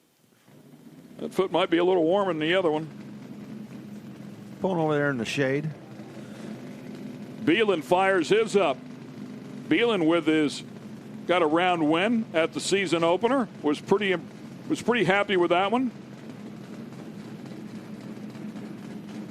Love the name of the bike. One of the lighter bikes in the category is Big Booty Judy.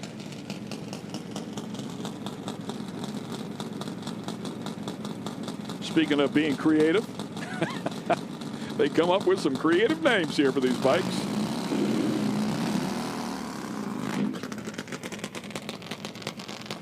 Yeah, I talked to him about the iPad, watching yeah, that's right. the engine, and they have a CPU unit that runs that entire bike, and taking the RPMs and all that data wirelessly right on the iPad. Owner of A1 Cycles, does a lot of work in the industry. He'll go on a single pass, and it sounded like he lost a hole. He doesn't seem very happy about it either.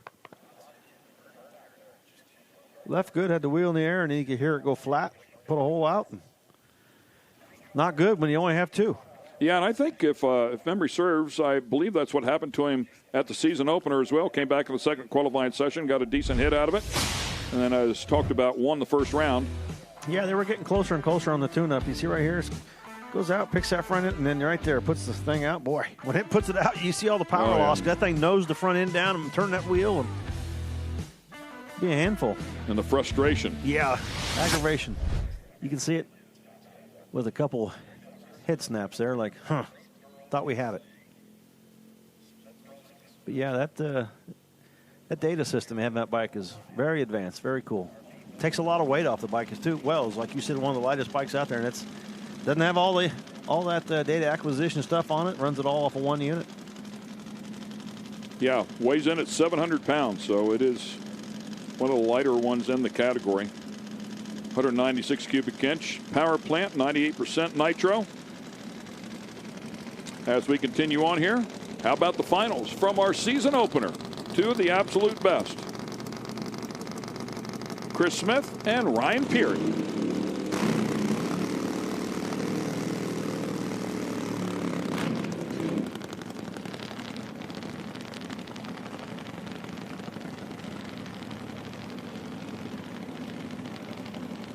Chris Smith, former champion inside of this category.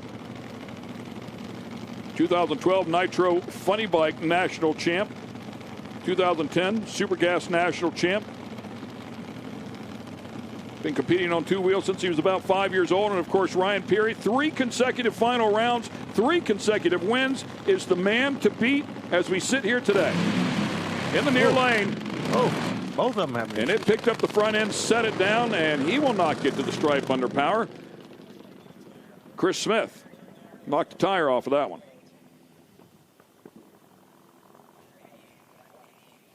Both of them were coming up there swinging, it looked like. That's the first time we've not seen Ryan go down the track. Yeah, like we talked with Brat. We talked him all up about how consistent he was, and what's he do? Go out here and blow his tire off the thing. Chris Smith, he blew tires off twice. Oh, man, that thing there's just one. Now he does it again right here. Not happy. Woo. And Ryan Peary, as we talked about, I mean, every qualifying pass, every round, I mean, just incredible run. Hey, Kristen Beat has some Cowboys. When the sun goes down, the party comes up, right, guys? So tonight, after the racing concludes, you will have the opportunity to watch UBF Ultimate Bullfighters take the main stage. And I've got Jeremy here who does some of the commentating. Jeremy, what is Ultimate Bullfighting? Hey, so it's an extreme event just like the IHRA. We're excited to be here. It's called the Bulls and Burnouts Tour. Brand new deal this year for the IHRA. We're bringing like the elite, the top bullfighters in the country. They're flying in from all over. But it's an 8-man bullfight with bull riding. So something that you would normally see like at the PBR, we're bringing it here, bringing it to the tracks. But bullfighting, it is a whole different atmosphere, whole different adrenaline junkies. One of the coolest events you'll watch. 60 seconds, that one man, one bull, they're going to go to battle. Just like you see these cars go down the track, those bulls are coming out of that gate 100 miles per hour, and those guys have got to do a dance with them. So it is one of the coolest events you'll ever watch. Hey, and we are excited to be here with the IHRA to bring it to you. And you'll be able to watch it tonight on IHRA.tv, a live stream there on the YouTube. We've got Colt 45 here, one of the bullfighters, one of the brave men that risked their lives to go out there and entertain us. What got you into bullfighting? So I'm a third-generation cowboy. My family all rodeoed, so I was just kind of destined into it.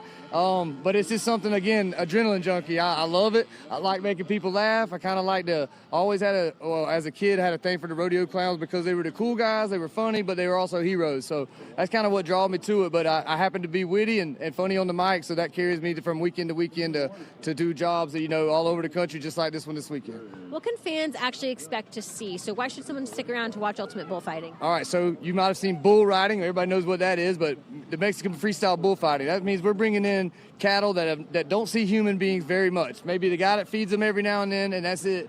When they come out of the gate, they're looking for somebody that's moving. They're looking for movement. If the rodeo clown that's going to be out there, he's got 60 seconds of not climbing the fence, hopefully, and he's got us dance in front of that bull, doing tricks, maybe a back flipper here or there, front flip, belly roll. They get on the dirt on their hands and knees sometimes and do some fascinating tricks. And a lot of times they don't go as planned and they get hooked. And if they get right back in there, the score doesn't deduct much. But you climb the fence and kind of let the bull run off, you're going to get some points deducted. So you want to see some real excitement, guys, and leave you out of it a little bit, come tonight and check it out. You won't be disappointed, I promise. Well, I will be there. Kristen Banks up at Top End will be there. Ken, Tommy, are you guys going to join us tonight? Better. Well, I come watch. I don't think I'm going to partake in any of those activities, but I'll come watch some bull riding and some bullfighting. That'd be great, yeah. So take a quick break. We're going to be right back with fuel cars coming up.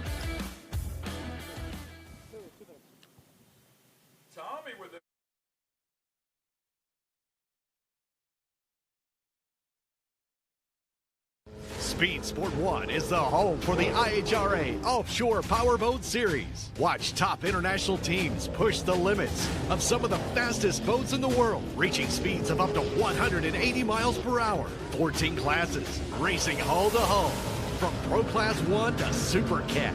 It's the IHRA Offshore Powerboat Series. Catch the entire season on Speed Sport 1. It's free to watch. Go to speedsport1.com for details and viewing options. Looking for a quick fix of motorsports news? The Speed Sport Daily is what you need. It's a free racing newsletter delivered directly to your email every day. We'll cover the winners and the losers and tell you who's making news off the track. It's NASCAR, NHRA, World of Outlaw, IndyCar, and so much more. Go to speedsport.com today and get signed up for America's free racing newsletter and get your daily motorsports fix. The Speed Sport Daily. Get racing news, analysis, highlights, and more 24 hours a day, 7 days a week at speedsport.com. Get it all. NASCAR, IndyCar, Formula One, World of Outlaws, Trans Am, IHRA, and more. Speed Sport has been America's trusted source of racing news since 1934. Speedsport.com is America's motorsports authority. Check it out today.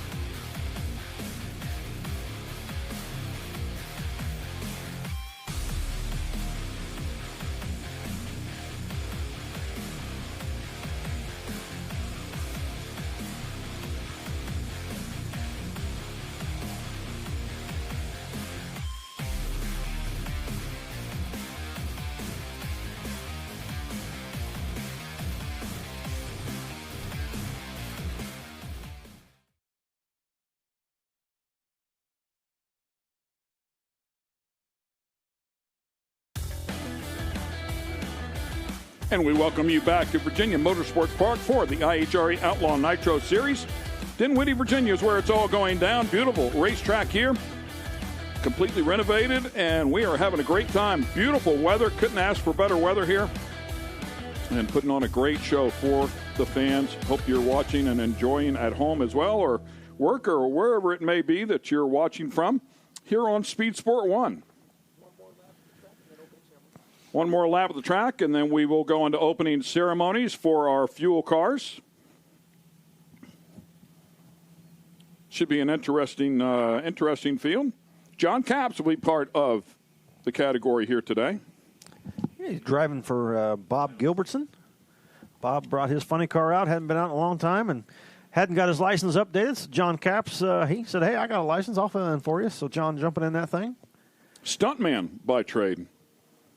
He's also a driving instructor. Works with my son out at, he works at a number of places as a driving instructor, but works at the Thermal Club out there in California. Very high-end country club, if you will, for auto enthusiasts.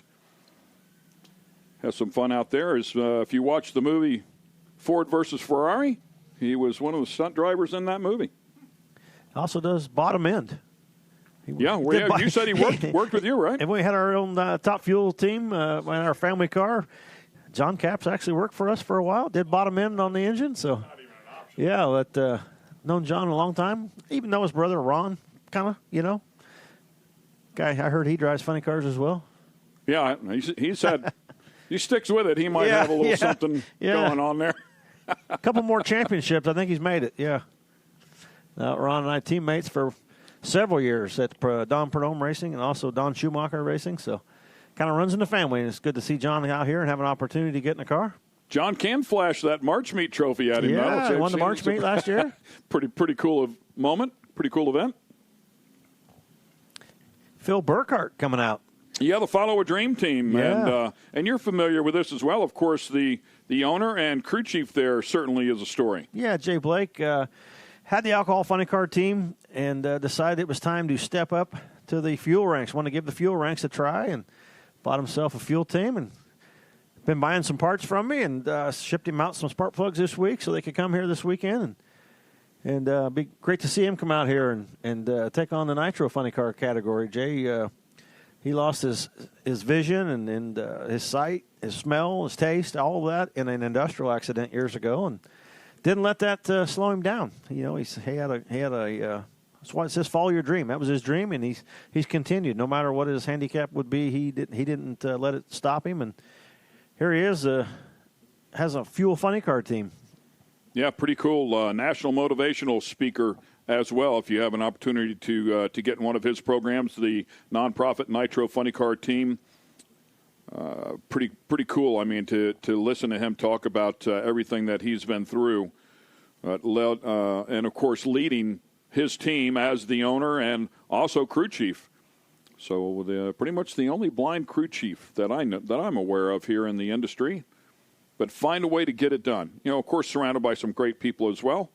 And Phil Burkhart Jr., the driver, veteran funny car driver, has been with him for over 10 years. So great working combination. Here's a look at the schedule. The season opener has already been eliminated, so you don't see that one on there. That happened in March. That happened at Galot. And, of course, we are here at Virginia Motorsports Park, and we will go on to Montgomery and Alabama at our next event. Milan, Empire Dragway. Be great to go back to Leicester, New York. It's been a long time since we have been there. Dragway 42, had such a great time there last year. Great facility. And then, of course, a big dog when it comes to racetracks. Heartland Motorsports Park in Topeka, Kansas. Can't wait for that. And the renovated Atlanta Dragway. Renovations going on as we speak. Another one being brought back to life. What a cool racetrack and a great venue to bring back.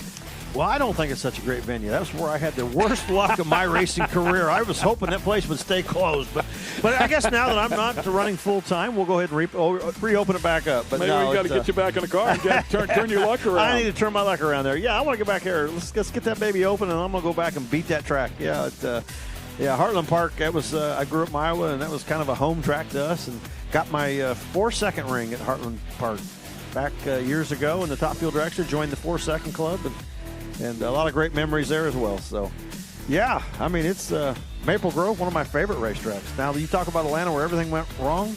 Maple Grove, man, a lot of stuff went right over the years. Got 3 trophies from that track, so one of my favorites. If stuff goes right there for somebody, and it will, they're going to win $150,000, and they'll also have a shot at winning the next 2 and the $1 million bonus that goes along with it if they could pull it off. That's all part of the program, and, of course, down there at the bottom at the schedule was our Pro Mod Mania. That will happen in June. So a full stacked season, eight events here where they are chasing points and a points championship. It'll be a lot of fun. 1 in the books, and we are working on number 2.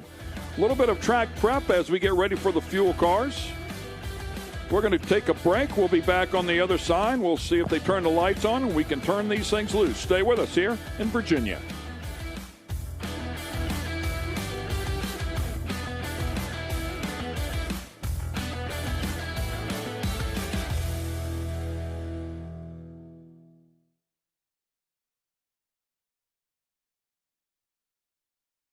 Speed Sport 1 is your home for IHRA Outlaw Nitro Series. All season long, feel the thunder of 12,000 horsepower, Nitro Top Fuel Dragsters, and Nitro Funny Cars. Witness the excitement of 0 to 300 miles per hour in seconds. The IHRA Outlaw Nitro Series delivers heart-pounding action with every run. Follow the entire season on Speed Sport 1. It's free to watch. Go to speedsport1.com for details and viewing options. The first exciting leg of the 2026 IHRA Triple Crown starts at Maple Grove Raceway May 21st to the 23rd. This unique 3-race drag race featuring Top Fuel, Funny Cars, Pro Mods, Mountain Motor Pro Stocks, and Nitro Harleys, offering over $1 million in bonuses for sweeping all 3 events. The pressure will be on. The teams will be gunning for the million, and IHRA will be ready. Will you? Get tickets now at IHRA.com.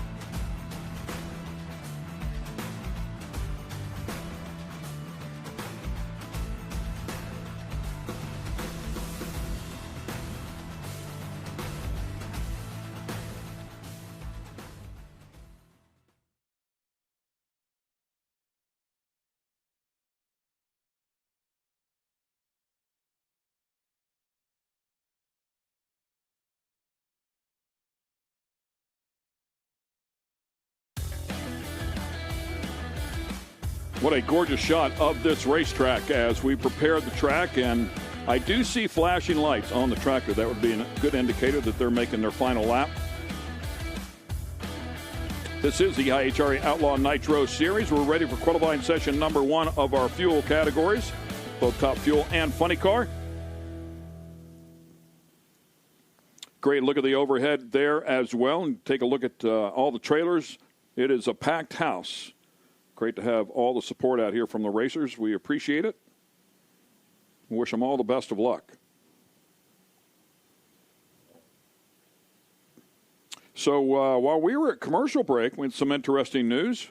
We hear that John Capps, who we were just talking about running Funny Car, will be doing double duty. Yeah, he's going to also be driving Top Fuel. He's going to be driving for Jasmine Salinas this weekend. Jasmine, we heard earlier that she was under the weather and not feeling well, maybe a touch of the flu, and was going to try to tough it out, but has made the decision that she is not capable of doing it. It must be pretty bad, because I know as a race car driver, you always want to get behind the wheel, and she's not going to be able to get behind the wheel this weekend, so they're going to allow John Capps to fill in for her, double duty, and that's a pretty good weekend, if you ask me, be able to drive a Fuel Funny Car and a Top Fuel Dragster, and the points will go with Jasmine. It's a approved driver change because of the illness, and John will be earning points for Jasmine in the championship this season, so unfortunate news to hear that she's not feeling well. We all hope that she gets better soon, but you know that as a race car driver, if you're not feeling good enough to drive, you must be pretty sick. Yeah, we wish her the best. Wish she can bounce back. I know she had great intentions, as you said, drove here and had plans on getting in the car, just not feeling it, and that is not the kind of car you want to hop in if you're not 100%. Yeah, I was telling her boyfriend Adam, we were texting there to see how she was doing, checking on her, and I says, well, just tell her I've had the flu a couple times and driven the car, and it was probably the best I've ever driven, because you're just so miserable. You're not focused on it. You just want let's hurry up, just do a good job. Let's just get out of this thing, and it's nothing else matters. So it almost like it gives you better focus.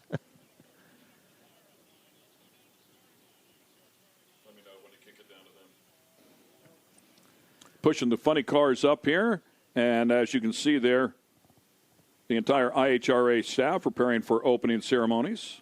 Online. And we're going to go to the house for opening ceremonies. Dinwiddie, Virginia, for the IHRA Outlaw Nitro Series. This is stop number 2 in our 2026 championship season. And we want to thank each and every one of you for coming out. We hope you join us again tomorrow.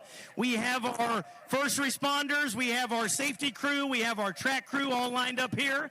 And we've got the first pair of Nitro Funny Cars ready to go. Are you ready to see some Nitro? Me too. We have a couple of things we want to take care of. First of all, from Durant Motorsports and the International Hot Rod Association, Leah and Doug and Daryl and all of the crew want to thank you again for coming out, choosing to have your weekend here with the IHRA. 2 things. We ask you to go ahead and stand up. We're going to have our invocation led by Mr. Mike Imhoff. Following that, we will go into our national anthem. So, Mike, give us some words of wisdom. Thank you. Pause for a moment of prayer.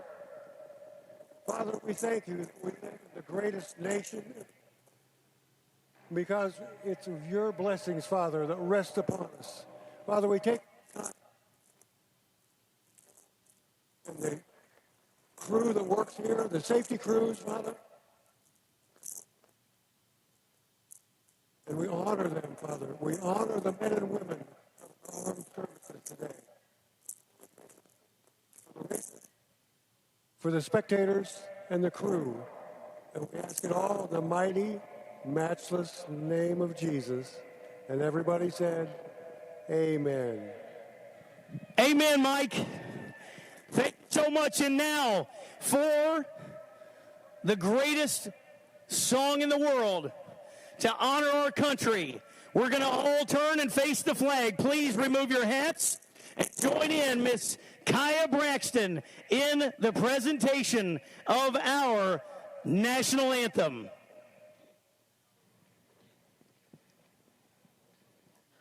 Oh, say, can you see by the dawn's early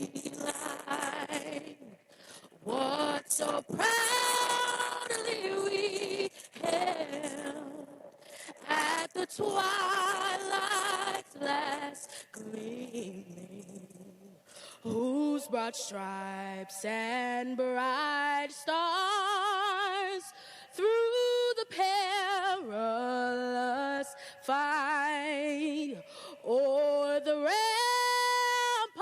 we watched were so gallantly streaming, and the rocket's red glare, the bombs bursting in air, gave proof through the night that our flag was still there. Oh, say does that star-spangled banner yet wave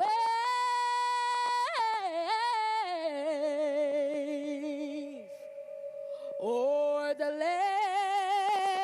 of the free and the home of the brave.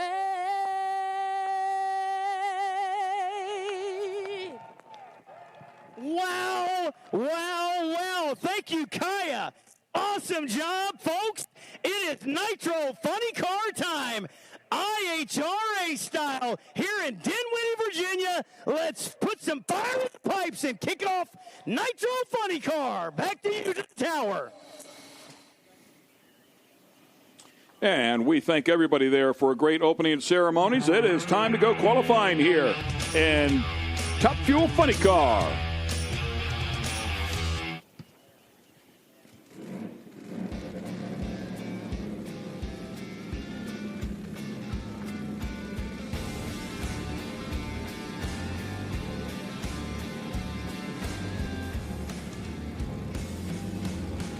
The Follow a Dream team sets the body down for Phil Burkhart Jr.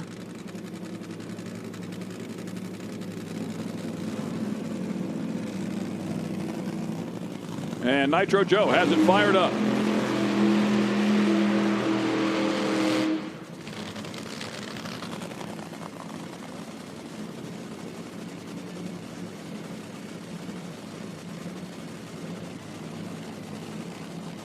Still working on it here, Tommy. Yeah. You have to set the body down. I'm hoping that they've talked to each other and know their routines. And it's going to line up here towards the end. Maybe they're going a little short, but they do seem to be struggling a little bit with something. Jimbo underneath the body trying to get something. They need to hurry it up, looks like a little bit. Phil Burkhart already backing up from the burnout. So and you can see the well, we saw the starter saying a short burnout. Yeah, nice job by Joe to keep it short, back it up, not hold up the other team.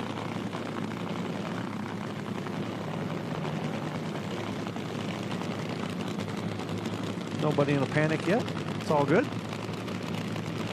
3 different #1 qualifiers out of 2025 Dale Worsham with 3 of the 5. Mike McIntyre and Dale Creasy were the other 2 in the category of #1 qualifiers. Dale Creasy, the #1 qualifier.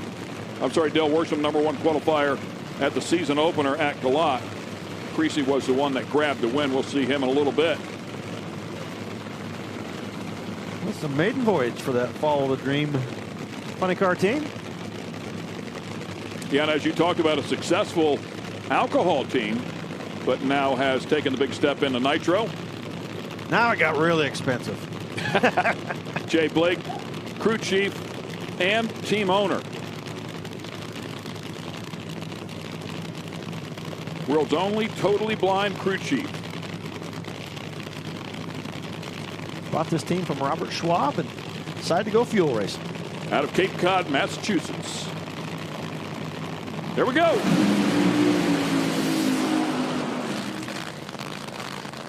And right at the line, Joe Morrison with a puff of smoke out of that one. Yeah, it looked like it was on a pretty decent pass early. The early numbers, 891, 234, was not bad. And I don't know if it come loose or something went wrong down there. It'll be interesting to see on the replay. But Phil Burkhart having some issues right at the head of the throttle. Here we go. 345, 199.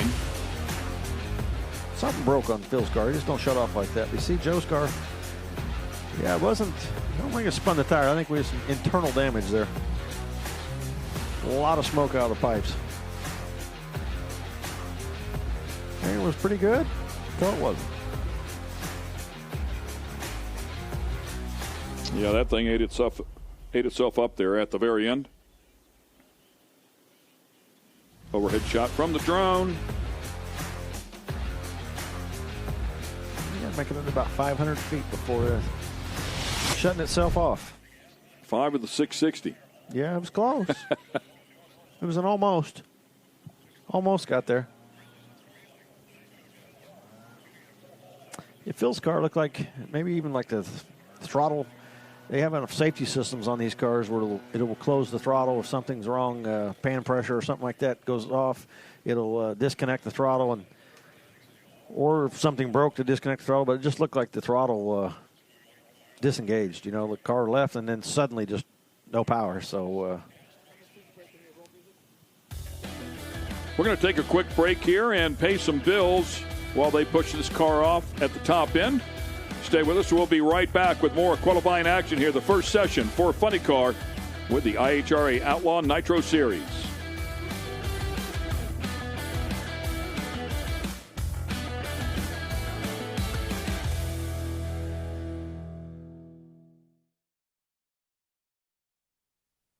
Speed Sport 1 is the home for the IHRA Offshore Powerboat Series. Watch top international teams push the limits of some of the fastest boats in the world, reaching speeds of up to 180 miles per hour. 14 classes, racing hull to hull, from Pro Class 1 to Super Cat. It's the IHRA Offshore Powerboat Series. Catch the entire season on Speed Sport 1. It's free to watch. Go to speedsport1.com for details and viewing options. Looking for a quick fix of motorsports news? The Speed Sport Daily is what you need. It's a free racing newsletter delivered directly to your email every day. We'll cover the winners and the losers and tell you who's making news off the track. It's NASCAR, NHRA, World of Outlaw, IndyCar, and so much more. Go to speedsport.com today and get signed up for America's free racing newsletter and get your daily motorsports fix. The Speed Sport Daily. Get racing news, analysis, highlights, and more 24 hours a day, 7 days a week at speedsport.com. Get it all. NASCAR, IndyCar, Formula One, World of Outlaws, Trans Am, IHRA, and more. Speed Sport has been America's trusted source of racing news since 1934. Speedsport.com is America's motorsports authority. Check it out today.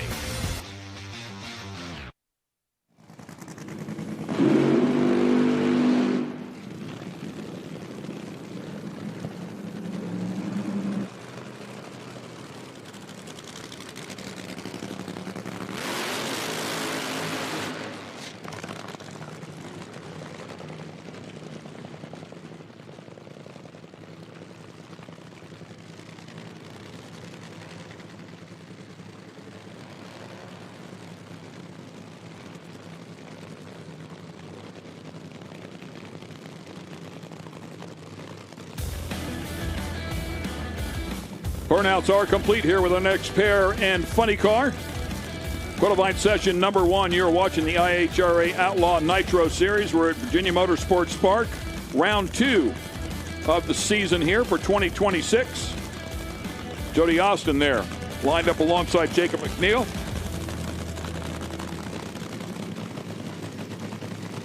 We saw Jody's son Cody go to #1 spot in the fuel alders earlier. Now Jody out here trying to get this Funny Car in the show. And Jacob McNeil, we saw him make a nice run in his Pro Mod, so see if he can do the same in Funny Car. And has made a couple of nice runs here in Funny Car. New to the category.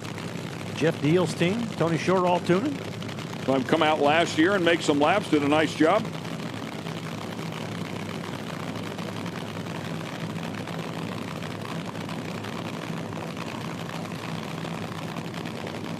McNeil in the far lane. To your left in that shot.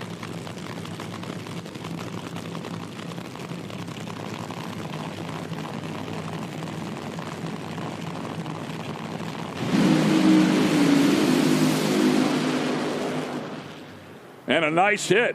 324 for Jacob McNeil. That'll be good enough to go to the number 1 spot. 267.75 miles per hour. Nice hit. Yeah, nice run for those guys. Get it down the track. Nice.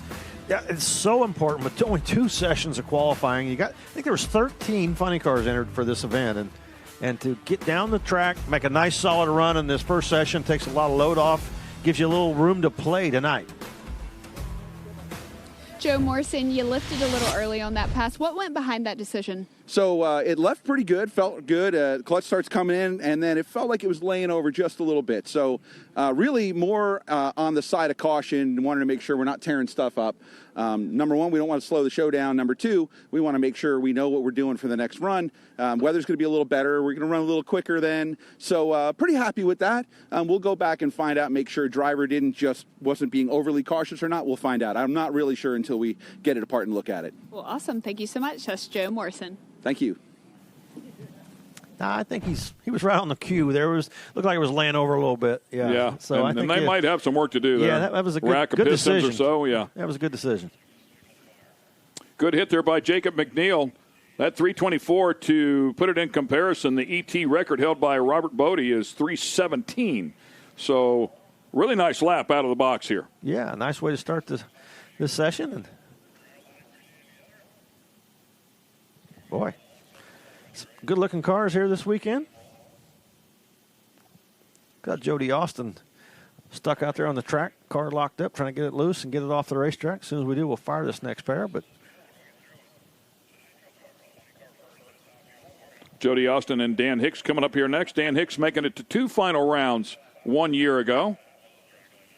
Milan and our second trip to Columbus was able to win at Columbus.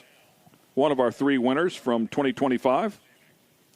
I got to thank Dan Hicks for being a shuttle driver for me. He was my freight truck coming out here from Indy. Did you bring a few parts out here? Threw a few parts on his truck to come out here and be delivered. And Lex June also doing the same for me. Also the Scrappers team. I had parts on everybody's trucks coming out here. I'm sure the racers were thankful. Yeah, saved them some freight. Everybody doing each other a favor here and there. Yeah, Dan Hicks had some stuff for Dale Worsham, and Dale says, I don't think he'll mind. I've helped him out. So, trading favors. Good feeling. Freight, man. Big chunk of the expense for these teams as well.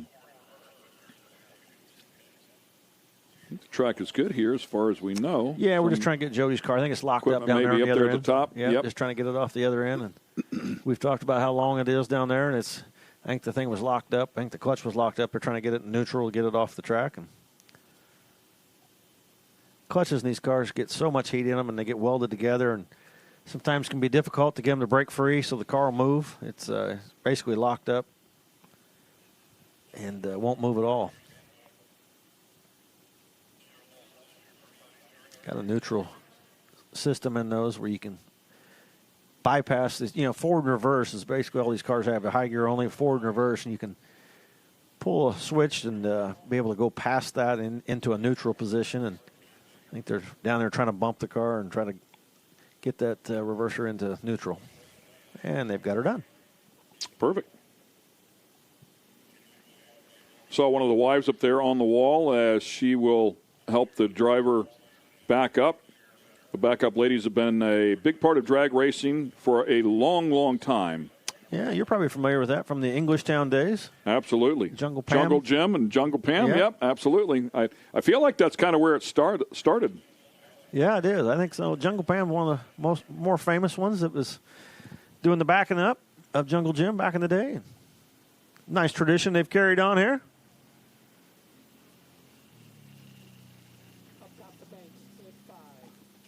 And Kristen Banks once again has somebody.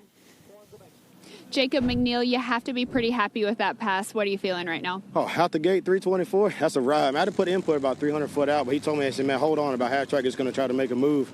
Man, Shortall's got this thing, too. I can't thank Jeff Deal and SoCal. I'm sorry, I got to catch my breath. Y'all ever drive one of these cars? They're wild.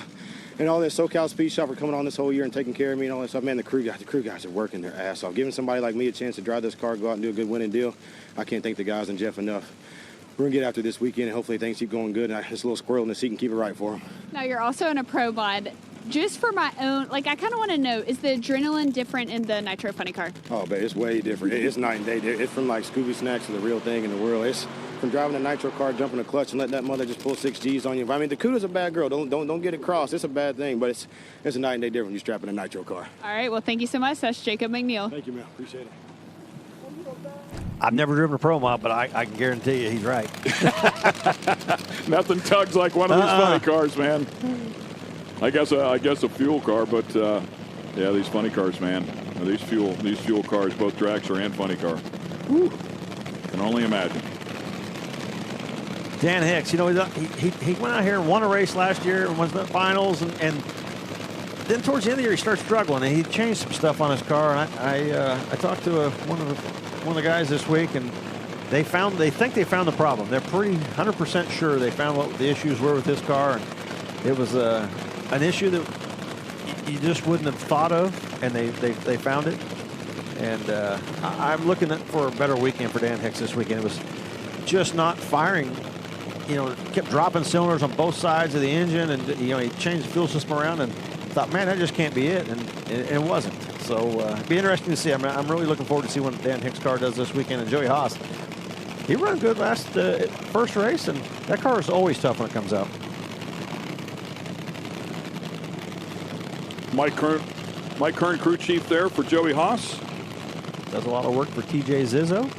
TJ's not racing. He's out here with him. Nitro Chaos champ. Here we go. Man, Dan Hicks striking the tire right away. Joey Haas goes to the other end with a 353. I know Dan's not going to be happy with that, but yet Dan's going to be happy with that because it did not drop the cylinders. It did not drop cylinders, and it had all 8 cylinders. So what's now? You got another problem? Now you got power. Now you got to be able to manage it. And it had a little pop right at the very end, too, just to add insult to injury. Let's go to Kristen. Ken, looking towards the top fuel class, I'm standing by with your points leader, Gary Pritchett, a former crew member for Doug Foley, and the first time in your career that you've had the opportunity to really contend in a car of this magnitude. What is your objective this season? The objective is one race at a time, one round at a time. I keep saying that. Obviously, it's a confident booster for the entire team, but we also know this is a very humbling sport, and you want to come to this race and know that you just need to go down the track and focus on qualifying and just do the best you can. When you look at this opportunity, what does it mean to you? I've said it a couple times, the dream come true. Surreal, enjoying every second of it, especially here at Virginia Motorsports Park. This is a home race for me, and I got a lot of friends and family here. We got some people from United Garage Doors, and we're just out here having a good time. Thanks so much. Yeah, congratulations to him, of course, winning that season opener. Big moment for them, but he's been in this game a long, long time, and he knows you're only as good as your last round. You got to come out here and you got to prove it every single round, and it's a brutal sport. What they say, don't read too many of your own press clippings. You know, just don't get too big ahead. And right. Well, he knows it all too well. Yeah, absolutely. He won't do that. Yep. No. Gary's very, very experienced at being out here and been around this sport for many years and getting the opportunity to do something he's always wanted to do, and he's making the most of it. So. You do wonder if his wife walked by and just flashed that wind slip at him though, from earlier today. Just saying, honey. Yeah. Keep it going. Let's go. Come on. She competes in Top Dragster, too, and, I mean, it's a fast car. It's a brutal class. So she went some rounds at Galat as well. So another tough racer. Yeah, she had a great season last year, and I think she finished second in the points. And Gary's got a lot to live up to, man. Dale Worsham coming up next. John Smith. Both these cars ran really well a lot a few weeks ago. And Dale car's always tough, but Dale Creasy snuck up there and surprised him. Sure did. Took that number 1 qualifying spot.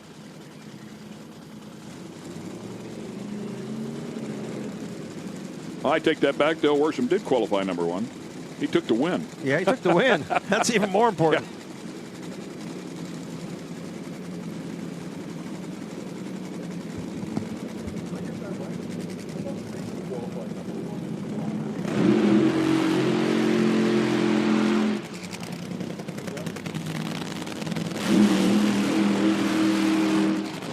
John Smith driving for his dad, Paul Smith. Had his daughter up here earlier, Megan, out run the alcohol dragster. Whole family involved. Rhonda Hartman Smith, raced Top Fuel for years, is John's wife. Yeah, Megan Smith, her car puts a mile an hour on the board, man. Yeah. Every time they come out here and work on the front half of it a little bit. But it's definitely got some power. I see her up here with her dad. Rhonda backing them up. She's backing up her daughter and her husband this weekend. Family effort. Del Worsham with a mile-per-hour record set at Galat, the season opener. However, it's Robert Bodie who has the ET record, and Del Worsham was wanting to snag that, was not able to get it done at Galat. And while chasing that, Dale Creasy, man, went to the final round along with Terry Haddock. Was able to grab the win. We'll talk about that in just a little bit. But Del Worsham, no doubt, 5 events last year, went to 5 final rounds, and he won 3 of them. He is everything you would expect him to be out here. He is brutal. Former IHRA Funny Car champ. He's lined up alongside John Smith, another seasoned team.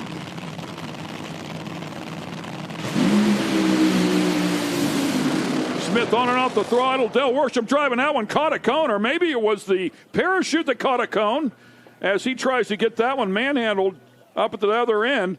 Goes at 336 at 220. Puts him in the number 2 spot for now. It'd be interesting to see this replay, what happens here. You see John Smith's car went left right at the hip, trying to bring it back, and chattering the tires out of the throttle. Tried to get back in a couple times. Out of shape, moving around. But then Dell's car put a hole out on the right side. You can see it just pull that car dead right. Parachutes. Oh, nothing even touched it. Just blew it over. Yeah. However, did that car... It made a hard move to the right, yeah. It was past the finish line, You'll though, see right here on the right-hand side of the car. You watch the header right there. You'll see it put a hole out right there, start moving over to the right. Dale clicking it off, and just so he didn't cross that center line. Wow. Dan Hicks, the car didn't make it down that pass. What went on? Well, we went from one extreme to the other. We've been chasing a gremlin for the last 3 races, and we finally found it at home. There's magnets in the degree ring that runs the ignition off of crank triggers, and we found a couple of weak magnets, and it's been kicking our butt for a while. But we were excited to come to this race because we were confident things going to run on 8 cylinders, and well, it ran on 8 cylinders and just blew the tires off at the hit. So a little too much power. We'll go back and see what data we can retrieve. We're just happy it ran on 8 cylinders. You know, don't want to smoke the tires, but we're happy to fix our problem, and now we can focus on making the car go down the racetrack, and hopefully we can get in on this next run. Boy, the two hits is all you get. You got to get your stuff together, and we wanted to just make a respectable lap there and then come back tonight and really get after it. But now we're just going to have to maybe not get so aggressive tonight. Make sure we get down the track because we want to race tomorrow. Well, we want to see you tomorrow. That is Dan Hicks. All right, thank you. Appreciate it. Good guess, Tommy. Yeah, well, it wasn't a guess. I knew what they'd found. I didn't want to say what it was. I let him say what it was. So, yeah, it was interesting when they told me what it was this week. I'm like, really? I've never heard of that. So, yeah, it's hard to believe a couple magnets in the degree wheel there could throw off your whole thing. You know, it's amazing. And to go, okay, let's try this. Yep, that's it. Wow.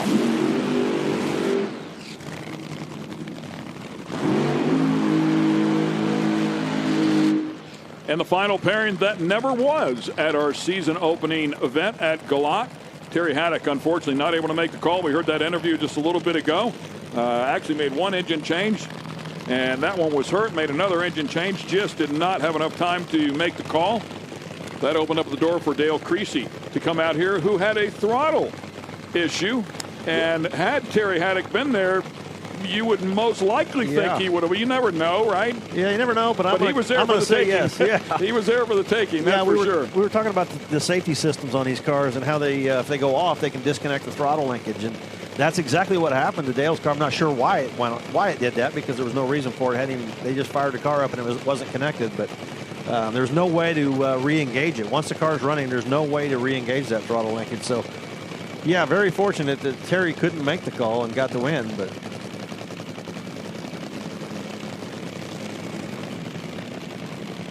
when it's your day, it's your day. Yeah, way it goes sometimes.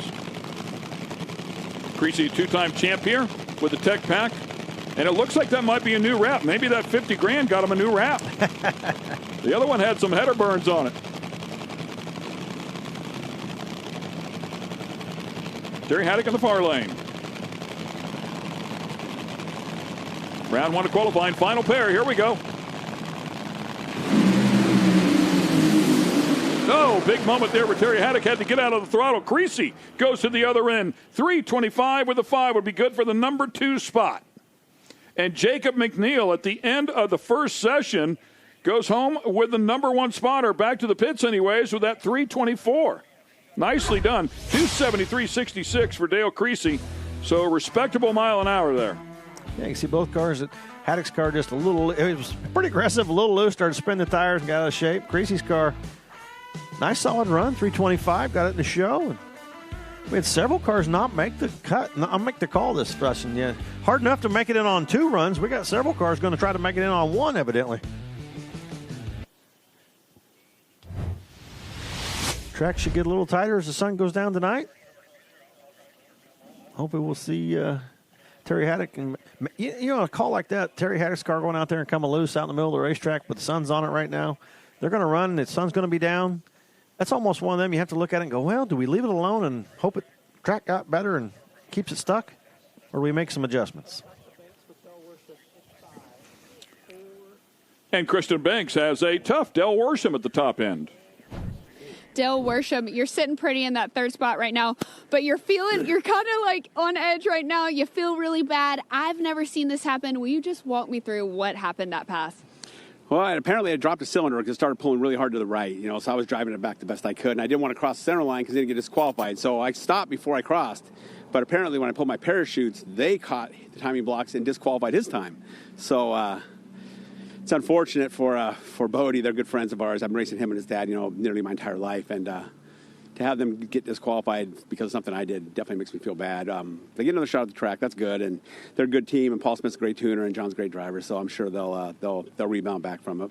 Again, for our car, though, dropping a cylinder is not a good start for us. So we need to go back and kind of figure out what we did wrong. Well, they're telling me right now that it was actually the wind from your chutes. Okay. So technically it wasn't yours, but, you probably still feel a little bad, but I wouldn't. I was closer than I should have been. Yeah, I was definitely closer to the center line. I was getting as far as I could to not cross the center line, and unfortunately it just didn't quite work out. Stuff happens in racing. That's Dale Worsham.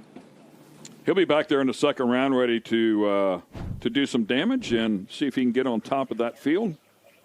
Great driving job to keep it off the center line and bring it back as he would want to. Yeah, you try and drive it as far as you can without crossing the center line. There's that point of like, yep, that's it. If I continue this, it's not going to be good. So out of the throttle and saved it from going across the center line. Kept his run, but unfortunately costing John Smith. So we'll be back in just a moment. That is Mad Maxine, one of the wives for the Fuel Altered. Stay with us. We'll be right back.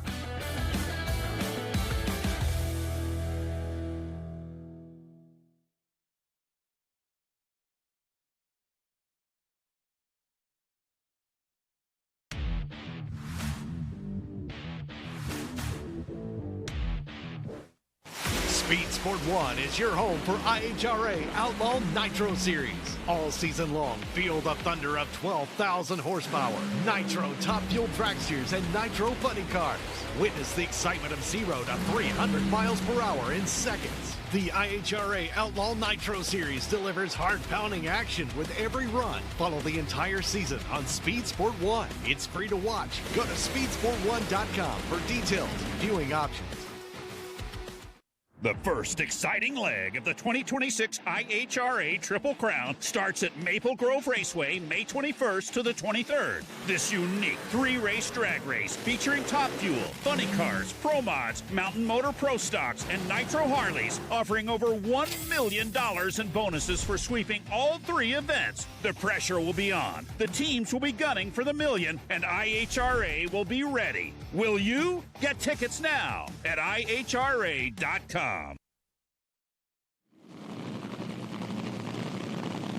And we welcome you back here to the IHRA Outlaw Nitro Series, session number 1 for Top Fuel. Burnouts completed here already for Dan Mercier and Chuck Lofton. Yeah, Dan Mercier won a race last year, Dragway 42. Coming back to them, try it again. Mercier with top speed at West Salem. And you talked about him grabbing that win there.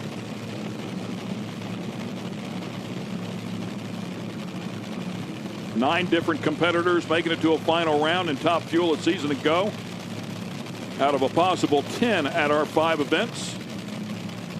Good looking car for Chuck this year. Like it. Yeah, made a nice run first round at Glock. Hits the tires here. Whew. I'm glad he shut Dan that one off. Mercier, I should say. And Chuck Lofton to the stripe. Yeah. 356, that'll be the mark to beat. Started putting some cylinders out and laying over, and Chuck recognizing that and shutting it off. It was getting pretty ugly down there.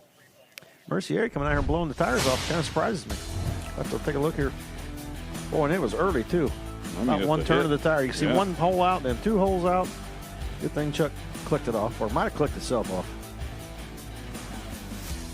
That's some pretty serious. It looked like some pretty serious hole putting out to me. 1, 2. That's 2. Yeah, there's 3.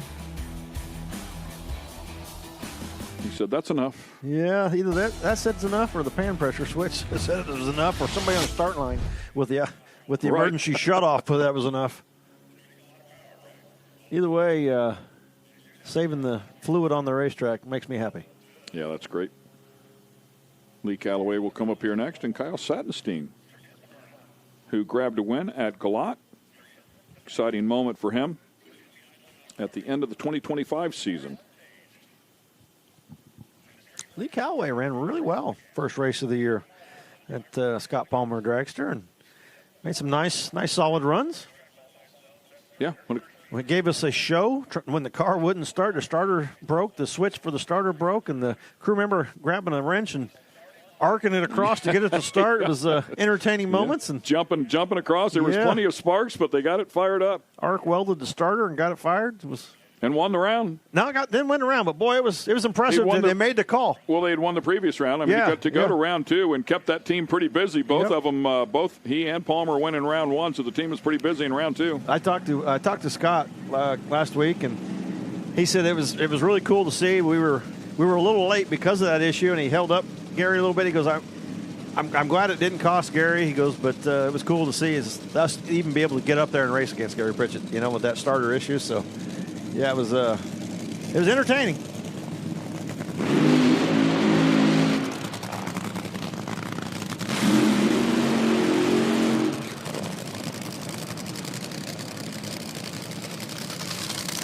Kyle, he lost a close one there at the Glock first race this season. Won the one at the end of the season last year there, and then came back a few weeks ago and just lost a good close drag race. Gary and Dan Leverage doing the crew chiefing on that car for Kyle. Lance Larson helped that team for many years. See Lance out there this weekend overseeing. Yeah, very cool. He's been in this game for a long, long time. Worked with a number of teams.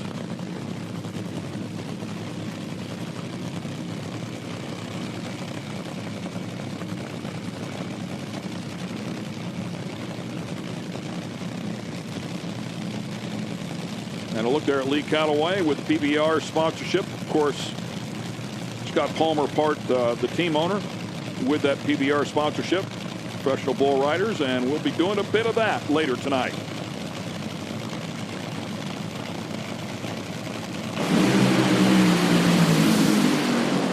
I thought both cars were going to go to the stripes. Not going to happen for Kyle. Hits the tires about midway through. Lee Calloway with a 318 and a 6. Goes to the number 2 spot. Number 1 spot. My apologies. 318 with a 6. Yeah, another solid run by that car. Just very consistent. It's that's what we saw the first race of the year. Nice, solid, consistent runs down the racetrack, and there's another one. Kyle was trying to pull ahead a little bit there from that shot, but then just a little too much, a little too aggressive, pulled the tires loose. Lee going on down through there at 318.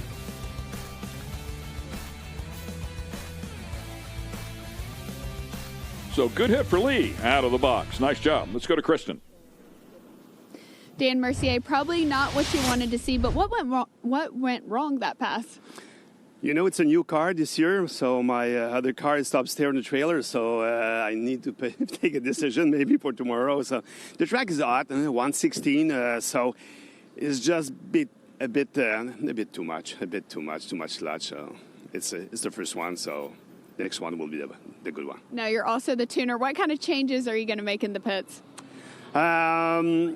You know, maybe a ton, a fuel, a timing, weight of the clutch, the tire pressure, and that's it. He's got a whole running list. Well, thank you so much. We'll see you next round. Thank you.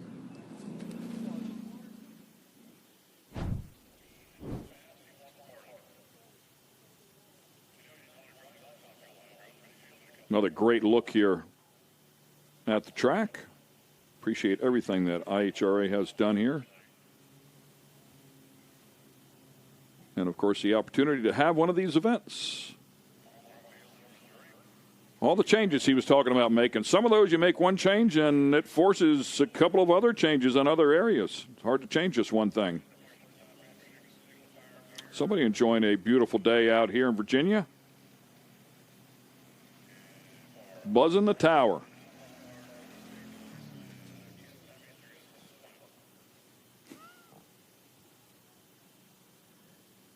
The sun's getting down there, shining right in the window. Yeah, it won't be long now.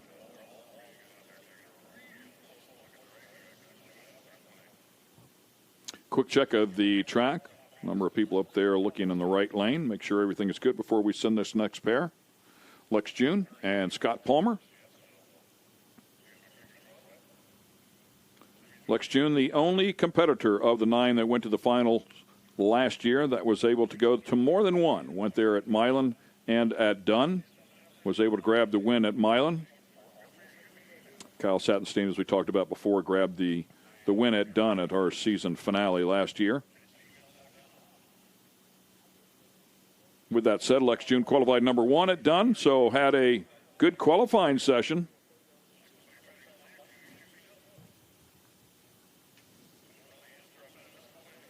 Scott Palmer won the season opener last year. Scott Palmer also qualified number 1. He did it, however, 3 times of our 5 events. Columbus, Milan, and West Salem.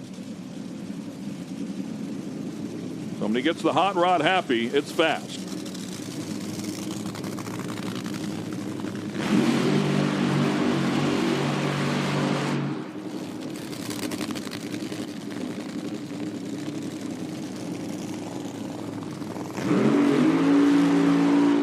Looks like he survived another Evel Knievel Thursday night. Yeah. He's in the car. I just happened to look this week and saw where they had closed that Evel Knievel Museum in Topeka, Kansas. I was looking forward to going to that again. I went to it before. It was unbelievable, but they moved it to Las Vegas. How about that? He did a lot of shows there. Lex June. Lex June is new to him chassis from the Coletta camp and got a couple hits on it the first race of the season and wasn't super successful, but he was happy with what he saw and is going in the right direction. I talked to Gerda and she said that with all the changes that they made and the new car and they got it, saw progress throughout the weekend, so they were happy.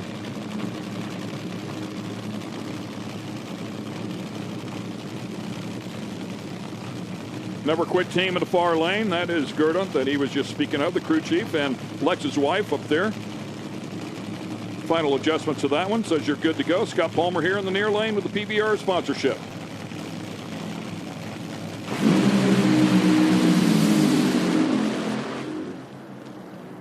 And 310 with a 4 will go to the number 1 spot, 276 miles per hour for Scott Palmer. Very nice lap there for him. Yeah, it was a good-looking lap for Scott. Just a solid, nice run down the racetrack. Both of his cars making good runs. And Lex's car was on a nice pass, just drove him off out there in the middle of the racetrack, and just a little too much. Yep, at the 330 it was only 200 slower. It was actually a little bit quicker at the 60-foot, but it laid over before the stripe. Lee Calloway, ET of 318 with a 6. Walk me through that pass. It was a pretty good run. We figured it should have ran a little bit better than that. We were trying to, run like a 305 or 6. I know the car has it in it. Still not bad. It's a good place to start. about how we ran the other weekend. The mile an hour is a little down. Maybe I shut it off a little early or something because it should, ran a little bit quicker than that, or past a mile an hour for sure. But we'll come back and we'll do better tonight, I'm sure. All right, well, we look forward to seeing you. That's Lee Calloway. We're going to go down to staging and talk to Kristen Beat. All right. Kay Banks, thank you so much. I'm with Jeff Chatterson. And, Jeff, it's a little warm down here. Yeah. It's getting spicy, especially in a driving suit. I know, it is kind of hot. We're trying to stay cool in the motorhome before we come out here, so, yeah. How is the heat going to affect the Dragster? Well, it obviously the hotter it is, the less performance we're going to get out of it. We're probably about 400 or 500 feet different in altitude, density altitude, than we were this morning or earlier this afternoon. So we made some tuning changes to try to adjust for that, to see if we can pick the car up a little bit. But it's going to be tough now with this heat and, the way it is. So, yeah. How are you feeling moving into that top alcohol class? Oh, I love it. It's my favorite class. It's like one of the best. I think it's one of the best classes out here as far as I'm concerned, for the money and for, how many races there are. It's a great class. It's a great spot to be in, yeah. We're looking forward to seeing you out there. Thank you so much, Jeff. Okay, thank you. All these guys talking about how hot it is. Wait till summer gets here. It's 75 degrees out there, man. That's beautiful weather.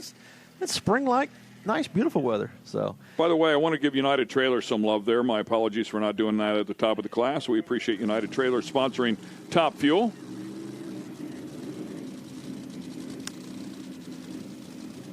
Here comes John Capps filling in for Jasmine Salinas this weekend. Jasmine under the weather, as we mentioned, and she gave it a valiant effort. But just too much under the weather.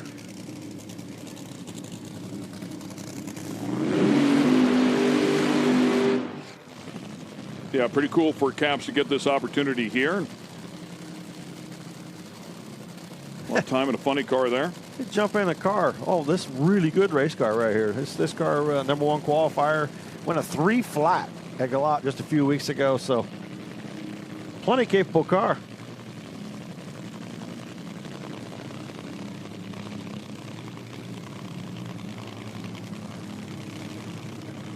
U.S. Navy veteran, 5 years, and aviation fuel specialist. Pretty tough dude, too, man. A lot of wrestling, state quarterfinals. Judo for 4 years. Freestyle Greco-Roman wrestling. Don't want to get in a scrap with him. He'll toss you across the room. You talked about him working as a crewman on a number of top fuel teams along the way. Also a crew chief for Indy Lights, believe it or not. Has some seat time in midgets, both pavement and dirt. Performance driving instructor, and of course has been 392 and a fuel funny car at 312. Nice lap right there, man. I mean, it went perfect. 310 with a 7. Go to the number 2 spot and misses the number 1 spot by just 3 thou. Not bad for the first hit in that thing, and you could hear it at the top end. He shut it off down there probably just a little bit early. I think it was on a better run than that because he clicked it off a little early. But Jasmine's a pretty small gal, and you hear it slap the throttle when he shut it off right there. He had a little slap of the throttle. I'm sure that foot box is pretty small in that car because she's a pretty small person, and John's foot might have got away and smacked the throttle. But shutting it off a little early and good run. Scott Palmer, you were just mentioning how good it feels up here. Tommy, we agree with you. Up here, it's shaded, it feels great, and maybe hot and staging, but not up here. You're a happy man, too. ETF 310 with a 4 sitting in that number 1 spot. Yeah, honestly, we watched Lee Calloway's car run, and we had backed it down a little bit, so we didn't open the flows up too much, but we did crack them just a little bit to try to run a little bit better than that, and the 310 is exactly what we wanted. I don't know if that would stay number 1 or not because there's some tough cars behind us, but regardless, we're pretty happy with that. And the weather is so good. I'm so tired of being cold, and now we got a little heat. I'll take it. Pour it on. Now, what about tonight as it cools down? You think you got a 305 in there? I think there's the car I'm driving has ran 298 to the 330. Now, we're not actually going to go up there swinging for that, but we're going to go up there swinging for a low 30, mid to low 30. All right, well, we look forward to it. That's Scott Palmer. Thank you. Yeah, good stuff to work with, right? Some good data to work with and pick away at that for the night session. Come on, Scott, swing for it. Letting John Capps make a single on that run. He was to be paired up with Gary Pritchett. It would have been Jasmine Salinas against Gary Pritchett, but with John just jumping in that car because Jasmine's not feeling well, they wanted to go ahead and give him a single, and nice job for him, and now we'll send Gary Pritchett on his way.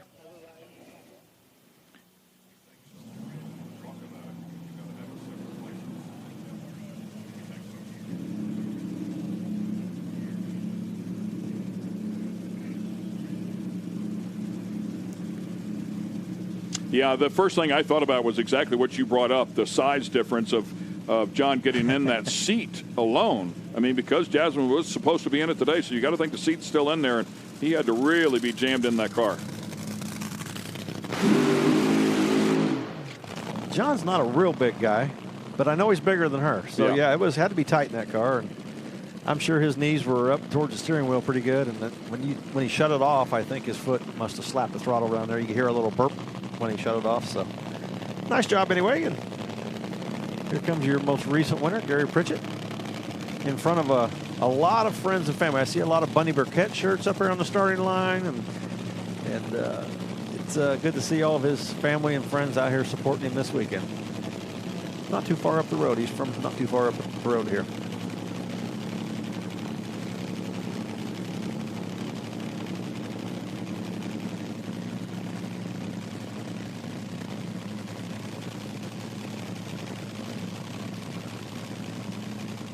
Got to run better than a 310 with a 4 if he wants to take the number 1 spot. Last car in the category here for the first qualifying session.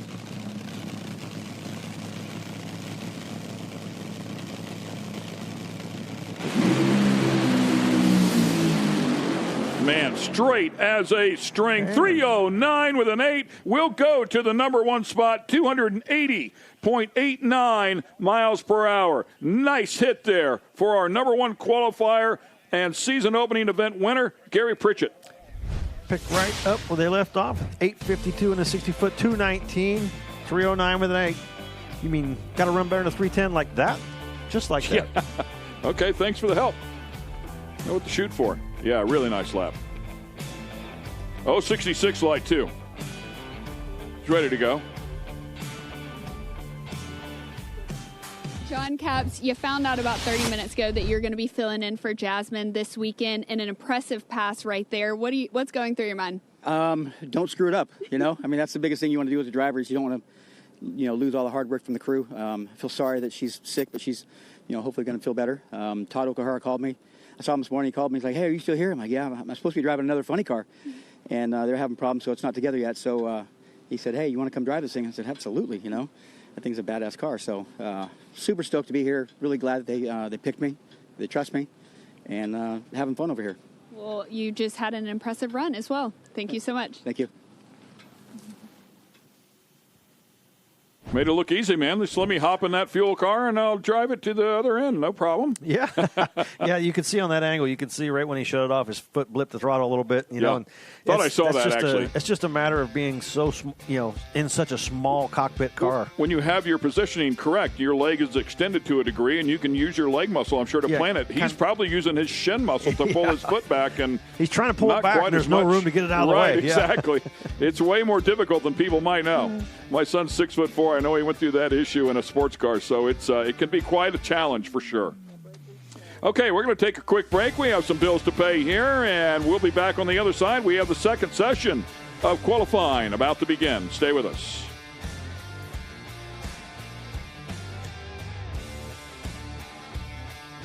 The IHRA Outlaw Nitro Series is making a debut at Capital City Motorsports Park in Montgomery, Alabama, May 7th through 9th.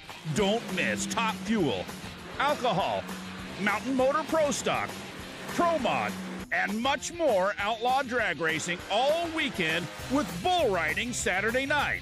Family-friendly event, fun for the whole family. Get tickets now at IHRA.com.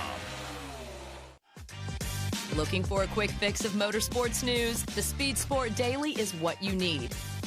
It's a free racing newsletter delivered directly to your email every day. We'll cover the winners and the losers and tell you who's making news off the track. It's NASCAR, NHRA, World of Outlaw, IndyCar, and so much more. Go to speedsport.com today and get signed up.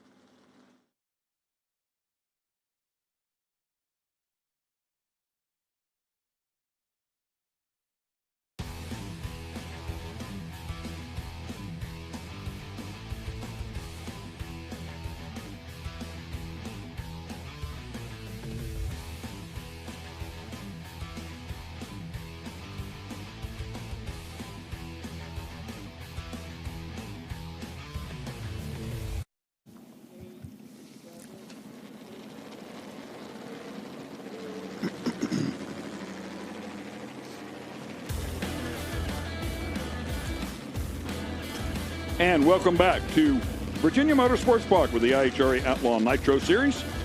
Dinwiddie, Virginia is the home of the second stop here for the IHRA Outlaw Nitro Series. Second session begins here. It'll be mixed steel. Unfortunately for him, was not able to get to the stripe under power in that first session. We'll see if he can do a better job here. Very fast car, of course, as we've talked about before. Very capable. Right now outside looking in.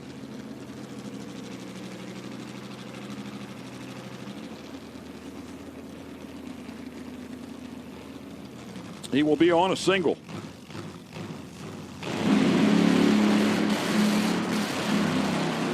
Doing whatever he can do to get that Absolutely. Get it in the show. Into the show. Way past the finish line. Still in the throttle. You see it was dogged down when it left the starting line, and just get it off the starting line, get it going. Then it went out there, must have rattled again. He pedaled it and picked the front end up, let it down, pedal it again, and get it to the finish line. Well, he's not safe. He's in the number 7 slot, and there's two that are outside, John Headley and Ryan Stack. If they both get in, they could, in theory, bump him out. But he's safer. But he's in the show for now.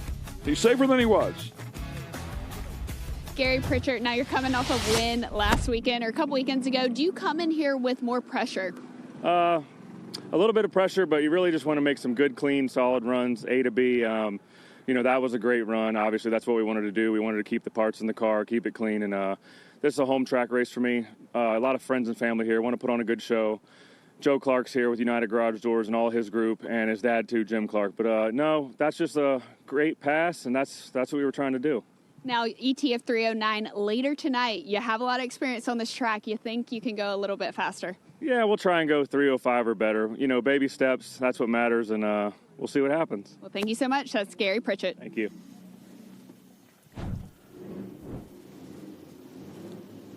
Living right now, isn't he? Yes, for sure.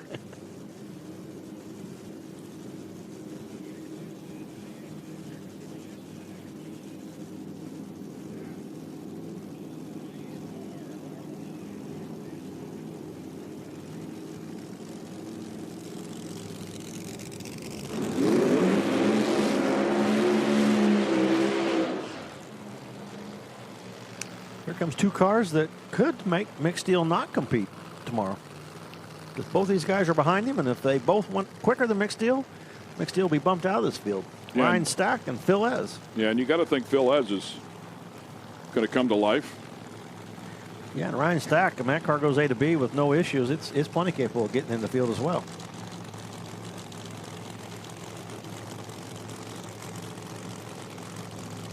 Phil Ez was testing out here this week as well as with a bunch of them, and he was not having a lot of success in testing either. So I don't know if they've changed something in this car to try to make it go a little quicker or not, but it wasn't the best test session I've seen out of him. It's crazy how quickly you can get lost and out of the window. The way he has dominated this class, I'm not sure I'd have changed anything. I'm waiting here for Ryan Stack.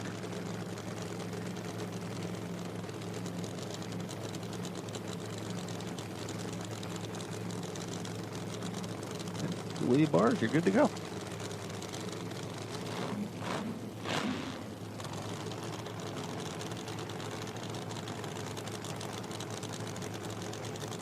Phil Ez on the bump at 385 with a 0, 207. Stack outside looking in.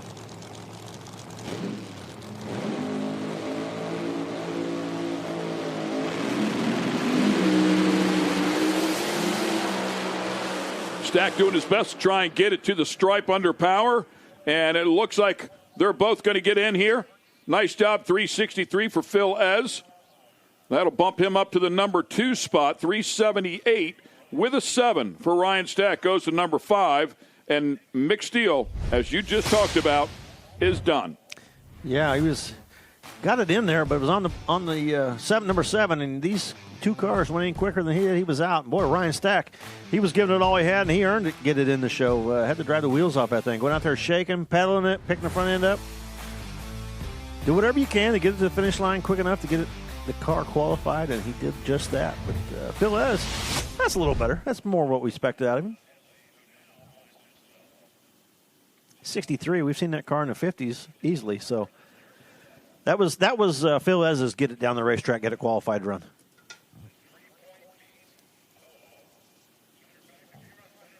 Tony Bogolo, he's now on the bump. He's up next, the right-hand lane, and he's not safe. John Headley in the left-hand lane is not qualified, so he can't bump out Tony.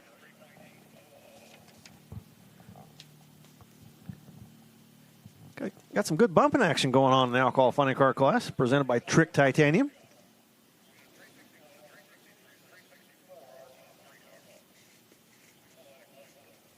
Couple last-minute adjustments on Headley's car, and got the thumbs up. We're ready to go.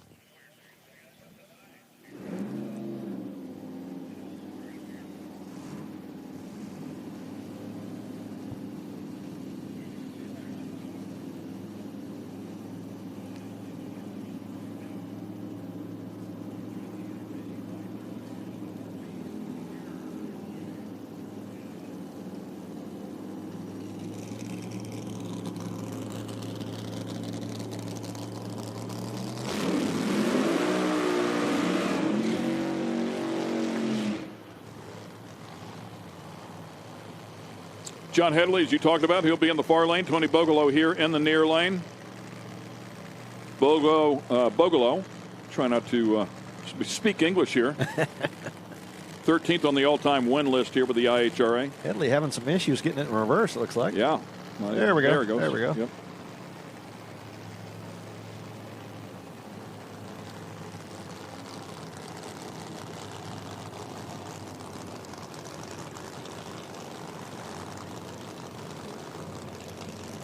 Yeah, as you talked about there, Bogolo on the bubble at 3.803. Headley out.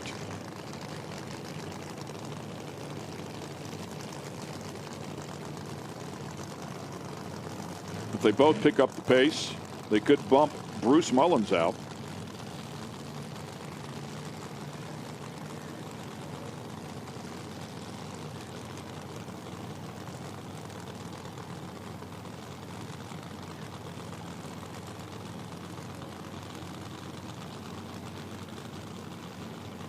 Here we go. We're going to find out who's racing tomorrow and who isn't.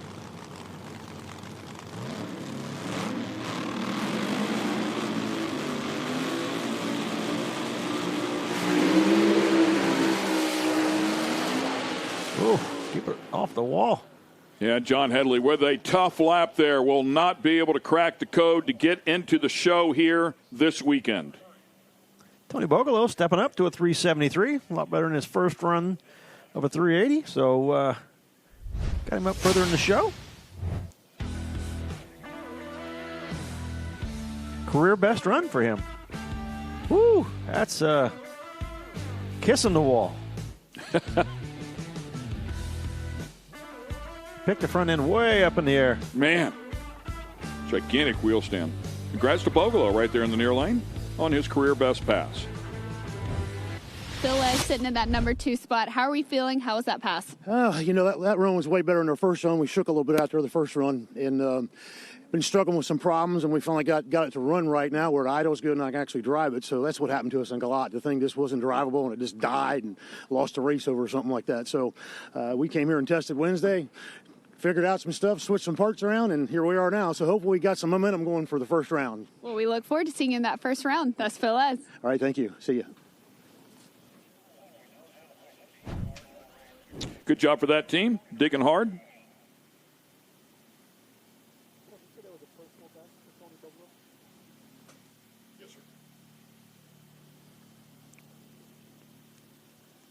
Crazy how everything would be going right that season he was having, and even the season opener to make it to the final round. But hearing him and talking to him, struggling with drivability, you know, inside of the car, and he did have a barrel valve issue. So who knows how long that issue was plaguing them, you know? Yeah, I think he said he changed some stuff around. I'm sure that was the off-season changes. Let's try this, let's try that. And just wasn't working like they liked. And like I said, he came out here and tested, and it wasn't probably his most successful test session. Well, maybe it was.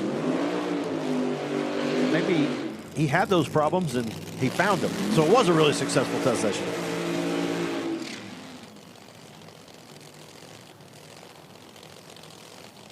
Next pair coming up here is Bruce Mullins and Joshua Haskett. Bruce Mullins, as we talked about, making it to the final round and grabbed the win against Phil Ez at the season opener. Right now on the bubble. I mean, he's in the show, but won a 380 in the first session. You know, there's a lot left inside of that one. Yeah, Mullins one of the few cars still running a Roots-style blower. So getting the win with the Roots-style blower. It was special, yeah. And he talked about that.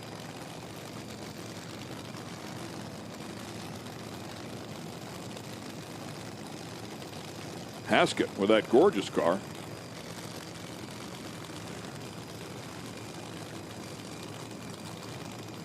I saw a Facebook post of his that they're loading up the car, and he said, I never thought I'd ever see this day come again. We get back out of here, and good to see him back out here and competing and getting that first run out of the way, and let's see if we can improve on this second session.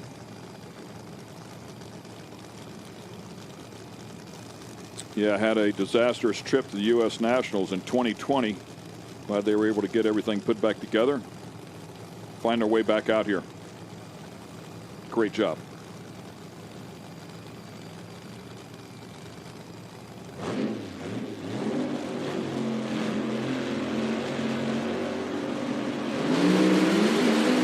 Oh, man.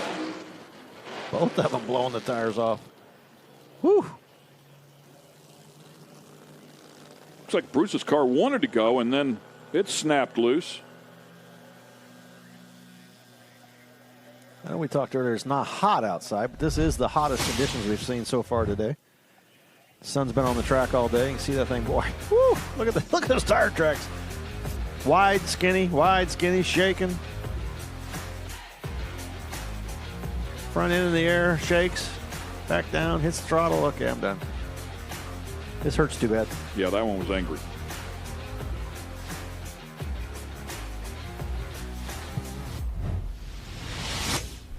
And this alcohol funny car category has typically just been incredibly good to watch. Just great side-by-side passes throughout the entire category, but they're struggling out here today.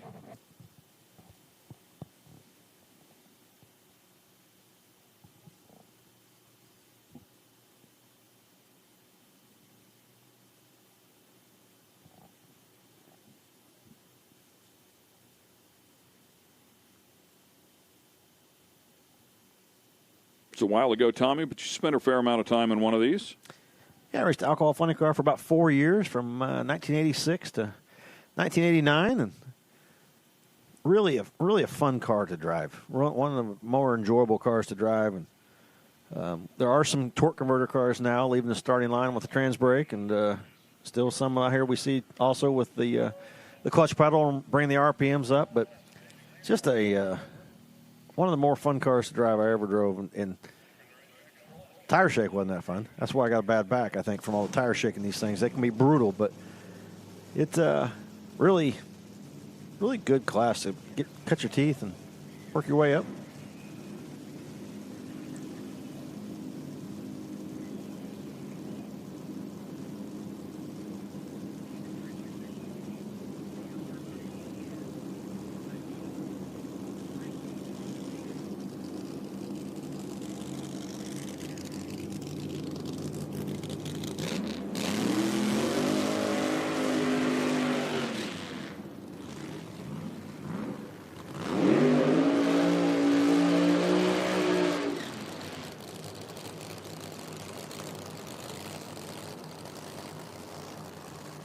Burnouts here for this pair complete for the Trick Titanium Top Alcohol Funny Car category.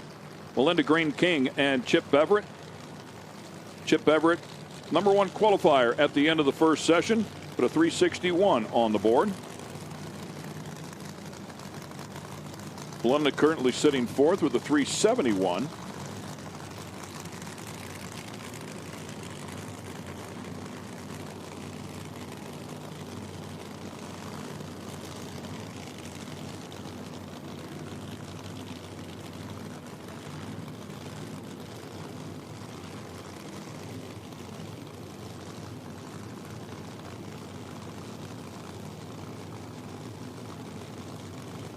Total of 10 cars here qualifying for the 8-car field.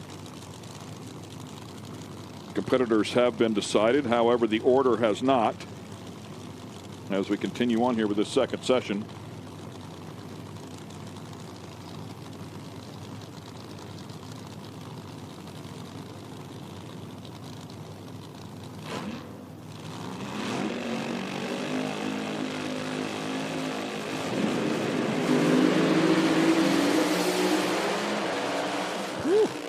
Yeah, another big move there in that near lane for Melinda Green King. Had to hang on to that one and bring it back. Chip Beverett with a 364. Nice job backing up that 361. So a pretty consistent race car there. Yeah, 2 solid runs in the low 60s, and Chip Beverett's got him a race car to contend with tomorrow. It's going to be tough to beat. Melinda Green King, you can see that car go out. It left really good, then moved to the right. She stayed with it, but then I'm like, okay, that's it. Let's call it a day. We'll come back tomorrow and try it again. But it was trying. Got the front end up in the air and driving the wheels off of it. Corey Reed of the Brat's class. We were just talking, what is Brat's? Well, Brat's is a different tire selection. This car, however, started as a pro stock and has somehow morphed itself into the Brat's class. How did you find yourself here? Manny Bajinga, my buddy Wes actually is his friend, and we were in Epping last year when I was racing a pro stock car for NHRA stuff. And he brought me over there. He said, hey, you want to drive my car? You're skinny. I think you'll fit in there. And I was like, sure, that sounds like fun. So I went to a 275 radial race in Texas at XRP last year with him. And then when the 10.5 class came back, Manny was like, dude, we should put that car in that. It'd be a pretty good fit. We think we could get the weight right and all that. And so we did it. And then, we just been hustling and trying to get the car fast. Well, the car should be fast today. Best of luck, Corey. And let's get check-in with Kristen Biggs at Top End. I'm up here with Josh Haskett. Josh, first time we've seen you at IHRA. How's your experience been so far? Well, I was born and raised going to NHRA since I was 17. I'm 51. And for IHRA, I'm here to stay. Well, we love to hear it. Josh, what can we expect from you this weekend? Well, I'm going to go back to the trailer. I mean, obviously the track is stellar. We hopped it up a little bit, carried the wheels, so I had to get back out of it. But the track will definitely handle whatever we put at it. So I'll go back, regroup, and then come back and win first round. Well, hey, we love to hear that. We love the confidence. Thank you so much. That's Josh Haskett. Thank you. Thank you very much. You got to have a plan, man. Yeah. And that's the plan. Come back and win first round. You think you're going to lose, you're probably going to lose. So think you can win. Much better. You got to come out here thinking you're going to win. DJ Cox, the last guy that can steal that #1 spot from Chip Beverett. And he was pretty close that first session. I think drag racers are the most optimistic people on the planet. You got to be. Otherwise, it'd be really depressing because, man, it's a tough sport.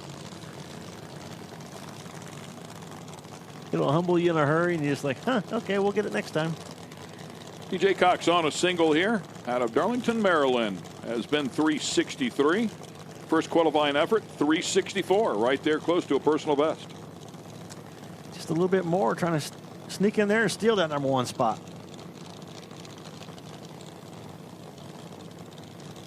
So far, we've only seen the cars that struggled in that first session improve. Anybody that had a decent run that first session have not improved. So let's see if DJ can change that.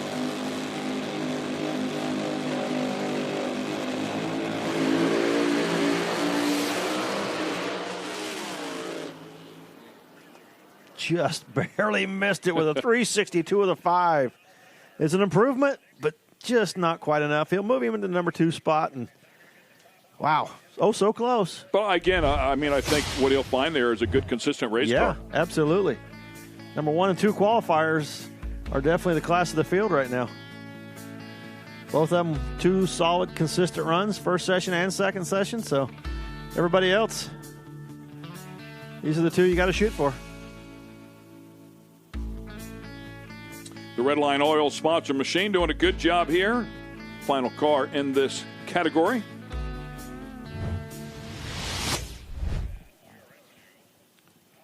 And we will shift gears and go into the Noonan Products Top Alcohol Dragster division.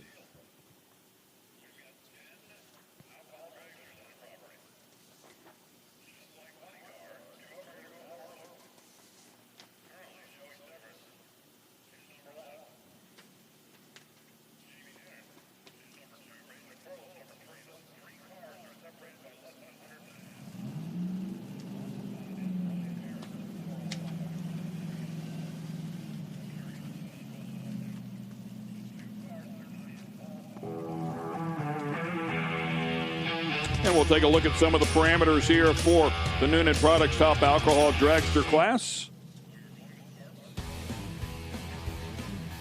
Blown alcohol or injected nitro, 2 ways to go about it. First car out will be Jackie Frick, the injected nitro combination. Jackie, a really good race car, and struggled on her first session and needs to get this thing in the show. Bump at a 405.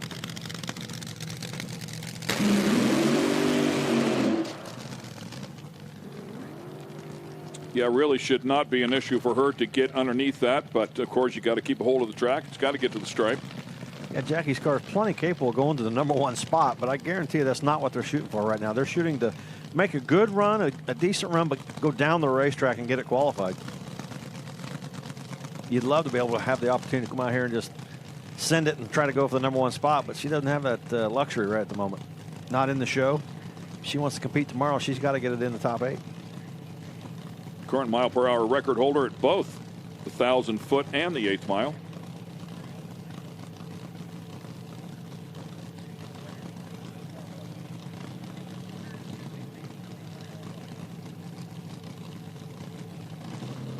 Ran really well in testing earlier this week, and he's one of those runs right now.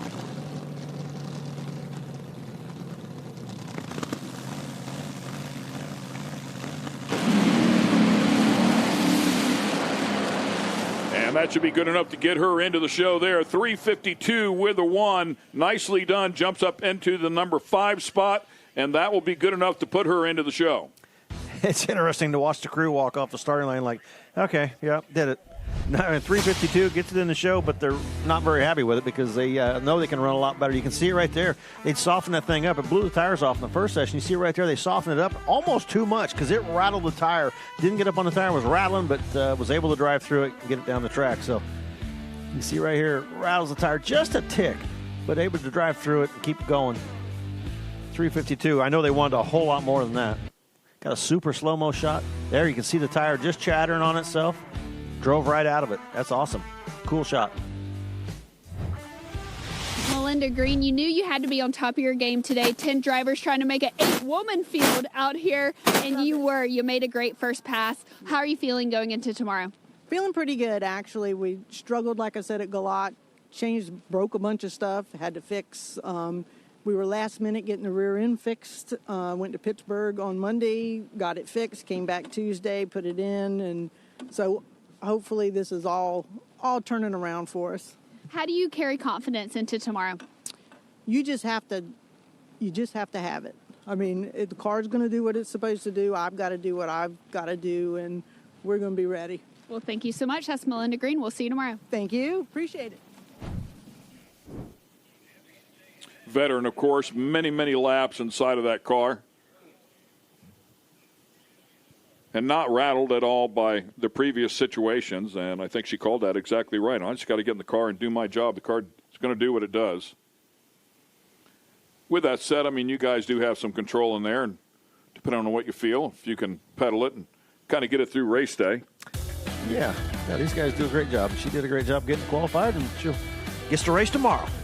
Okay, well, they've got the tractors out there, the rotators out there, so they're going to clean up the track for a moment, and we're going to take a quick break, and we'll be right back with more action from the second session of qualifying.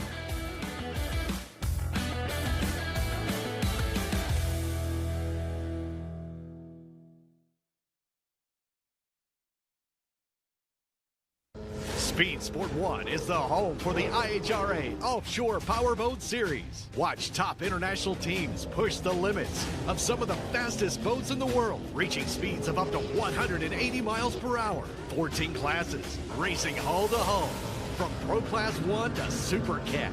It's the IHRA Offshore Powerboat Series. Catch the entire season on Speed Sport 1.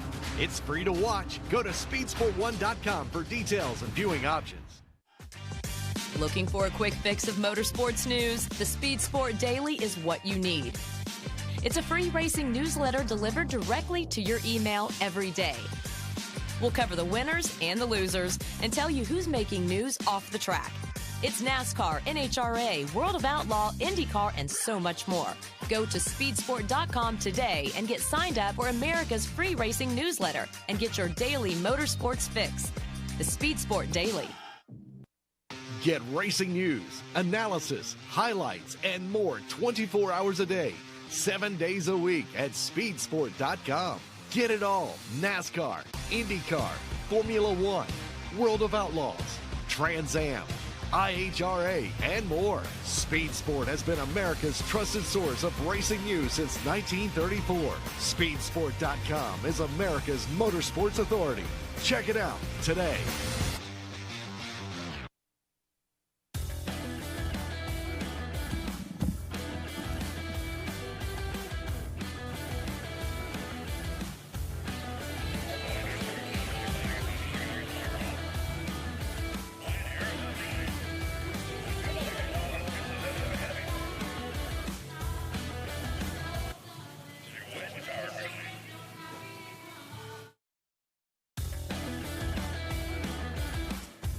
And people climbing out of the Ferris wheel as we continue on with our second session of qualifying with the IHRA Outlaw Nitro Series. And they'll load the Ferris wheel back up. People are having a great time inside of that. What a great view from up there as well. We're in the second session of Top Alcohol Dragster.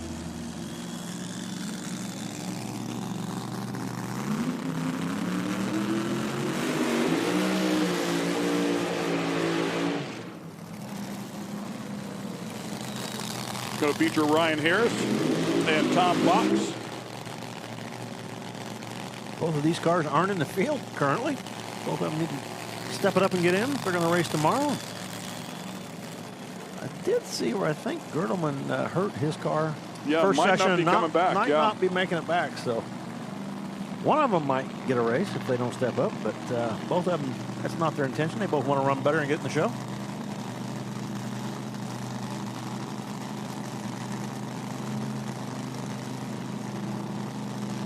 Tom Fox able to win the race there at the end of the season last year. We know his car is plenty capable of getting in the field.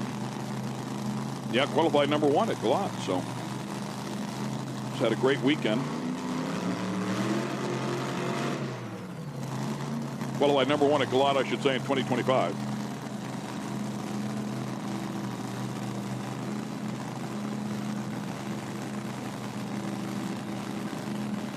Flying Ryan Harris. He had to struggle in that first session with a 405, 183 miles per hour.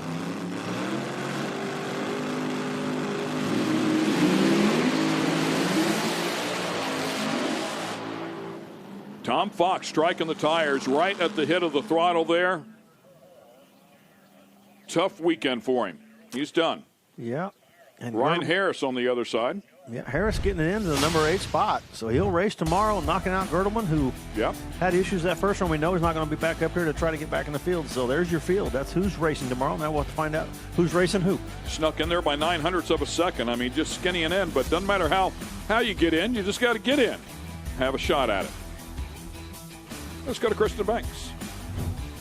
Jackie Frick, going into this session, you were not qualified. Tell me what you're feeling right now, because you're going to be racing tomorrow. Oh, thank God. We were talking about the highs and lows of drag racing. We tested. We went 516 at 280, and then we made a bad call first round. We were just a little too greedy. But I do have all the faith in my guys. They just told me to get it to the finish line under power and try not to hit anything. So we are going into race day, not quite where I wanted to be, but we're going into race day, and you can win from anywhere. Well, that is Jackie Frick. We look forward to seeing you round 1 tomorrow. Thank you. Won the season opener last year. She knows how to do it. Yeah, I think that her car's plenty capable of winning. If she was in the number 8 spot, I wouldn't count her out at all. Well, I think that test pass gave them some confidence that it just didn't come through here today. And, and that was just a couple of days ago. So you roll up here to that first session and go, hey, watch this. Right. And then go, oh, that didn't work. That did not work out. Jeff Chatterson up next, one of our winners from last season at Columbus, our second time there.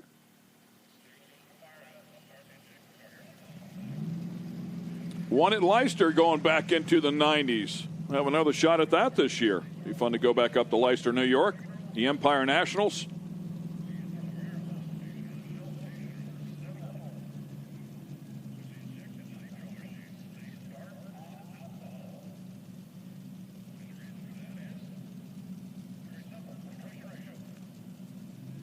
Fuel-injected combination that we have been talking about here. If you love nitromethane, this one has it inside. Good shot of Jeff there. You can see the sun in his eyes. Oh, getting a little tougher for the drivers out here with that sun going down and off to the left of them. Makes it a little more difficult.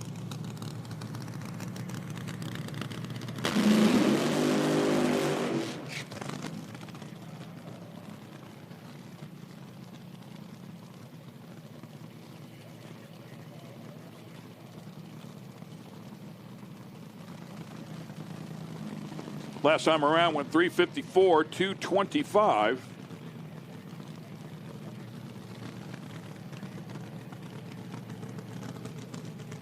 Try to put it in the top half of the program here. Moved out of those marks. You can see the chatter marks from Tom Fox's car right there on the starting line. That thing was shaking from the moment he dropped the clutch. And Chatterson says, oh, that doesn't look very good. Let's move over here.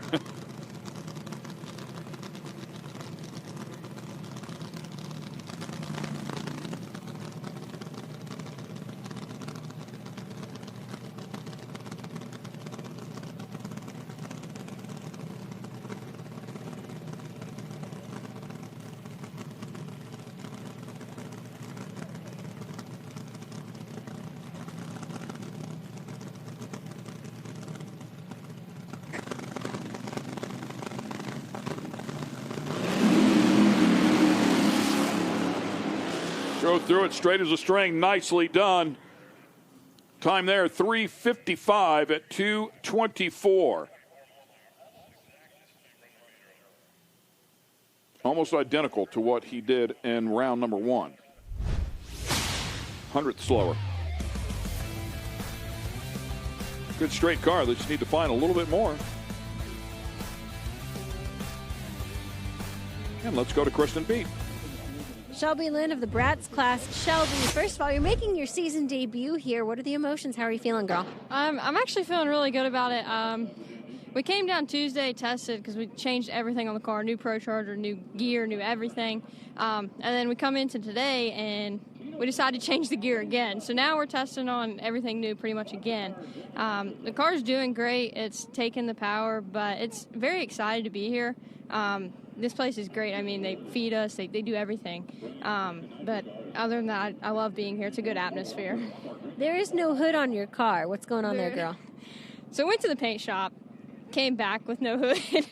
You don't need those, though, right? You don't need those. I mean, it cools down way faster without a hood, but I'm in the process of getting the hood. It's just not finished yet. He was sanding it, and there was a lot wrong with it, so he's having to fix it. So if I had the hood on this weekend, it probably wouldn't make it down the racetrack. Shelby, best of luck out there. Kristen Banks, what have you got? Thanks, KB. I'm up here with flying Ryan Harris. Now you had to feel a little pressure going into that pass. You knew you had to make a good one to make it to tomorrow, and you did just that. Yeah, it was an incredible pass. You know, our team, we've had a lot of hard work going into this race at Durana Motorsports Park. We had engine failure, and within the 2 weeks, we were able to get the engine back together and come out here and make a really good pass for the fans and all the teams. And, you know, I'm really proud of this team and our sponsors and everything that's come into this. You know, I can't thank enough the people who support our team and all that's come together to be out here and to live the dream. You know, it's amazing to be out here. Let's talk about living the dream with your dad. Off camera, he came over here. He was so proud, gave you a hug. What does it mean to work with your family? You know, it means a lot. You know, our team is a family-based operation. It's just my mom, my father, and I. So it means a lot to be out here and to show support to the IHRA, you know, as a team. And, you know, to do it as your family, I think it means a lot more. Because, you know, it builds a bond between your family, and it's memories that will live forever, and you know, it's just amazing. It's just, I'm so happy to be out here. Well, congratulations, and we'll see you tomorrow. Yeah, thank you. That's great. Great to see the enthusiasm as we bring our next pair to the starting line. We'll feature Megan Smith in the left lane or far lane. In the near lane will be Dan Dietrich. Dan Dietrich currently qualified in the number 4 slot, just a little bit ahead of Megan Smith in the number 7 slot. Dietrich with a 351 in the first round. Megan Smith, the 361.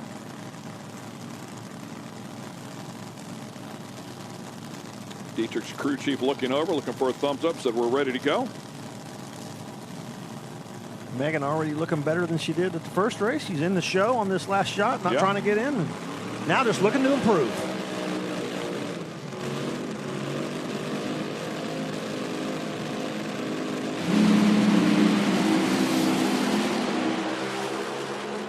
Not going to do it with holes out like that. So 345 for Dan Dietrich.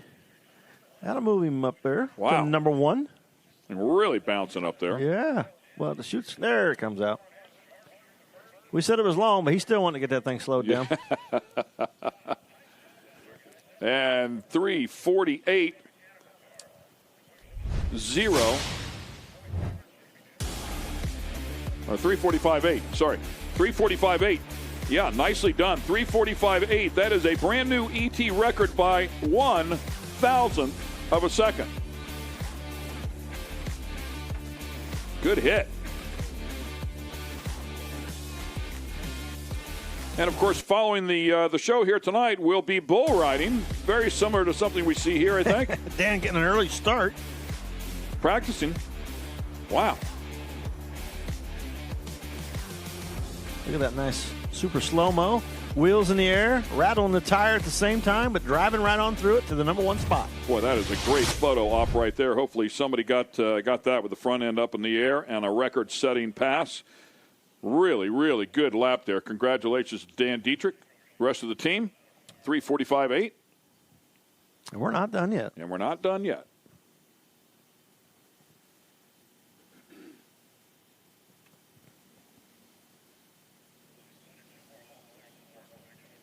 Yeah, you could see Megan's car left decent, and then it started putting cylinders out on the left side, and she clicked it off. It was not going to improve with all them cylinders out on the left-hand side of the car.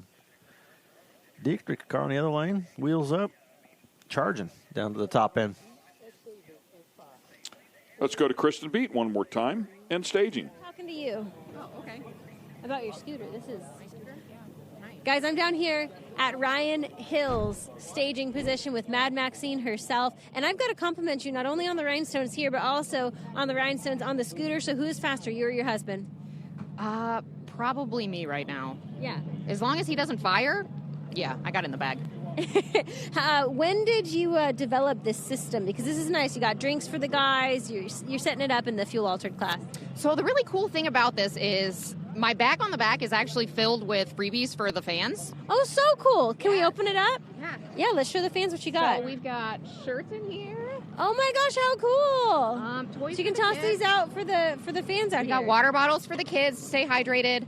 CP Carrillo hooked us up with these nice little keychains. And so for the past few years, I've been doing this. I've just been dragging a bag around, and Amped Out Machines got a hold of me, and they were like, hey, we got something for you. And immediately Ryan Hill is their favorite driver. Exactly, yes. Thank you so much. Best of luck this weekend. And guys, the better half of the taco machine out here. Everybody loves Mad Maxine. Yeah, they have a great time. Entire family operation there. And, of course, Ryan, the driver there. Her husband, extremely good at what he does in that fuel altered. We'll see him coming up here in just a bit in their second session. In the meantime, how about a national champion here? Lined up in the near lane, that is Rachel Curl. And she will line up alongside the 2026 Gator Nationals winner and Jamie Noonan. Jamie Newman, the class sponsor, Noonan Alcohol Dragster category. Made it to the final round, the season opener.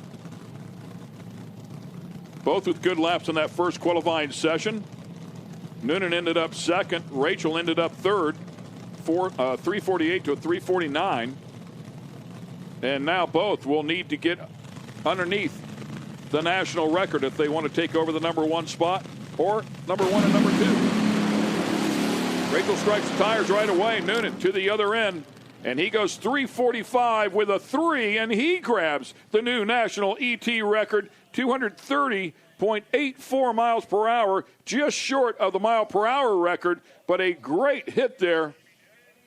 229.78 I'm seeing, actually, for a mile per hour, not 230. So 345 with a 3 at 229.78. Good hit. Yeah, nice lap by Jamie. That thing right from the get-go. On the edge, you can see it was dancing a little bit, moving around up on the tire and right to the finish line. Rachel's car blew him off right at the step. I think she was swinging forward as well. Nice solid pass for Jamie.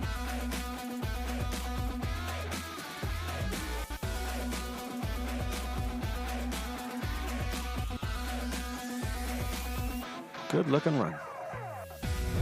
But it's not over. And a guy named Joey Severance.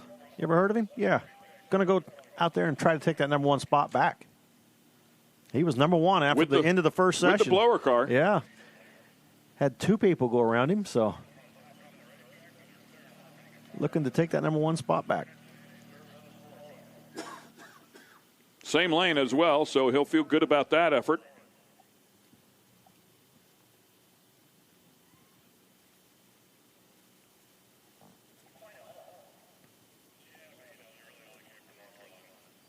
Randy Meyer and the gang will go back to work on that one. Get it ready for round 1. Going to be Rachel Curl and Jackie Frick pairing up first round. How about that? That will not change. Battle of the ladies. Jackie having a bad run the first session. Rachel doing okay the first session. Second session, Jackie a decent run, and Rachel having trouble. So they're both going to have it figured out tomorrow, first round. I think you want to be Jackie to have a little bit of confidence in the car going in versus Rachel hitting the tires there in the second session. And Kristen Banks has another driver. Let's find out who. Megan Smith. Now, last time I talked to you, it was so sad I had to interview you. You barely missed the mark, but guess what? Tomorrow you're racing. What are you feeling right now? Feel good. I wish the ar ran a little bit better, but we're working on stuff and making it quicker, and we got the mile per hour the first round, which was pretty cool. Got that back from Jackie, and we'll see who we got and give it our all tomorrow for Redline Oil, Hartman Enterprises, General Machine, KT Investments, Goodson, all of them. Can't thank them all enough. Well, congratulations, Megan. We'll see you tomorrow, round 1. Thank you.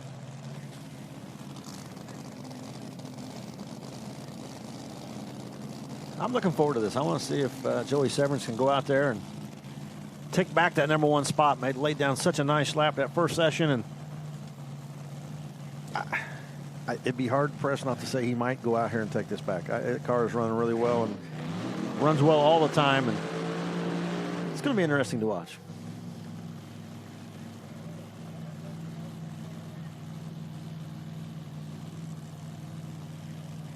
Going through the process here.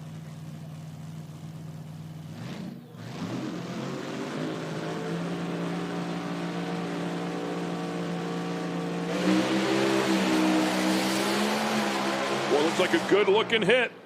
346 with a 4. Just missed it. Just missing it there. We'll go to the number 3 spot. Behind the two 345s, 223.28. But bigger than that, that's 2 solid runs by that, that car. That, to me, is what it's going to take tomorrow.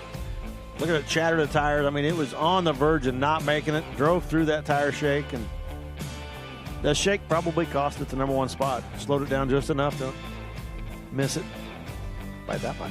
Is that one of those you're feeling it inside of the car, and you're like, come on, baby, come on, you're like, oh, come on. Oh, okay, we're good.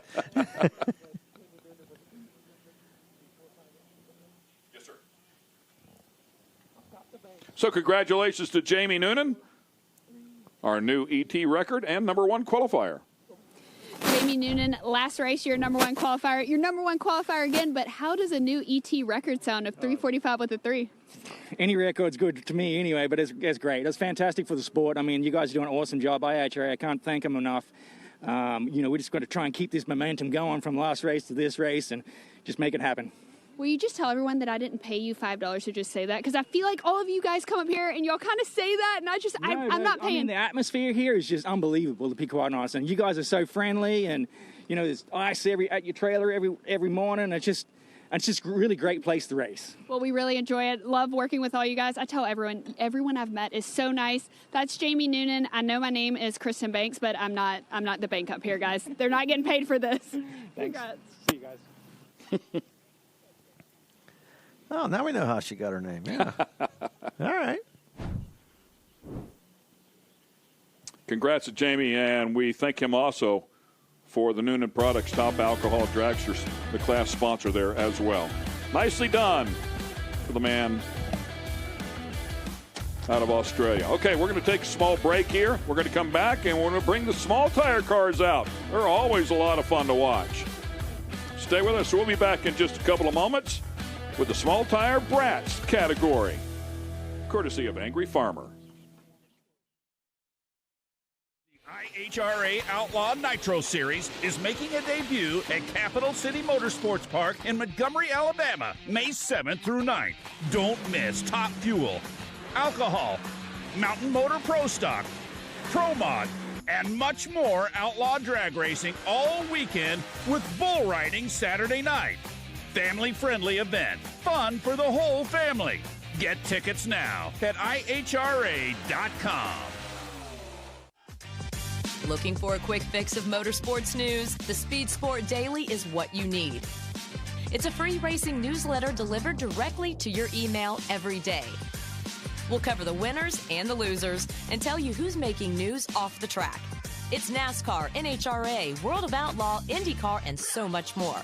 Go to speedsport.com today and get signed up for America's free racing newsletter and get your daily motorsports fix.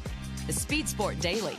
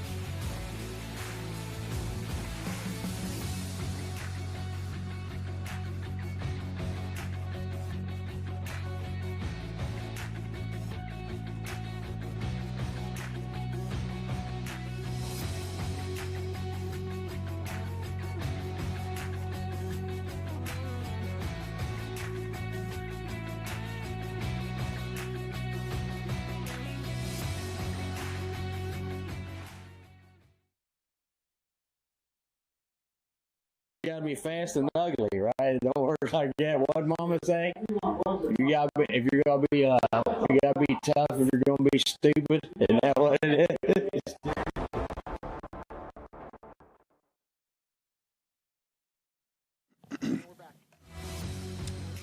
Another good look at the Ferris wheel. Welcome back to the IHRA Outlaw Nitro Series.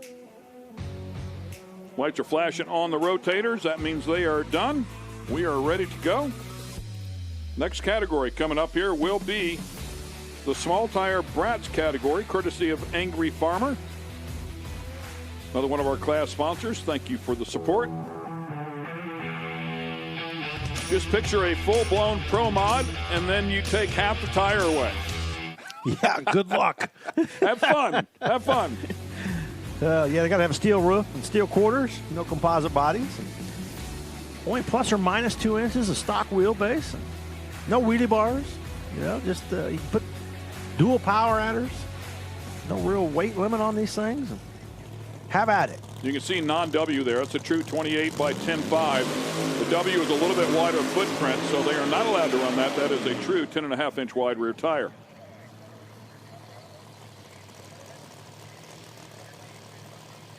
Extremely small in comparison to the monster tires that they run in Pro Mod.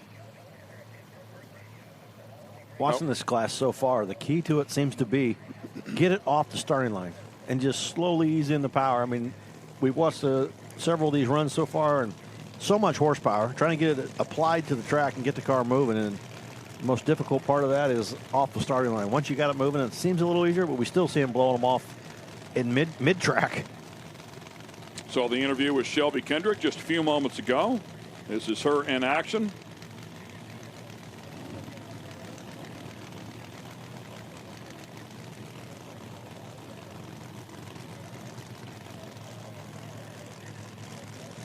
Love the old shoebox, man. Had one of them back in the day. I had one too. I had a 66. Yeah, I had two. We had a couple 66s.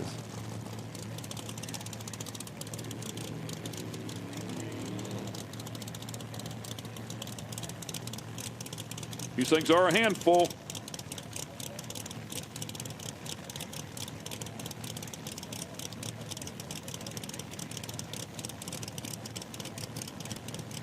Having some issues with the staging lights, it looks like.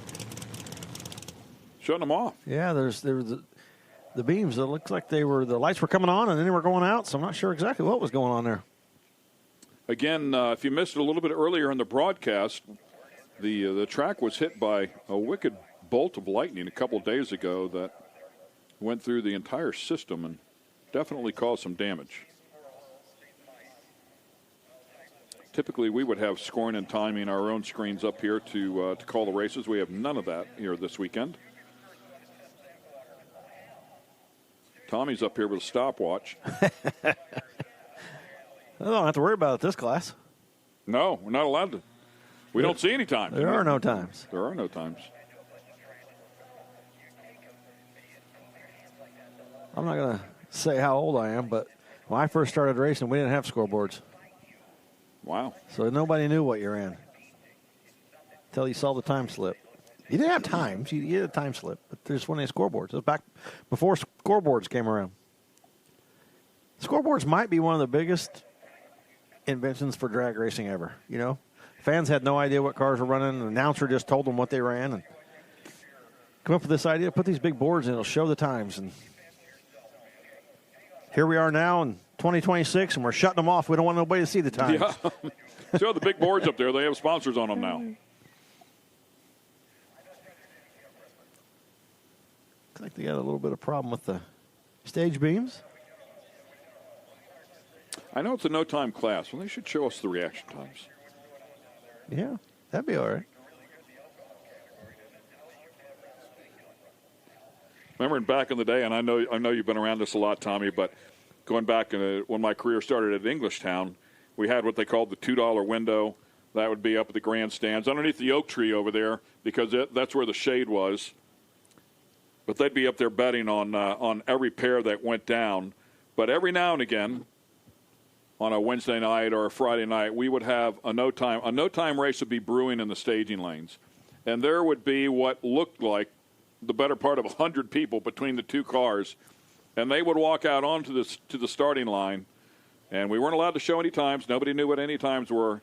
But there were wads of cash, like more than you could hold in one hand, that were trading hands. as they were throwing massive bets on those races. And it was pretty cool. Yeah, left lane or right lane. Doesn't matter who's in them, just left lane or right lane. And a lot of times it didn't matter if the guy red light or not. It's who got there first. Yeah, and there was a lot of tricks. And it was one of those you could do a burnout, and when they were backing up, the guy took off, he'd beat you.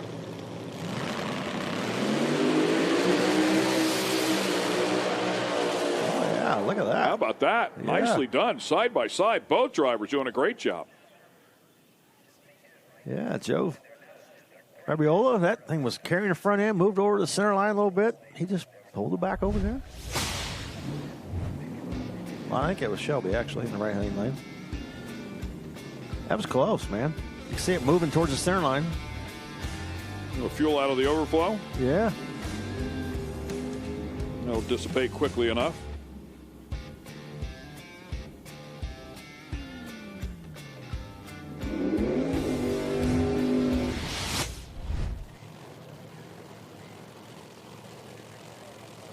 Yeah, managing all of this horsepower is certainly the trick inside of this category.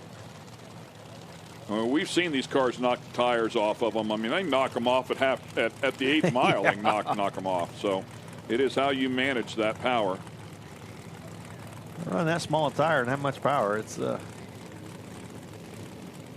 like when you got a high horsepower street car and you're running out there and you're running about 80 miles an hour and you nail it and it blows the tires off and they're a handful. Well, that's what they're doing.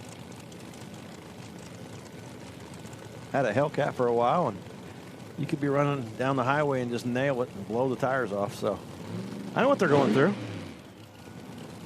It'd be interesting at 80. It was fun. It wasn't interesting. It was fun.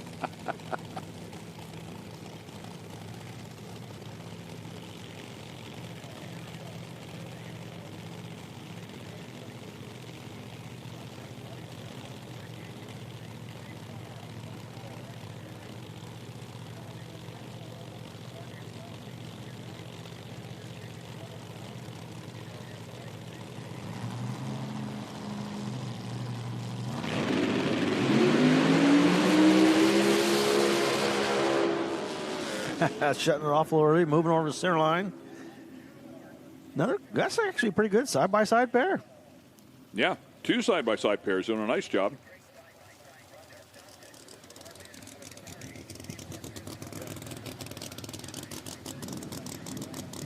Yeah, the first event we saw was a trouble of getting hold of the racetrack, and it was a lot of one-lane runs. And so far, we're seeing both sides getting hold of the racetrack. It was a pretty big move there in the right lane. Yeah, off the they're still starting moving line, around. They're making it, but they're still moving around. Immediately, they'll get that thing turned to the right, but brought it back nicely, and I don't think ever lifted. Camaro lifted way early. Sure did. Still getting and there. It looked like it started to squeeze back on. Still getting there first.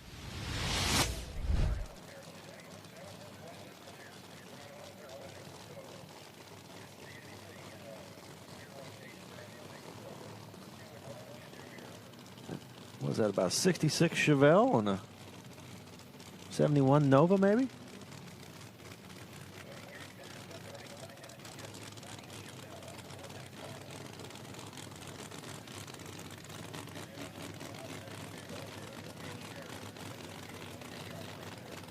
Look, it's so hard to see the taillights, but I think it's 67. Yeah, I bet it is. 1967 is the number on the window, so okay, that's maybe a soft hint. Taillights are a little bit different. I'm sure there's some other options that are different, but taillights are a little different between 66, 67. My first car was a 66, so.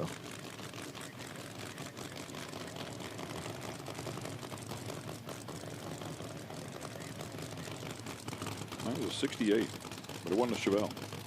It's a GTO. Adrian Herrera in the near lane. 007. That speaks it all in the far lane.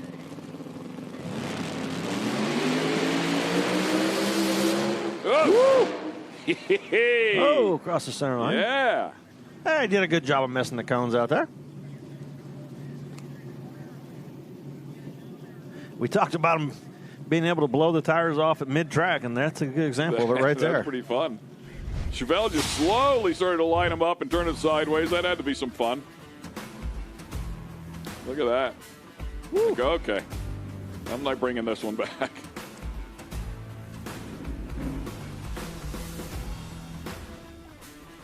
That Nova actually rattled the tires pretty hard right there.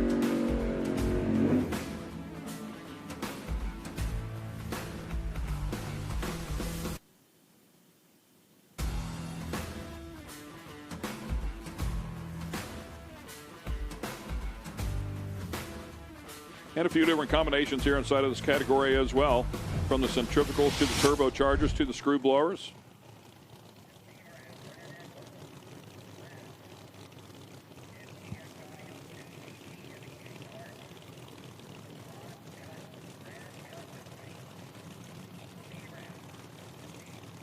Several different cars that we did not see at the first event showing up for this one.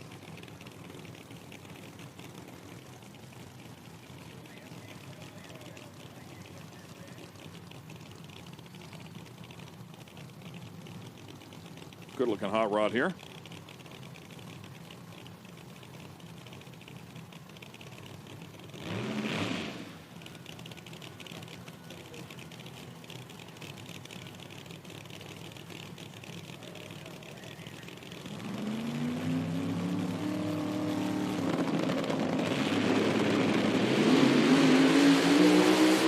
Oh, wow. Massive explosion. Wow. A lot of expensive pieces. I think that Shattered. might have been a centrifugal supercharger explosion. That was a huge explosion. I'm not too sure the parts didn't get the car in the right-hand lane because there was a big puff out of it right as it went by. Let's see this replay. This is going to be interesting. The hood on it afterwards. Boom. It was in the front of the engine, so I'm pretty sure that was, oh, man. Was that pieces getting that car? Oh, no doubt. I mean, look at everything in the right lane. Surprised he didn't end up with a couple of flat tires, to be honest. Wow. That was violent. Here they come. Oh, man. Looks like he missed the big one. Joe Rabiola, first time at this track. How was that pass? Did you get some data that you can use for tomorrow? Yeah, I think we did. Yeah, we had a couple different options I was looking at in the starting line, and then I just ran one that I thought would definitely go down there. So yeah, I think we got some good information. We should be able to work off of for tomorrow. So. All right, well, we look forward to seeing you then. Thanks, appreciate it. Thank you.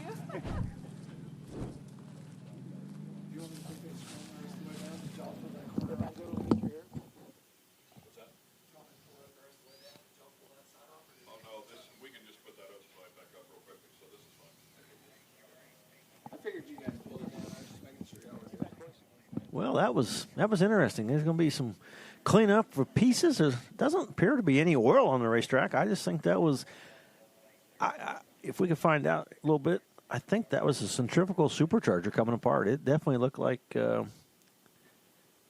see if Kristen maybe can check in with them. Yeah, see if that's whenever what they it make was. the turn up there at the top, but you could see the hood as well. I mean, from the bottom side, it just smashed into that's that. And in the area where the centrifugal supercharger would be located in the front of the engine.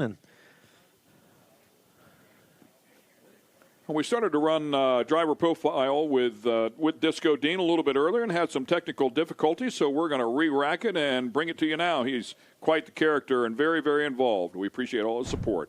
Disco Dean. You can't be fast and good looking. You either got to be fast and ugly, right? It don't work like that. What Mama say? If you're gonna be tough, if you're gonna be stupid, isn't that what it is?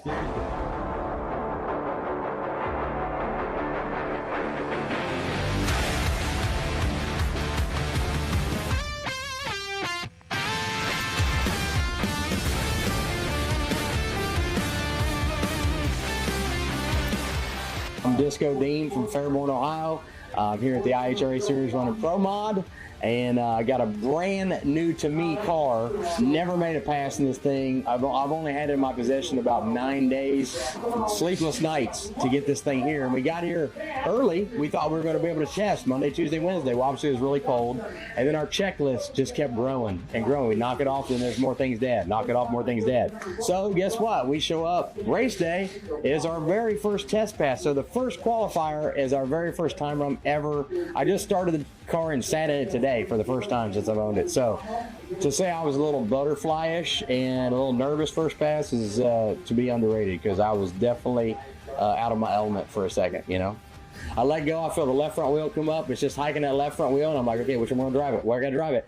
I was like, oh, it's not moving around like the cat, like it ain't moving. And I'm like, hell, we're already at the 330. I was like, we can leg this. So I just legged her out, and 370 at 210. Really, that's my fastest 8th mile pass, and this is the first pass in the car. I mean, there's so many things that can go wrong in one pass, and everything went right. It's some of the best feelings driving a car that's pulling 3 Gs when you let go of the button, and you're going 60 foot in 0.9 of a second. The acceleration factor and having to control the car. Don't get me wrong, it's scary at times too. I mean, it's not fun when you're along for the ride, sliding upside down into the wall. Now, as a racer, if you've wrecked, you've always got that spot in the back of your head. Like, oh, I know what it's like to wreck. So you drive a little more timid. You don't drive as aggressive. You have to have a core group of guys with a car going this fast and people you can trust your life in. Yes, we all know when we buckle up in one of these cars that it could be your last. One little simple thing can create a huge catastrophe. So you have to have people in your corner that you trust. And I'll second guess them all the time. I'll be in the car, Jesse, you check the wheel. Did you check this? You know, and I know it probably wears them out, but it's my life that's in the car. Once I get that confirmation from him, then I know I feel comfortable in the seat. Hey, so I don't forget. I did something backwards once, but I usually don't forget. The IHRA series in general is the next newest, greatest thing in racing. There's so many different classes and things to do. The way Daryl and the entire team of IHRA is putting this together, it's going to be one of the greatest racing organizations ever created in history.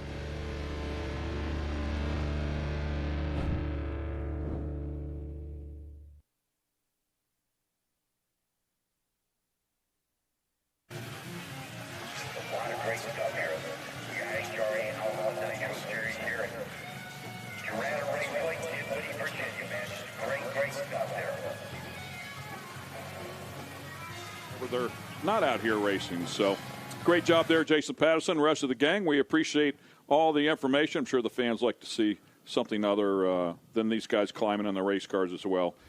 Pretty funny character, that Disco Dean Cat.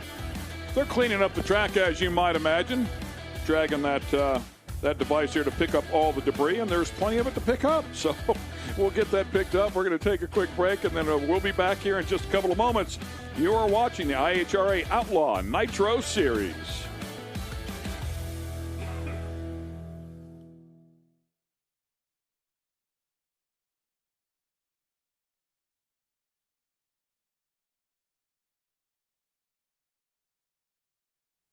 Speed Sport 1 is the home for the IHRA Offshore Powerboat Series. Watch top international teams push the limits of some of the fastest boats in the world, reaching speeds of up to 180 miles per hour.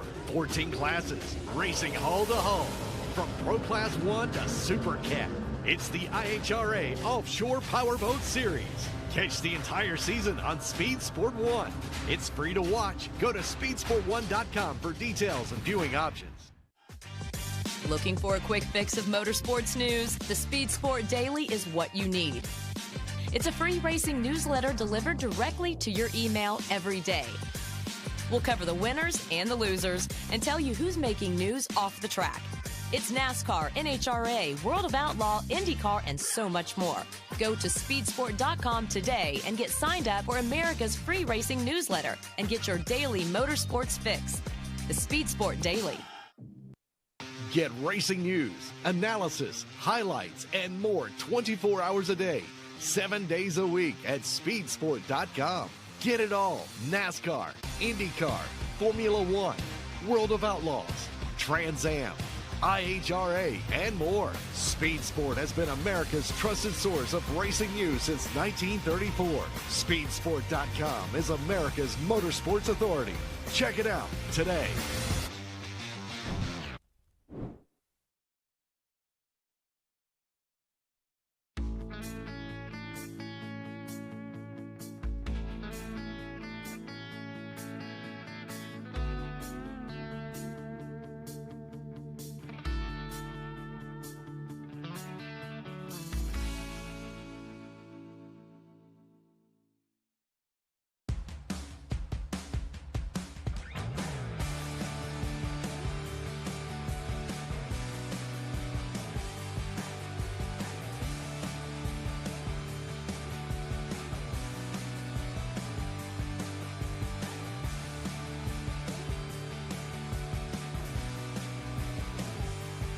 Welcome back to Dinwiddie, Virginia.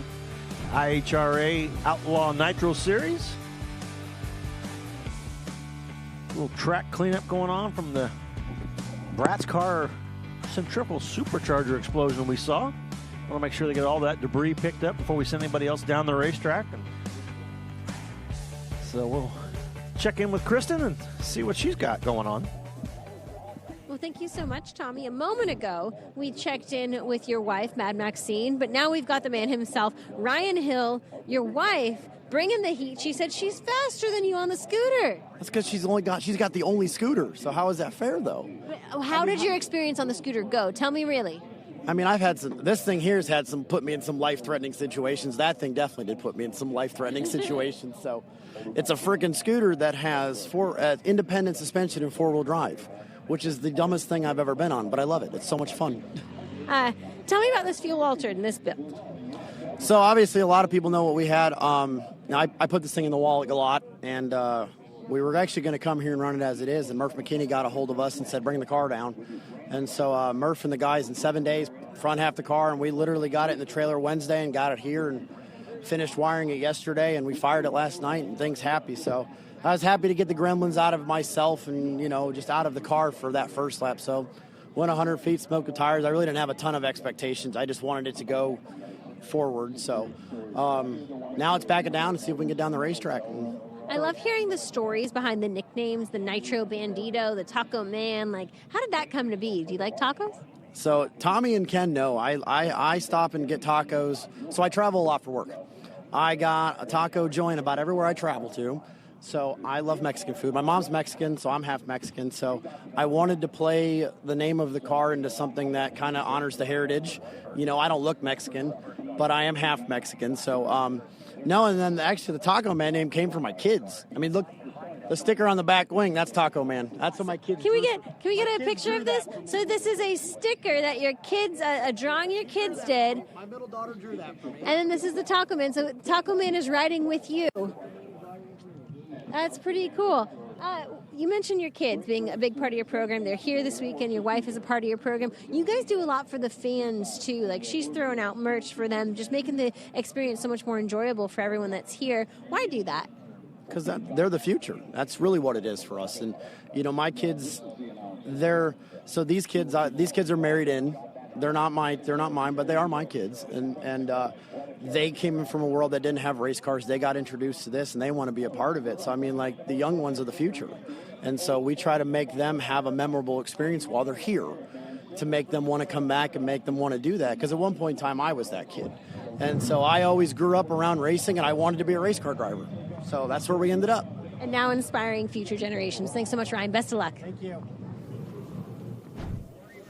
So we may or may not have had a margarita or two at a nice Mexican restaurant here right by the hotel. Yeah, much to our surprise when we pulled in, but there was a lot of locals that were there, and we were like, very good. We're in a good spot here. We can give him a tip on where to go this weekend. Very good. Tommy ordered the burrito Mayan, and in retaliation, I said, I better order the same thing. It's going to get rough in here. It was supposed to be hot. It wasn't that hot. It wasn't, but it was tasty.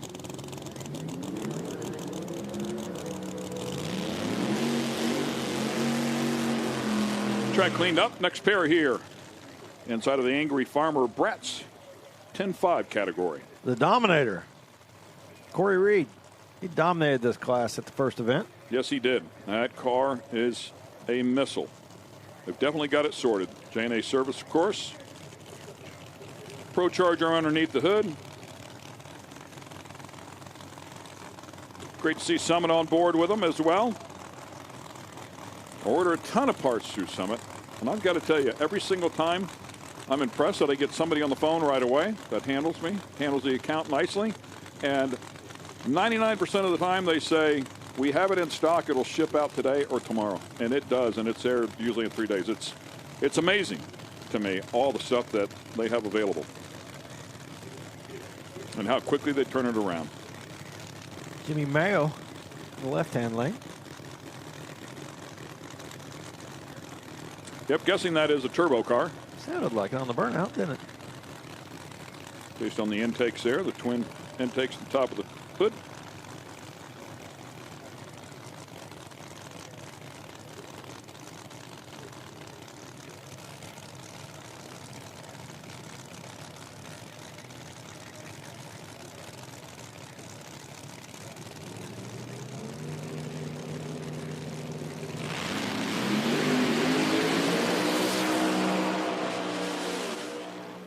And just like the first race, doing what he's does. Going right on down the racetrack. Yep. Doing what he does.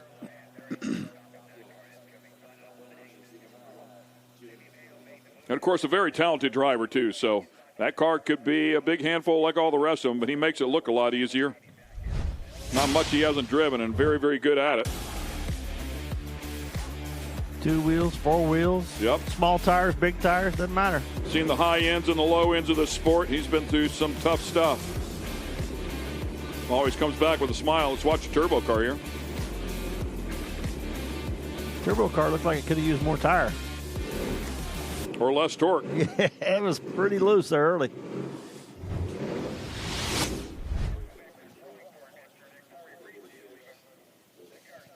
Well, we had one fired up. Now it's shut off.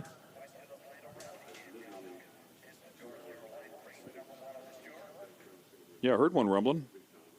Sounded like a screw blower, to be honest. See, the sleds are not far away here.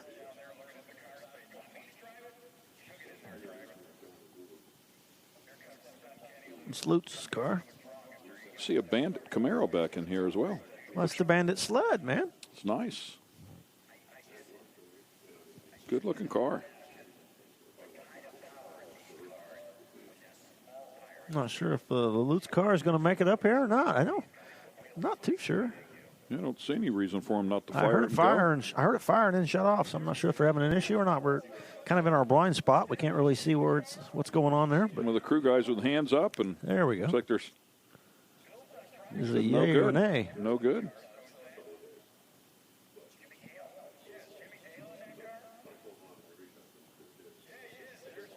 Oh, there it we is. Go. Yep. And we have noise. Got to turn a pitcock on. Think some fuel lane.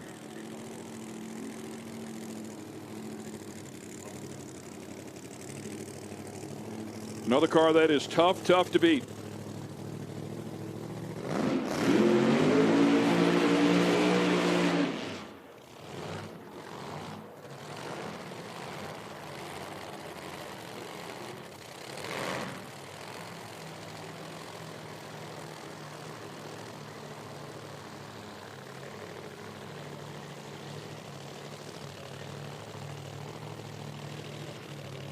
Final car here in the Angry Farmer Brat's 10.5 class, and then the sleds are lining up behind them. I don't know if that is Lutz behind the wheel or if that's Jimmy Dale. I saw where Jimmy Dale's going to do some driving for him. Oh, you know what? Yeah, did you mention that to us earlier today? Somebody said that to us. Oh, there's Lutz. Is that Lutz right there? So I'm going to guess that's not him in the car. There's a belly shirt on.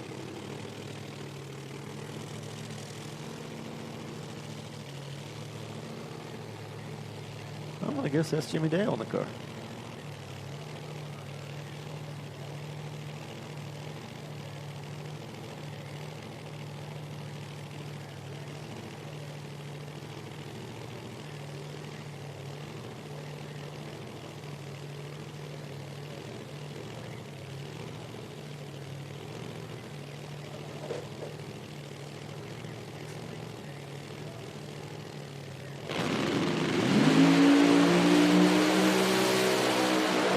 Run. I can see why both of those cars were in the final round of the first race. Corey Reed and that Camaro going to go head-to-head again tomorrow, it looks like. Corey Reed, you got the win in the small Brats class last weekend. How do you carry the momentum into this weekend? Just keep doing what we're doing. We went last weekend to XRP in Texas and raced the same car, so we're just making laps, man. If we can keep doing that, we'll keep going faster every time, too, so it's working good. Well, we look forward to seeing you next weekend. Thank you. Yeah, plenty of seat time. That is really critical, too. You park that thing for a couple of weeks and then try to get back in it, and it makes it a good bit more difficult. If you can stay in it, keep making laps, continue to build the confidence, learn more about the car every single pass. Nicely done. Sleds are coming up.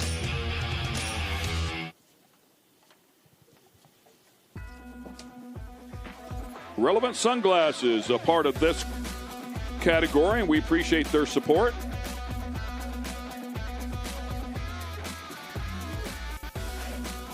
Anthony Meny, Rob Lowe were the two that made it to the finals at the season opener.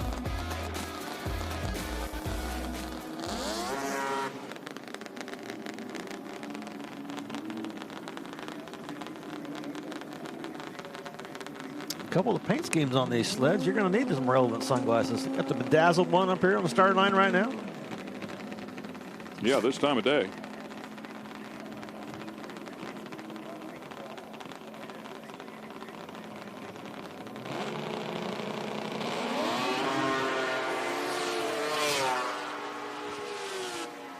First qualifying session, it was Anthony Meny that was low ET for the round. Rob Lowe was number 2. Meny went a 4:45. Anthony Meny here going 4:45 with a 7:162. Jamie Neeson with a 5:41. Neeson was number 3 after the first session with a 5:14, so slowed down a bit.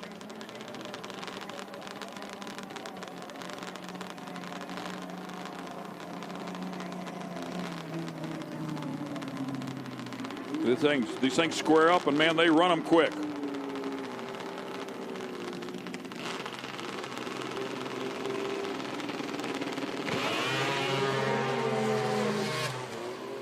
Oh, a couple of big moves out of both of those. They both had to get out of the throttle. Courtney Muller with a 5:77. Last time out went a 5:44. But yeah, both sleds. A handful on that one. There's your Bandit sled to go with the Bandit car. Yep, pretty cool.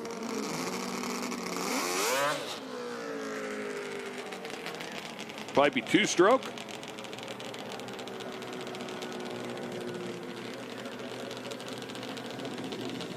Mitchell Muller, I believe. Oh, maybe that was part of the last pair. Oh, man. Front end up. This is Travis Neeson and Mitchell Muller. Mitchell with a 5:15. What's number 4 coming in here?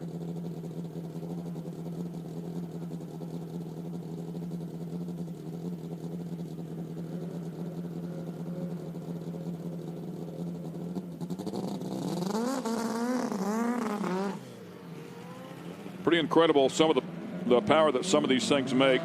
Turbocharged 3 cylinders really produce a lot of power, but there are some turbocharged inline 4 cylinders and also supercharged 4 cylinders that run out there in the snow, making the better part of 1,000 horsepower.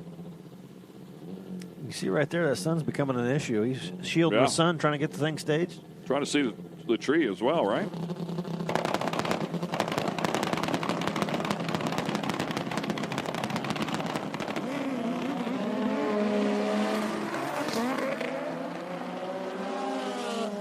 A different angle, and you see these drivers moving around a lot. Having a tough time getting a hold of the track out there this session. That's the 555. That's the most I've ever seen in a session. The sled's having an issue getting a hold of the racetrack. Jacklich really struggling in the first session, so was able to get a lap under his belt.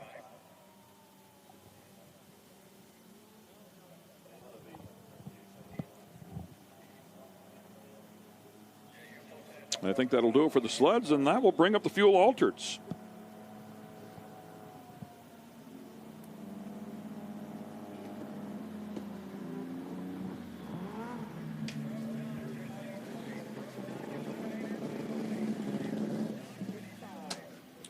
And our Kristen Banks has another driver. Kristen? Anthony Meny, going into this weekend, what's the goal? You're coming in as the points leader. You have to feel maybe a little pressure, maybe relaxed. Trying to stay relaxed, consistent, just get down the track, point A to point B, and get through the event and get ready for the next one. How do you find consistency in drag racing? Not to be greedy and just be able to, have it, just get down the track. That's always the key, get down the track. That's Anthony Meny. Thank you so much. Thank you, guys. Thank you. Yeah, Anthony on point with that sled. He is very, very fast.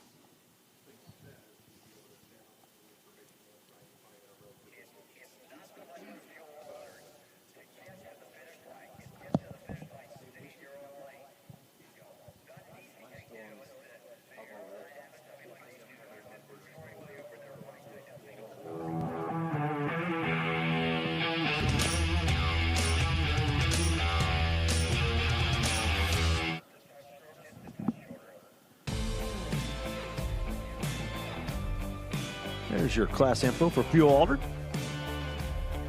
Maximum 500 cubic inches. Nitromethane.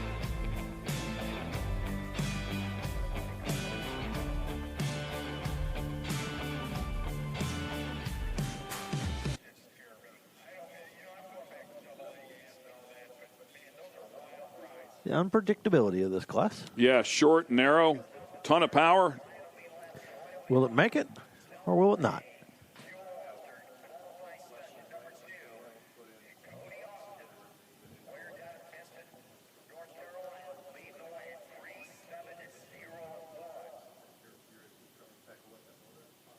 That sun going down on the side over there is not only affecting the drivers, it's blazing right in this window at us too, making it a little tough to see out there.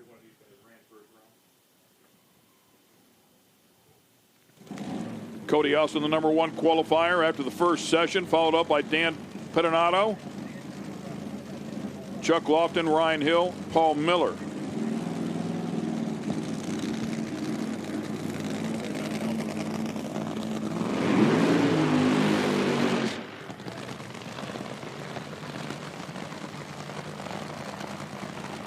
Yeah, Brian Cunningham, who did not make the call here in the first session. I think you mentioned that there was a couple of cars that did not come out. This is one of them. Yeah, I'm not sure if these two cars will be paired up or not, but it's going to be a single. Evidently, no, they're going to go ahead and fire. Okay. Not sure what they were waiting on.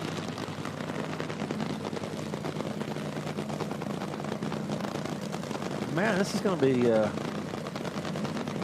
going to be a little close. Yeah, really late. Yeah.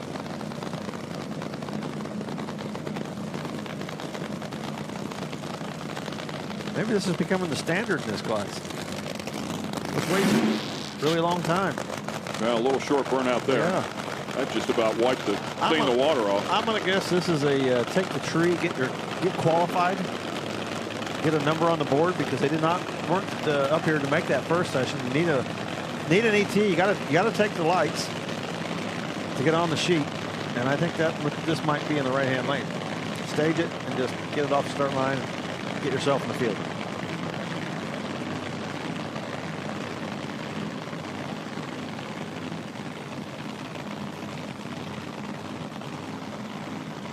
We're about to find out.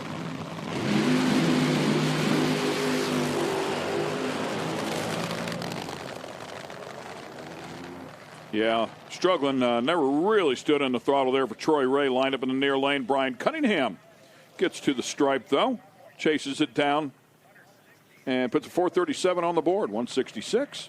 Jumps right in the fray. He's knocking a couple of cylinders out on the way. Yeah, there was 2 or 3, 4. It was a pretty good spray from back here, from the sun shining through the fuel that was coming out of it. Mad Maxine, and of course that is Ryan Hill's wife. I'm going to guess Ryan's next in the right-hand lane. I would say so. If you just joined us here, this is your first event watching the IHRA, Mad Maxine, a large part of this category and of course this program, and well known for having a different outfit for every single pass.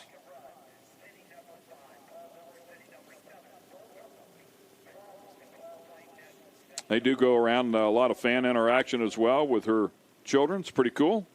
Make them all part of the program. I think a lot of other kids that are here happy, having some fun. And if they win, tacos all around. Yeah. If they win, we can't find Dave. Dave's gone.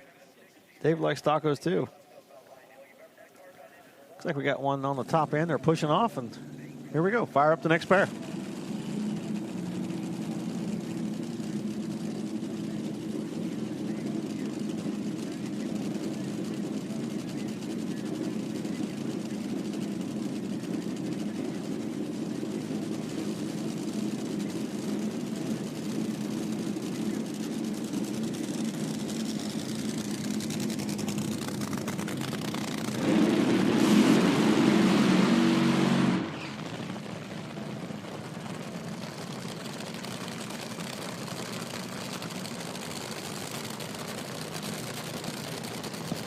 Paul Miller put a 368 on the board at West Salem, a personal best for him at 208. And of course, Ryan Hill, when he gets this one sorted out, is as tough as they come, owns both ends of the record.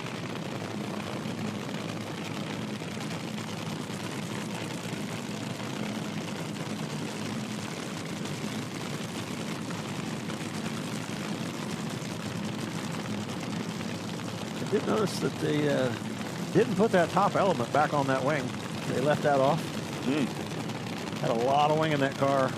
Was wanting to carry the front end on down track at our first event, so leaving that top element off that rear wing. And baby steps, right? That's a big old weight bar on the front of it, too. See if he can get to the other end under power, since the car has been worked on by one of the all-time greats, Murph McKinney. Knocked the cylinder out at the hit of the throttle, but he's going to make it to the stripe under power. It definitely looks better and puts a 359 with a 6 on the board. Goes to the #1 spot. Had a hole out from the step and still took it to the #1 spot at a 359.6. At 90 miles per hour. No, 222, not 95. Yeah, look at that thing. Had a hole out right from the get-go. Yeah, 222.95 is the speed there, as Tommy was talking about. I think that'll build a lot of confidence for him. Yeah, and I mean, with a hole out the entire run, that's a pretty nice run. Really nice run. 11 hundredths of a second quicker than #1 the first session, and that hole out the whole way. You can see right there with a nice shot of that super slow-mo. Even bouncing the front end with the hole out.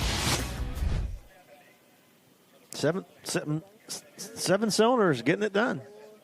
Maybe that's a combo, at least to get to the other end. Kristen?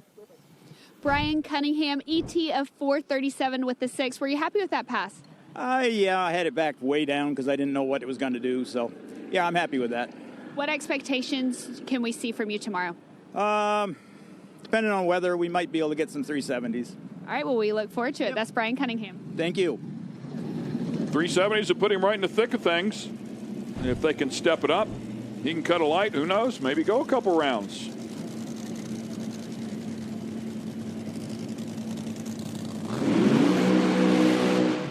And the Bushwhacker completes the burnout. Cody Austin and Chuck Lofton will line up here. Cody Austin in the far lane. Chuck Lofton here in the near lane. Chuck doing double duty this weekend. Double duty. Fuel altered and top fuel. Yeah, new look on the top fuel car. There's a lot of fluid there behind Cody Austin's car. Yeah, it looks like it's fuel because it's drying up fast. So, but he's not got it in reverse. That's for sure. Yeah. I'm not sure it's running. Is it running still? I don't see anything out of the pipes. Here it comes. They're just pushing him. I think it's off. Yeah, it doesn't appear to be running. The blower pulley's not spinning, so I'm going to guess it's not running.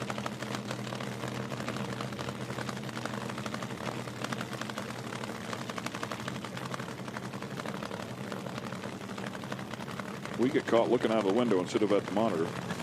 Makes things a little more difficult. We look at the monitor. The Windy City production people give us a pretty nice picture.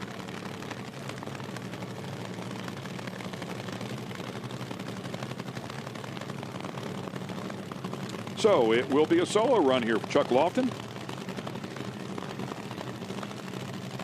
Chuck with a couple issues on that first run, just not quite running up to par. We'll see if he's got things figured out.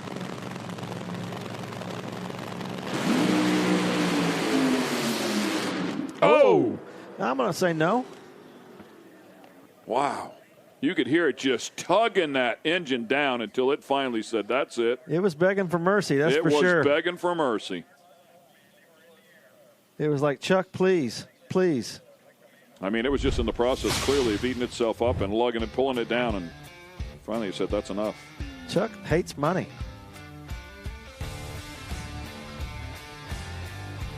Yeah. Wow, that is a big chunk.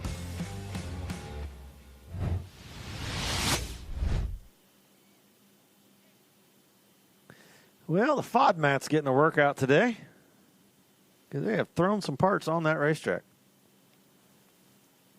That's going to need a new injector. along with a whole bunch of other parts.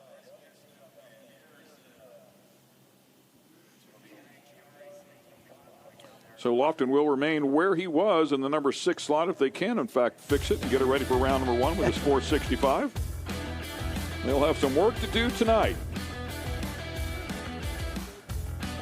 Headed off, so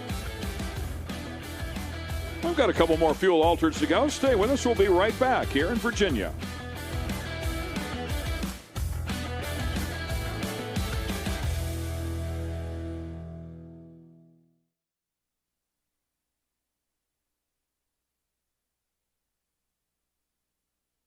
The IHRA Outlaw Nitro Series is making a debut at Capital City Motorsports Park in Montgomery, Alabama, May 7th through 9th. Don't miss top fuel, alcohol, Mountain Motor Pro Stock, Pro Mod, and much more outlaw drag racing all weekend with bull riding Saturday night. Family-friendly event, fun for the whole family. Get tickets now at IHRA.com. Looking for a quick fix of motorsports news? The Speed Sport Daily is what you need. It's a free racing newsletter delivered directly to your email every day. We'll cover the winners and the losers and tell you who's making news off the track. It's NASCAR, NHRA, World of Outlaw, IndyCar, and so much more. Go to speedsport.com today and get signed up for America's free racing newsletter and get your daily motorsports fix. The Speed Sport Daily.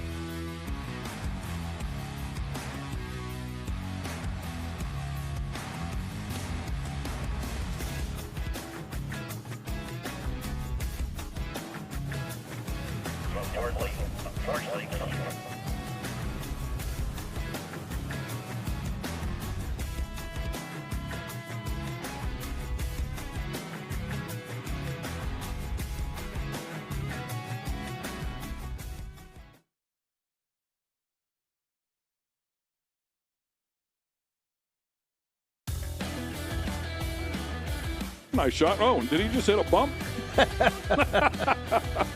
Welcome back to the IHRA Outlaw Nitro Series here in Virginia Motorsports Park. We thought the Ferris wheel was the place to watch. Yeah, this guy's got a better seat yet. I hope he's doing that on purpose. Me too. A wild ride if not. It's like one of those tank slappers. You know, it's only going to get worse when you start doing that deal. Doing a little track cleanup after Chuck Lofton's pass. A little scrape on the start line. Must have been leaking a little something when it left, so they're giving a quick scrape. Shouldn't be too long. And I see them. They're pushing off Chuck's car down there, and it's pretty comfortable there now. Yeah. This is my biggest fan, by the way. So it's either that or the Bull. Which one are you riding? I take my chances on that one before a Bull. Even if the ride went good on the Bull, I wouldn't be able to walk the next day. All right, well, as we were talking about before, we have some deep dives on some of the drivers here and the driver profiles. So we're going to spend a little more time and learn about another one of our drivers.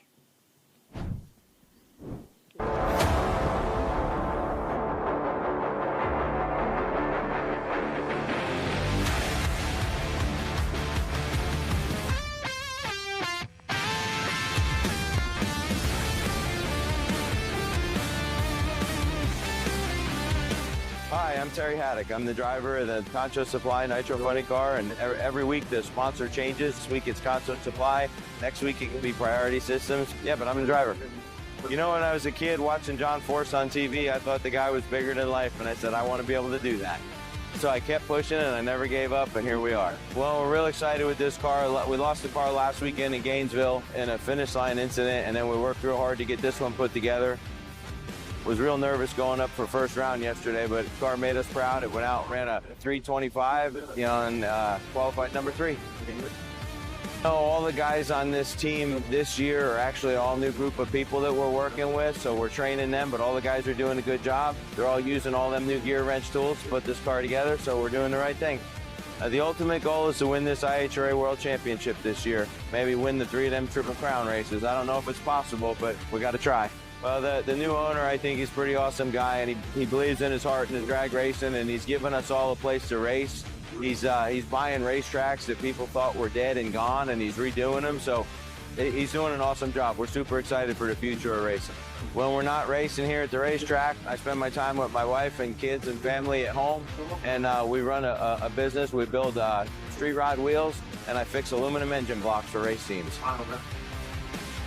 Well, my youngest son, Michaelin's going to be a driver at some point. We had him out here a couple times last year. My oldest son, Tyler's a clutch guy. My daughters get involved and help when they can. They're raising families too, but I mean, the whole family's involved trying to support it. Yeah, we couldn't do it without everybody.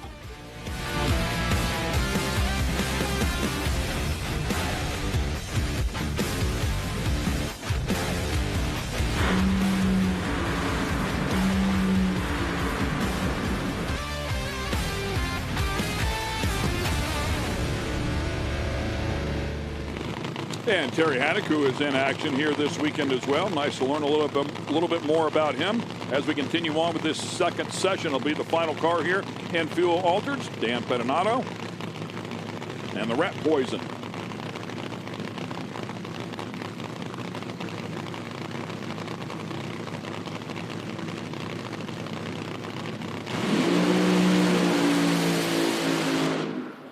Yeah. It was trying to get to the other end in a hurry, and it made a bit of a move there towards the center line, big enough that when he was bringing it back, he's like, you know what, I'm just going to leave this one here, right here. Yeah, it was good enough for me right there. We're good. Good job. I'm up here with Ryan Hill, Micro Maxine, Mini Maxine, Blakey, and Mad Maxine. We're going to talk to Ryan first. Ryan, you had a hole out and still ET of 359. How happy were you with that run? Just happy it went down there. You know, after Galot, I think there was a little bit of nerves going into it. So first lap cleared it. That one there solidified we're all right. And so I'm much happier now with it. Now, Mad Maxine, he didn't hit the wall this time. How are you feeling after a great run like that? Less shaky. For sure. Now, Emma here, you're the reason behind Taco Man. Where did that come from? Well, we were like in the living room, and then I said I was going to make him like a little character, and I named him Taco Man. Well, y'all just heard it right there. Emma's the reason behind the Taco Man. We're so glad to have the Hill family here. Congratulations. We look forward to seeing you guys tomorrow. Thank you. Thank you, guys. Family effort and a nice job getting that one back into a zone where he's ready to go racing. It's got to be hairy, man, to go out there and you know, smack the wall and know that the car is bent, have the car straightened back out, and those next couple of passes are quite a learning experience. You've lost all your confidence in the car. I mean, it's a fast car, but it's a handful even when everything's right.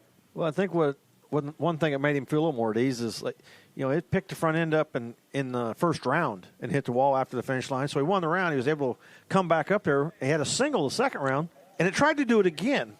So then they made some more changes to it, and in the final round, it just blew the tires off. So he didn't really know what it was going to do down track. So making that full pass that time, I'm sure, relaxed him a little bit and gave him a little bit of confidence for tomorrow.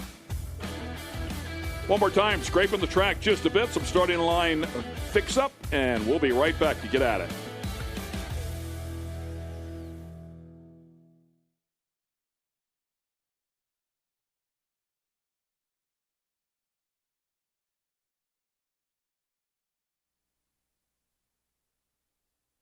Speed Sport 1 is the home for the IHRA Offshore Powerboat Series. Watch top international teams push the limits of some of the fastest boats in the world, reaching speeds of up to 180 miles per hour. 14 classes, racing hull to hull, from Pro Class 1 to Super Cat.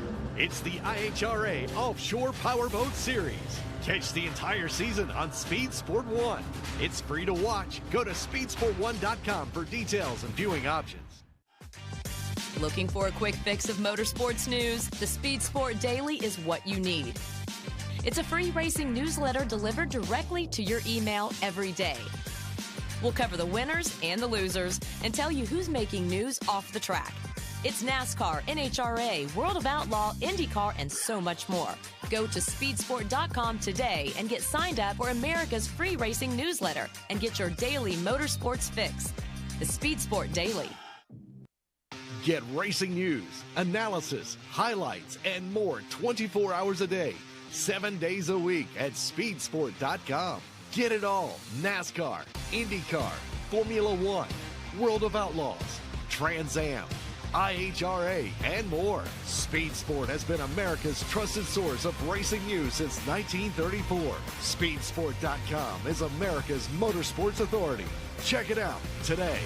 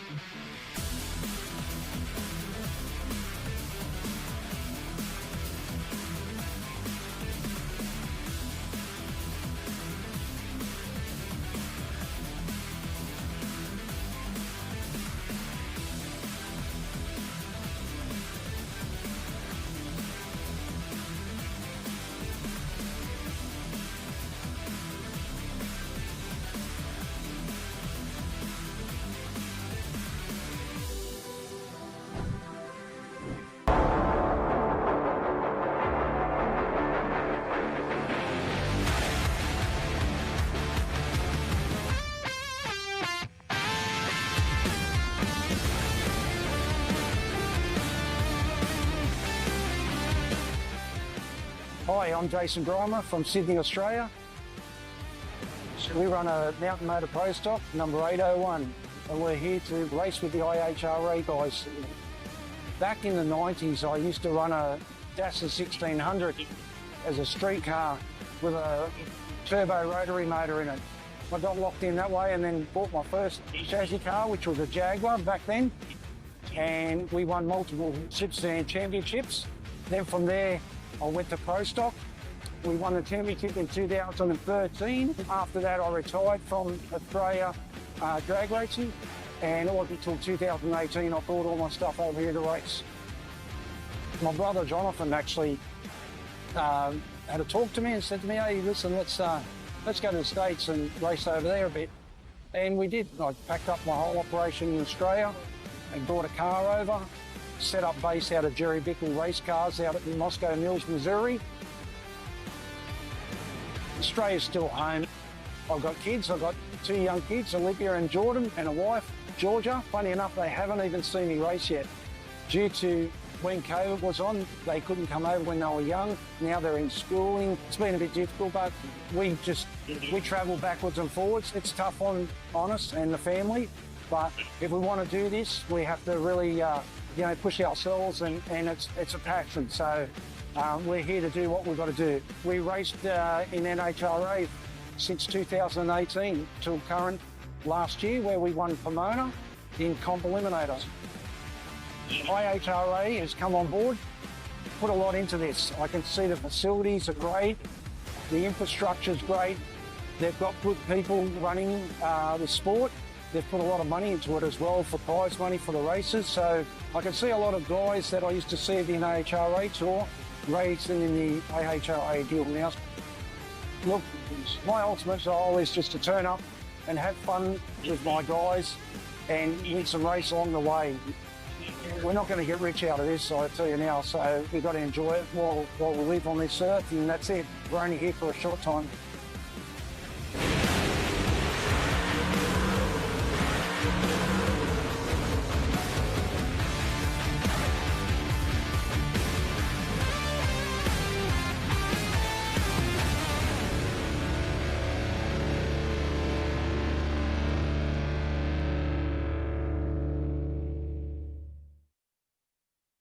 To have people like Jason with us, a monumental effort to try and get all of your race stuff over here from Australia. We appreciate the dedication, the support, and want to come over here and race against the best in the States. So super cool. We appreciate all the effort there, and we wish them the best of luck. Nice to learn more about them. Let's go down to Kristen Beat. Setting here in Virginia Motorsports Park. The track cooling down significantly. Doug Reister, the mad scientist out there. What kind of science are you predicting for your run with these changing conditions? Well, you see that? I like that. Yeah, we went 368. It was actually the first run this year on the car. So I was happy with that, and we're going to try to pick it up and maybe go low 60, 60, 62, 63, hopefully. Now, you were telling me earlier about how you used to run a car that shot out green flames. You got the nickname, the moniker, the Mad Scientist, and now it has kind of followed you throughout your career, and you've got one of the coolest paint schemes out there. The kids have got to love it. Talk me through this paint scheme, what you guys did here. All right, so I kind of been doing the red thing for a while, so I want to kind of keep the red theme, and gray is real popular now, so kind of did a little red and gray, and they 111 Inc. Texas, they did the wrap, came up with the design, and so kind of got some modern colors, and got the crazy dude on it with blue hair. I don't have blue hair yet, maybe next race. I have the kind of the grayish part down though pretty good, so yeah. But anyway, I got the nitrous bottles on the car, and so, everybody knows it's a nitrous car, and it's a lot of fun. Really like it. The Mad Scientist livery is certainly a favorite out here. The kids respond really well to it. Do you take pride in that, in having a car that so many kids kind of identify with? Yeah, I do. I mean, I used to have a car painted. It was real pretty. It was blue, white stripes, and kind of like the older people liked it, right? But then we went with the wilder paint job. The kids like it, and so kind of wanted to keep it wild and make it interesting for the fans. Well, the racing should also be very interesting. We're going to go ahead and pivot over here to Hank Stubbs. Thank you so much, Mad Scientist. What a cool car, guys. Now, Hank Stubbs, you guys were actually chatting before this, giving each other a little bit of a hard time. And Doug was like, you need to go over and talk to Hank Stubbs. He's the fast guy out on track, obviously very fast here this weekend, a dominant player in the class. But how do you keep things going in the right direction? First off, let me thank my Lord and Savior, Jesus Christ. He's the reason that we're here. This weekend, we're on track because of Drag Wire Solutions out of South Carolina. After the last race in Galot, we dropped the car off with them. They completely overhauled the car, new wiring, Fuel Tech. Fuel Tech's a sponsor of ours, so we're proud to have them on board. And we have new data from Scarlet Solutions, so they did all new sensors from Scarlet Solutions. So that's the reason I'm here this weekend. That's how we're having good performance this weekend. I'm proud to be out here driving for those guys. You mentioned the data sensors. What kind of data are you guys paying the most attention to here this weekend? What kind of car adjustments and setup changes are you making? So really, just to show my weak point, what I've been struggling with is I think we've underestimated the track a little bit. I think even though it's hot and the sun's out, I think we all came out here and were too slow the first round. I think the racetrack's really good. The surface is good. And I think we just come out here and underestimated it. So we look at wheel speed. We look at shock sensors. We look at wheelie bar sensors, ride height sensors. There's a ton of data and information that goes into it to kind of figure out if the car's spinning because it's fast or because it's slow. When you look at this field of competitors, it's stacked. How do you find yourself kind of when you look at all of the competitors that you have in this class? I mean, where do you find the determination in the drive? Well, I'll be honest with you. Most of these guys, Frankie Taylor, Bubba Stanton, Jason Scruggs, are some of my heroes. I grew up watching those guys race. I've just always had a drive to come out here and do it. I don't have the funding. I really don't have the brain power or the willpower most of the time, but it's just been a dream of mine since I was a kid. I've always wanted to be out here competing against some of my heroes. So it's a lot of fun. Hank, best of luck this weekend. Thank you so much for your time. We're going to check in with a few of our sponsors. And when we get back, more racing here at the IHRA Series.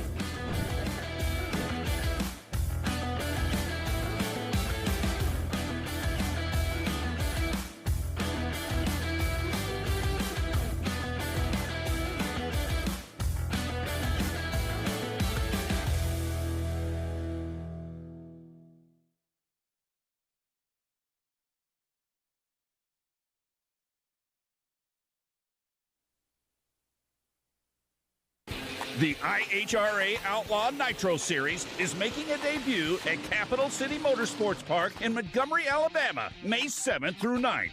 Don't miss Top Fuel, Alcohol, Mountain Motor Pro Stock, Pro Mod, and much more outlaw drag racing all weekend with bull riding Saturday night. Family-friendly event, fun for the whole family. Get tickets now at IHRA.com. Looking for a quick fix of motorsports news? The Speed Sport Daily is what you need. It's a free racing newsletter delivered directly to your email every day. We'll cover the winners and the losers and tell you who's making news off the track. It's NASCAR, NHRA, World of Outlaw, IndyCar, and so much more. Go to speedsport.com today and get signed up for America's free racing newsletter and get your daily motorsports fix. The Speed Sport Daily.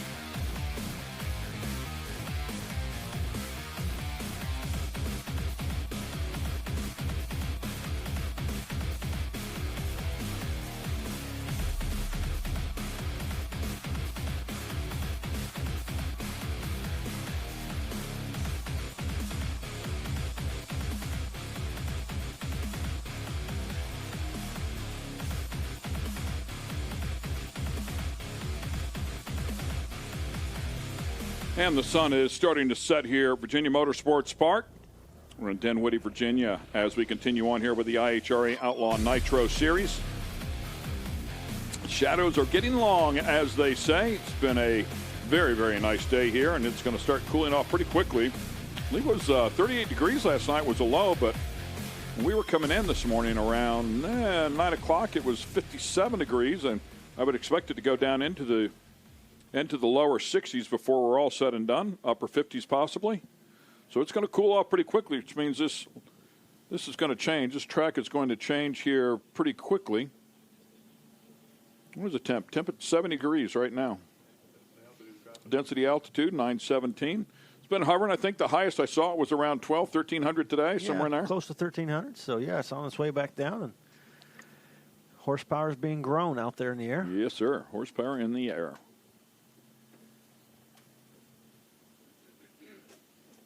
I got haze of smoke coming from the pits over there.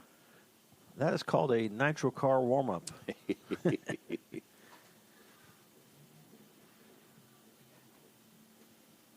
Putting some heavy air right there. There's a fog going down on the racetrack right now too, as they're spraying some glue out there, getting ready for this night session.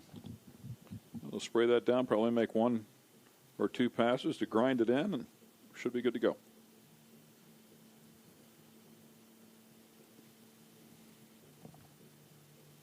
First choice staging gave the band a nice platform to do their show on. I couldn't hear it very well, but I was told that the national anthem was done very nicely. Ferris wheel's starting to come to life tonight there, and as the sun goes down, the lights on.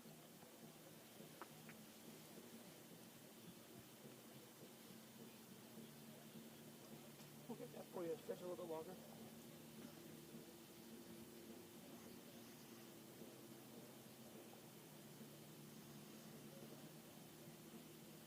I don't think any of the drivers are complaining about the little delay in the track prep, because that sun was becoming a little difficult to see. Yeah. Just off to the left of the drivers and right in their faces. It was getting a little difficult to see here in the tower as well. So nobody real upset about that sun going down. Yeah, if you're in the right lane, you're looking almost at it. Yeah, staging the car, you'd be looking dead at it. So.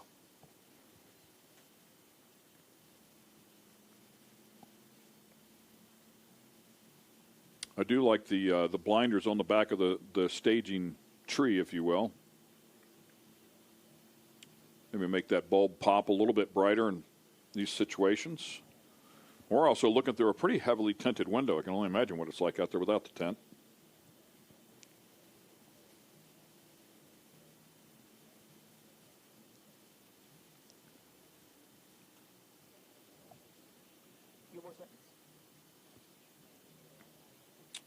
Appreciate all the hard work from the staff here at the IHRA as they continue track cleanup here. Spraying the left lane now as we speak, and the rotator is about to take off here and get after the right lane. And all the effort, all the money, support that it takes to put on one of these events, try to keep the track as good as possible, as even as possible, requires a lot of personnel and a lot of equipment, a lot of hard work. Everybody here early on in the week getting ready for the race, of course, and all of the Pro-Ams started their event 1 day ago. Not to mention all of the renovation that's been going on here for months. So a lot of hard work. We appreciate everything that the staff here at the IHRA has done.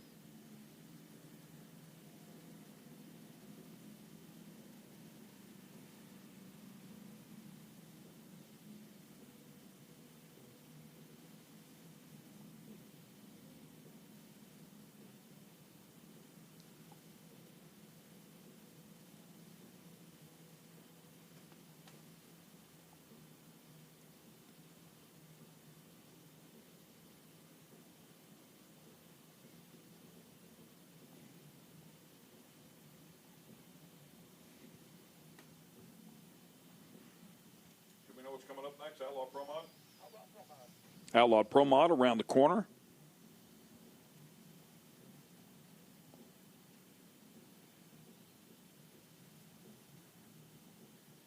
Changes. 12 cars there in the first session. Jason Scruggs, number 1, followed up by Mike Decker Jr., and Decker with a good hit early on in that session, put a 354 on the board and was up top for a long time. And a little bit earlier, our Christian Banks learned a good bit more about Virginia Motorsports Park and some of the construction that went on here to prep the track. Big changes have been made at the Virginia Motorsports Park. Now, the facility has always been known for fast passes, but now we're stepping into a new era with all the changes made from the tower to the track surface. No detail has been left untouched. With all the changes, we're bringing a new experience to the drivers, the teams, and the fans. A lot of work went into this transformation, and it starts right at the tower. All of the old light box signs were removed, the building was sealed up to make it fully watertight, and inside you got brand new ceiling tiles replacing anything that had water damage. On top of that, the entire building inside and out got a fresh coat of paint. Out on the track, the upgrades continue. The track wall and start line have both been repainted, and the surface itself was completely scraped down the full 1,320 feet, then etched with a grinder to improve performance. Back at the tower, all cracked windows were replaced, chrome tint was added across the board, and the roof was resealed. Plus, the old vinyl awnings are gone and replaced with brand new metal ones for a cleaner, more durable look.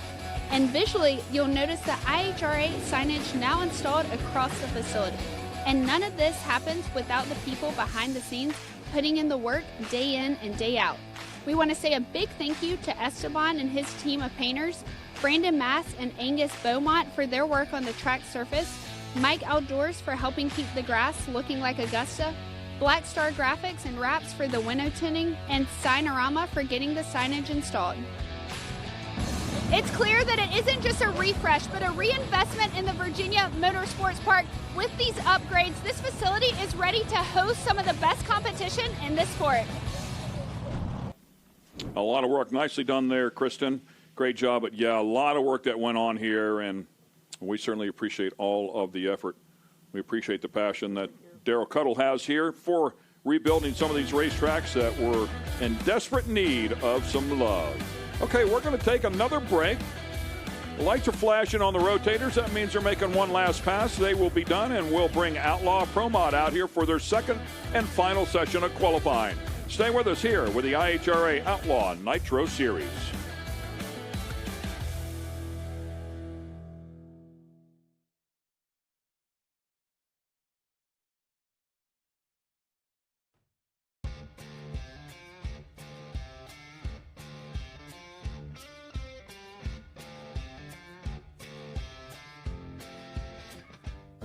Speed Sport 1 is the home for the IHRA Offshore Powerboat Series. Watch top international teams push the limits of some of the fastest boats in the world, reaching speeds of up to 180 miles per hour. 14 classes, racing hull to hull, from Pro Class 1 to Super Cat.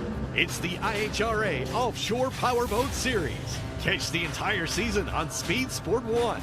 It's free to watch. Go to speedsport1.com for details and viewing options.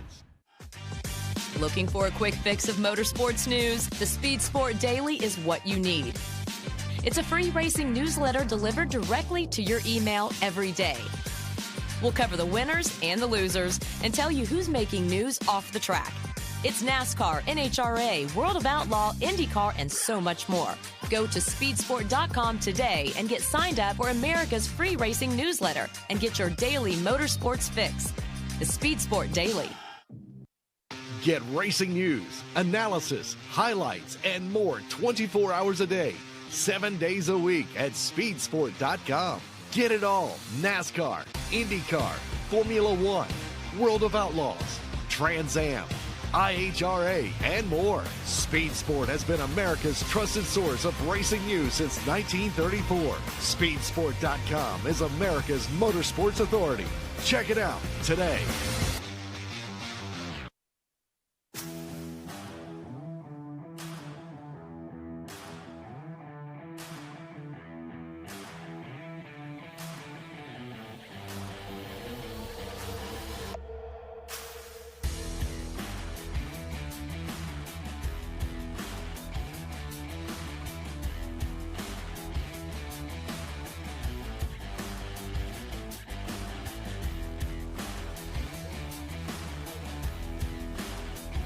And cars are underneath the tower. We're just about ready to go. Final pass made with the rotators. Crew chiefs are out there. Looks like they're getting some temp data there.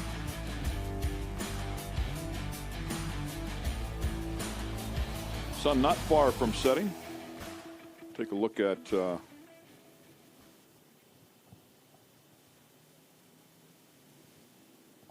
looked at some of the temperatures as we were leaving there. In the high 60s and density altitude about 900.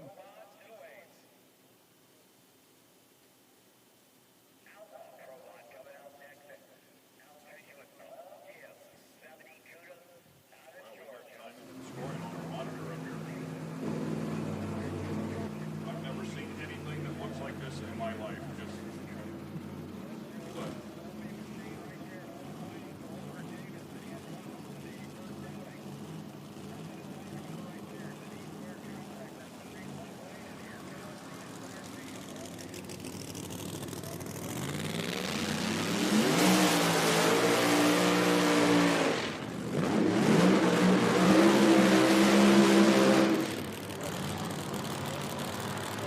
Paul Gibbs fires up the CUDA and makes some noise, puts some heat in those big rear tires. Robert Davis in the far lane as we start the second and final qualifying session here for Outlaw Pro Mod. Paul Gibbs not making that first session, so going down to one run to get it in the show.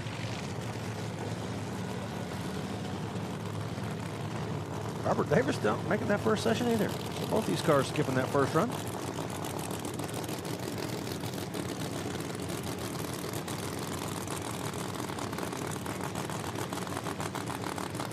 Number one spot held down by Jason Scruggs.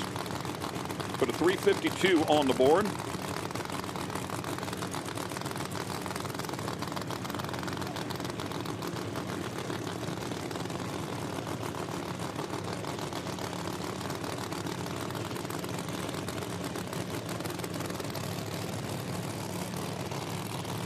Pro-Charger car here in the near lane.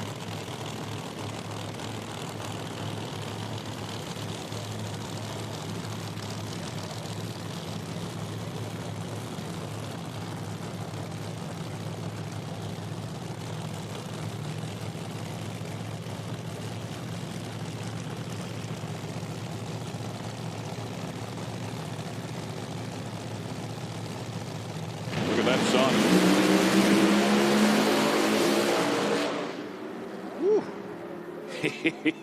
Davis with a handful out there towards the finish line, but the 368 on the board.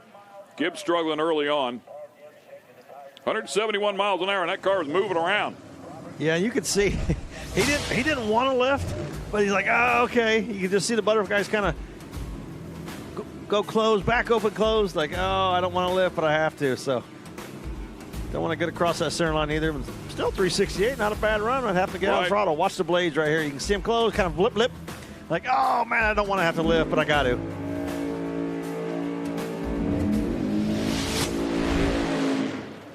Brandon Pez and Randy Weatherford, and both struggling in that first session. You wouldn't expect that from either one of these cars, and I mean, they are down at the bottom of the field. Yeah, normally these cars would be at the top of the field. Right, exactly. I mean, they've both been to final rounds, and both have won.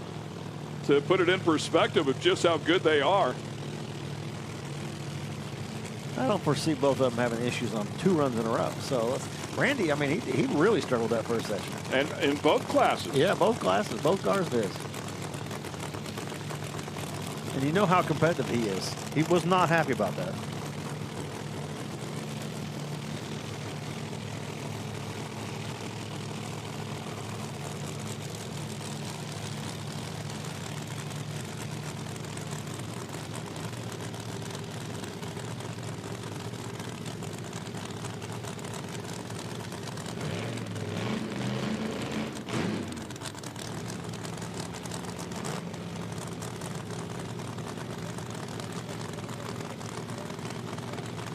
Another good shot there. Just how bright that sun is, especially if you're in that right lane looking to the left at the tree.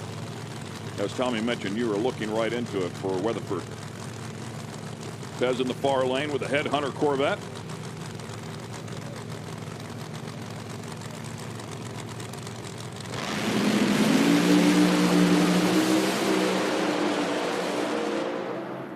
And they both charge with the look at a big move right there by Brandon Pez into the wall. Both of them at 361, over 200 miles an hour. And man, did that thing make a violent right-hand turn all the way across the track. Smoked the wall. I see him moving inside. That is great news. And he is climbing out of the car. All the safety aspects doing their job. And he's going to climb out of that car. Put your hands together for him. Wow, what a scary moment, but glad to see him climb out.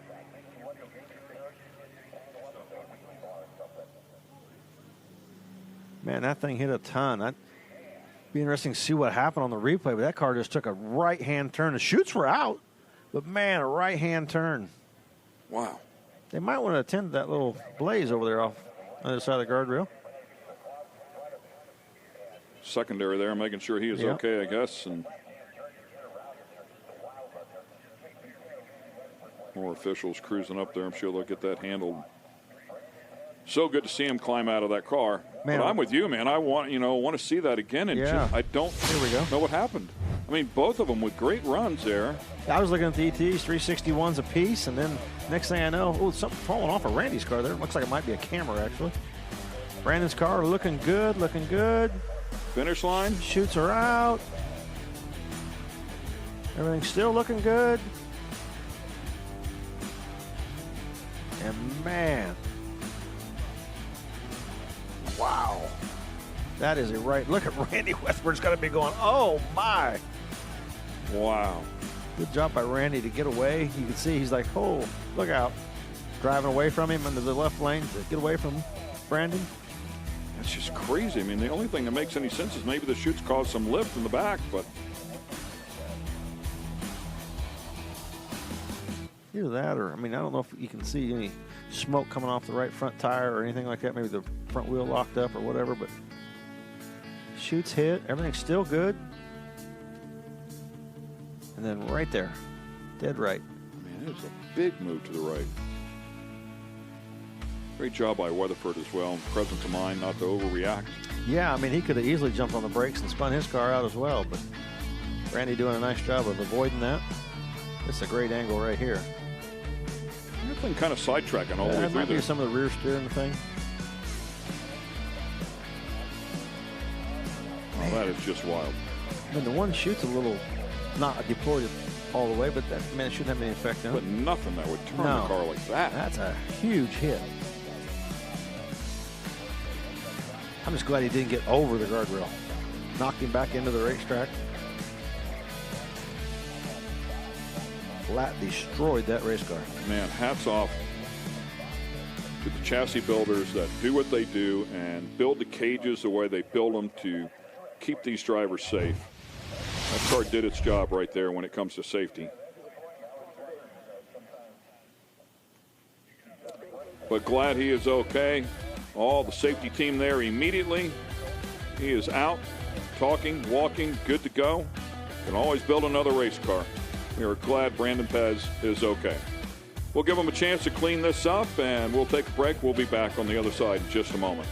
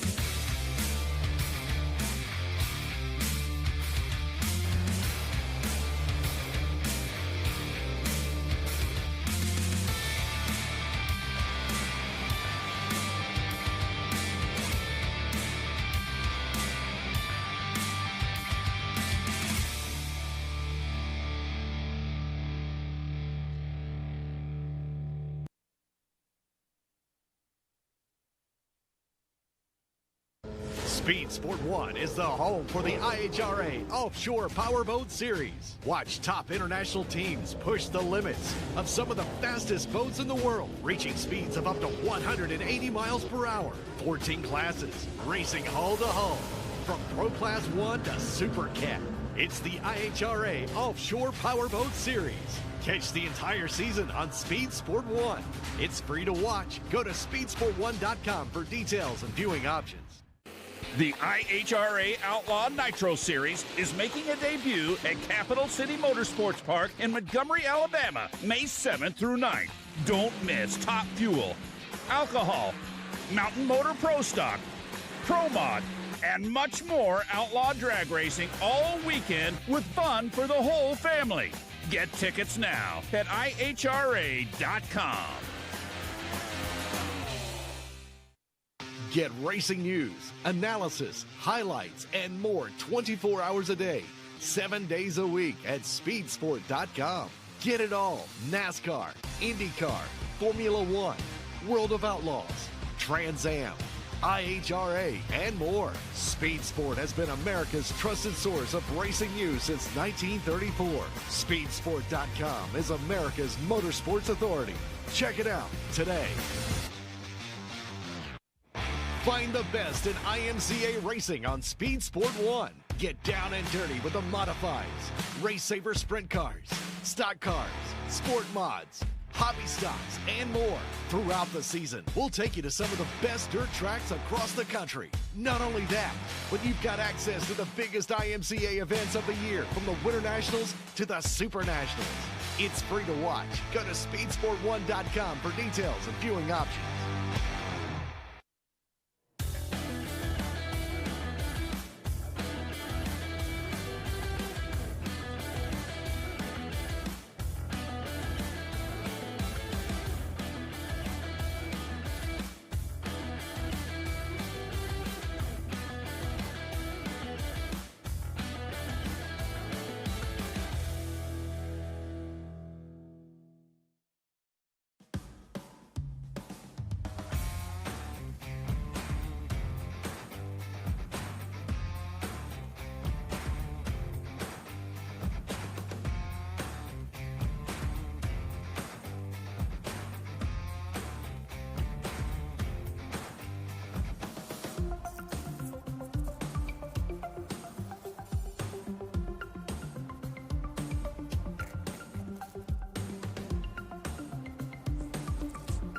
Welcome back to the IHRA Series. You are watching us from Virginia Motorsports Park in Dinwiddie, Virginia. I'm sitting by with John Dock. John, in the Pro Mod class, we're looking at a stocked field this weekend. How do you rally to get your car to the finish line? I know lately you've been struggling with mechanical issues. Yeah, we've had some bad luck. Broke a gear, Q1 there, and really not much you can do. Put some new parts in it, and they failed. So throw some spares in there and turn it up and see if we can go to the top. You know, the sun's going down. Tim put a killer tune-up in there, and if she sticks, we should be going for a ride. In the Calmera, no less, the Camaro with a cow. Yep, cow theme for sure. There has been a theme this week, and we've been talking to a lot of the drivers about how they chose their theme, how they chose their mascot. How did you end up on the Calmera? So when I got into drag race, my first car was a 2012 Camaro, and it was broken a lot, broke a lot of parts, pushed around a lot. It was heavy. They called it the cow, and it just kind of stuck. And here we are with the cow theme, and we're rocking it. You know, it's moving. It's moving. You see that? Nice dad joke. Very, very well done, Sean. Whenever an instance like this happens on course and someone else, a competitor in the field, hits the wall, we're all thinking about Brandon and hoping that he recovers well. He's moving in the car, obviously. But as a driver, seeing something like that and then lining back up on the line is difficult. How do you mentally prepare yourself for that challenge? Yeah, I hate to see it. I hope Brandon's all right. As far as driving, it's kind of like a job. You got to get the job done. You got to do all of your things, check your boxes, and everyone else on the team, they're working on the car, doing their part. When I strap in and fire it up, it's time to do mine. So just trying to make sure I don't miss anything and be on the tree and just try to zone it out. You know, it's just another pass. Let's toss it back to KS, Ken Stout. Thank you so much, John. Best of luck. Yeah, Doc doing a great job. Certainly that car very, very fast. Team very, very solid there. Two-car effort, and nice job there, Kristen. Yeah, he is okay. Great news is Brandon is okay. Obviously, a lot of track support up there to get things cleared up and out of the way. So while they're doing that, we're going to take you to another driver profile, this time one of the best to climb behind the wheel of a Mountain Motor Pro Stock.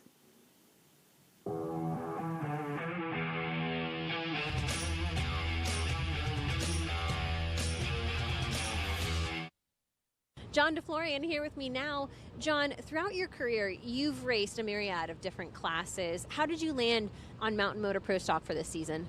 Well, that's funny. You guys ain't got time for that whole story. I want it. Give me the whole yeah, story. It's a long story. Yeah, you're right. We raced a lot of different types of racing over all the years, and from bracket racing, which I still bracket race, but bracket racing to pro mod racing to Mountain Motor Pro Stock and IHRA Pro Stock. So a little bit of everything. I've been very fortunate to be able to do all that. We wound up in Mountain Motor Pro Stock back a number of years ago, back in like 2011. Very good friend of mine was coming into the sport, wanted to race Mountain Motor, and I was helping them with their program. And at that point in time, I wasn't racing, and he came to me and said, "What do we need to get you back out racing again?" And he said, "We can get you a motor for your pro mod car, or whatever you want to do." And through several discussions with people, especially my wife, about what we would do, she said, "Are you crazy? Why would you do that? Why would you not do a Mountain Motor Pro Stock car?" And I felt like I had unfinished business in pro mod that we didn't accomplish where I thought we wanted to, or I wanted to, I should say. But I decided to do a Mountain Motor Pro Stock, and super happy I did. It was a great idea. It was a great decision at the time because we were running a two-car team, and we were running all the same engine combination, car combinations, and all that. And it worked out really well because it increased our data collection by double. And but anyway, that's how I got into Mountain Motor Pro Stock. Love it, and never look back. That's been great. You mentioned unfinished business in pro mod. Does it still keep you up, and what is that unfinished business? Well, we ran pretty well in pro mod. It never had the level of success that I thought we should, or I felt like we could. We just needed probably more time to be able to do that. And so, yeah, it always kind of gnaws at you a little bit at the back because, I just feel like sometimes it's like, oh, I didn't accomplish what I really wanted to accomplish there. And but yeah, it still bothers me a little bit, but we're happy with where we're at. I mean, this deal is a lot of fun, and we've been very fortunate. We've had a lot of success with the Mountain Motor car, and it's been a blast. I mean, all the people are great racers this class too. You said something interesting to me earlier. You said that the tracks are so well prepared in the IHRA series that it's been an adjustment for you guys as a team to adapt to throughout this season, and learning how to set up the car for a track that maybe outperforms what your original settings or data reflects from a track like this. How has that changed your program, or maybe changed your approach on race weekend? Well, I mean, that's one of the things that's actually been really nice. When we came to the first race last year at Columbus, I was floored at how good the racing surface was and how well the track was prepared. And I thought, well, that can't stay. That'll never happen in every race. And it has. They've been able to figure out how to maintain that consistency where the tracks are the same from track to track to track, which is a big thing, but they're very, very good. So what that allows us to do is to build a program around that type of track that's prepared that way all the time, so that when we roll out, we're really very, very close to what we feel like we should run right out of the trailer and throughout the weekend. So having the surface be consistent allows us to then be consistent with what we do. So it's a really nice situation to have a track that well prepared and consistently at every other track you go to. Where does your passion in racing stem from? So from everything you've told me and from watching you inside your trailer, you're a man for details. You like kind of like tuning the car and looking at what adjustments you guys can be making. Is that where your passion comes from, or where does it come from here in racing? Well, it comes from, I guess, a lot of different directions. I love the speed. I love going up and down the racetrack. When I'm in that seat, I'm in my own little piece of paradise, and it's undescribable. And people that don't drive won't really get that. Unfortunately, if you ever did, you would see the addiction. It's the worst drug there is, let me tell you. It gets in your veins, it won't get out. So that right there I love. The mechanical side of it is very interesting to me because you're taking 100,000 moving pieces are all trying to do the exact opposite of what you want them to do, and trying to corral that and make that do what you need it to do to have the success you want to have. So it's a cool deal. And then as a little bitty kid, there was just something about things that ran and moved, and it just got my interest. And so, my dad would be at work and I'd be out taking the lawnmower apart, and he'd come home. He's like, "What are you doing? I think I'll never run again." Well, hopefully it will, but it was just that, and it's driven me my entire life.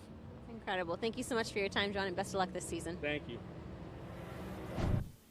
And great to have John DeFlorian out here competing with us. As you can see, just an outstanding competitor, and he is so good at what he does. So we love the support out here from the best in the business, and that's what he is, competing against the best.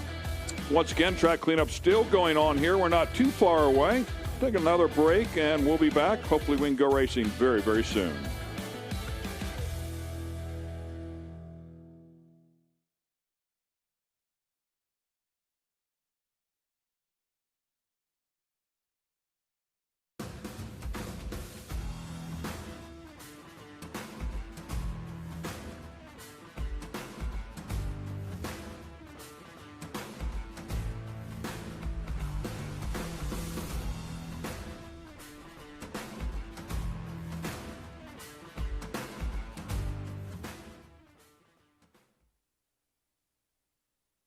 The wait is finally over. The IHRA Stock Car Series is here, and it's on Speed Sport 1. This is what stock car racing is all about.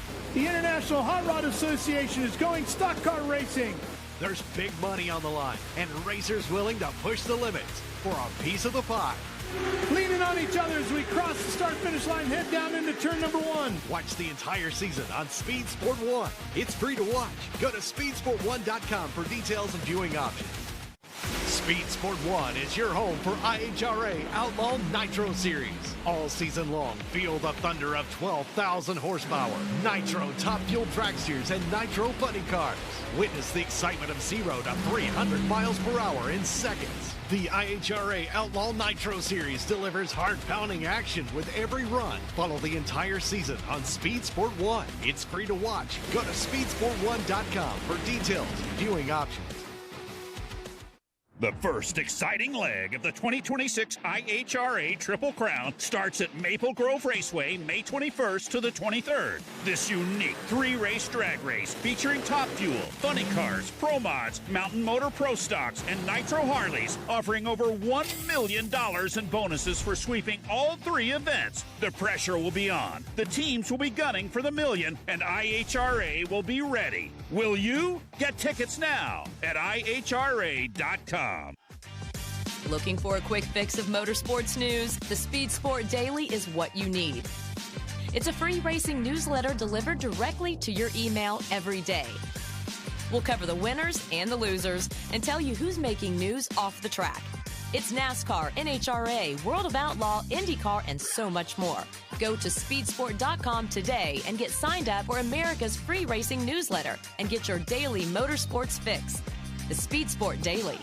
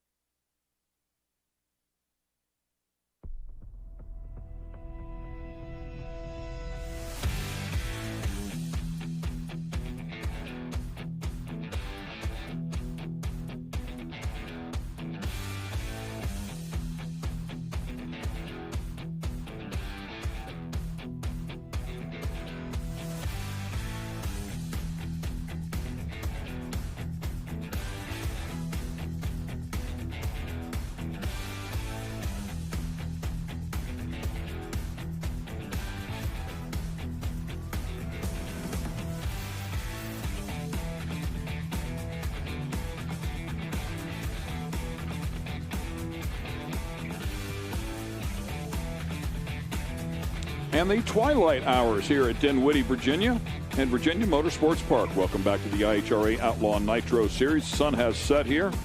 on a beautiful evening, not a cloud in the sky to speak of. And we're just about finished up. As you can see, the equipment up there at the top end of the track has dwindled down to just a couple. So we're not too far away here from going racing once again, the second session of the Outlaw Pro Modified category.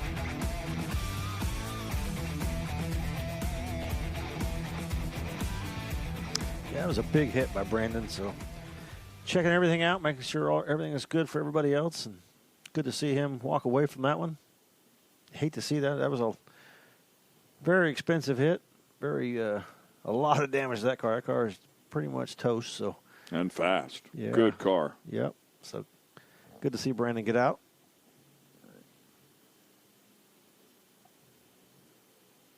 I had him qualified number 4, but I guarantee you that car is not going to compete this weekend.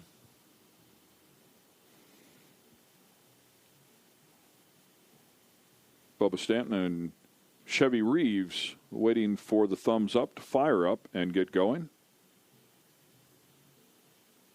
I like checking out the left lane as well, which is where Brandon started.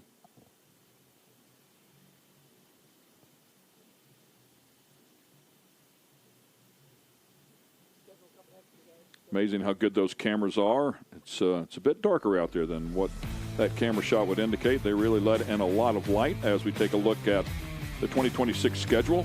8 events chasing the points championship.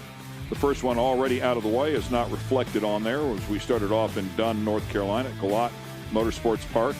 And then, of course, here at Virginia Motorsports Park, and work your way down to Heartland Motorsports Park, Topeka, and Atlanta, where we will wrap the championship up. In the middle of all of that, we will also have the Triple Crown event, which happens at Maple Grove National Trail and Memphis Motorsports Park.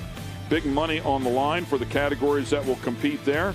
$150,000 to win, $1 million if you can win all 3. Should be a lot of fun. And, of course, the one-off event, the one-off outlaw event, if you will, for Pro Mod. The Pro Mod Mania event. Had that last year, and it was a great time. If you love fast door cars, that's a good event to go to. Would love to see you at 1, 2, all of them. If not, you can always watch it on Speed Sport 2 and Speed Sport 1.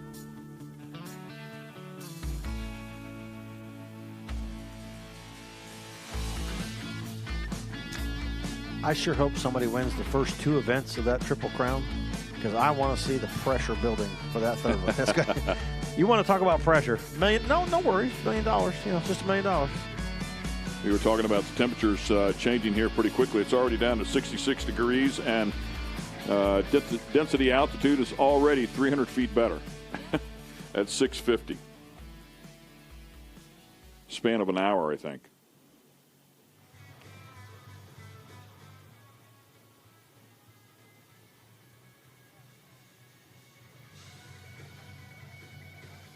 Water going down the water box. That's always a good sign. That is definitely a good sign. Nothing on the racetrack and water going in the water box. Next thing you know, will be a little bit of noise out of these engines.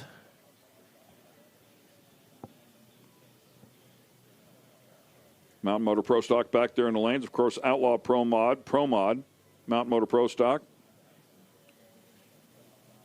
All waiting in the staging lanes for their opportunity to take their second shot.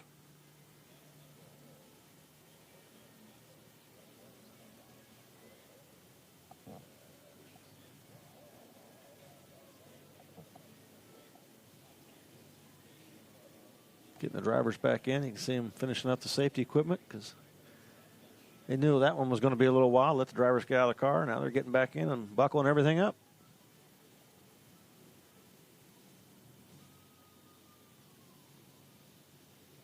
The progression of these cars over the course of time is just nothing short of exceptional as you take a look at these cars. And I remember saying the same thing back in the late 90s. Man, what a gorgeous car. That's a beautiful car. In the early 2000s, what a gorgeous, beautiful car. And they just continue to evolve and continue to look better and better and better. They keep getting a little faster, too. It's an incredible industry. It really is. The product gets better. The colors, the paint, the body designs, the engine parts and pieces, as you were just indicating there, making more power. technology developing. It's super fun to be around.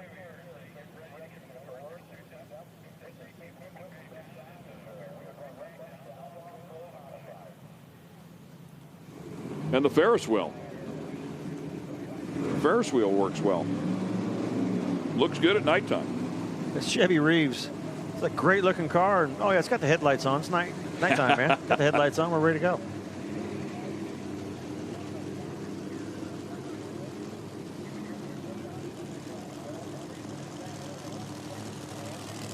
Next pair fired up. Chevy Reeves in the far lane, Bubba Stanton in the near lane.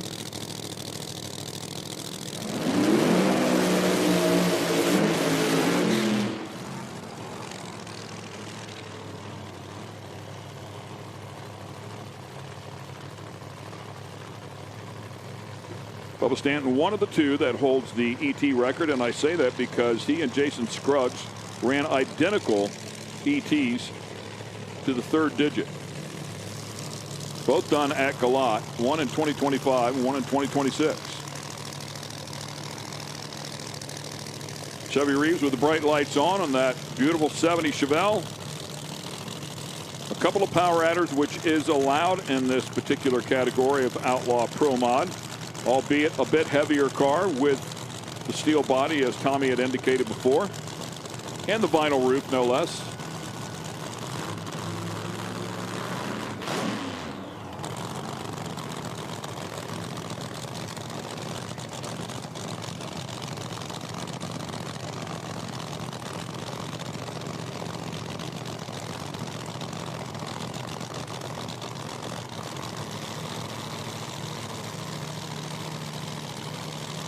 Guys have been sitting here a little while, have probably made some changes to their tune-up. Cars aren't set up the way they come up here, but the delay, they probably had to make some last-minute changes to see if they made the right one. Neither car getting to the finish line under power in the first session, hoping for a better second session here. Top bulbs on. Here we go.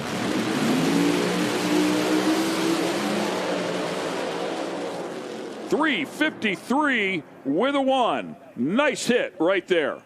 353 at 217 miles per hour. Put him up in the number 2 spot. Nice improvement over that first section. Put him number 2 right behind Jason Scruggs. But good looking pass. Look at that thing out there, 300 feet down track with the front end up in the air. Trucking to the finish line. Chevy with a nice improvement. Last time out was a 498, I believe, and puts you could see the thing shake so hard, you could tell it in the headlights. The headlights shook, it was shaking so hard.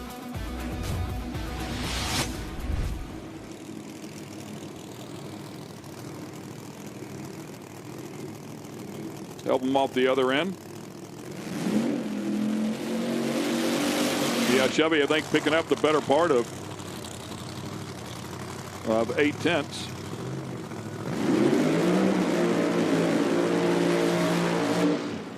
And sometimes you just got to do that, right? It's baby step. Take your small wins. You're going in the right direction. Yeah, they're still searching. Trying to find the right combo for that car. Frankie Taylor and Tim Brown. Tim Brown finished up in the number 7 spot there after the first round. And Frankie Taylor, number 8.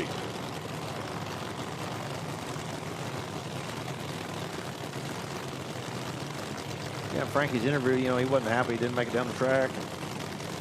Maybe we got to do better. And we're going to find out if he went back and looked at all of his data from the first run and made the correct changes.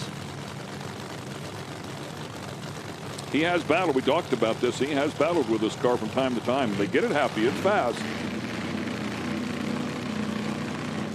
Yeah, there's not been much in between in this car. It's either, right. It's either at the top or not making it down the track at all. There's no just, well, it's a decent run. You know, it's just all or nothing.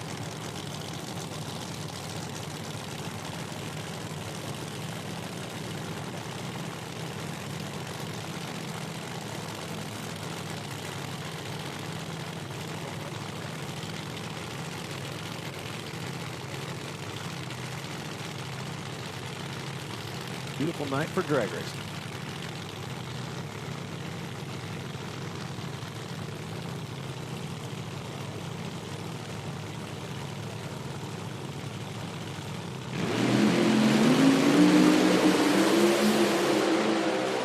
Frankie getting after it this time. 357, 211 miles per hour. So good job for him. Jumps up into the number 4 spot. Yeah, he's going to be a lot happier with that run. Headed in the right direction.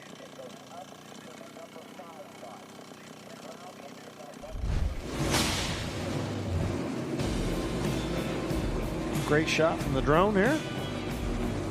Woo. Tim was all over the racetrack. And missed giving Jason Scruggs some love. The speed on his pass at 222.88 is a new mile per hour record by just a smidgen, about 0.2. But it counts.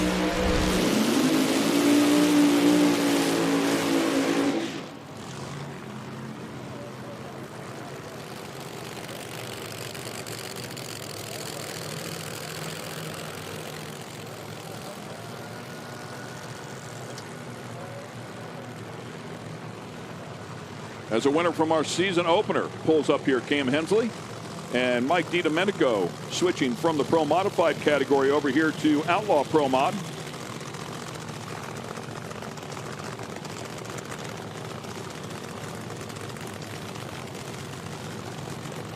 I remember right, Cam, that 369 from the first session, that was with a pedal in there.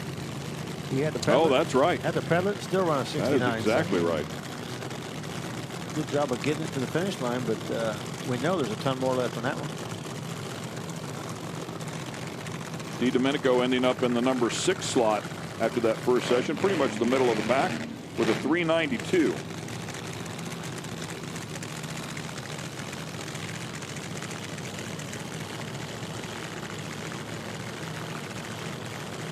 X1 connecting rods, the business for the DiDomenicos.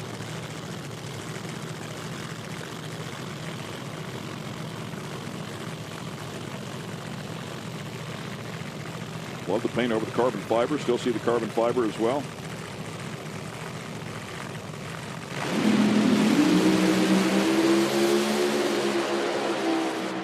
Side by side they go. DiDomenico's car trying to lift up that left front tire down through there. 354 with a 7. Another good hit right here. Whew, a lot of smoke out of Cam's car on the top end. I think he might have lost an engine on that one. There is a ton of smoke coming out of that Still thing. smoking, man. Yeah. DiDomenico goes to the number 4 hole. And if so, only 144 miles an hour for DiDomenico. See if we can watch this again, see if he's out of that thing. Hard to tell from that angle. 206. 206. That looks a little bit better. Yeah. 360, better for Cam, but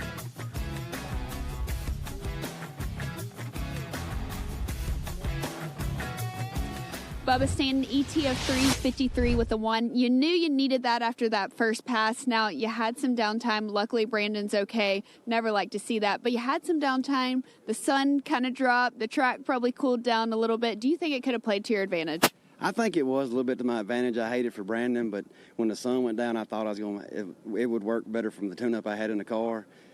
Hate it happened that way, but I'm glad it did happen that way. Now going into round 1, any kind of changes you want to make on your car? Are you pretty confident in it? I'm pretty confident in the car. This is a brand new car from Quartermax. Second time I pulled the parachutes on it. We're still learning the car, what the car wants, but it's starting to repeat now, so I think I've got something to work with. I'm looking forward to the first round tomorrow. Well, thank you so much. We'll see you tomorrow. Bye-bye. Thank you. A couple of the fast cars out of the first session, and Doug Reister, one of those. He'll line up alongside Hank Stubbs. Stubbs is 5th after the first session. Reister was 3rd. Reister with a 368 on the board to a 376 for Stubbs. how much everybody's improving. Reister's down to number 9 already, and Stubbs at 11 after those numbers the first session.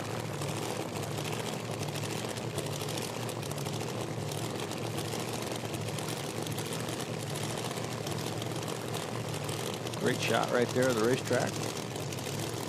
Scruggs with that 52 on the board. I mean, only 100th away from new ET record as they start tinkering with those record numbers out here in this good air.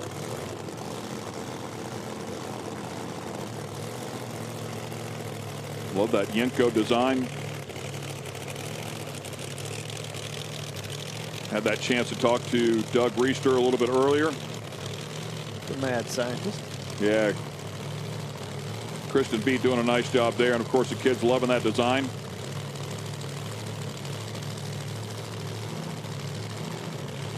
The nitrous-fed rear and Morrison-powered car.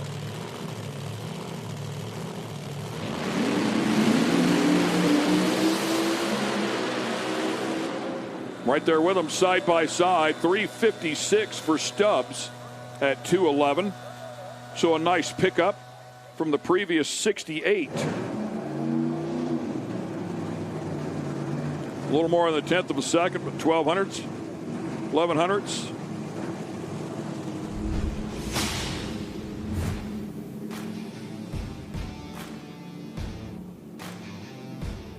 Puts him right back up in the 5 slot where he was when he finished up the first session. Nice improvement here one more time. Nitrous car in the far lane. Let's go to Kristen. Frankie Taylor, ET of 357. You think on this track y'all should be in the 350s, but walk me through that pass. That pass was good. I watched my buddy Brandon. He kind of crashed in front of me, so kind of bittersweet type deal. It just sucked. He went 61 at 218. He's got the speed. I got to figure out the speed in mine, but we went 57. I mean, we tested the other day and went 56.0 with nothing on, and now it's just being a turd to us. For some reason, the car is not liking us right now, but we're going to get it figured out. You know, I want to thank everybody that helps me with my deal. Todd with TRM, you know, Benji Lapp with Snap-on, Jalou. Have you ever? I didn't bring none. I was supposed to bring some, and we left before they gave it to us. And I'm like, damn. But so we'll get some maybe if we end up showing up at Montgomery, because my son is graduating that Friday. Yes, that's going to be sick. I'm hoping it rains out over there, and then we can actually go to graduation, and then maybe they'll do it on Saturday, Sunday or something. But yeah, I just want to thank everybody. You know what I'm saying? We're doing okay. It's just that's 57 at a regular quick 8's good.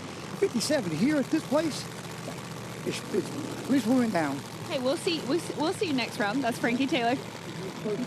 Hey, Ellie. Number 1 and number 2 at the end of the first session, Mike Decker Jr., Jason Scruggs. Scruggs setting that mile-per-hour record, reestablishing his mile-per-hour record from 222.66 to 222.88. Man, at door handle to door handle they go. Nice lap, 3:52 with a 5 at 2:14.31 for Decker Jr. 52 with a 5, doing an incredible job right there. Goes to the number 1 spot, takes it away. Everybody's talking about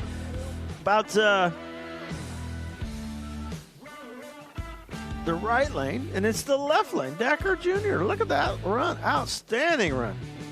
Man, they got that car figured out, and it is a rocket ship. And you should have seen them. They battled with that thing last year. Certainly running good here this weekend. Nice job.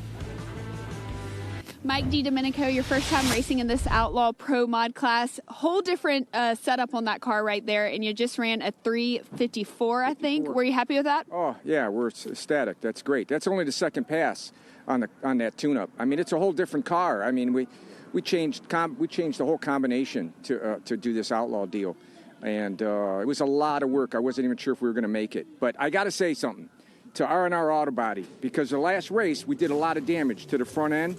And Dave Romer, I mean, he took the front end, and those guys, they banged it out in a couple days, and they just knocked it out of the park. They did an awesome job. So thanks, Dave Romer. Well, it looks great. Thank you so much. That's Mike DiDomenico.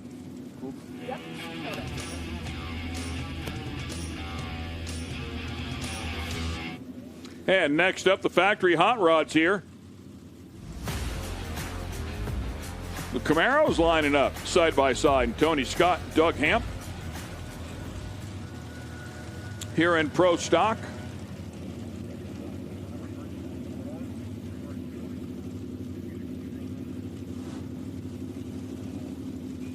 Tony Scott, our winner at the season opener. This documented before. Great looking Camaro. Hamp on the other side.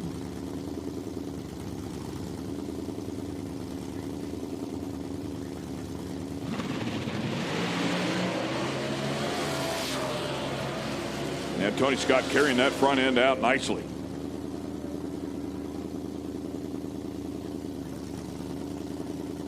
487 for Tony. 752 for Doug Hemp. Doug Hemp's car blowing the tires off when he left the starting line.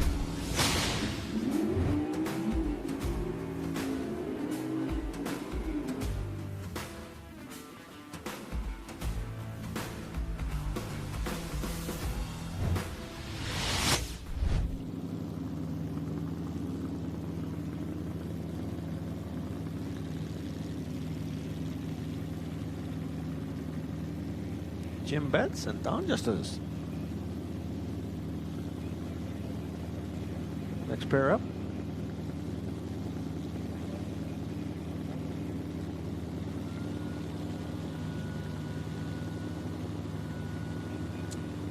Betts qualifying in the number 5 spot after the first session. Don Justice a little bit lower down in the field in the number 7 slot with 536 on the board. A little older Mustang there for him. Another car blowing him off the left-hand lane. Right-hand lane making it down there. 536 again. How about that? Very, very consistent. Just not what I'm sure he's looking for. Yeah, Want to be a little more consistent, a little quicker. It's a heads-up class there. If they could get the shoe polish out, he'd have a hot rod.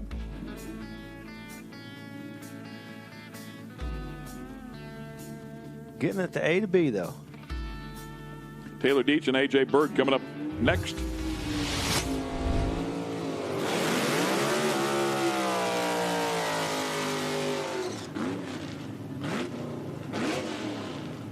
Just like the old days, the Ram Charger.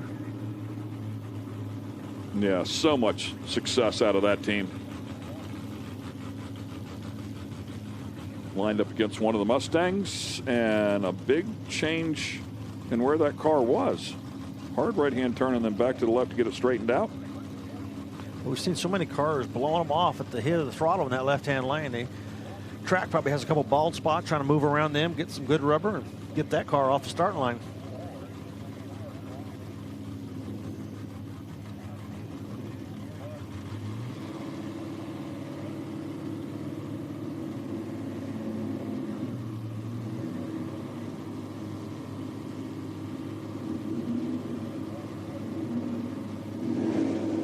Here we go. Here comes the Mopar. Great to have the Mopar in the field. First one we've seen here in the category, going back through last year.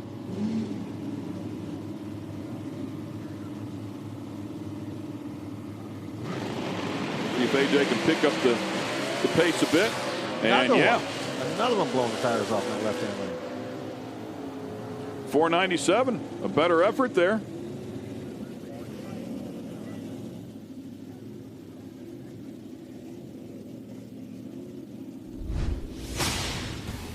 Somebody's got to get it right? Yeah, for whatever reason, they are definitely struggling over there at the starting line on that left lane. We're going to find out because Jason Deach is a pretty good competitor. Yeah. Runs pretty well in this category, and we're going to see if it's the racetrack or if these guys are just missing it. It has not been all of them. As Tasca comes up here, and Tasca knocked the tires off in the left lane at the hit of the throttle in the first session. We'll find out if he does any better here in the right lane.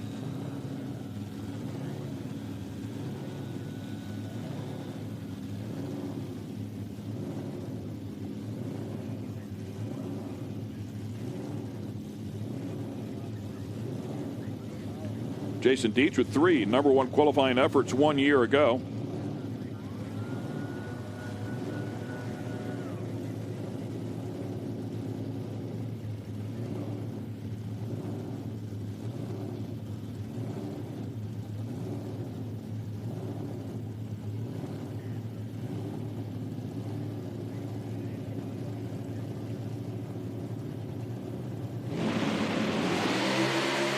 That's better.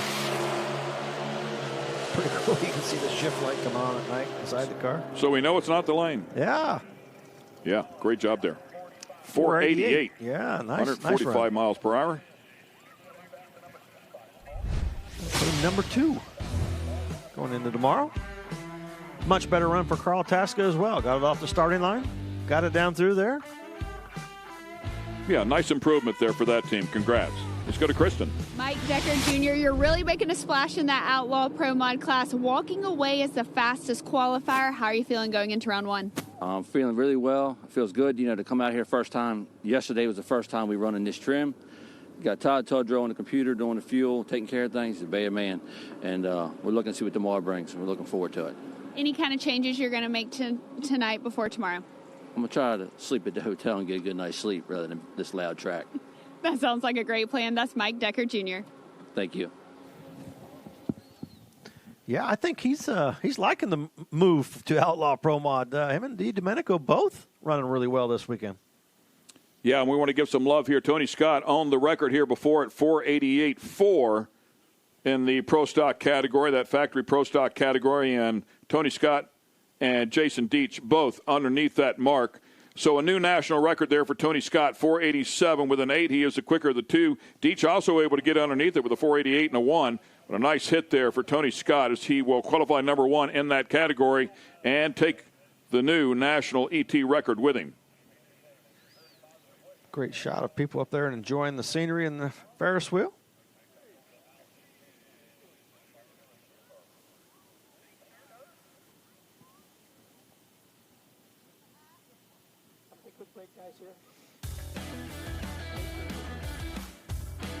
So that'll wrap up that category. We have blower cars sitting underneath the tower. We'll turn loose Pro Mod when we come back. Stay with us here at Virginia Motorsports Park. You're watching the IHRA Outlaw Nitro Series.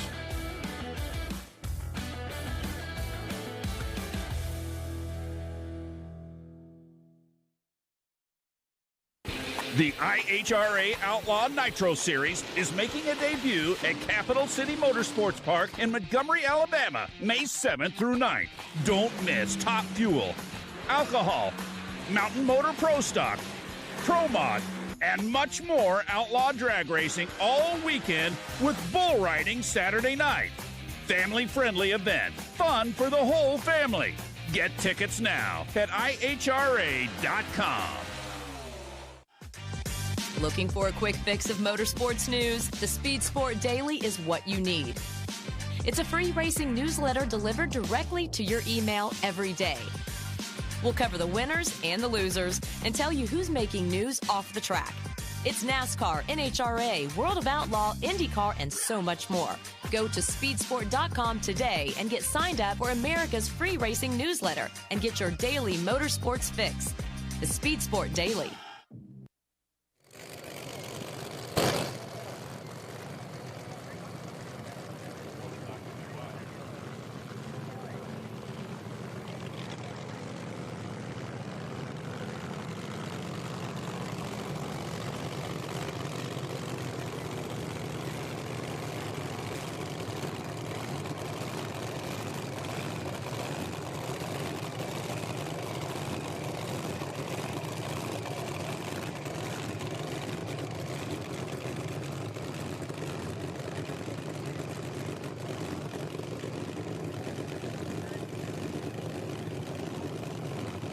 And that is a look at Brandon Plyler's beautiful 41 Willys. Unfortunately, not able to make the call there in the first section. Well, he made the call, did the burnout, but then they pushed him back, and he was not able to make the run with whatever mechanical held them up. You're watching the IHRA Outlaw Nitro Series, and this is the second and final session of Pro Mod.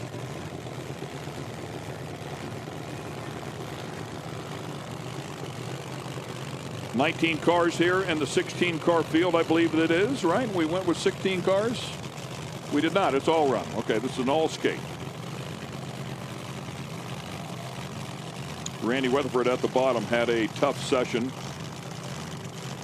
as we documented earlier.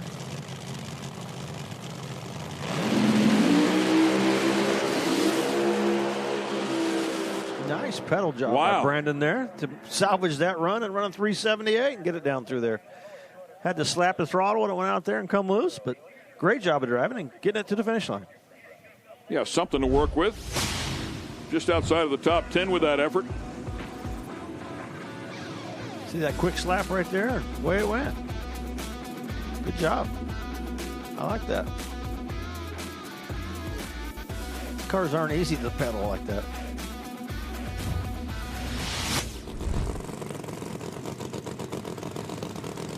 Callie Mills ending up in the number 1 slot here at the end of the first session. We'll see her later on in the category.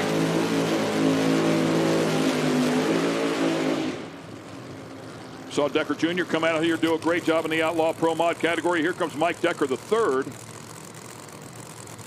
See if they can transfer any of that performance over to this car. John Dock, he had issues that first session. It left the starting line, but then it got out there and it locked up. Something had to have broke. They ended up having to put dollies under the car to get it off the racetrack. And even after they got it off the racetrack, it took them quite a while just to get it to be able to roll it back to the pit area. So good to see that team put in the effort getting back up here for this second session.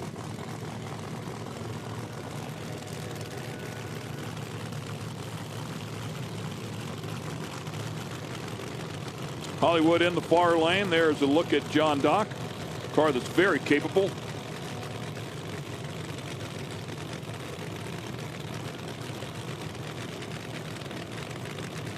We talked about the rule changes at the beginning of the day, and this is a good example with the blower car versus the centrifugal supercharged car. The weight added to the centrifugal cars and the weight taken away from the screw blower cars.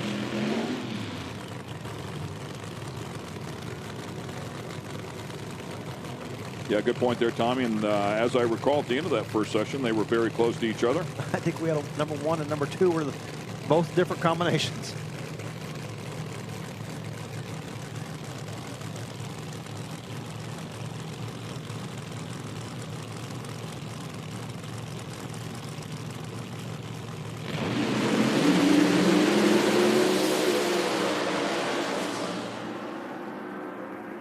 .368 and .359 for John Dock. John Dock with a nice improvement there. Yeah, to number 1. How about that? That's pretty good improvement. Yeah, nice recovery for John Dock after his issues on the first run. And Decker had a good run going. You can see right here his nice looking run, but something happened right before the finish line. You see a little puff out of the car and Dock driving around.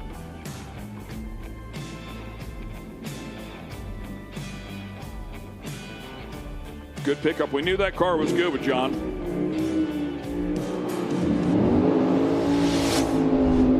Ready to make it down the track that pass? Very, very. We've been working hard all day. Like I say, our first run, the brake pedal broke on the burnout backing up and had to shut it off, and we went back, got it fixed, and crossed your fingers on that run. It's the first run all day, so we just threw something at it. And I had to pedal it on that run, but I knew I had to stay with it to get an ET out of it. So. Well, you stayed with it. We'll see you tomorrow. Thank you. See you then. Thank you. He did stay with it. Great driving job. Yeah, and I asked a few questions why he shut it off that first session. I wouldn't want to drive it down through there with no brakes either. Randy Weatherford hoping to turn things around here tonight. Hoping for a little less exciting of a run this time. We saw him in the Outlaw Pro Modified category with Brandon Pez showing him the bottom of the race car as he went in front of him. No kidding. And great presence of mind. Steer clear of it and not overreact. Yeah, Randy did a great job of not jumping on the brakes. And could have easily took this car out as well. Kevin McCurdy with the Angry Farmer. Shine sponsored 1955 Chevrolet. In the far lane, of course, spectacular looking car. Another good look here at the battle between the Screwcharger cars and the Centrifugals. I believe both cars running a non-lock up here, which also changes the weight a bit. They want to keep the RPMs up with the non-lock up because they need that boost.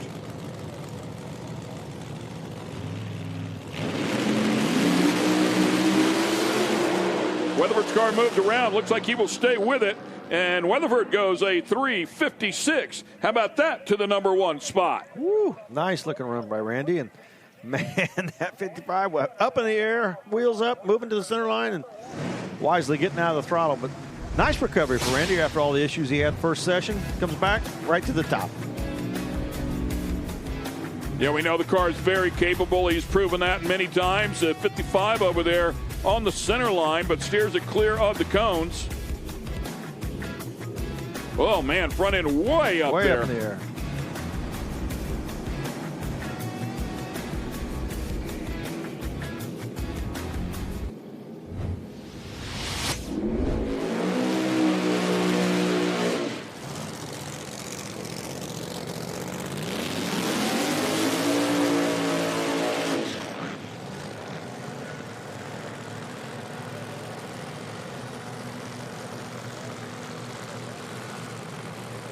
And fire up the next pair. Here we go. Paul Gibbs and Doug Winters. Gibbs in the Mopar as you look at him there backing up. Ended up pretty much middle of the pack in the first session.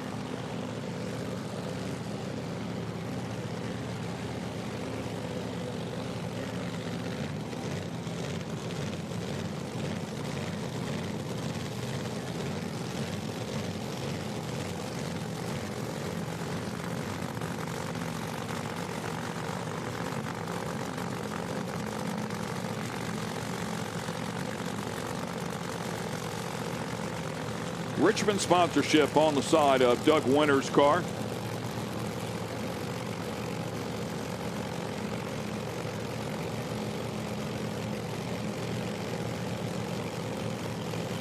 Pretty sure that's a 69 Chevelle over there.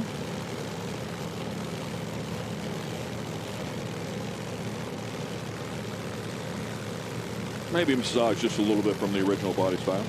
Just a little bit.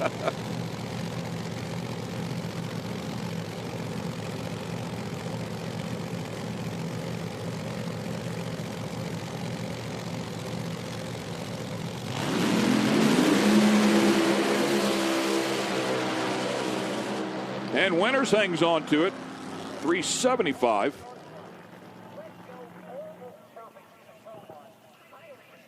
An improvement, but oh yeah, big improvement there. Yeah.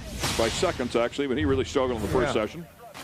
I'm sure he'd like to win a little quicker, but nice improvement. Making a move to the right, doing a nice job of keeping it going and pulling it back over into the center of the track. Gibbs' car just way aggressive, shaking and coming loose. John, Doc, how happy were you with that pass right there? Happy to go down. We had some parts failures. First round, broke a rear gear. We should have gone way faster. Something's up. We've been fighting some electrical gremlins in the car. So happy it went down. We're in the field, but not happy with the overall performance. What kind of work are you going to be doing on that car tonight? I mean, it's extensive. We could be putting a rack in it. Depends on, the driver's seat was telling me we kind of hurt the motor a little bit. The ET showed that. So we're probably going to tear it down, look at it, be a long night, and just another day working on a race car. All right, well, let me know if you need Starbucks tomorrow. Perfect. Thank you.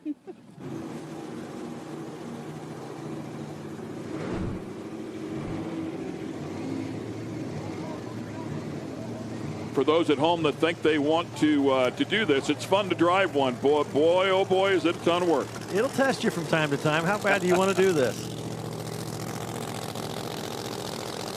Look at the Ferris wheel in all its glory here at nighttime.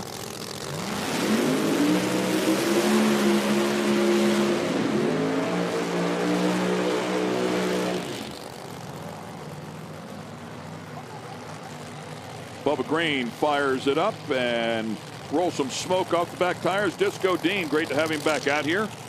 He's battling with some food sickness, some food poisoning, we believe, a little bit earlier, but managed to climb inside of the Chevelle, get it fired up, and come out here.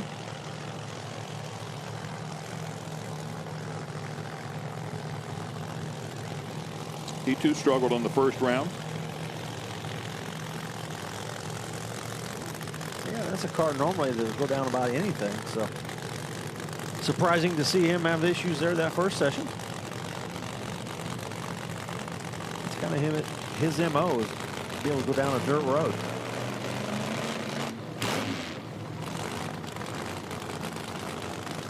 Bubba Green, Disco Dean.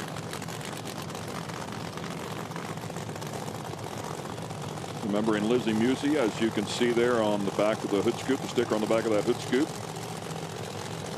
Lost her way too soon. What a talent. And, of course, a good look at the Bubba Green driven car, tuned by legendary Scotty Cannon.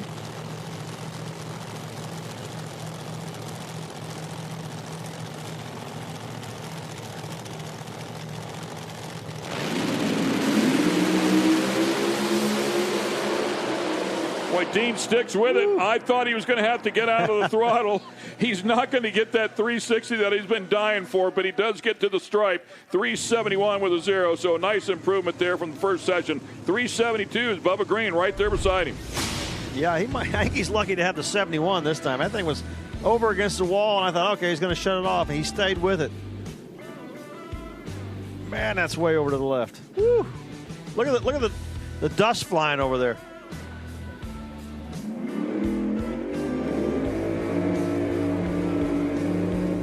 And let's go to Banks. Randy Weatherford, you're on top of the board right now. How are you feeling? Well, I feel pretty good about it right now. That was a good run. The track is a little weak right there. I don't know if it'll hold up. I hope it does. You know, this WS construction car, it's been pretty good. You know, my God, since we got hit with that weight, we still, you know, we're holding on. We lost 2 numbers because of that weight. But, hey, we gave it a shot. What can we expect from Randy tomorrow? Well, let's put it in the winner's circle. That would be nice. That would be nice, wouldn't it? It would. All right, well, we'll see you there, Randy. Thank you. No mention at all of the earlier incident. Yeah, the previous moment. Just part of racing. That was a different class. That's a whole different mindset. Class, yep. And out of his mind. Yep. That's gone. Tony Wilson and Chris Klein coming up here next.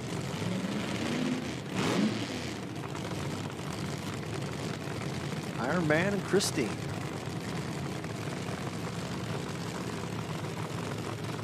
Goes back to memories of the old nicknames on the cars. Yeah. Yeah, it was a big deal. It'd be like a great Wednesday night match race, wouldn't it? Who's going to win, the Iron Man or Christine? Right now, they both want to just get down there with a good run. Tony Wilson had a nice run.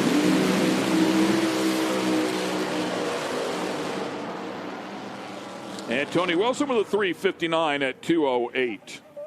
Jumps up a number of spots into the second position, just behind Weatherford's 56. Just ahead of John Dock's 59 with a 9. Yeah, Tony's going to be happy with that run. Getting that car figured out. Chris Klein, he's not going to be happy. That car out there spinning the tires. Still looking for the right tune-up for this track.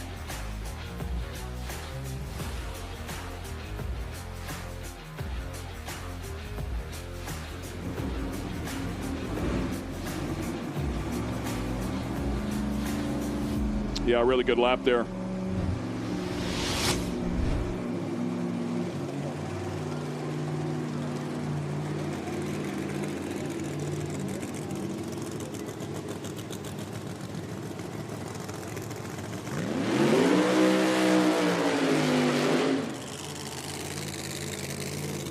So Tony picking up about 5/600ths of a second. We'll see if that trend continues on.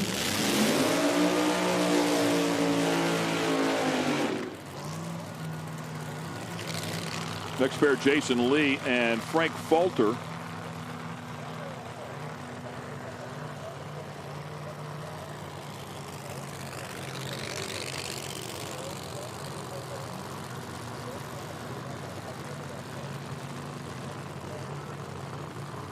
The rule, oh, he's waving at him there. He's must having an issue. Handyman's needing a little assistance. Oh, there it goes. I saw him stick his hand out the window and wave to the guys.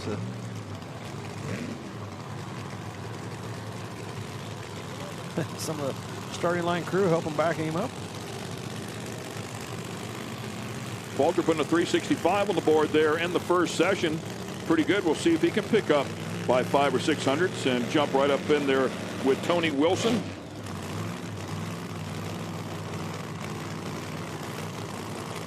You know, the rule changes in this category for the centrifugal and the screw blowers. We're seeing them a lot, one of each in each lane here, so I didn't really realize how much it would affect the cars and the parity, but we're seeing it. Each pair we're seeing it. One of each. Candyman in the near lane. Jason Lee in the far lane. Jason Lee's car capable of some big speed as he is the mile-per-hour record holder.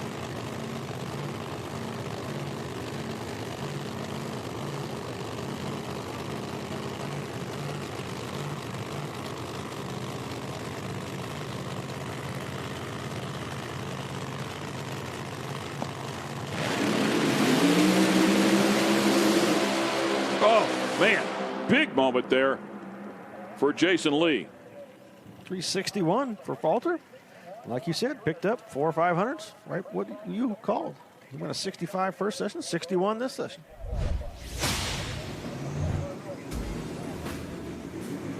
Jason Lee's car. Man, that thing is loose and headed in the wrong direction. Disco Dean, it's honestly a miracle you're standing right here. And he's smiling, y'all. He is smiling. You're in the flesh. You made it down the track. Barely. How are you feeling? I know it's not great, but just go ahead and tell us. Like stir-fried poop, man. I was sick, got food poisoning on the way here from Bob Evans. Daryl took me to the hospital. They gave me 4 bags of magnesium and what's the other stuff, hon? All types of stuff, dude. And I was like, I come back, I felt kind of good. Jesse's like, you okay? I said, yeah, let's get in the car. And this time I turned off the turn-off. It was coming out, and that Safari guy looked at me. You all right? I puked everywhere. He's like, damn, bro, I didn't know my face was that ugly. You didn't have to puke right in my face. I was like, no, dude, it's me. So I'm up there stomach and knots, dude. That time the car left. You know, we should have. I'm trying to go 69 in my 69, and somebody's just keeping us from going 69. Well, I was lazy today because I don't have no energy, and it drove out to the wall, and I just kind of left it there. Like, I should have not even stayed in it, but left it out there. Should probably killed 200s or so. So it would probably have been a 69 pass if I kept it straight. But I just feel like stir-fried poop, and I just trucked it down through there, touching the guardrail almost down the side. So it is what it is. Hopefully I can sleep it off tonight and come out swinging tomorrow. Okay, well, we're proud of you. I'm not going to ask you another question. Lindsay's going to take you home, take care of you, and you're going to go get some rest. We'll see you tomorrow. If I can sleep, I'll be good. All right, well, that's just good, then. Thank you. Feel better. Jason Harris, Peter Norton coming up here next. Harris qualified 5th in the first session. Peter Norton 10th, fresh off of that win at the season opener, trying to turn this one around. Harris with a decent pass.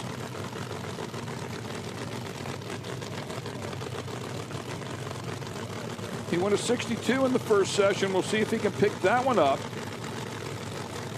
by 4 or 500s. He's looking for 6. Yes, I get it.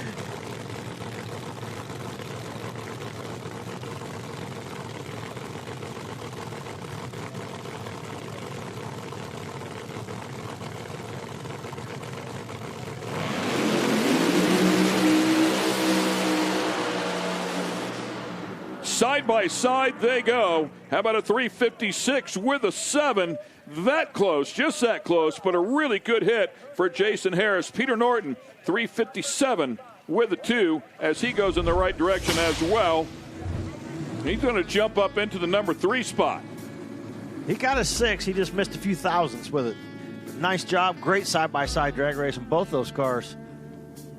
Jason Harris, that testing this week, I think, is paying off for that team. Tony Wilson, 359 with a 4. How are you feeling out there? Good. We finally got our race car back. We lost it at the Winter Series, and we definitely got it back now. I know we were sitting second right there behind Randy, and I think Jason and Peter just made some good runs. So if it ends up 4th, 5th, something like that, it's really a win for us this weekend because we do have a car back, and I think we can win rounds now. Well, we look forward to seeing you tomorrow. All right, thank you. Thank you. Chasing those gremlins, those little changes that get you outside of the window, and you got to try to find it back. Sounds like he's pretty happy with the progress on that car.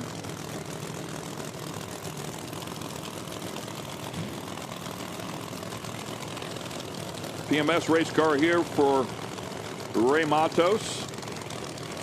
Ed Marks will line up alongside there. And the screwblower car.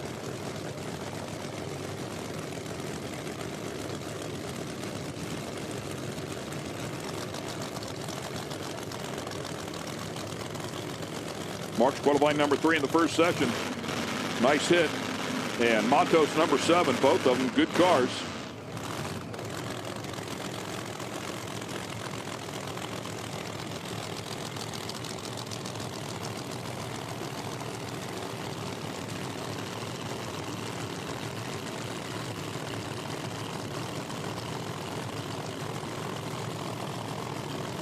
And up into very, very close here to that pre-stage beam.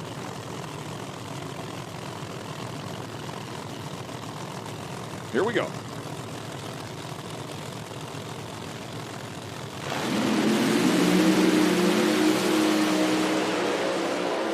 Man, that thing just looked fast. 356 with an 8. Really nice job. Another one. How about a 56-0, 56-7, 56-8, and Ed Marks back to the number 3 spot. Yeah, doing a great job. And maybe that parity's working out okay. I mean, we got all these cars right bunched together, and another great side-by-side drag race down through there. 56-8, and you're like, wow, that's close. Tight field at the top of the field.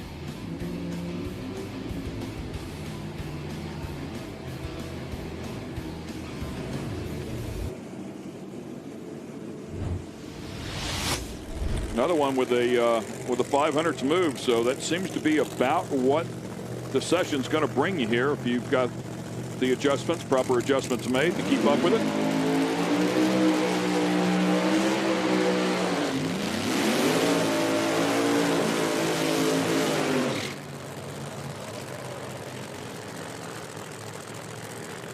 Blevins Jr. and Jacob McNeil. McNeil 6th after the first session. Here comes one of the hitters, though, and Blevins Jr. ended up 2nd in that first session with a 361.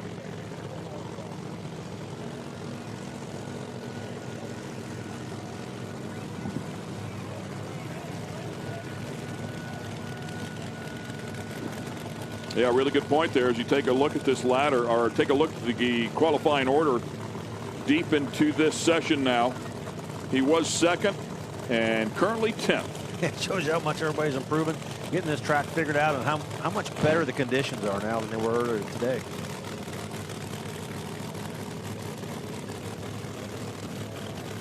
That's E28. It shows you how important that first session is. If you get in there with a good run, it takes a little bit of that pressure off. You come out here and take a swing at it. You're already solidly in the field.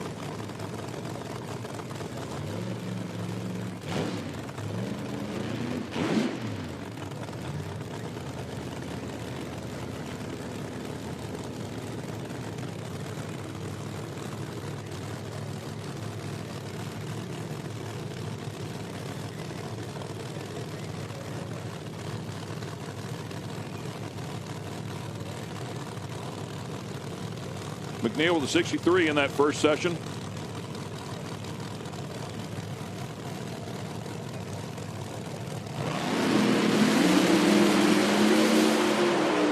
Front end up on that Mopar, and again another side-by-side battle here. 358 with a 6 for Blevins Jr.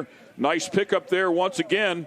Not quite what the other cars have been doing, but very, very close too. 213.64. That is a mile-per-hour record. Nicely done. Yeah, good solid pass right into the 50s, and I'm not sure if there was something going wrong with Jacob McNeil's car on the top end, because he stops really quick on the top of the track, so we'll have to see what's going on up there.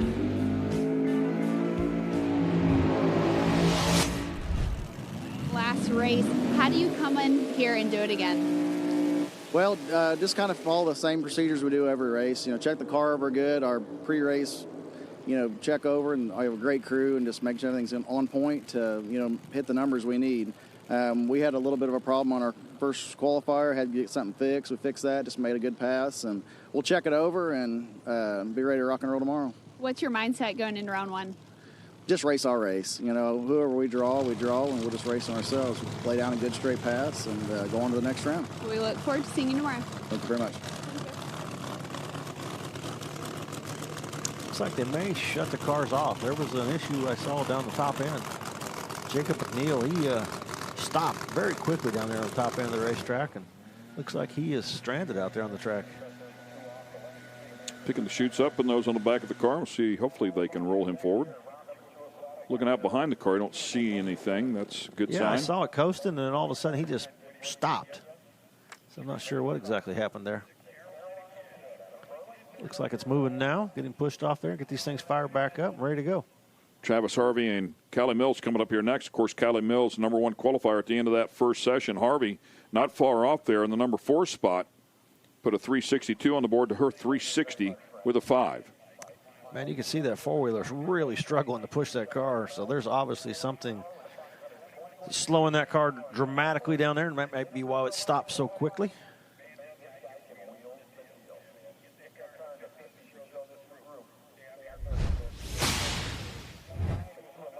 See if we can see what it caused this, but boy, it's making a move over to the right. Does a nice job of pulling it back over there and shoots her out, everything looked fine, and then all of a sudden you just see this car just make a really sudden stop. It's like everything is great. About right here, it locks itself up and stops right here.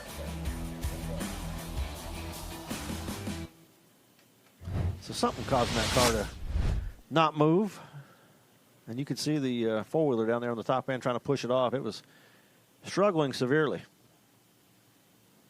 Still working at it? Yeah, I think they got it going. I think we're okay. Backing the engines down here. Backing Callie's down, yeah.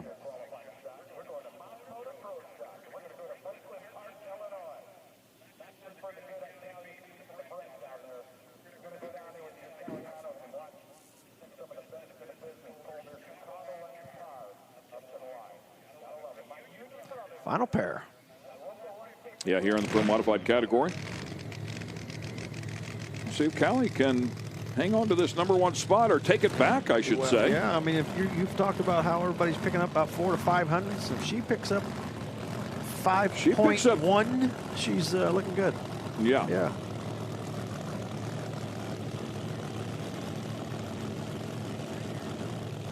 She'd take that 500. 4.5. Yeah, she picks up 5 here. She's looking good.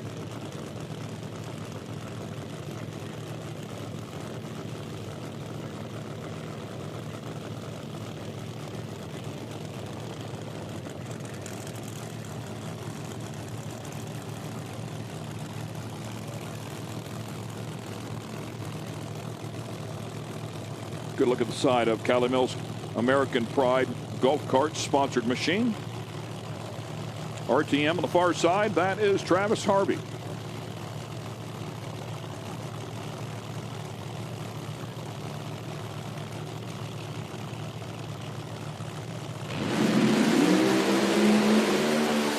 Callie has to abort early on, and Travis Harvey puts a 56 with a 5 on the board. Woo, nice job for him. Nice pickup for sure, and jumps to the number 3 spot. Number 2, up to number 2, yeah. Oh, yes, yeah. my apologies. Yeah, all the way up to number 2. Nice job by Travis Harvey. And 2:13.40, that would have matched the speed mile per hour record had it not been for Blevins just a little bit earlier. Look at the front end on that thing. Yeah. Callie Mills' car, he had the front end up, going to the center line, and she's elected to shut that one off. You could tell the front end of the air is pretty hard to bring it back to the right. So shutting it off, and Travis Harvey, 356.5, right in the hunt.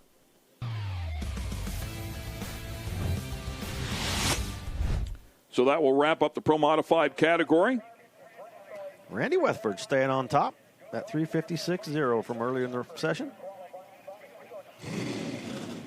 There was a real decent chance that ET record was going to fall. I mean, we were not far away from it.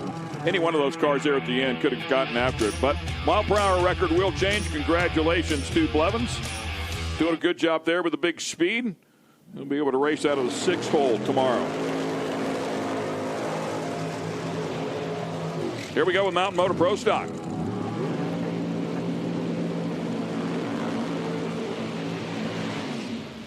Turn the big cubic inch cars loose.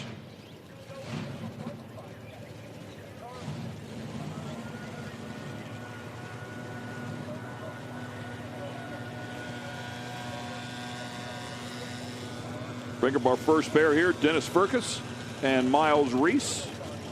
We'll look at Furcus. And Reese's beautiful Jerry Haas built Mustang.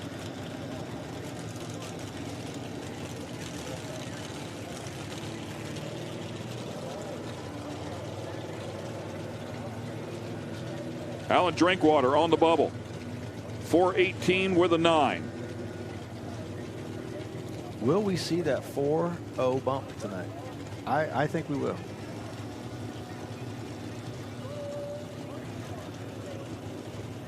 It's only 4 cars away. Well, yeah, definitely going to see it.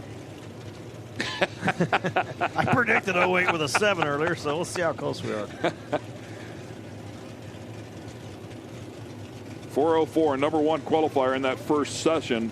And Matty G, the real question is, will we see that 3-second run? They've been teasing us.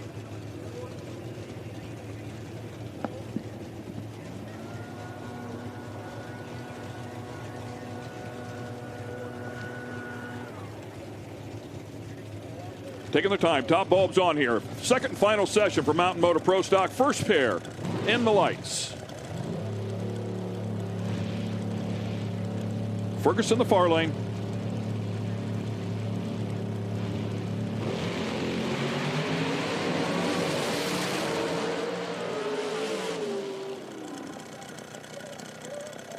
And 410 with a 0. Good hit for Fergus. Gets him in for now. Will that hold? We're going to have a 4-0 bump. That's not going to hold, but at the first race of the season, 410 with a 0 was our bump, so it's got a shot.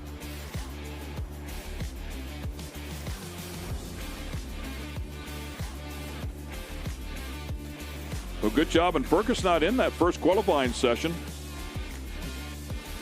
Just 100th off his career best, so nice job by that team.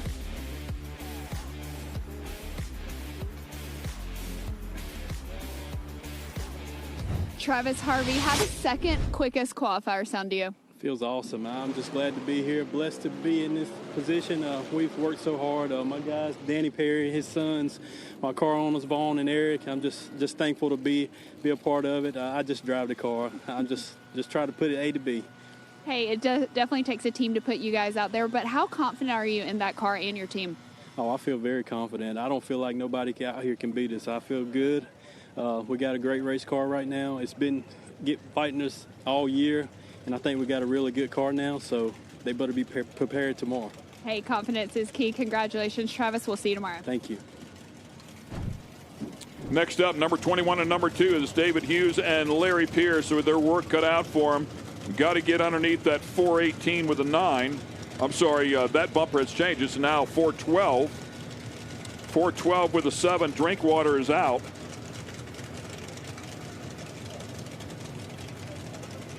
Bump spot's dropping as fast as the temperature is outside.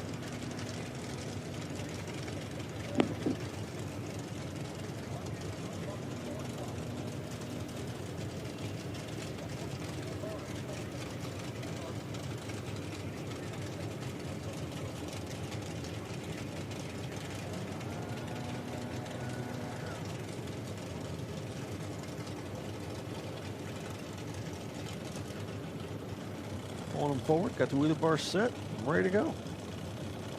Yeah, both guys really struggling in that first session. We're not able to get very far down the track. Let's see if they can find the finish line here under power and jump up into this show. It's going to be tough.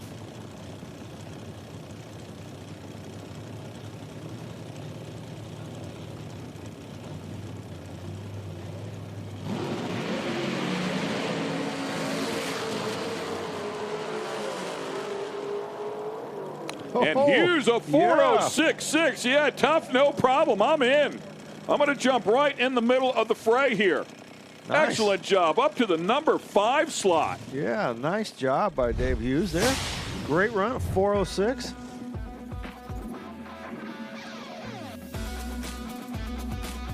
Just an outstanding run. Yeah, great pass.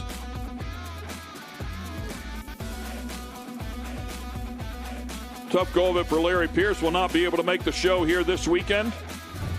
Yeah, Larry almost sounded like he double-stepped it there at the starting line. And I'm not sure if it was a air gap problem on the clutch or what. But, just not what he was looking for. That will move the bump to Dwayne Rice, a 4:12 with a 0. Well, we're only one spot away from the tying the quickest field that we had the first race at a 4:10 with a 0.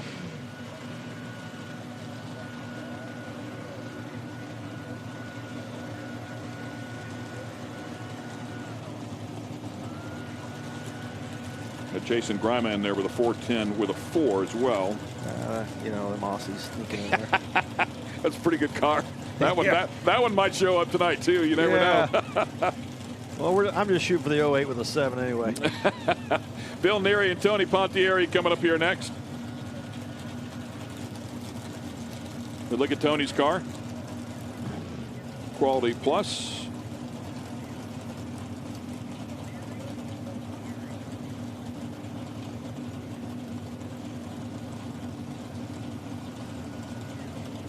Down to 406 corrected feet. Air's getting better and better.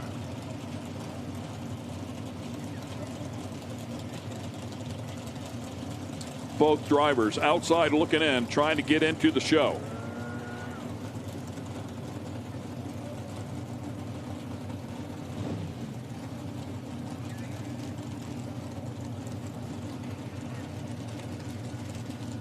We saw a lot of these cars that first session having trouble getting off the starting line, shaking the tires, going right, going left.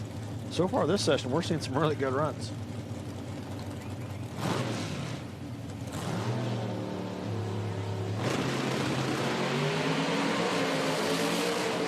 Both cars really moving around, but staying in the wow. throttle. Staying with it.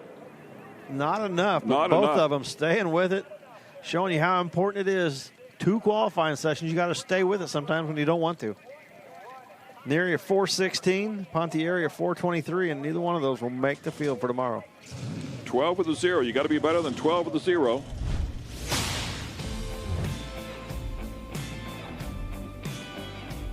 Pontieri's car going to the wall, driving it back. He's trying to stay with it. Corver by the center. He went from one side of the groove to the other side of the groove and scrubbing off ET. Dennis Fergus, you're currently still in the field, but just tell me how nerve-wracking it is in this position and how competitive this class is. Well, after driving like 900 miles to get here, you don't want to go home. You know, you want to be in the race, and we're trying our hardest. Hopefully it'll do it, you know. Well, we're wishing you the best of luck, Dennis. Thank you so much, and we hope to see you tomorrow. Thank you. Hopefully I'll hold up yet. We're crossing our fingers for you.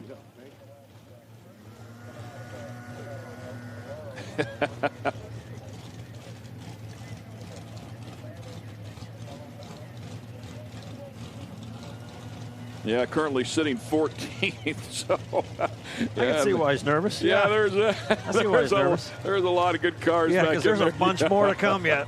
There's 2 of them right here that are outside looking in, so it could all change here very, very quickly.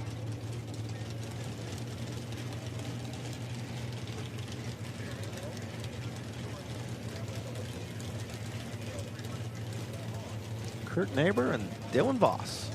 Next 2.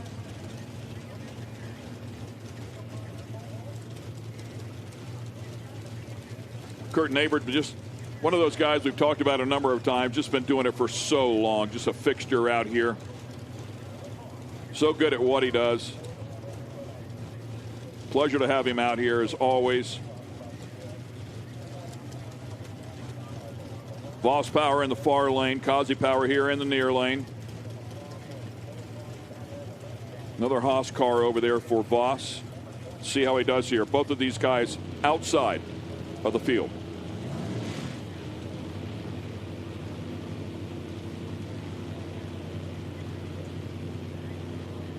Turner's going to get timed out. Yeah, he did. He did. Makes me wonder if there was an issue there. Trying to get it to move. Oh, there we go. 407.8. Yeah, there we go. Good hit. Got her in there. Yeah, great job. Jumps up to the number 8 spot. Giving away those 4-0s out there tonight. That's your bump right there. That's what you were talking about. No, I said 8 with a 7. 8 with a 7. Yeah. Okay. Yeah. I got you. You need a little leeway, do you? Yeah. I'm not trying to push it at all, that's for sure.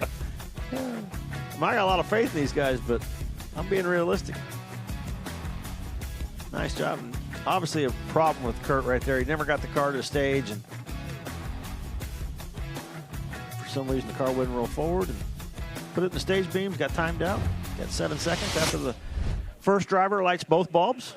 You have 7 seconds to get that car staged before it'll red light you, and you're done. Yeah, what a shame. Kurt Neighbor, one of the good guys. Hate to see him go home early.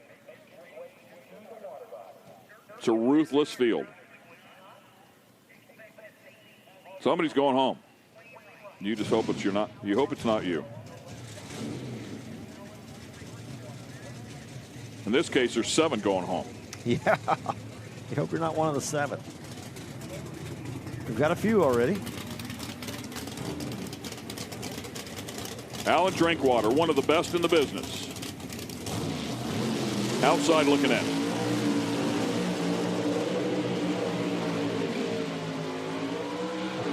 That bump is down Jason Griman now at a 410. Drinkwater, the current ET record holder. And you can take a look at where they are all lined up here. And notice there is no Alan Drinkwater name there in the top 16. Yeah. So your record holder, your current record holder, not in the field. But that car's got it in there. We'll see if they can get it to the other end under power. Dwayne Rice on the other side, also not in the show. Didn't see that name on there either. We know that car is plenty capable of putting it in there as well. Yeah, he was 14th at the end of the first session. But a lot of movement already inside of this one. And this is the pressure of this category. This is what these guys live for. Yeah, that's what this excitement I love about Mountain Motor Pro Stock. The bumping on the second qualifying run. It's just an awesome, awesome show for everybody. Who's going to get in? Who's not going to make it? I mean, the pressures of racing, that's for Saturday. We've got to get in the show first. Let's worry about getting in the show. This is entertaining.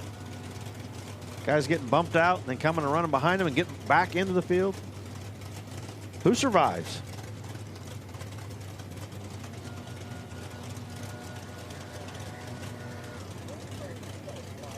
Another John Causey, Jerry Haas combination here for Drinkwater. Final adjustments to the wheelie bars on that one. Looks like they're good to go. Excalibur race car in the far lane. Dwayne Rice, that gorgeous piece as well.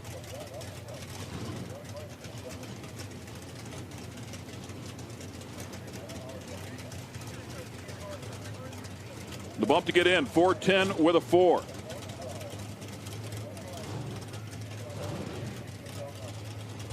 Dwayne Rice right now sitting number 17.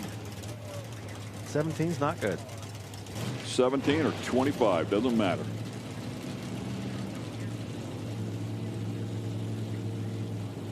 Top bulbs on, here we go.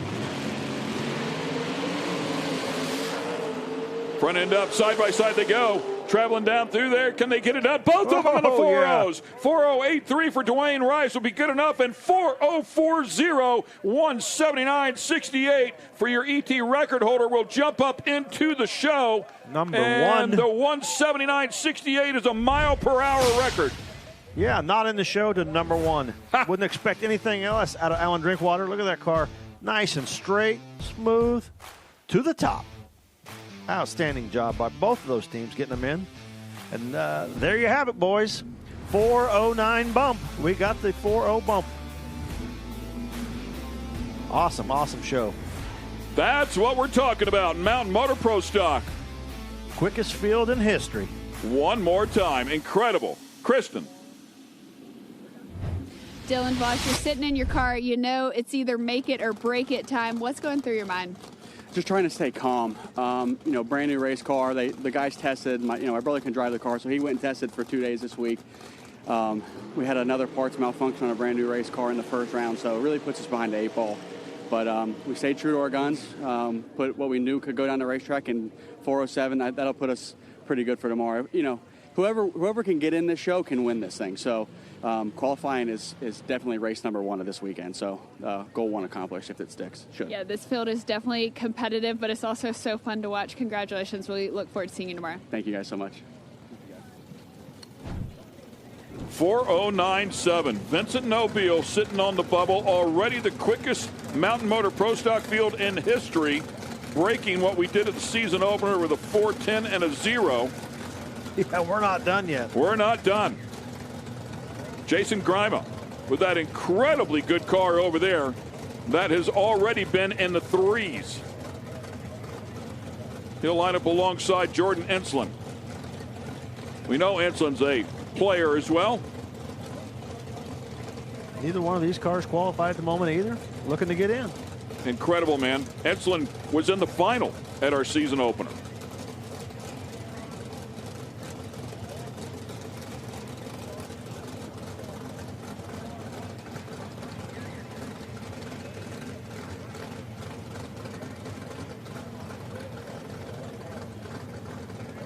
Number 18 and number 19 outside of the field. The bump 4.097.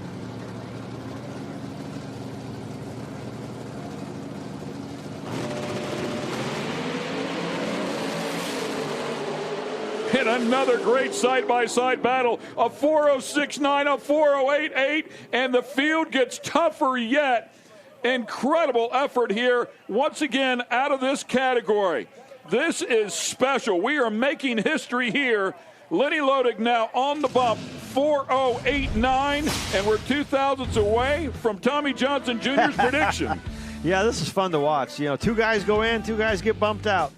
Comes the next pair, and the same thing happens again. Man, this is an incredible show they're putting on tonight, and makes it a lot of fun to see who gets in and who's going home and who can stay in once you do get in. Some of these guys have got in and then get bumped back out. You just got to know that you run out here and you put a 408 on the board, and you're thinking to yourself, all right, man, I'm safe here with a 408. Yeah. You are not safe with a 408. I mean, Griman went in at a 408.8, and he's 15th. Man. Alan Johnson coming up. Yes, Alan Johnson behind the wheel here. By the way, we're only two away from my prediction here.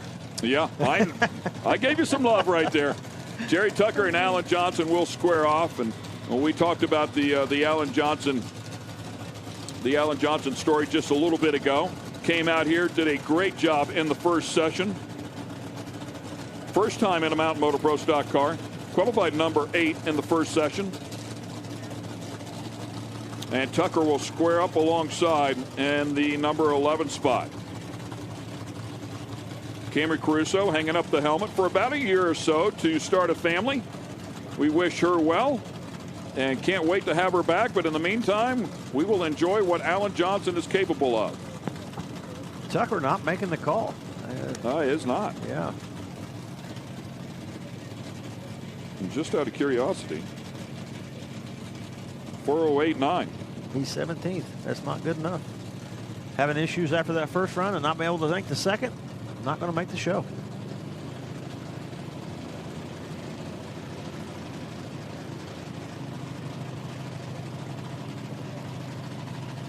Yeah, he's one spot out based on speed, by the way. Good looking lap. 4:03 with a 1. To the number 1 spot goes Alan Johnson. Talk about shaking the rust off, getting back on the bicycle. Nothing to it, man. These mountain motor cars are fun. He's like, wow, this isn't that hard. This is great. Yeah, man. I mean, he's going to be on top of the moon. Come back out here after a long layoff, and you could just see it. I was watching that run. You think, man, that's a nice looking run. It's so smooth, and you can tell he's driven one of these pro stock cars a few times down the racetrack. Right to the top of the field. 4:03 with a 1. Awesome, awesome job by Alan Johnson. And you know Camry's at home thinking, yeah. Oh, I'm supposed to be in that car. Alan Drinkwater, you're the record holder for the ET in this class. And just a second ago, you weren't even in the field yet, but you made a great pass. You were at number 1 there for a second, and you're going into tomorrow. How are you feeling? Feeling good. I figured that 404 wasn't going to hold for number 1. We missed it a little bit, but we've been having some electrical gremlins from the last race, and we ended up finding a broken wire, kind of inside insulation. So I'm glad to know we got it fixed, and hopefully we can go some rounds tomorrow. How are you feeling going into tomorrow? I'm feeling good. Way more confident now than after the first run. So it looks like we hopefully fix the issue, knock on wood, and we'll see how it goes first round. And Pro Stock Jesus told me earlier he doesn't get nervous. Not nervous, just concerned. Just concerned. Thank you so much. We'll see you tomorrow. I like that attitude. Yeah, he seems pretty calm. Yeah. Yeah, I don't think he gets too excited about anything, does he? I mean, he's pretty laid back.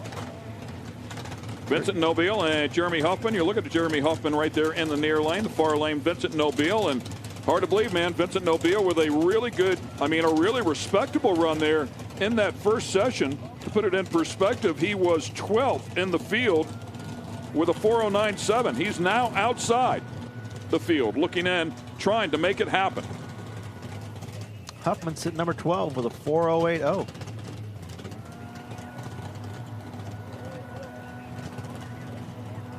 And it's hard to believe you go out here with a 409.7, quicker than we've ever ran, quicker than the previous bump, and you're out, trying to get back in.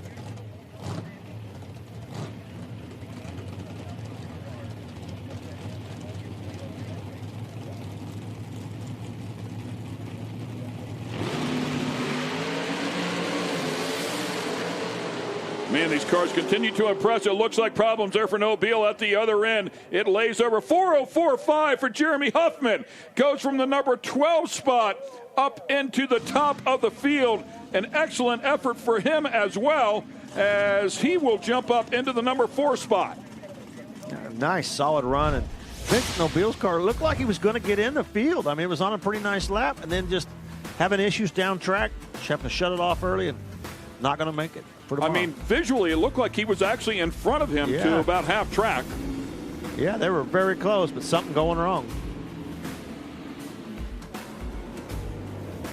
Alan Johnson, you're at the top of the field, and I think I heard Ken Stout saying it's just like riding a bike for Alan Johnson. Is that true? Would you say that's true?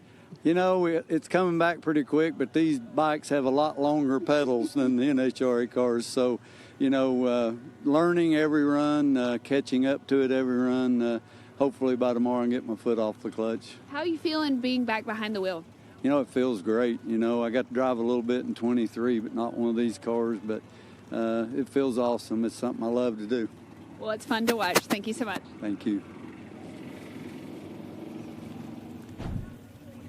Yeah, their fill-in driver's doing pretty good. Amazing. John Montecalvo coming up here. I don't know that number 1 spot's secure quite yet, but no.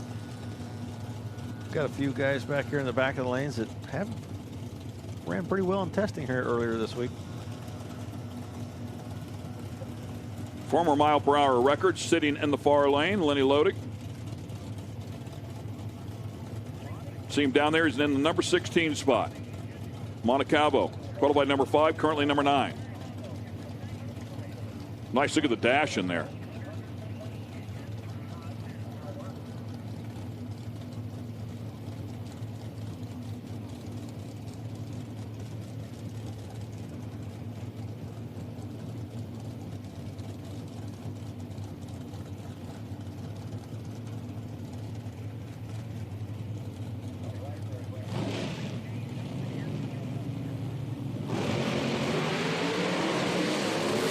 Montecalvo way over by the center line, decides to stay in the throttle, drives it to the stripe, puts a 4:05 on the board. Woo, did he earn that one? I thought he shut it off, but it kept going. I'm like, oh, man, I can't believe he stayed in the throttle on that one. 4:05, I mean, he killed 200 or 300s on that run by getting out of the groove so far. Staying with it, still a 4:05. Yeah, 179.21, big speed on that one. A couple of cars, a handful of cars up in the 179 range. Oh, man, Ooh, big look moment. out. Wow, what a hard move. What a hard correction and keeping that car going. Man. Lenny's car just shook hard, went to the left, happened to get out of the throttle, but Montecalvo was staying with it. You can almost see the front wheels turn to the right. They're in the air, but they're turned to the right. So that's probably why that thing made such a hard move. When it set them front wheels down, bam, back to the right.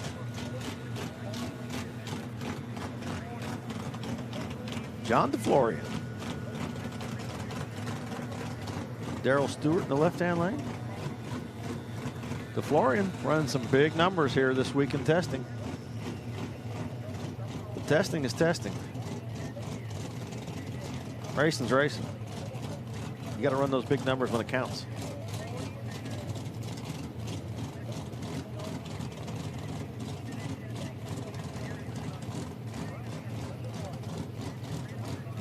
Great to have John out here, as we talked about before. We saw that great story on him earlier. So talented. Line up alongside Darrell Stewart. DeFlorian was 4th in that first session. Stewart was 9th.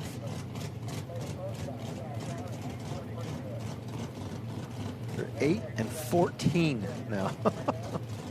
Wow, what an impressive session.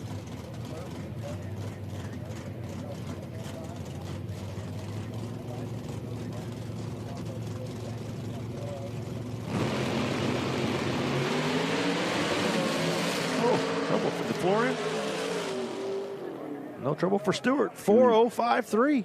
Great improvement as well. Went from 14th up to number 7. Right in the middle of the pack. Fortunately for DeFlorian, he had that good pass early on in that first session. Still in the show in the number 9 spot. Speaking of the middle of the pack.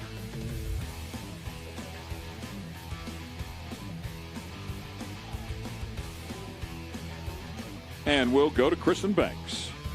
Jeremy Huffman, ET of 404 with a 5. You made a big jump there. What went right in that pass? Yeah, we made some changes. Like I told you earlier, we've made some major changes with the car the last couple of times we've been to the track, and it's starting to respond a little bit there. The track got really good there, and the air's getting better, so it kind of makes it a little tricky, but it definitely responded to what we're trying to do. Hey, well, that's when it tells you, when it does what you tell it to do, then you know it's behaving pretty well, yeah? Yeah, it's awesome when you make a little change and it responds to it. When you make a change and don't respond, you're like, man, what the world just happened there? You know, like I was telling you a minute ago, we had some drama there. Like, we loaded a new tune-up in there before we went up there. When I cranked the car, it was idling down at like 300 or 400 RPM, which it won't idle at that. So I was trying to two-step it with the clutch and everything. So I was like, but we got through there. Hey, well, now I know you got two-step in drag racing, too. Thank you. And just saw the progressives there. Nobile was right with him at the 330. I mean, he was side by side with him. So, unfortunately for Nobile, something going wrong in the back half of that effort and not into the show. As we take a look at Chris Powers, who had that amazing season last year. And he will line up alongside a very fast in the first session, Elijah Morton, who ended up number 2.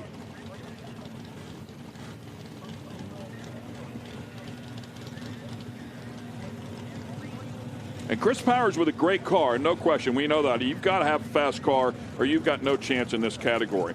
But he also backed that up with some great driving, a lot of consistent passes a year ago. That got him to one final after another, until eventually he had accomplished all 5 finals last season. He had a great race car, and then even when he didn't have a great race car, he stepped up to the plate and did his job and won some rounds on his own. So just had a great package, great car, and great job of driving. And you know he'd like to step up a little bit. He knocked core down to number 12 after that first session with a 407. Allen competition engines there for Elijah Morton, and we got to give Sonny Leonard some love over there with Chris Powers.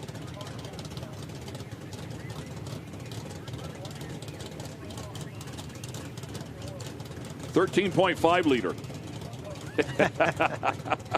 That's a big one. Seems like a lot. That's a big one. Love it.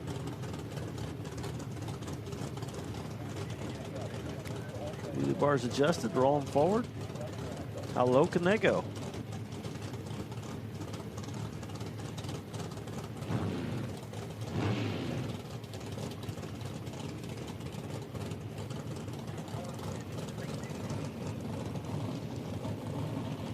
Lenny loading, still on the bump, 4089.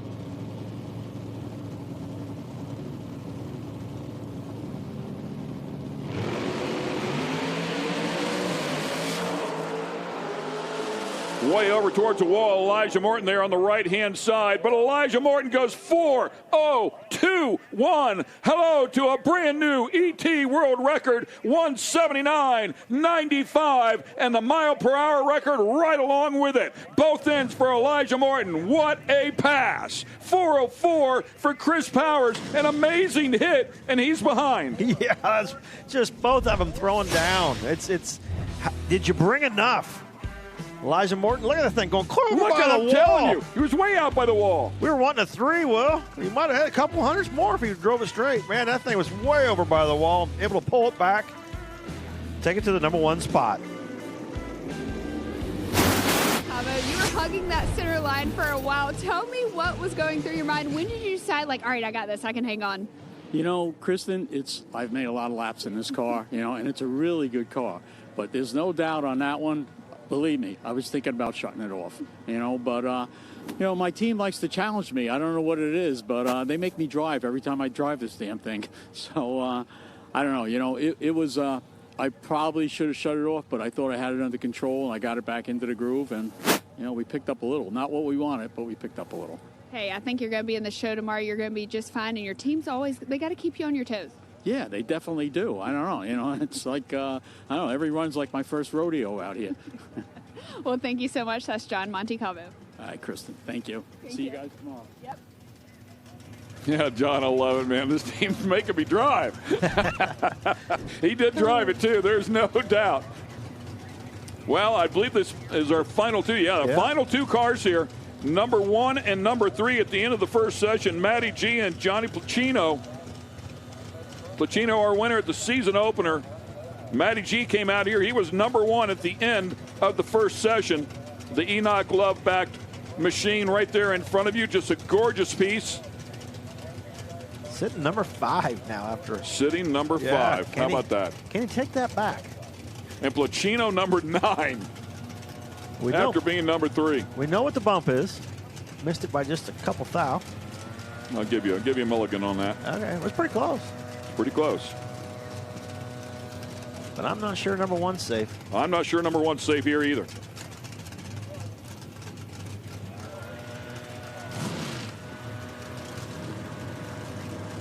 Who starts tomorrow from the top? We're about to find out.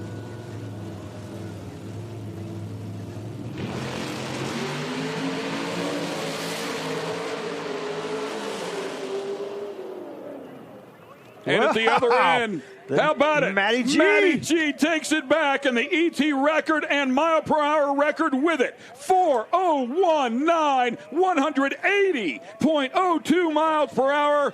Both ends of the record reset again, and again. And the quickest field in mountain motor pro stock history. Ladies and gentlemen, you watched history being made here tonight. Wow. Man, if you don't like that, you don't like drag racing. That was really entertaining, a lot of fun to watch, and great job by all those teams. We just kept seeing 4.0s and the bump getting quicker, number 1 getting quicker, and last pair down, quickest car in the field. Matty G. Incredible effort for sure. One more time. Let's go to Kristen. Elijah Morton, just tell me. I just want to know what you're feeling right now. You're in that number 1 spot. You just got bumped. Just tell me what you're feeling. Same thing I felt round 1. I mean, it was number 1, now I'm number 2. I mean, you know, you got your highs and you got your lows, but this class is so competitive, and we're talking about 2,000ths of a second, and I was number 1. I think Johnny probably come knock me down. Was that Matty G? Oh, Matty G did it. Oh, he done it again. I'm going to go put a power driver on him. Yeah, I mean, it's good. Good competition. We run good. And, hey, we at the top of the field, so let's play ball. You're at the top of the field, and y'all are all just making each other faster. All right, let's do it. What a great, great session of qualifying there. Elijah Morton breaking both ends of the record, ends up number 2. Yeah. Yeah, 4.019, a 4.021, a 4.031, a 4.031, a 4.040, 4.041. I mean, wow, what a tight field. Yeah, and you can see down at the bottom, a 4.089 not in the show, a 4.097 not in the show, both under the previous quickest field in history at our season opener. Incredible effort for sure.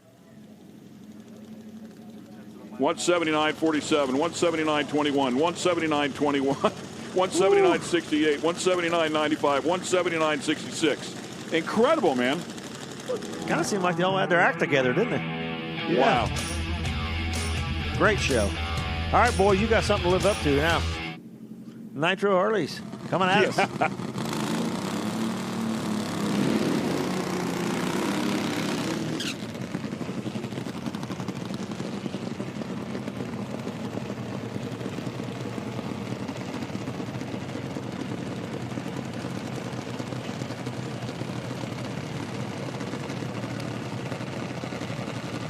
A lot of bikes showing up this weekend, and a lot of riders trying to get in the field for the first time, I believe.